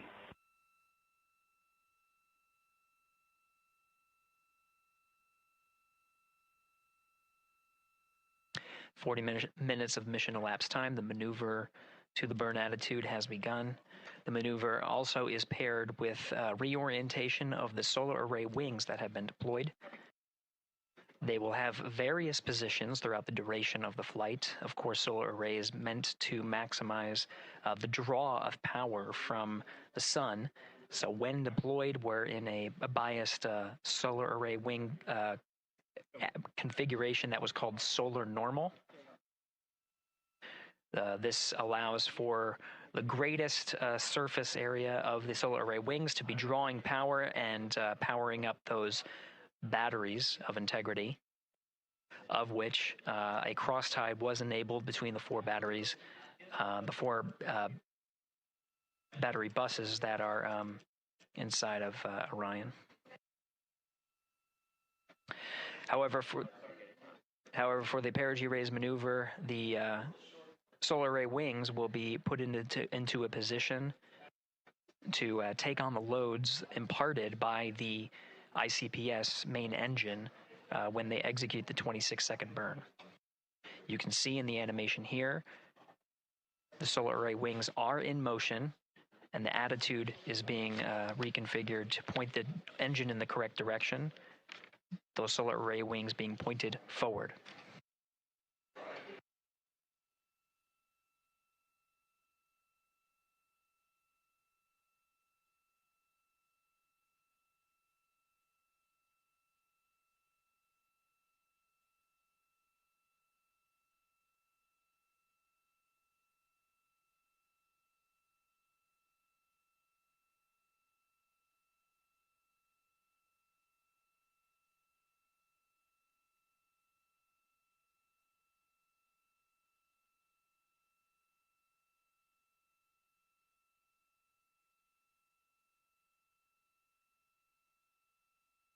You're getting a live look inside the Artemis 2 mission flight control room. The team you see here oversaw the ascent of our four astronauts inside Integrity, launching at 6:35 and 12 seconds p.m. Eastern Time. Now again, this room will be occupied 24 hours a day, 7 days a week, with flight controllers shifting on 3 shifts to oversee 24/7 operations of Artemis 2 while in flight. We will cover that live on the NASA YouTube channel, and we'll be covering that around the clock as we begin to wrap up our coverage here on NASA Plus. Before I do want to send it over to our colleagues at the Kennedy Space Center. And to my colleagues, it was a pleasure to join the teams at the Kennedy Space Center and be a part of such a historic launch. Here in Houston, again, we're turning our attention to the mission. And for now, we'll say farewell and thank you to our colleagues there for today's launch coverage. We'll see you again soon for Splashdown. This is Mission Control Houston, sending it back over to Megan and Nicole at the host desk. Thank you, Gary. And yes, it was such a pleasure to be a part of this historic mission that started right here at Kennedy Space Center. It was such an amazing sight to be a part of. And now, as Reed Wiseman, Victor Glover, Christina Cook, and Jeremy Hansen begin their journey, we here at the Kennedy Space Center are about to wrap our broadcasts. We'll, of course, though, have 24/7 coverage with our colleagues at Johnson Space Center starting as soon as we sign off, so don't worry. You can follow along our 4 astronauts every minute of their nearly 10-day journey to the moon and back. Nicole, I'll definitely be watching it, and I'm sure you will, too. Yes, of course. You know, they just started, right? The launch was beautiful. This was a historic day. They're on their way back to the moon for the first time in over half a century, but they've got a lot of work ahead of them, and so we're excited to see what they have to do and excited to test out the Orion spacecraft. This is a test flight after all, and we're excited to see what we can learn from this mission. Very humbling, inspiring. It was really amazing to be a part of this, and I'm so glad that so many people joined along by either watching here in person or watching online. And of course, Nicole, thank you so much for sitting through this, answering questions, adding so much context and information that really brought a lot out of what we saw today. Oh man, I had a blast. You're a rock star. You're a professional. Gosh, this was great. Oh, you're great. So this was a wonderful day. Well, again, thank you so much, and thank you to you for watching at home. You know, tonight we didn't just launch a rocket, we launched the next chapter of human exploration. Our Artemis 2 crew now on their way back to the moon, and we're taking you with us. So thank you again for watching, and go Artemis 2.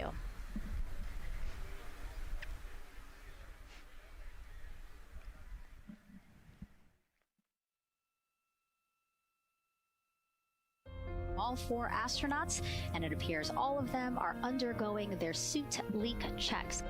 Yes, a pre-flight tradition that we have seen with our crewed flights, the card game. The astronauts who have just left crew suit up and are now walking down a hallway. And here they are, NASA's Artemis 2 crew, taking their first steps outside for their historic test flight. And the 4 of them step into their astrovan. And off they go. Oh, this must feel so special to the crew to see all of these people here watching the crew walk across the crew access arm, getting a beautiful view. Everybody configured with their suits, so in we go. The closeout crew has closed the launch abort system hatch. 3, 2, 1. Booster ignition. And liftoff. The crew of Artemis 2 now bound for the moon. Humanity's next great voyage begins.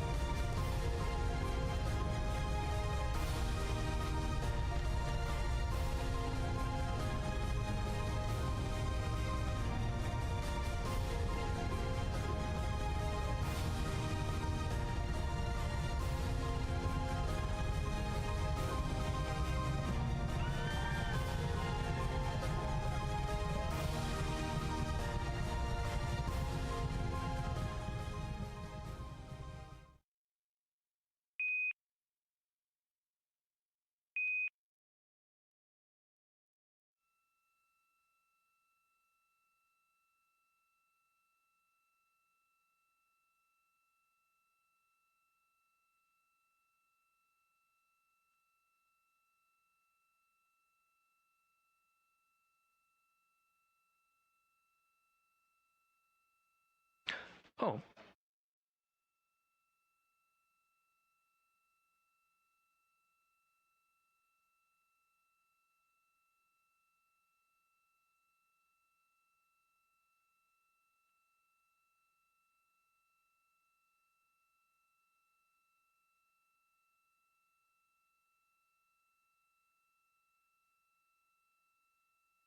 All right, this is Mission Control Houston. Welcome back for our 24/7 coverage of the Artemis 2 mission.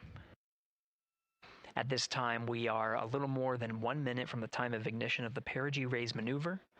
At this time, the Orion spacecraft integrity has been maneuvered into the burn attitude, is pointed in the right direction, and the solar arrays are in the position to take on the loads imparted by the 26-second burn.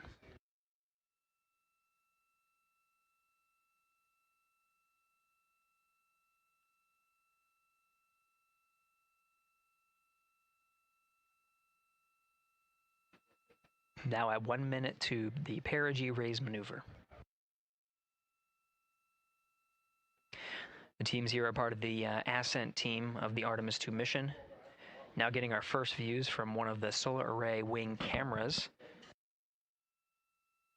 over the tracking and data relay satellites.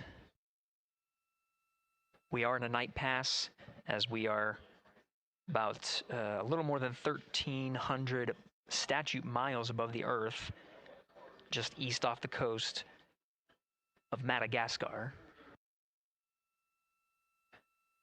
So we have, you can see the Terminator line right just west of the Philippines and the west coast of Australia, where we'll start to get some sunlight again.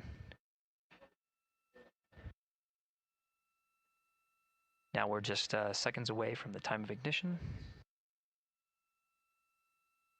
We have ignition.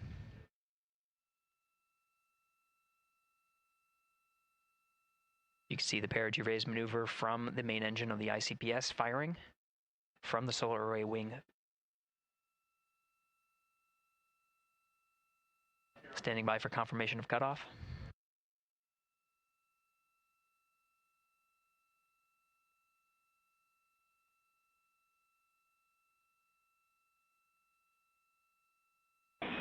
Integrity, good PRM, and 1 minute to teeter's handover. Copy that. We see the Sable on board, and the sun is rising on integrity. Outstanding.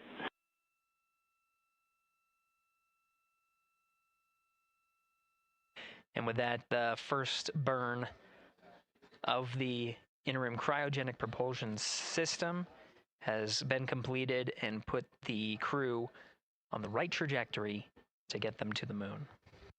Houston, there are integrity for toilet setup, step 2.5. Go ahead. Yes, there was not an installed oxon inlet filter, even with empty oxone in the hose when I opened up the filter.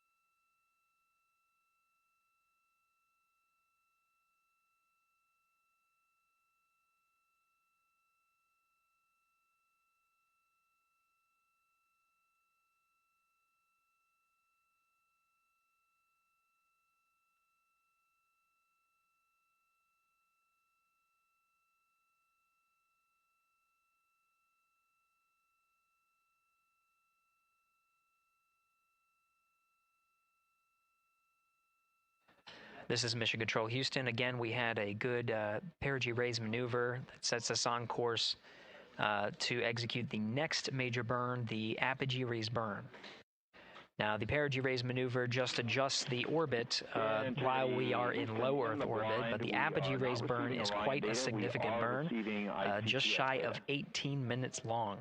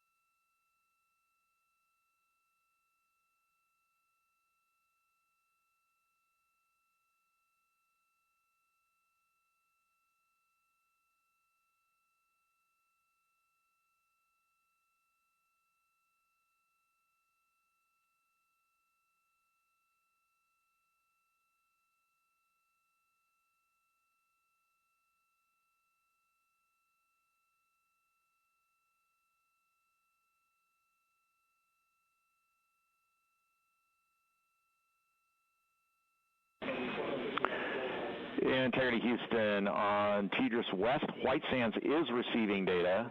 Houston is not. We're still troubleshooting.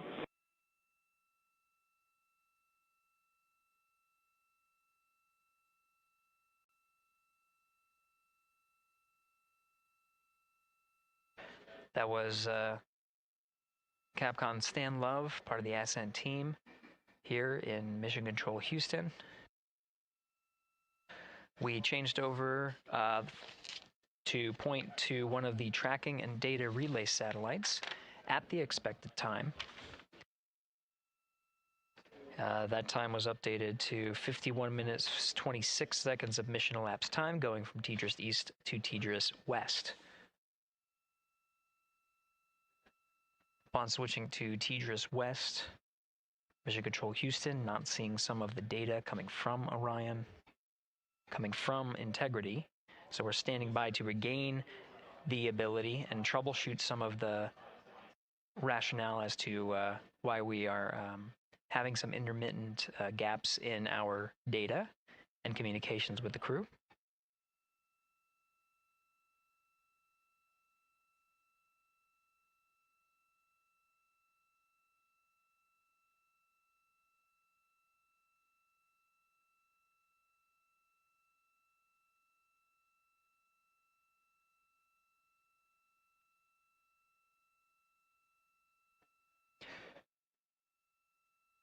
Now again, as the teams are troubleshooting. Integrity Houston in the blind. We see good solar normal maneuver. ARB TIG is expected to be 45 seconds earlier than the pad. That's 1 hour, 46 minutes, 0 9 seconds. No update to TIGO yet.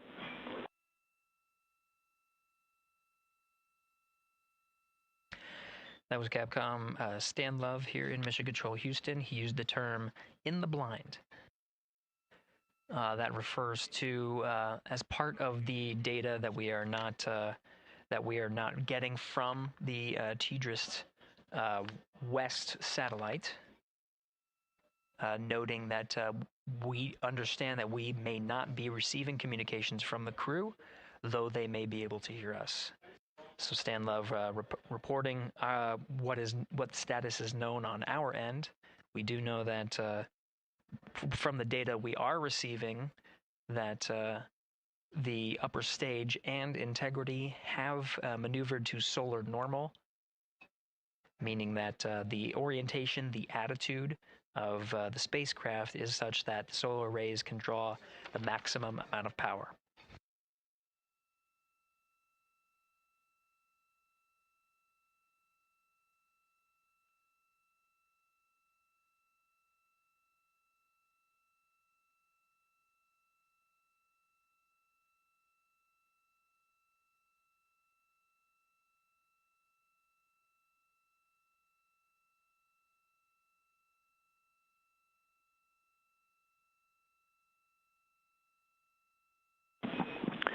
Integrity Houston in the blind for Christina. Just before the TDRS handover, we heard your report about the lack of an oxone inlet filter. We copy that there is not one installed as expected, but please put in a new one.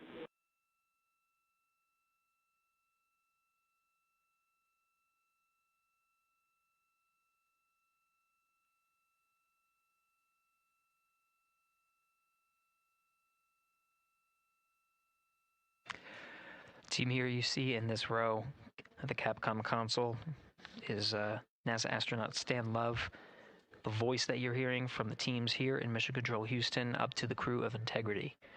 A Capcom voice that you'll hear throughout the mission as well. Next to Dr. Love, to his right is Jackie Mahaffey, the Chief Training Officer for the Artemis II crew, and a voice that you'll hear from here in Mission Control Houston. Flight Director Judd Freeling is to Stan Love's left. The Ascent Flight Director and leading the teams through the Ascent that happened today.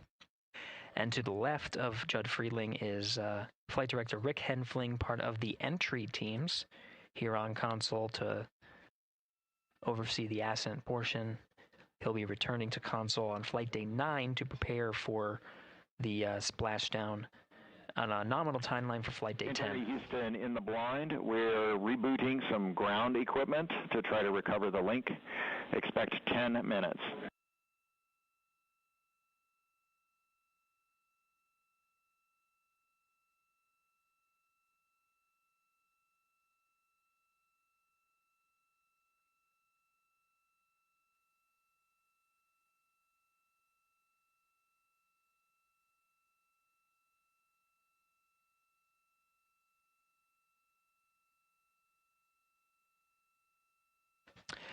This is Mission Control Houston.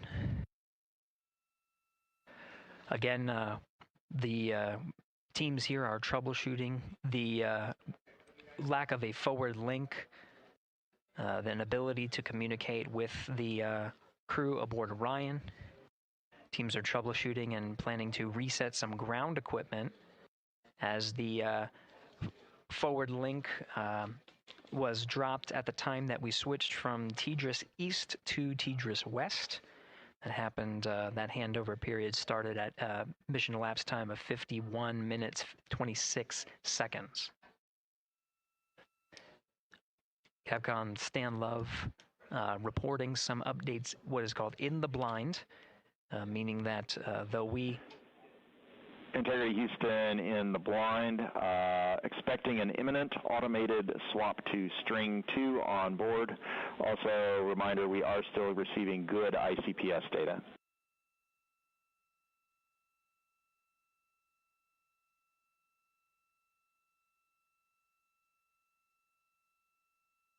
Again, Capcom Stan Love reporting to the crew in the blind, meaning there may be an ability for the crew to hear the calls from the ground.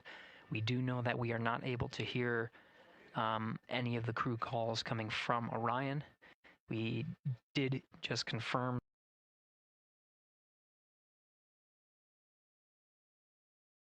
that we are receiving data from the upper stage, and that allows us to understand and confirm the attitude and orientation of both spacecraft, knowing that they are at solar normal. And with the reboot, we're starting to get some data here. We'll confirm that the data we are receiving is good.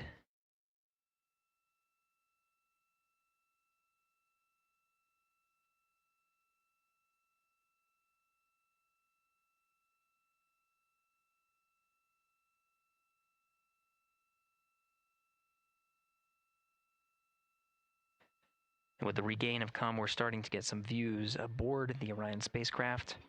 Integrity Houston, voice check on TDRS.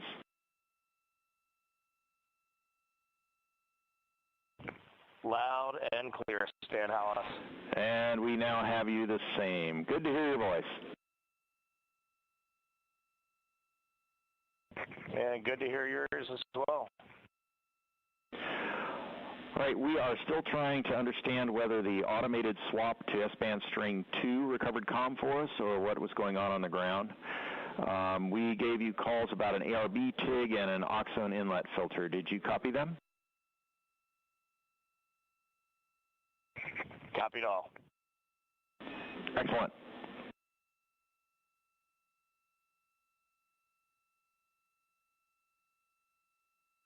This is Mission Control Houston, though the solutions that were applied to regain the communications from Integrity is not known which one worked. We do know that we are receiving data.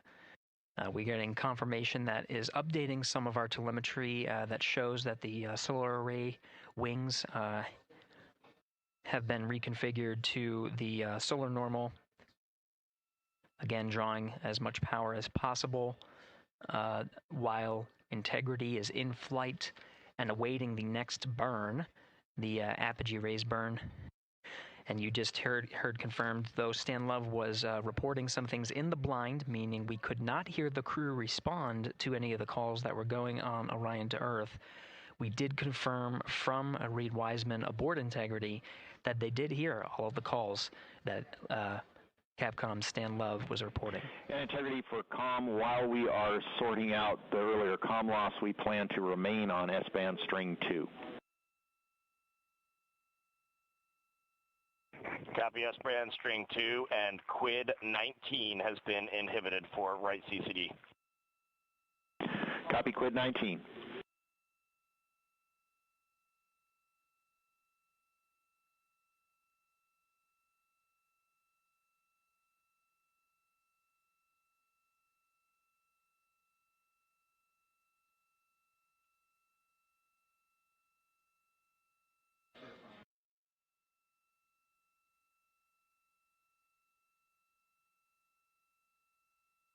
This is Mission Control Houston. Commander Reed Wiseman working through his steps. At this time in the timeline, mission specialists Christina Cook and Jeremy Hansen should be closing out some of the procedures that were activating some of the environmental control and life support systems. And again, those steps relayed from Capcom Stan Lev were received by the crew, so they did copy them and address any of the feedback that was provided by Capcom Stan Love.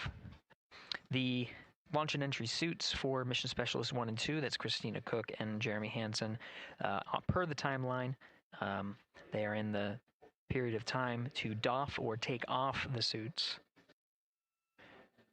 The launch and entry suits for Commander Reed Wiseman and pilot Victor Glover will remain on until after a successful apogee raise burn. Their role is to oversee the successful burn there. In the meantime, they're configuring some of their equipment and configuration that's needed ahead of the day's activities, starting with covering a CCD cursor control device.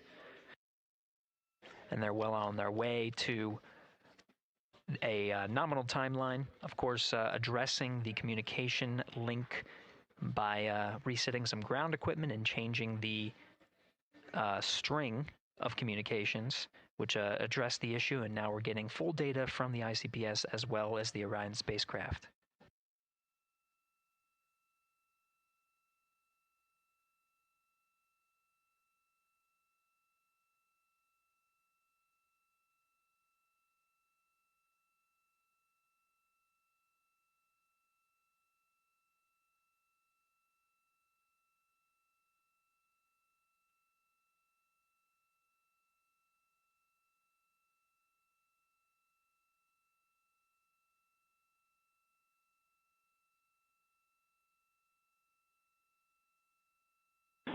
Interior Houston, questions for Jeremy and for Christina.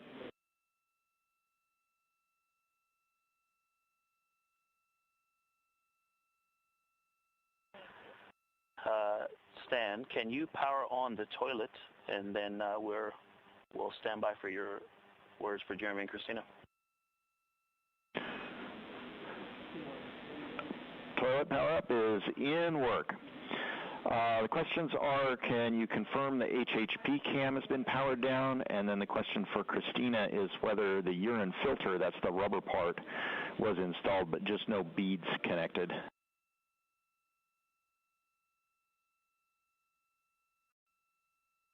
And that's affirmative. The filter was installed, no beads. Thank you.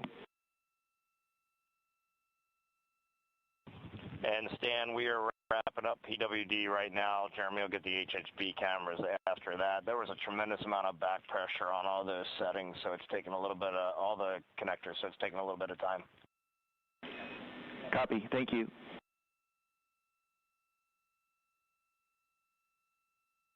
Commander Reed Wiseman aware of the steps, the initial steps for mission specialists Christina Cook and Jeremy Hansen, working on some of the systems inside, while the commander and pilot monitor the flight of Integrity. Integrity Houston, toilet is powered, waste tank purged.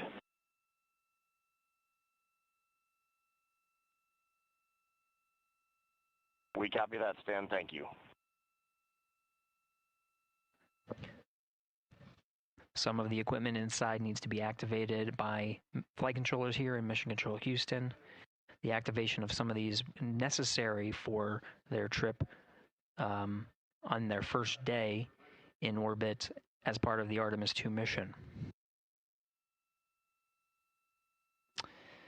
while Christina Cook addressed the waste systems that are on board now that they're activated and purged. Jeremy Hansen working on the potable water dispenser, rather.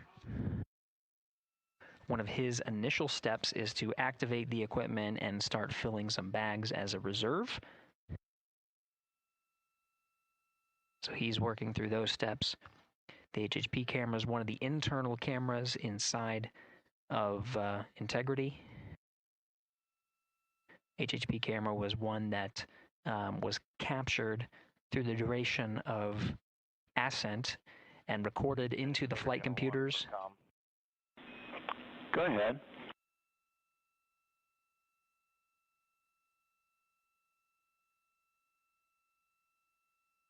Yeah, I doubt it helps you at all, Stan, but that whole time that you all had, it seemed like you had a good forward link. We just had no return. We saw a good frame lock, and everything looked good. The only thing we did not have was a good ping. I don't know if that helps you. That helps a lot, Reed. Thank you for that report.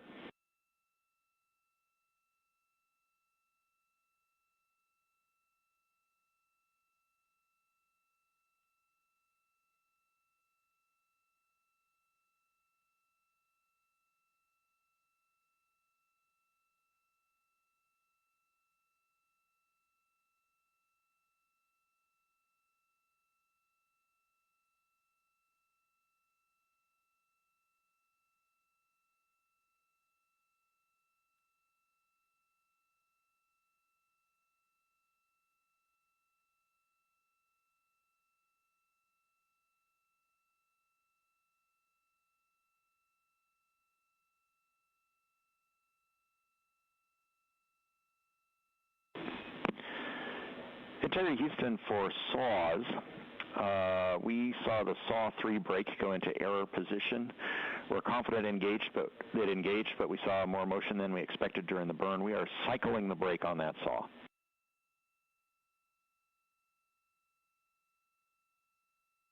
Okay, Stan, we copy that.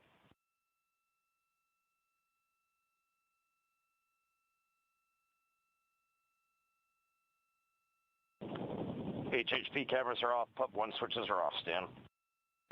Copy HHP and Pup, thank you.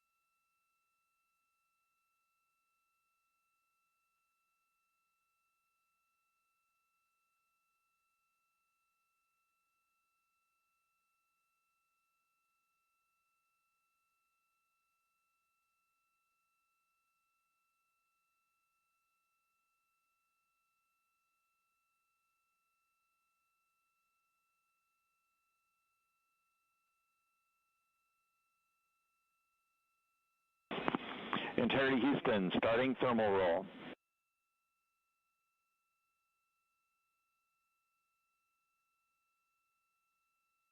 Houston Integrity on toilet, step 6.7. Go ahead for step 6.7. Yes, during 6.7, about 20 seconds after starting the water into the funnel, after a nominal startup, the toilet shut down on its own, and I have a blinking amber fault light. Copy, talking about it.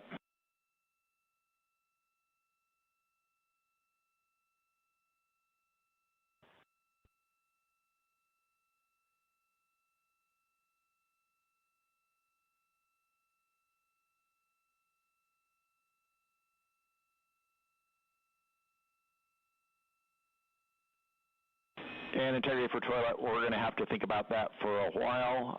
In the meantime, CCUs are available in Alpha 2.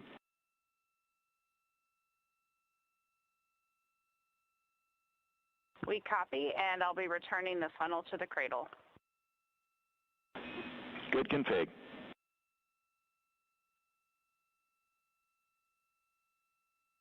This is Mission Control Houston, a readback of some of the communications that occurred on Orion to Earth. We're now at 1 hour, 17 minutes of mission elapsed time. We got confirmation that the upper stage and Integrity began a thermal roll. They are on the illuminated side of the Earth right now at an altitude of just a little more than 1,000 statute miles. The thermal roll allows for even distribution of heating from the sun at that altitude. Distributes it a little more evenly ahead of the apogee rays burn. In the meantime, Mission Specialist Christina Cook working on the activation of some environmental control life support systems and waste management systems. Currently, as teams on the ground analyze some troubleshooting of the activation steps that she was going through, she'll gather some of the backup waste management capabilities that they have aboard Integrity, just as a precaution while the teams assess how to address what was reported down from Mission Specialist Christina Cook on the fault light.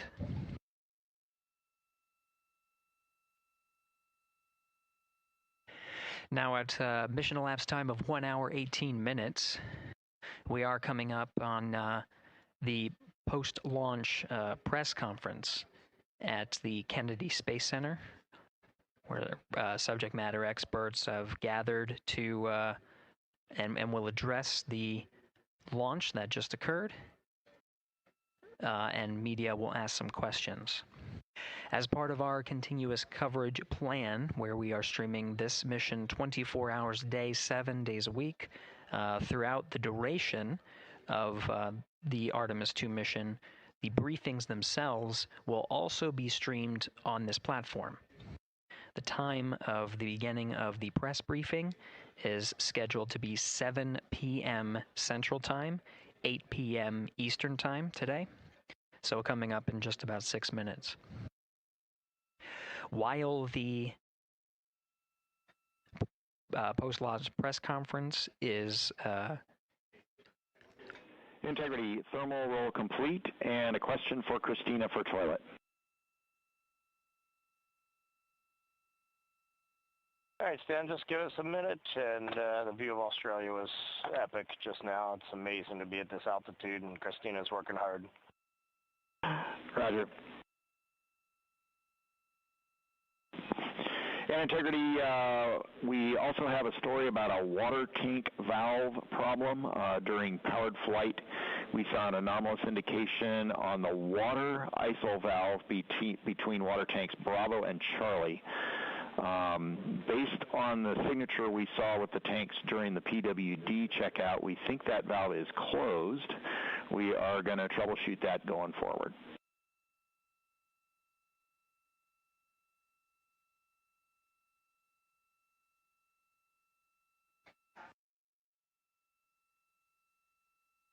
Quick recap, the thermal roll is complete, distributing. Dan, when you got Equus.N2H2O up, give me a call.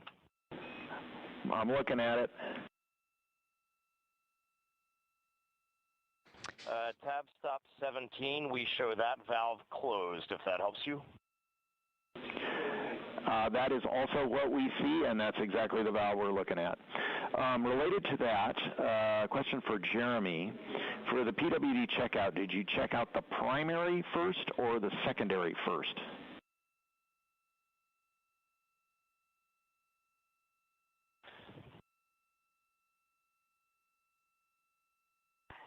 And Stan, Jeremy says primary first because he had trouble getting the secondary on, and I'm also ready to take your call. Copy primary first. We appreciate that. Christina, for the toilet, can you please tell us what the status LED is doing? Or was doing when you saw the fault?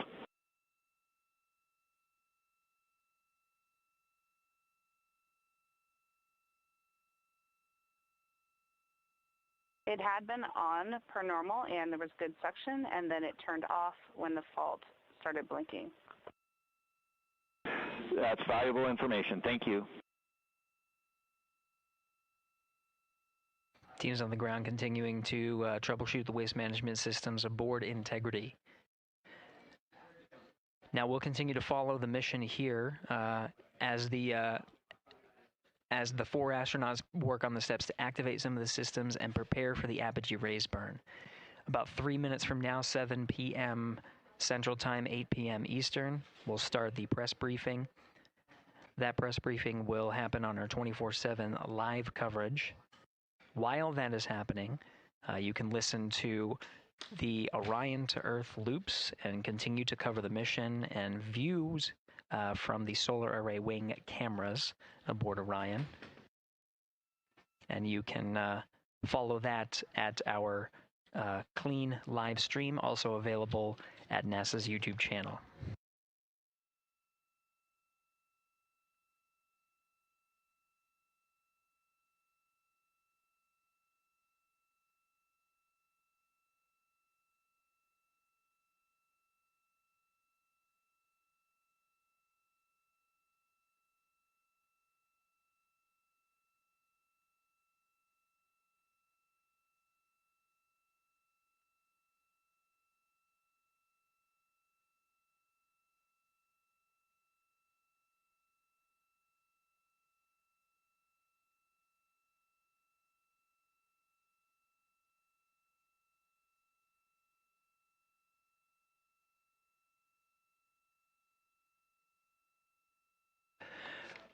This is Mission Control Houston, passing 1 hour and 23 minutes of mission elapsed time into the Artemis 2 mission. The Integrity crew, about 800 statute miles over the Earth, currently passing over Australia. Commander Reed Wiseman confirmed that pass over Australia, they were able to peek out the windows and see that view from an altitude that is higher than any of them are used to. Jeremy. Integrity Houston for GNC, we are taking channel 1 to unfiltered and BFS. Also for the solar array indication we saw earlier, we think that when the brake originally set, it was like on a tooth, and that when the engine lit for PRM, it slipped one tooth. That brake is now showing nominally.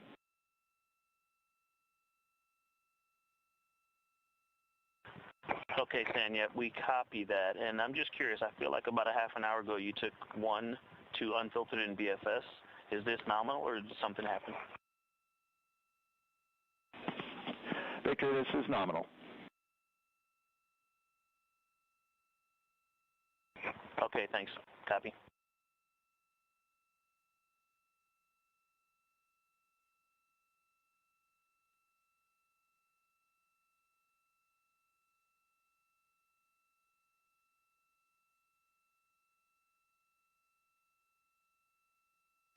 Now 7 p.m. Central Time at a mission elapsed time of 1 hour 25 minutes. An update for viewers. We are continuing to cover the Artemis 2 mission and see live views from the solar array wings. The press conference scheduled for 7 p.m. The current start time for that press conference is 7:05 p.m. Central Time, 8:05 p.m. Eastern Time. During the conference, we are expected to execute the apogee raise burn. We're a little more than 20 minutes from the time of ignition of that burn. We do know that the time of ignition has been updated from the pad. This is the predicted time of ignition and trajectory that was uploaded to the crew prior to liftoff. The current time of ignition is 1 hour 46 minutes and 9 seconds of mission elapsed time.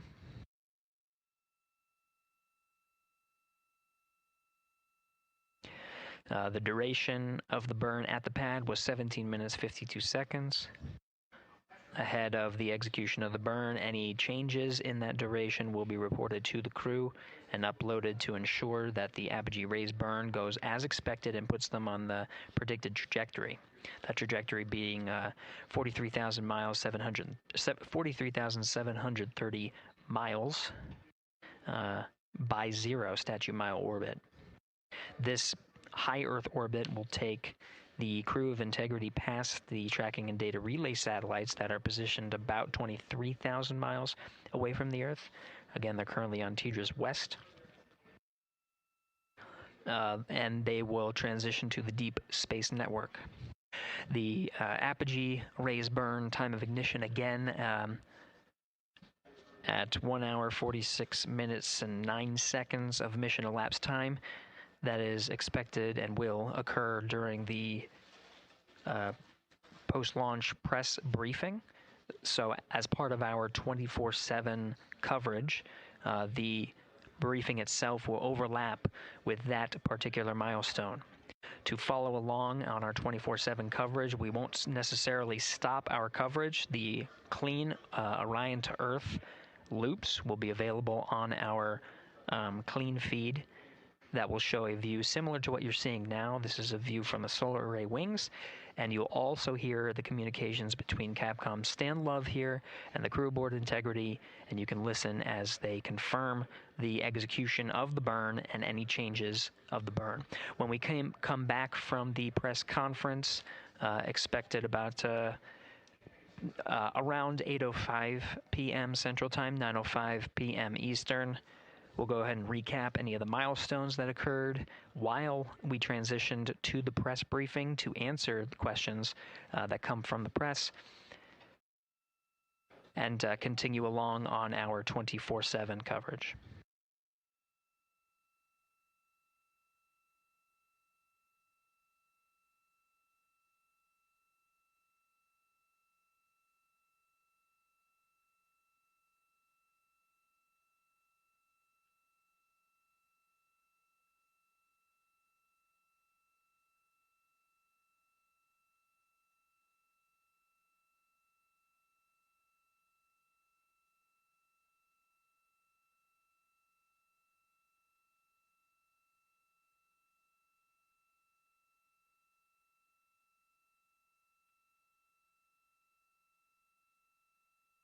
Houston Integrity for CFC install.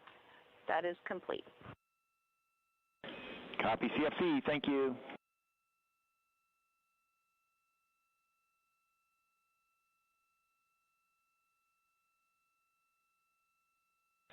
Okay, in Houston, just want to let you know, since we're running a touch behind timeline, we have not yet started suit doff for any of the 4 crew members. We'll get to it in a bit.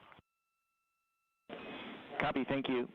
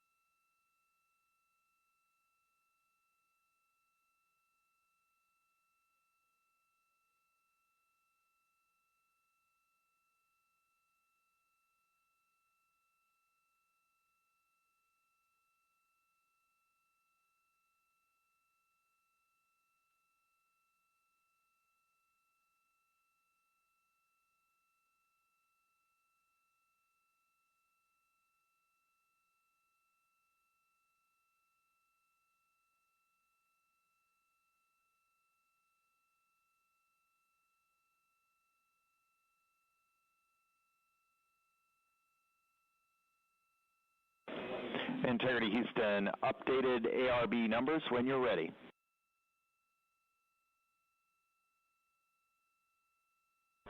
Stan, we are ready. And sorry, false alarm. Still integrating on the ground. We'll be back with you shortly.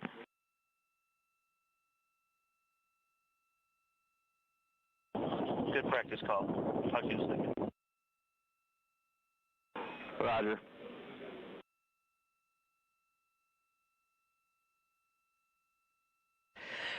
This is Mission Control Houston. For those still with us, the press briefing that was scheduled to begin at 7:05 will begin shortly. They're just getting set up, and just stay tuned until we are able to transition to beginning. Activity on Jeremy's timeline is complete.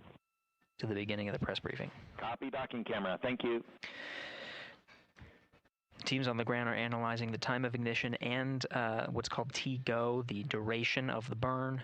At the time ahead of liftoff, the duration of the burn was 17 minutes 52 seconds. There might be some changes. The flight dynamics officer and his support in the back rooms are analyzing to make sure that what they are about to report to the crew is rock solid.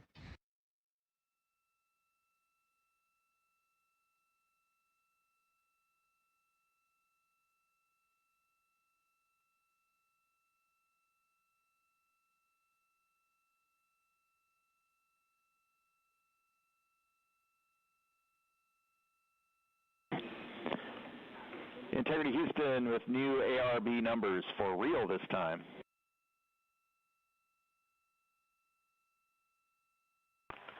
Okay, Stan, we're listening. Go ahead. ARB TIG, 1 hour, 46 minutes, 07 seconds. TIGO is 18 minutes, 06 seconds.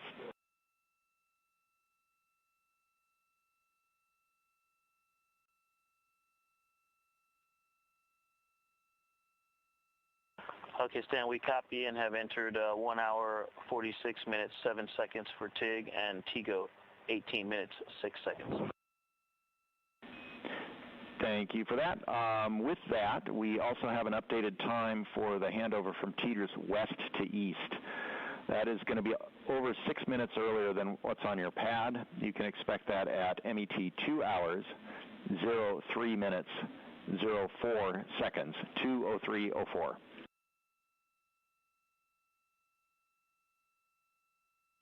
2, 3, 4. For handover west to east. Thanks, Dan. You're welcome.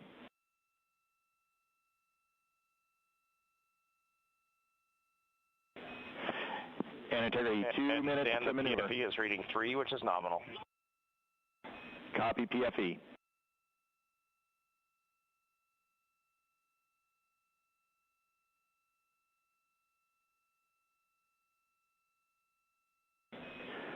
And integrity, we are ready for the Eclipse power down per your execute note.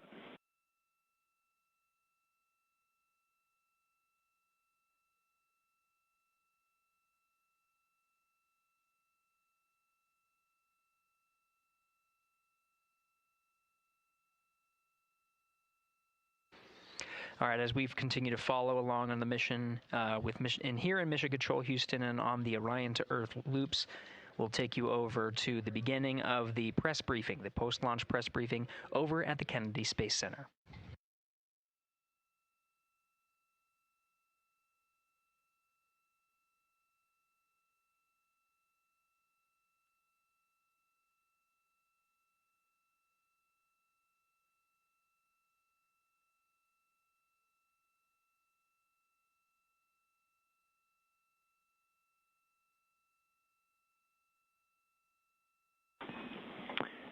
Integrity, MCC pulls go for ARB pending attitude and saws.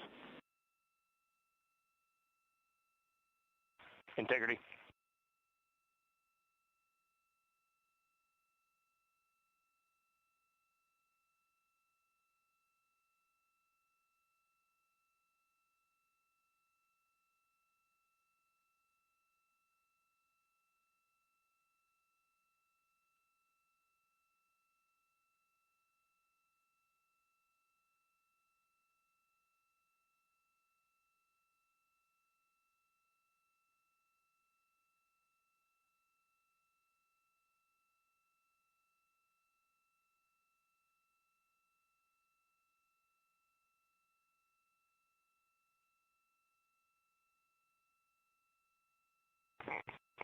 Houston, integrity for power down. Go ahead.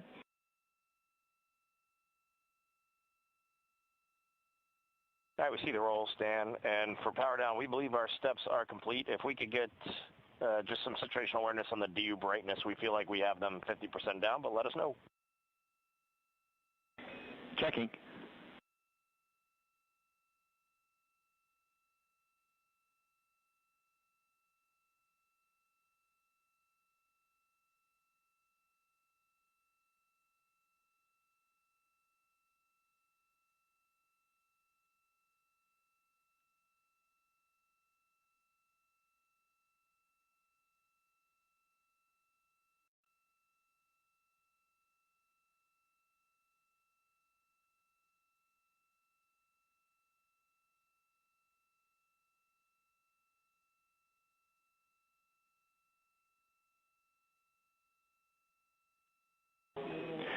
Integrity, we see DU3 right at center. We see DUs 1 and 2, a couple of clicks above center. We're checking power draw now.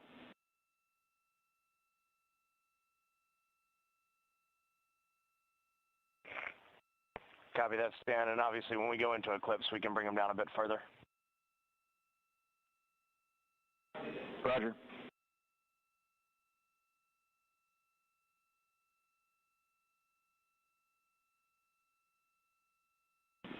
And Reed, when we get into eclipse, we would like those extra clicks on DUs 1 and 2.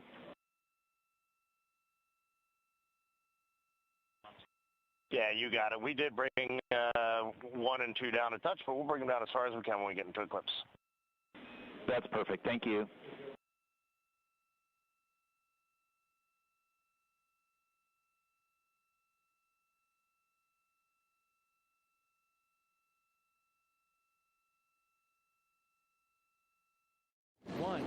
Booster ignition and liftoff. The crew of Artemis 2 now bound for the moon. Humanity's next great voyage begins. Integrity, good roll pitch. Roger, roll pitch. Houston now controlling the flight of Integrity on the Artemis 2 mission around the moon. Integrity, AMT high. AMT high. On time, passing 30 seconds into the flights. Integrity passes the alternate beacon. Target milestone. Mission Control Houston seeing good performance on the 4 main engines. Space Launch System core stage. Integrity, 3 miles in altitude. Traveling more than 1,200 miles per hour. Good evening and welcome to NASA's Artemis 2 post-launch news conference. I'm Bethany Stevens, Senior Advisor and Press Secretary, and I will be your moderator today. I am joined by Administrator Jared Isaacman, Associate Administrator Amit Kshatriya, Acting Associate Administrator for the Exploration System Development Mission Directorate, Dr. Lori Glaze, and Director of Flight Operations, Norm Knight. Administrator Isaacman will give opening remarks, and then we will open the floor to questions. If you are dialing in to be with us here today, please press *1 to get in the queue. And with that, Administrator. Thanks, Bethany. Good evening, everyone. So today, April 1st, 2026, 6:35 p.m., NASA Space Launch System rocket lifted off the pad with 8.8 million pounds of thrust, carrying the Orion spacecraft and the Artemis 2 crew out to Earth orbit and beginning America's grand return to the moon. Now, about 51 minutes into the flight, during a planned handover between satellites, the Orion spacecraft underwent a communications issue, leading to a temporary partial loss of comms. The uplink from Capcom to the crew was being heard by the crew, but we cannot hear their responses for a brief period of time. There were no issues with the vehicle itself. Comms with the crew have been restored. We're actively working the issue, and we'll keep you informed. The Orion spacecraft has successfully separated from the core stage, and its solar arrays have been deployed as planned. Soon, the crew will execute the apogee raise burn, placing the spacecraft into a stable, high Earth orbit as we prepare for the translunar injection and the journey into cislunar space. NASA astronauts Commander Reed Wiseman, Pilot Victor Glover, Mission Specialist Christina Koch, and Canadian Space Agency Mission Specialist Jeremy Hansen are safe, they're secure, and they're in great spirits. We will continue to monitor their health and the status as we move into the next phase of the Artemis II mission. So after a brief 54-year intermission, NASA is back in the business of sending astronauts to the moon. We have arrived at this point through a sustained effort, a national commitment, and the work of thousands across the agency, our industry partners, and our international allies. I want to personally thank the ground crews, pad controllers, the entire workforce here at Kennedy Space Center.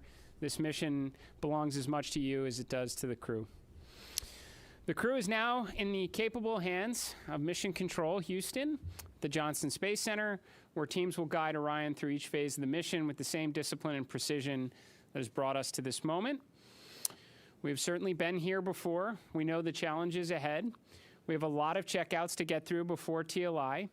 And when, if all goes well, everything is go, Artemis II will be moonbound. You have our commitment to keep the public as informed as possible on this historic mission. And we will celebrate when we will hold our celebration until this crew is under parachutes and splashes down off the west coast of the United States. Thank you. So with that, we will open this up to questions, and we will start here in the room if we have any takers. We'll start right up here. Congratulations to all of you on a successful launch so far. My name is Jim Siegel. I'm with Florida Media Now. And I'm curious about when the astronauts will have their first meal on this mission. And secondly, is somebody on the Earth here, back in Houston or somewhere, keeping track of what they eat during this entire mission? And how do they go about doing that? Do they tell them what to eat, or do they kind of select what they want? What do you think? Well, let's see. I'll jump in on this one. Well, what I'll tell you is they do have planned meals, okay? So they have a planned meal today. I will tell you they're very busy. So Ascent Day is very tough. It's tough physiologically, and it's tough from a workload issue as well. And so this timeline between now when the crew goes to sleep, so MET of about 8:30 is pretty packed. They're going to snack. They probably have some pre-positioned meals. I know they did in their flight suit. Some of the snacks that they can use if they need. But I will also tell you that Flight Day 1 and Flight Day 2, you might not feel like eating a lot, and that's just part of it. Your body is acclimating to 0G. Your physiology is transitioning from a 1G environment to 0G, and it takes a little bit of adapting. So right now they're working hard. They are doing what they need to do. They sound great on the loops. That was really a good signal to us that they're feeling well. But just know that that's part of the equation, when they get on orbit. As far as the food being tracked, yes, we have a food lab, and we have folks at the Johnson Space Center tracking what they eat, the nutrition, the calories. It makes a difference. They do this on Artemis. They do it on Space Station as well. So we're well versed in that. We want to make sure that they're healthy, and we also want to make sure we know what they're doing, what they're eating, so we can also track that and make sure that they don't need any supplements or anything additional. Thank you. We'll head over to Joey.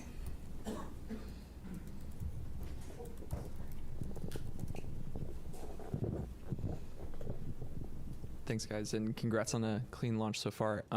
Jared, or whoever wants to answer, how were you able to resolve the communications issue, and do you have any guesses as to what might have caused that? And was there any part of the mission so far that appeared off nominal, or is everything looking good? Just curious to hear how things are going on that. Thanks.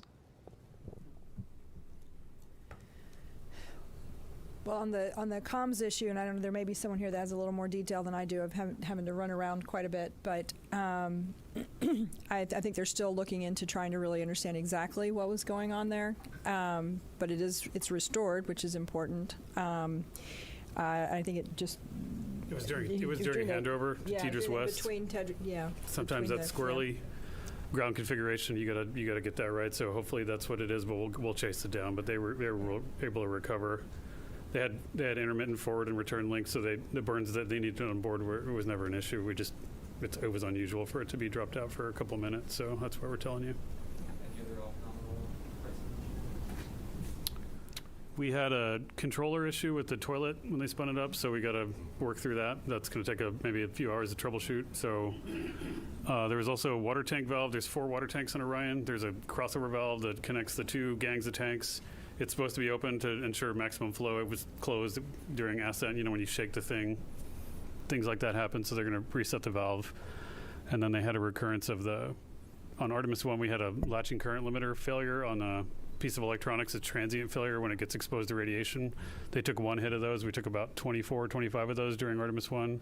Again, normal, the onboard fault detection cleans that up, but we're just getting started, Joey.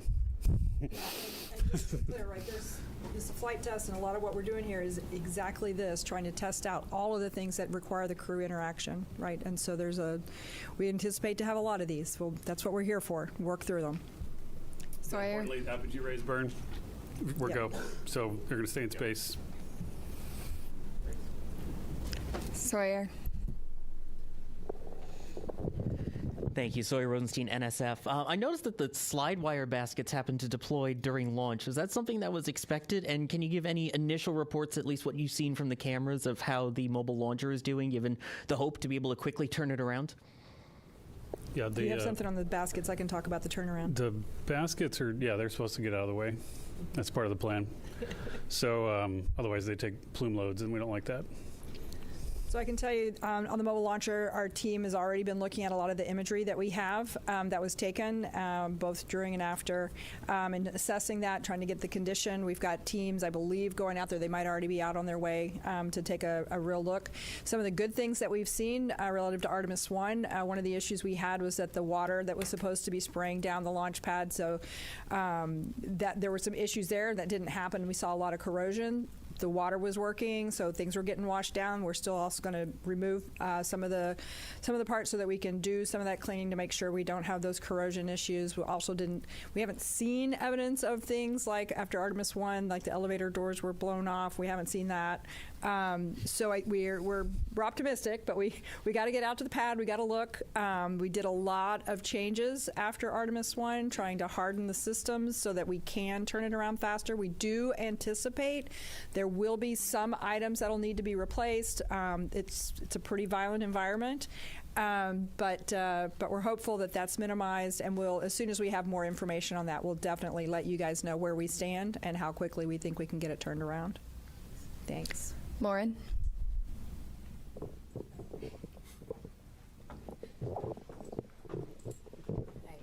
Lauren Grush with Bloomberg. I just wanted to get a gut check on how we're feeling about the upcoming proximity and ops operation. Do we have any concerns with that TDRS delay, or is that not an issue for that? I would say right now we're on for the proximity operations demo. Haven't heard anything that's keeping us from that, Norm? No. On track, ready to go. Victor Glover's going to be flying it. Reed's going to be working the procedure with him. And cross-checking, and Jeremy and Christina are going to be looking out the windows, also spotting, cross-checking, using cameras and imagery, and it should be beautiful, so we can't wait. We'll go right over here. Yes, Bert Dicht from Ad Astra Magazine, National Space Society. Just wondering if the astronauts reported what the ride was like to orbit. I know with the space shuttle, it was a pretty rough ride until there was SRB SEP. Was this similar? Have you heard? I have not heard a report yet. I know we will get a report. Again, yes. When MECO happened, immediately they were getting prepped to do their perigee raise maneuver. That's critical. Otherwise, they come back to Earth, which we don't want them to. So they got that. They are working to get their spacesuits off. They just got the ARB burn, which was very important. So now they're working to get their suits off. So they are very busy. Now, later today, I anticipate they will call down and give us a full brief as to, how the Proxox demo went, how the ride uphill went, and I personally can't wait to hear the comparison between this massive rocket and the shuttle. Sounds great. Thank you. Micah?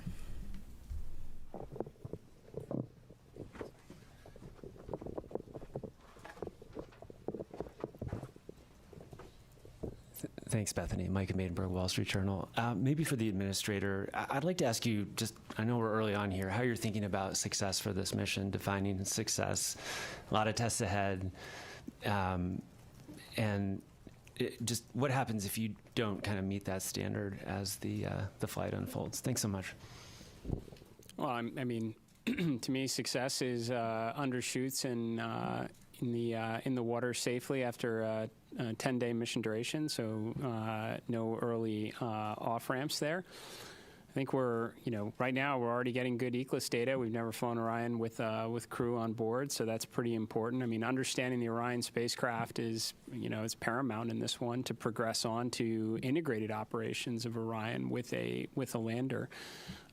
Every day we're getting data. It says, it was mentioned from the get-go, this is a test mission for sure. No crew have ever ridden this before.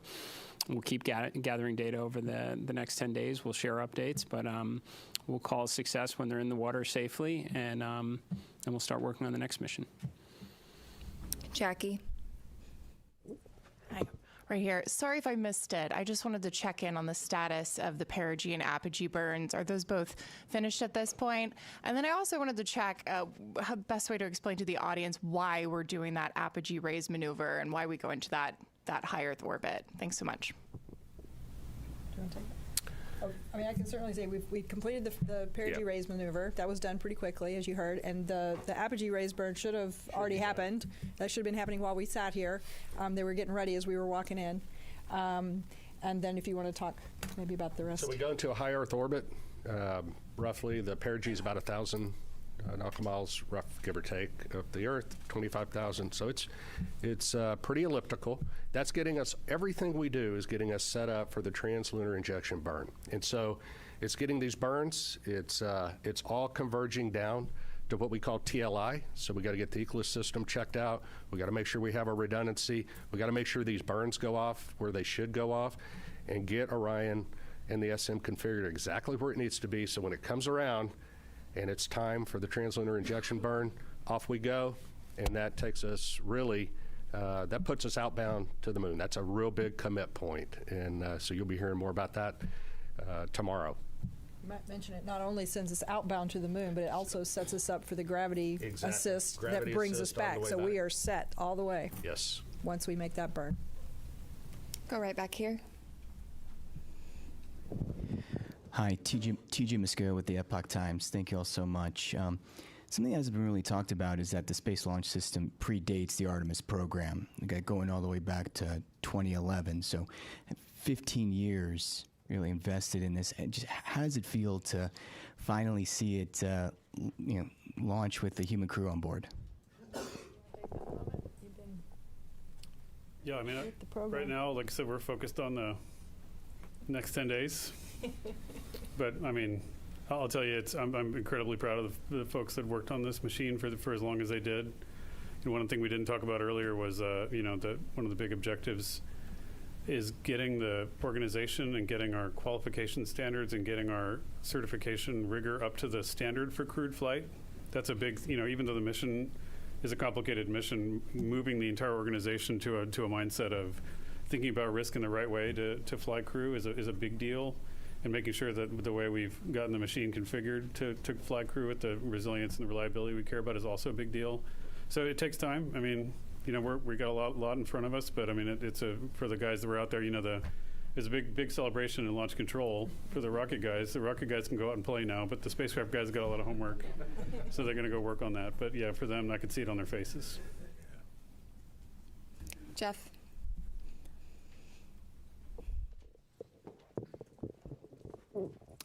Jeff Faust of Space News.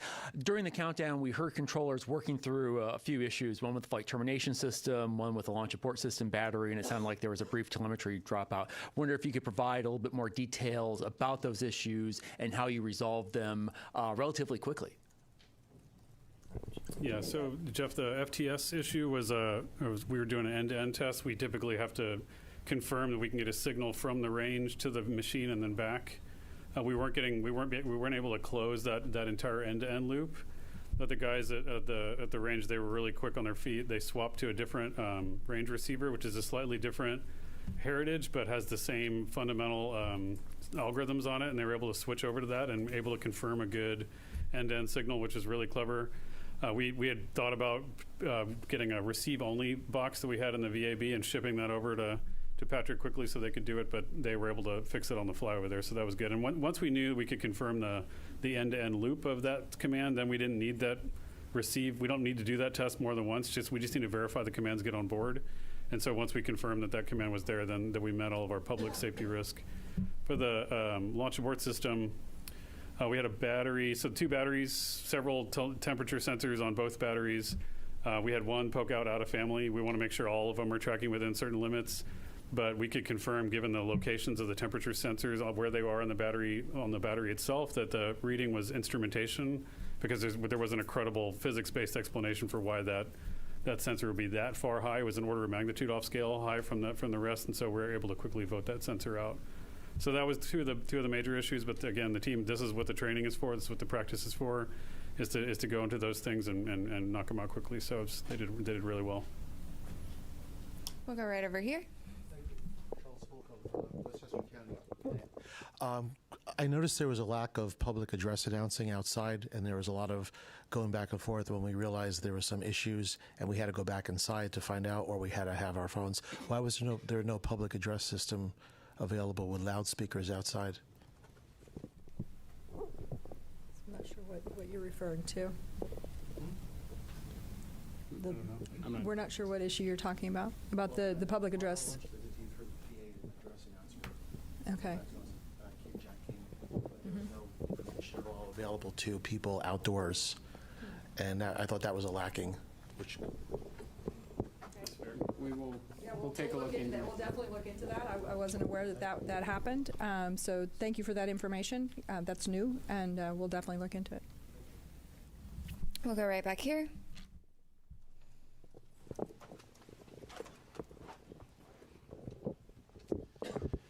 Thomas Moore, Sky News. Administrator Isaacman, as a fellow astronaut, what were your feelings watching your crew rising above Pad 39B? And do you feel that extra sense of responsibility for the crew as they head further into space?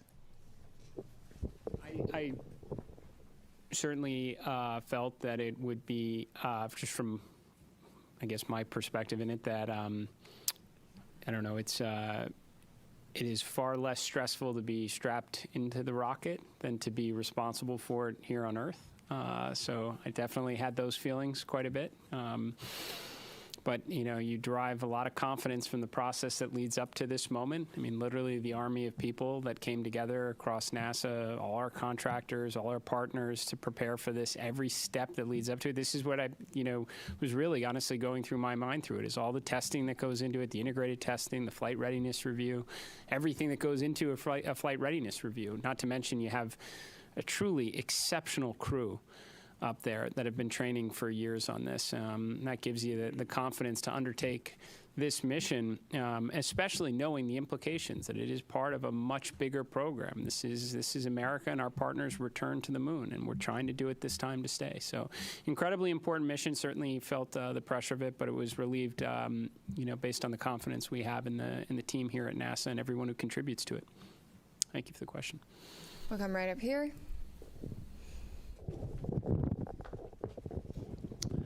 Frederic Castel with France 24. First, of course, congratulations to NASA for the grand return to the moon. Mr. Administrator, I have this question that they ask me constantly in Europe and in the States. In the 60s, NASA was using just the slide rule to go to the moon, and they could launch almost every 3 months. Of course, they had more money probably, but what happened in 50 years? Why is it so difficult to make it again? What has changed? Thank you. Well, for sure, we knew. Look, it's a very fair question. I know a lot of people ask it, not just in your country, but here in the United States. Certainly, financial resources are part of the equation. NASA's budget, if I recall, was somewhere between 4 and 4.5% of the discretionary budget during the space race. About a quarter percentage of that today. And I mean, to be very honest with you, I think competition is a factor in this as well. it's a great way to mobilize the resources of a nation and concentrate on something extremely challenging, and that's what we did in the 1960s. And I think with absent some competition, we focused a lot on partnerships and all that we could do collectively with respect to science and discovery. But competition can be a good thing, and we certainly have competition now. I think that's why you're seeing us start to concentrate our resources back to the objective, and do it with a great coalition across the NASA workforce, our contractors, all our partners that have come together, our stakeholders in Congress and the administration who came here to witness this launch, is because they know we have competition, and this one's going to be close. And I think as a result, you're going to see a lot more progress, more so than you have in the, since when this was originally conceived under Constellation. We're going to get back into the business of launching rockets on a regular cadence, and we're going to bring the world along with us. So. We're going to take a couple of phone bridge questions for just a moment. Reminder that you can join by pressing *1 to get into the queue. We're going to start with Will Robinson-Smith from Spaceflight Now. Hi, thank you, Bethany, and congratulations, everyone, on a good mission so far. Question about the upcoming TLI burn tomorrow. At what point during the day will the team conduct a poll on readiness to proceed into the TLI, and what are the main criteria that you'll be assessing to make that final determination? Thank you. Okay, well, the TLI burn actually happens about the time that launch happens, so it's 1 day into the mission. So tomorrow, Eastern time, would be about 6:35-ish. Obviously, those burn times can change, so check that before tomorrow. But what are the teams looking for before TLI? We're looking to make sure that the life support systems work, that the vehicle's healthy, the life support systems have been checked out, they're ready to go. We assure that those are functional, because once we commit to TLI, they have to function. And so we want to make sure. So that's why we spend a day checking out the systems. Ascent is, you shake, rattle, and roll a little bit, the vehicle. You saw that today. And you can imagine what that does to the systems. The systems, though, are performing very well. We anticipate that they continue to, but we want to get some track record on them before we do that. We also want to make sure we have redundancy in the system for comm, for environmental life support, propulsion, those type things, before we embark on that TLI mission. So that's what the mission control team in Houston will be doing tomorrow. Jeff Radigan and his team, as the lead flight director, will be well into that. The teams are well versed on it. They have trained for it. They work very closely in conjunction with the engineering team, the mission evaluation room in Houston, where the engineers that have the intricate knowledge of Orion come together with the operations team, and together they work with the crew to make sure that the vehicle, is doing what we want to and accomplishing the mission objectives that we need to. But it always comes down to crew safety, vehicle safety, and mission objectives in that order. I might also mention, as those teams are checking out all of those systems, there will also be a meeting of the mission management team that's led by John Honeycutt, whom I think many of you have seen before, and they'll be meeting tomorrow afternoon to hear all of the results from what's happened over the last day, in preparation to make the decision on whether or not we proceed with the TLI burn. We will next go right back here to Manuel. Thank you so much. Manuel Masanti with Exploración Espacial. I understand that the CubeSats are going to be deployed like 5 hours into the flight. Is there any chance we're going to see live images of the deployment? And then when is the crew, I know they're super busy right now, but when are they going to start using the flywheel machine? On its way to the moon, when everything is more like... The second question was to do when they start doing the manual as far as... Flywheel machine. Oh, the flywheel machine. Sorry, thank you, the exercise machine. I guess after the TLI. I'll do this exercise. Yeah, I'll hand that to you, but I can answer the CubeSats. So the CubeSats are installed in the Orion stage adapter, which is actually a part of the upper stage piece, right? So once Orion separates from the upper stage, we'll do the ProxOps demonstration. right? And then once Orion has cleared and we're away, then they will be deployed. So Orion won't be there to take images of them. And once they are deployed, they each of them have their own plans for being able to communicate back down to Earth to various ground stations. They have their own communication plans. So we'll start to get information back from those individual CubeSats. So that's kind of the plan and the path forward on the CubeSat deployment and what you can expect. We're going to take one more question from the phone bridge from Christopher Mick of the Hudson Star Observer. Thank you very much. Congratulations to all the teams thus far. I had a question from an earlier media availability with Jeremy Hansen.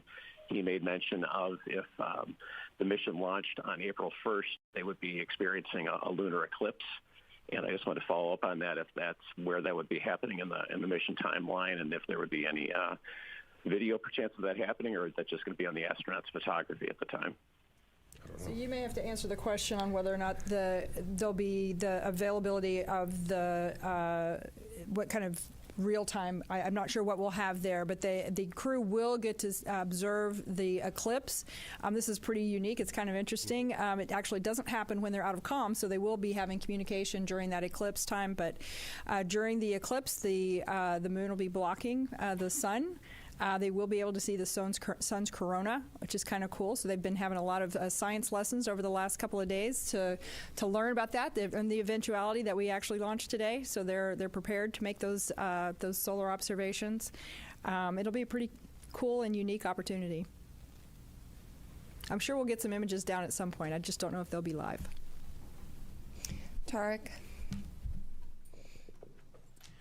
Thank you very much. Tarek Malik with Space.com for the administrator. There have been a lot of comparisons of Artemis 2 to Apollo 8, a pioneering mission, daring, that sent astronauts on an untested crewed vehicle around the moon. And I'm very curious, given last week's ignition event and how that really laid out an audacious and ambitious plan to really explore the moon in a stepping stone approach way, where you see Artemis 2 in that plan, and basically the importance of riding on this mission before you can make that next step for next year. So, I mean, no matter, I guess, how you slice it, it's the opening act for sure. I think there are areas where we're clearly combining, Apollo 7, Apollo 8 into a single mission. Which we should be able to do. There has been, to your question earlier, there's been substantial progress, over the last half century. We have tools. We've certainly been there before, so I would expect us to be able to get some, mission efficiencies through. But I would say that what we learn from this, for sure, will inform how we think about Artemis 3. Now, there's certainly big picture objectives in that. We'd like to get the lander together. We'd like to test that out in Earth orbit before we go to the moon with it. But if there are things that we don't see, maybe it is comm-related issues, then we're going to try and fix those. And then we're going to want to validate that on the next mission as well. So, and that should be the idea, right, as we progress forward. I suspect when Artemis 3 comes around, we're going to learn a lot about the integrated operations that we'll want to validate and ensure is rolled into the subsequent missions. But yes, this should be a philosophy that we take across all of the grand efforts that we are pursuing right now, to not necessarily jump to the ultimate desired state, but to build up to it. I'm going to jump right up here.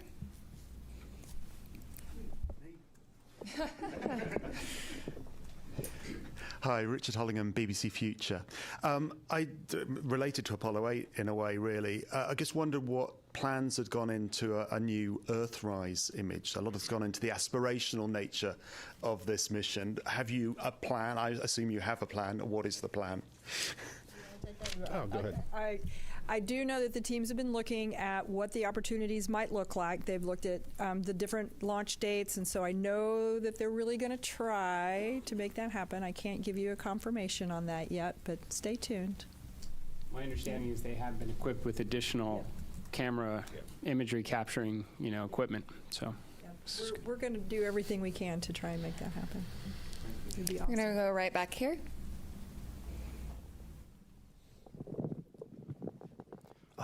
Thank you.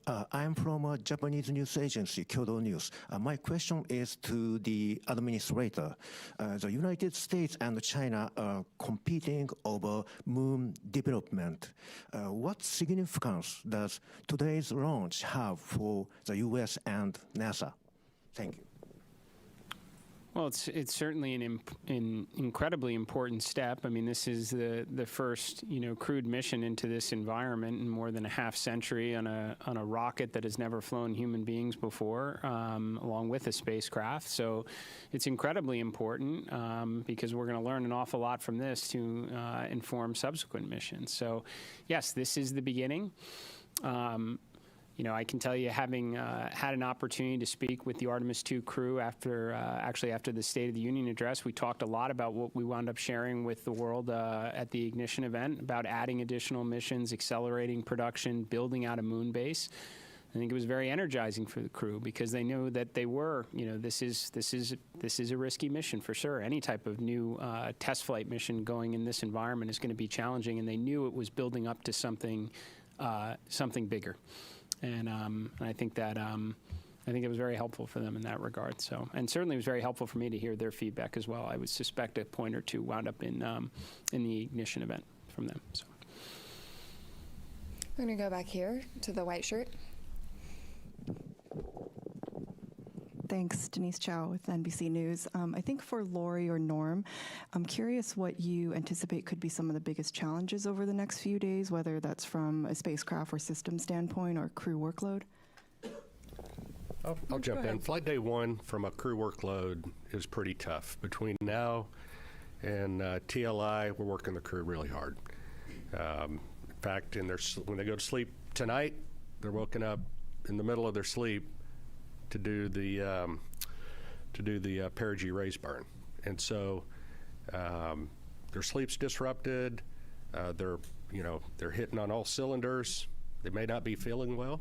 On top of that, so we know that flight day 1 and flight day 2 up to TLI is really good. We know it drops off then, and so going into this, we trained for that. We did simulations for this. We put the crew in exactly that state. Now, they weren't on orbit. They probably were feeling great. But we got a good gauge, hey, are we working them too hard? And the mission control team is great because they're watching the crew constantly. They're watching their performance. And we also have a crew that's very good at saying, hey, enough's enough. And so together, we will make certain that we're doing everything in the best interest of meeting the mission objectives, making sure that we're not working the crew so hard that, they make mistakes or something of that nature.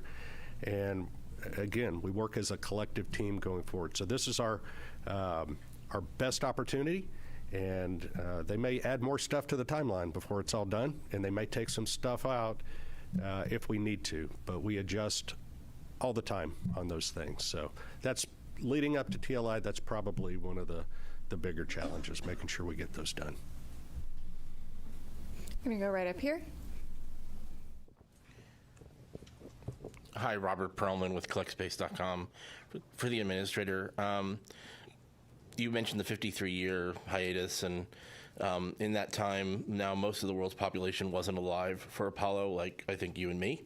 And I wonder if you have a sense of, if even this early in the mission, that this has captured the imagination of those people that have never seen anyone go to the moon before on a world level, on a national level, and how important is it to NASA to capture that support from the public?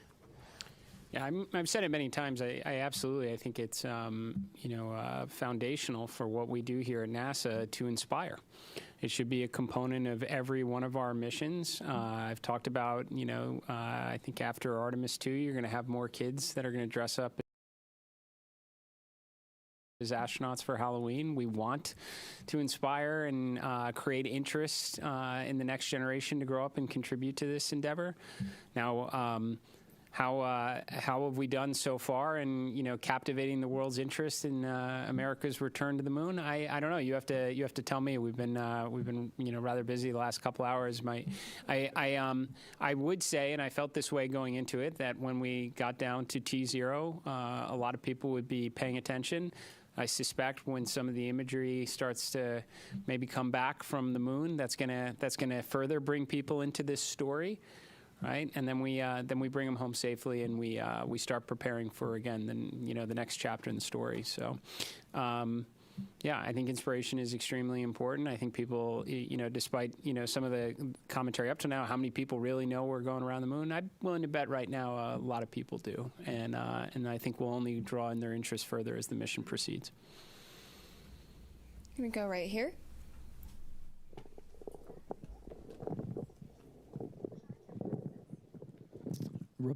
Robert Coppinger, British Interplanetary Society Spaceflight Magazine. Commander Wiseman said during the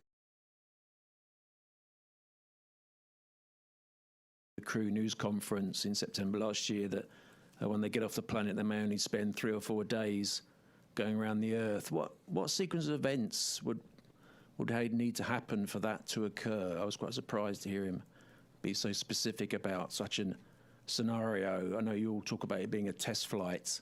So what would need to happen for the mission to be curtailed in such a fashion?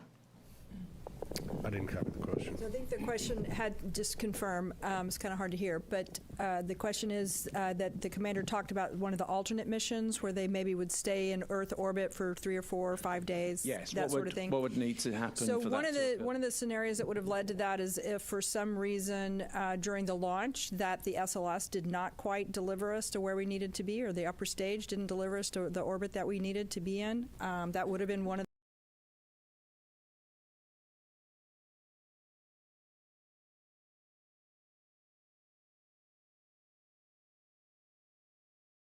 the scenarios.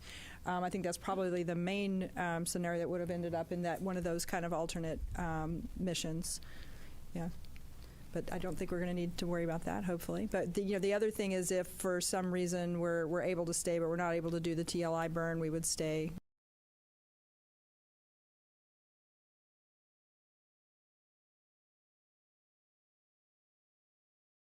In Earth orbit. So there's a couple of scenarios where that could happen. We're right back here. Hi there, Joey Vars with the Gabber for anybody. In the weeks leading up to the launch, we were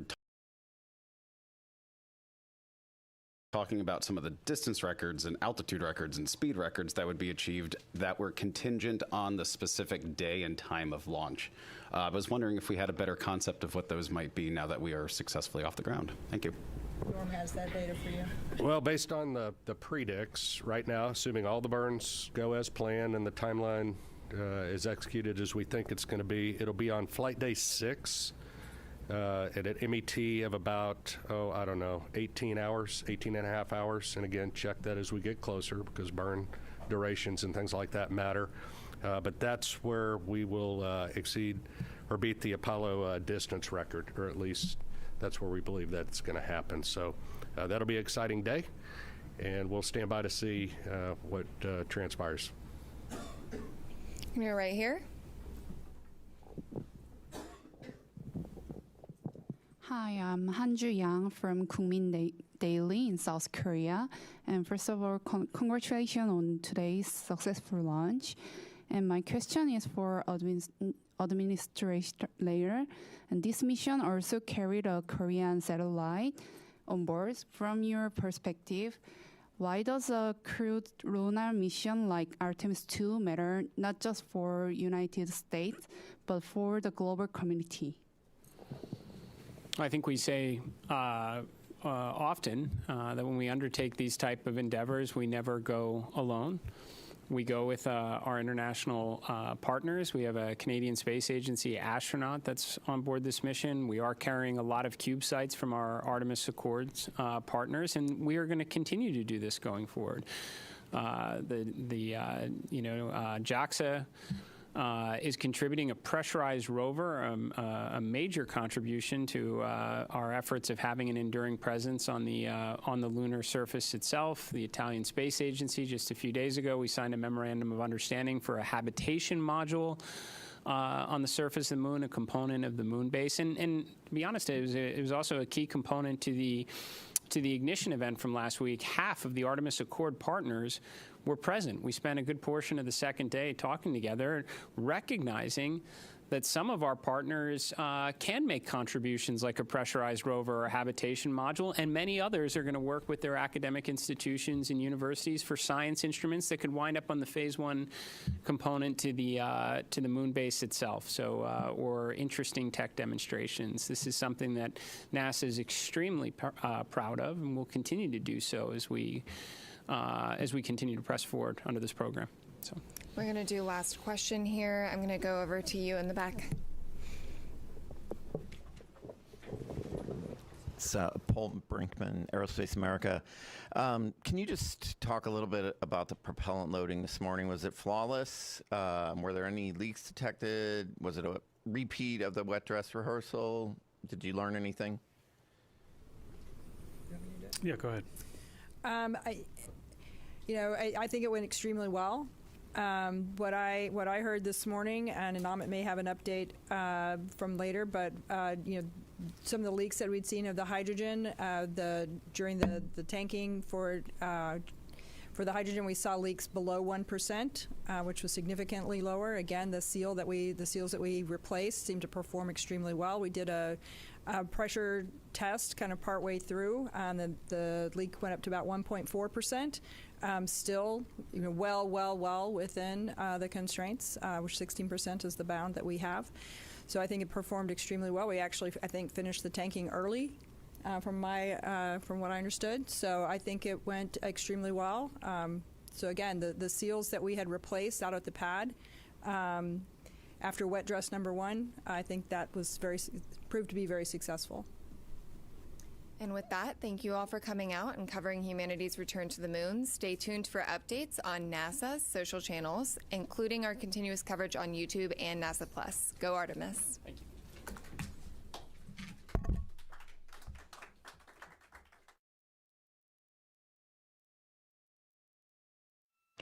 This is Mission Control Houston. Thanks for coming back to us. We are here in the Artemis 2 flight control room. The white flight control room here in Mission Control Center in Houston, Texas, following along with the mission and 4 Artemis 2 crew members who are making their way to the moon.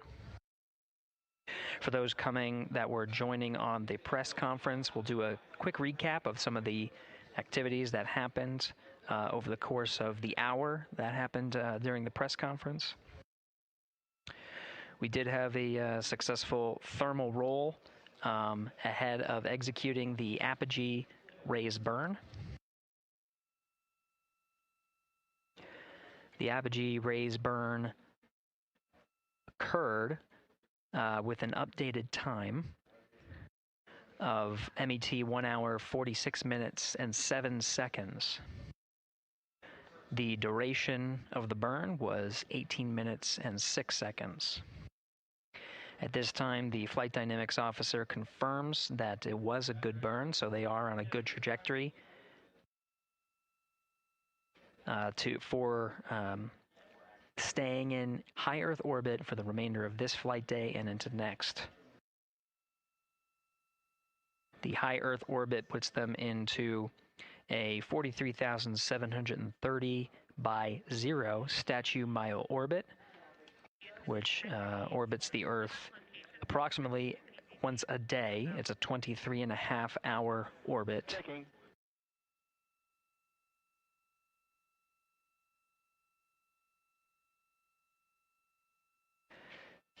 At this point, the crew is working through a number of steps to prepare for their first day in orbit, their first night. They have a number of activities coming up, including the proximity operations demonstration, where Integrity will separate from the second stage. Integrity, those PCDs are located in Foxtrot 3 large.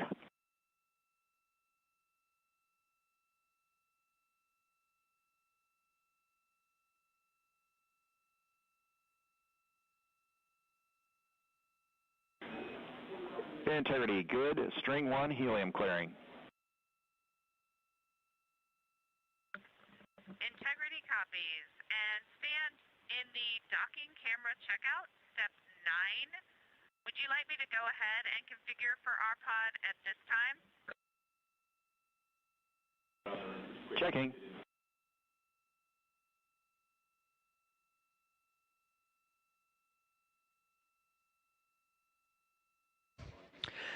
Continuing the recap, starting with the current discussion where integrity is now beginning a thermal roll. And integrity for docking cam, yes, please configure for our pod. Copy.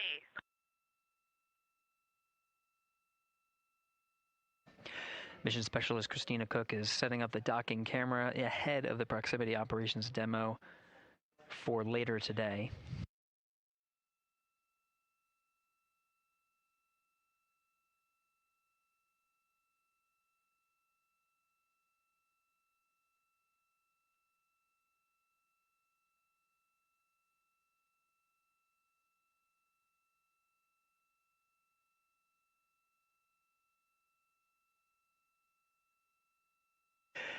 Right now, the crew is in the middle of executing a thermal roll.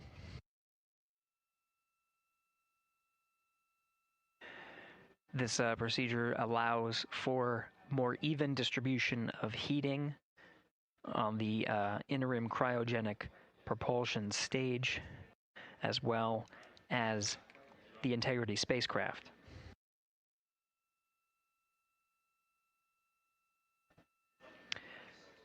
NASA astronaut Christina Cook is also working through troubleshooting steps of the waste management system that's aboard the Integrity spacecraft.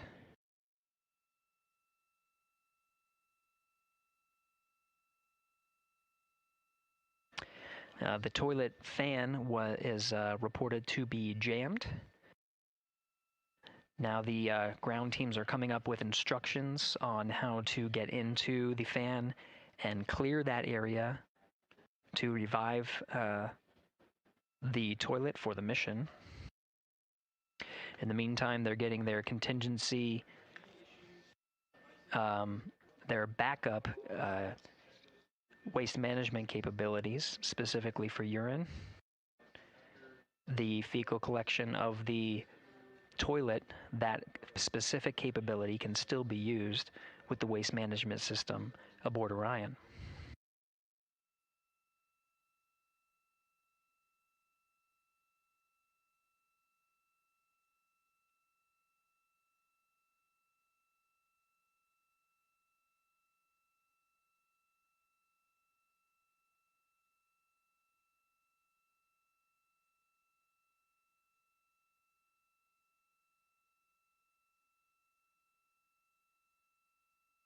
At this time, here in the Artemis II flight control room, we're beginning the first handover of the mission.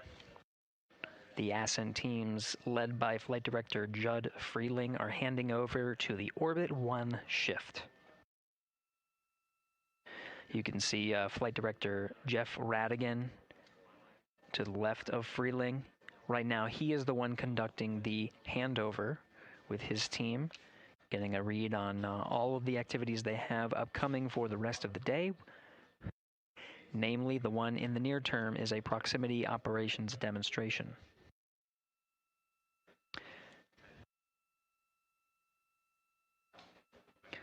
We are also anticipating a crossover of the tracking and data relay satellites. Integrity Houston for GNC. System is still performing nominally, but we are updating unfiltered and BFS with channel 1 again.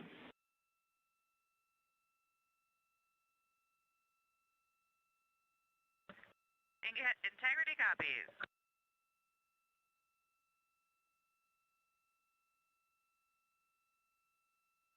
That call from Capcom Stan Love addressing the guidance, navigation, and control system navigation source, specifically channel 1. Now, as part of handover to Flight Director Jeff Radigan to begin the Orbit 1 shift on Flight Day 1, they're preparing for the proximity operations demonstration. Ahead of that, there's an expected handover from the tracking and data relay satellites to the Deep Space Network.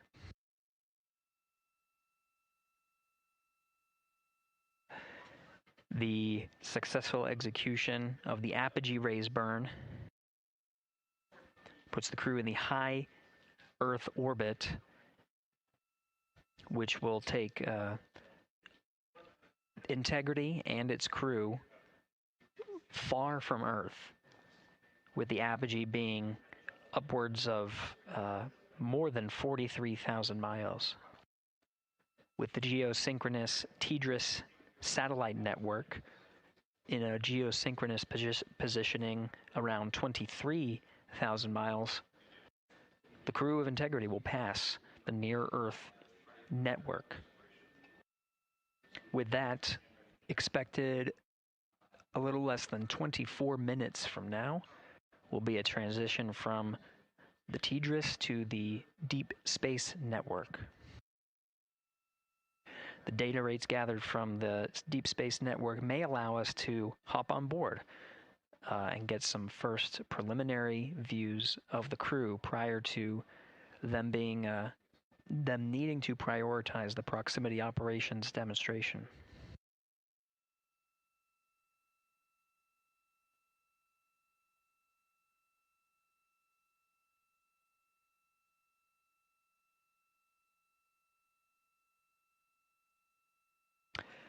We'll take a pause here and listen for some Orion to Earth communications as the team goes through their handover procedures, so we can listen in on the next steps for the Orbit 1 team.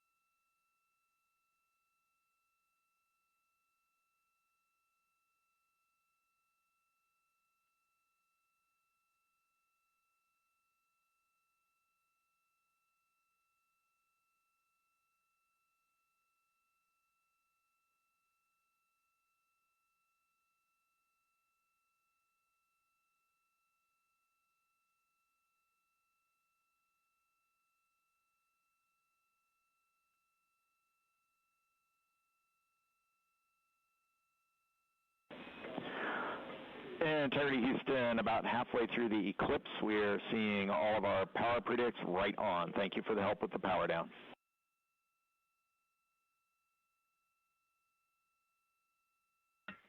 Integrity copies.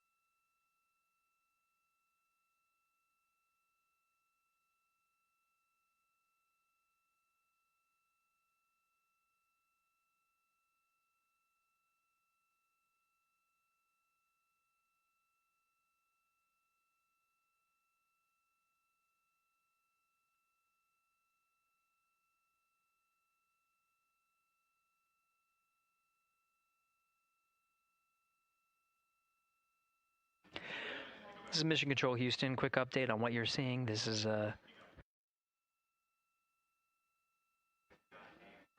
this display is brought up onto the front screen by the control officer here in Mission Control Houston. It's called the Ascent PFD and is available at the first phases of flight. It includes toggled settings between tanking, the Ascent phase on the core stage, and now the ICPS phase. As you can note from the display here, we're in a post-apogee raise burn coast. Right now the attitude for integrity is... Integrity Houston, 1 minute to string 2 helium clearing.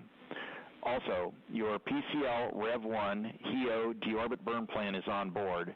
That's in slot 2. The name is HEO D/O Rev 1. Copy helium clearing, and we see the burn plan. Thanks. Outstanding.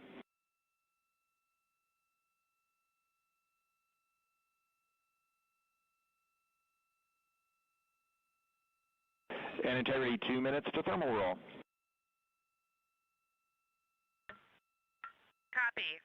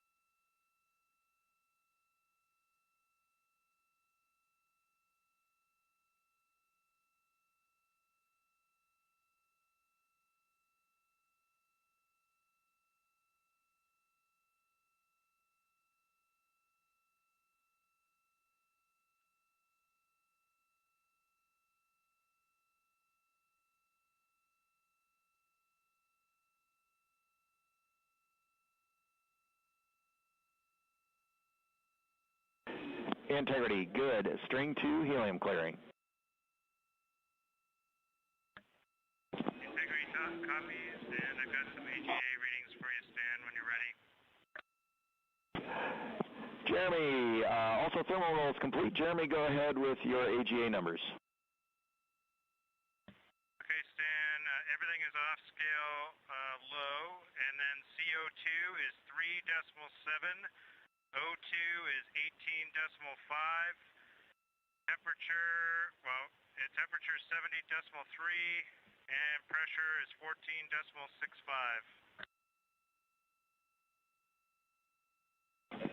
14.65. We copy all those numbers. Thank you.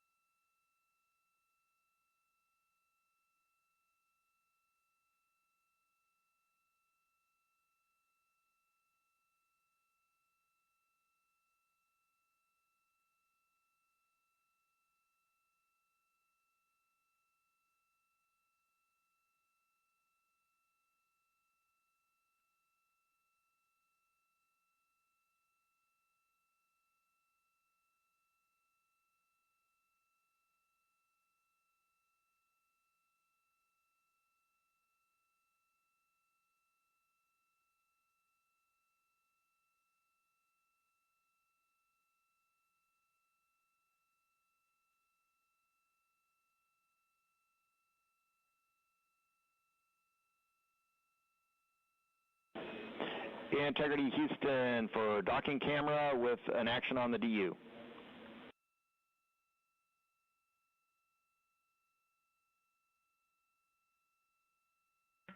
Go.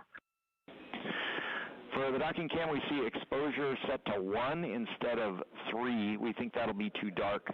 You can set that back to 3 on rpod.dockcam, HKey L4. Copy. Thank you.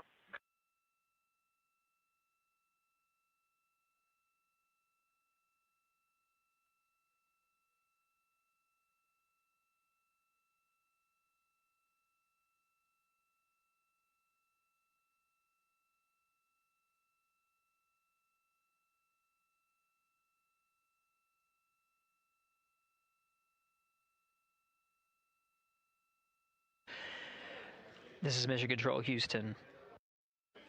The Ascent and Orbit 1 teams have completed their handover.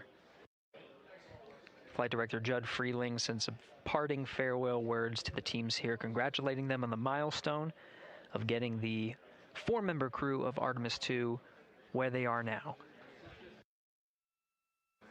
at a mission elapsed time of 2 hours and 45 minutes. Integrity, thermal roll complete.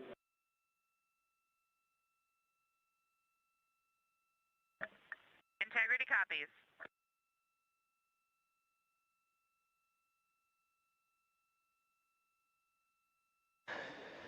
The Integrity crew working through their procedures. You heard thermal roll complete to allow for even heating on the outside of the spacecraft. We'll do this periodically throughout the flight. Right now, the teams here have, like I said, have successfully handed over. You've been hearing the voice of Capcom Stan Love for the Ascent shift. He'll be handing over to Capcom Amy Dill and Capcom and NASA astronaut Raja Chari. You'll hear their voices for the Orbit 1 shift and the beginning of proximity operations demonstration.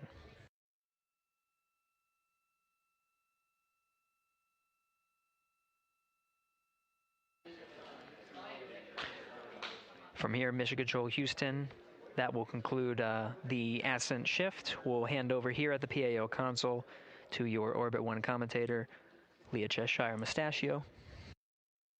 She'll take you through the proximity operations and some of the activities that lead to the end of the cruise day and the beginning of their sleep period. That's it for the Ascent team. This is Mission Control Houston. Stand by as we allow a few minutes to reconfigure the PAO console and provide 24/7 commentary. Integrity Houston, com check on Peltor. Houston Integrity, com check on Peltor. Hello, Christina. You're coming in louder. How me? Amy, great to hear your voice. I have you the same. Good to hear that our Peltor is a little louder than the mic stub. We copy.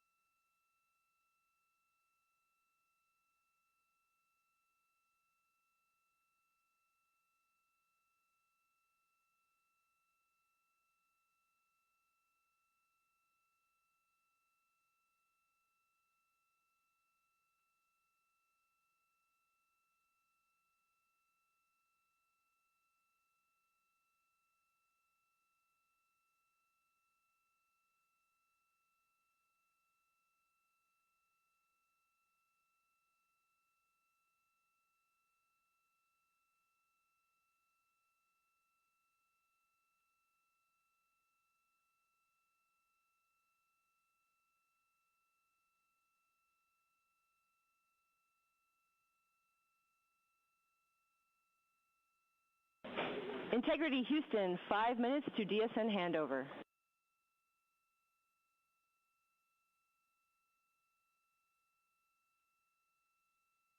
Integrity.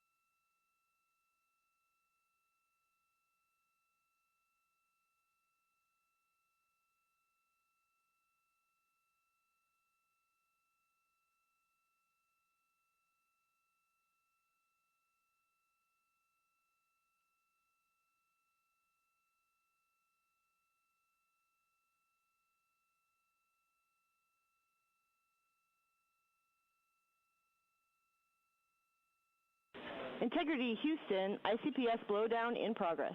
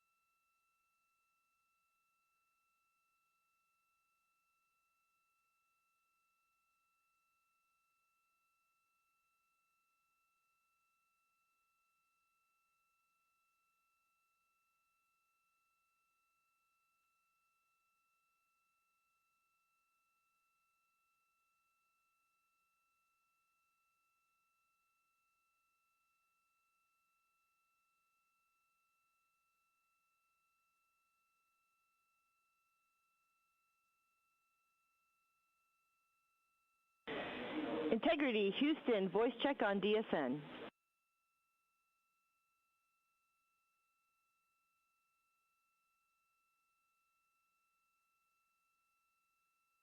Houston, Integrity has you loud and clear on DSN.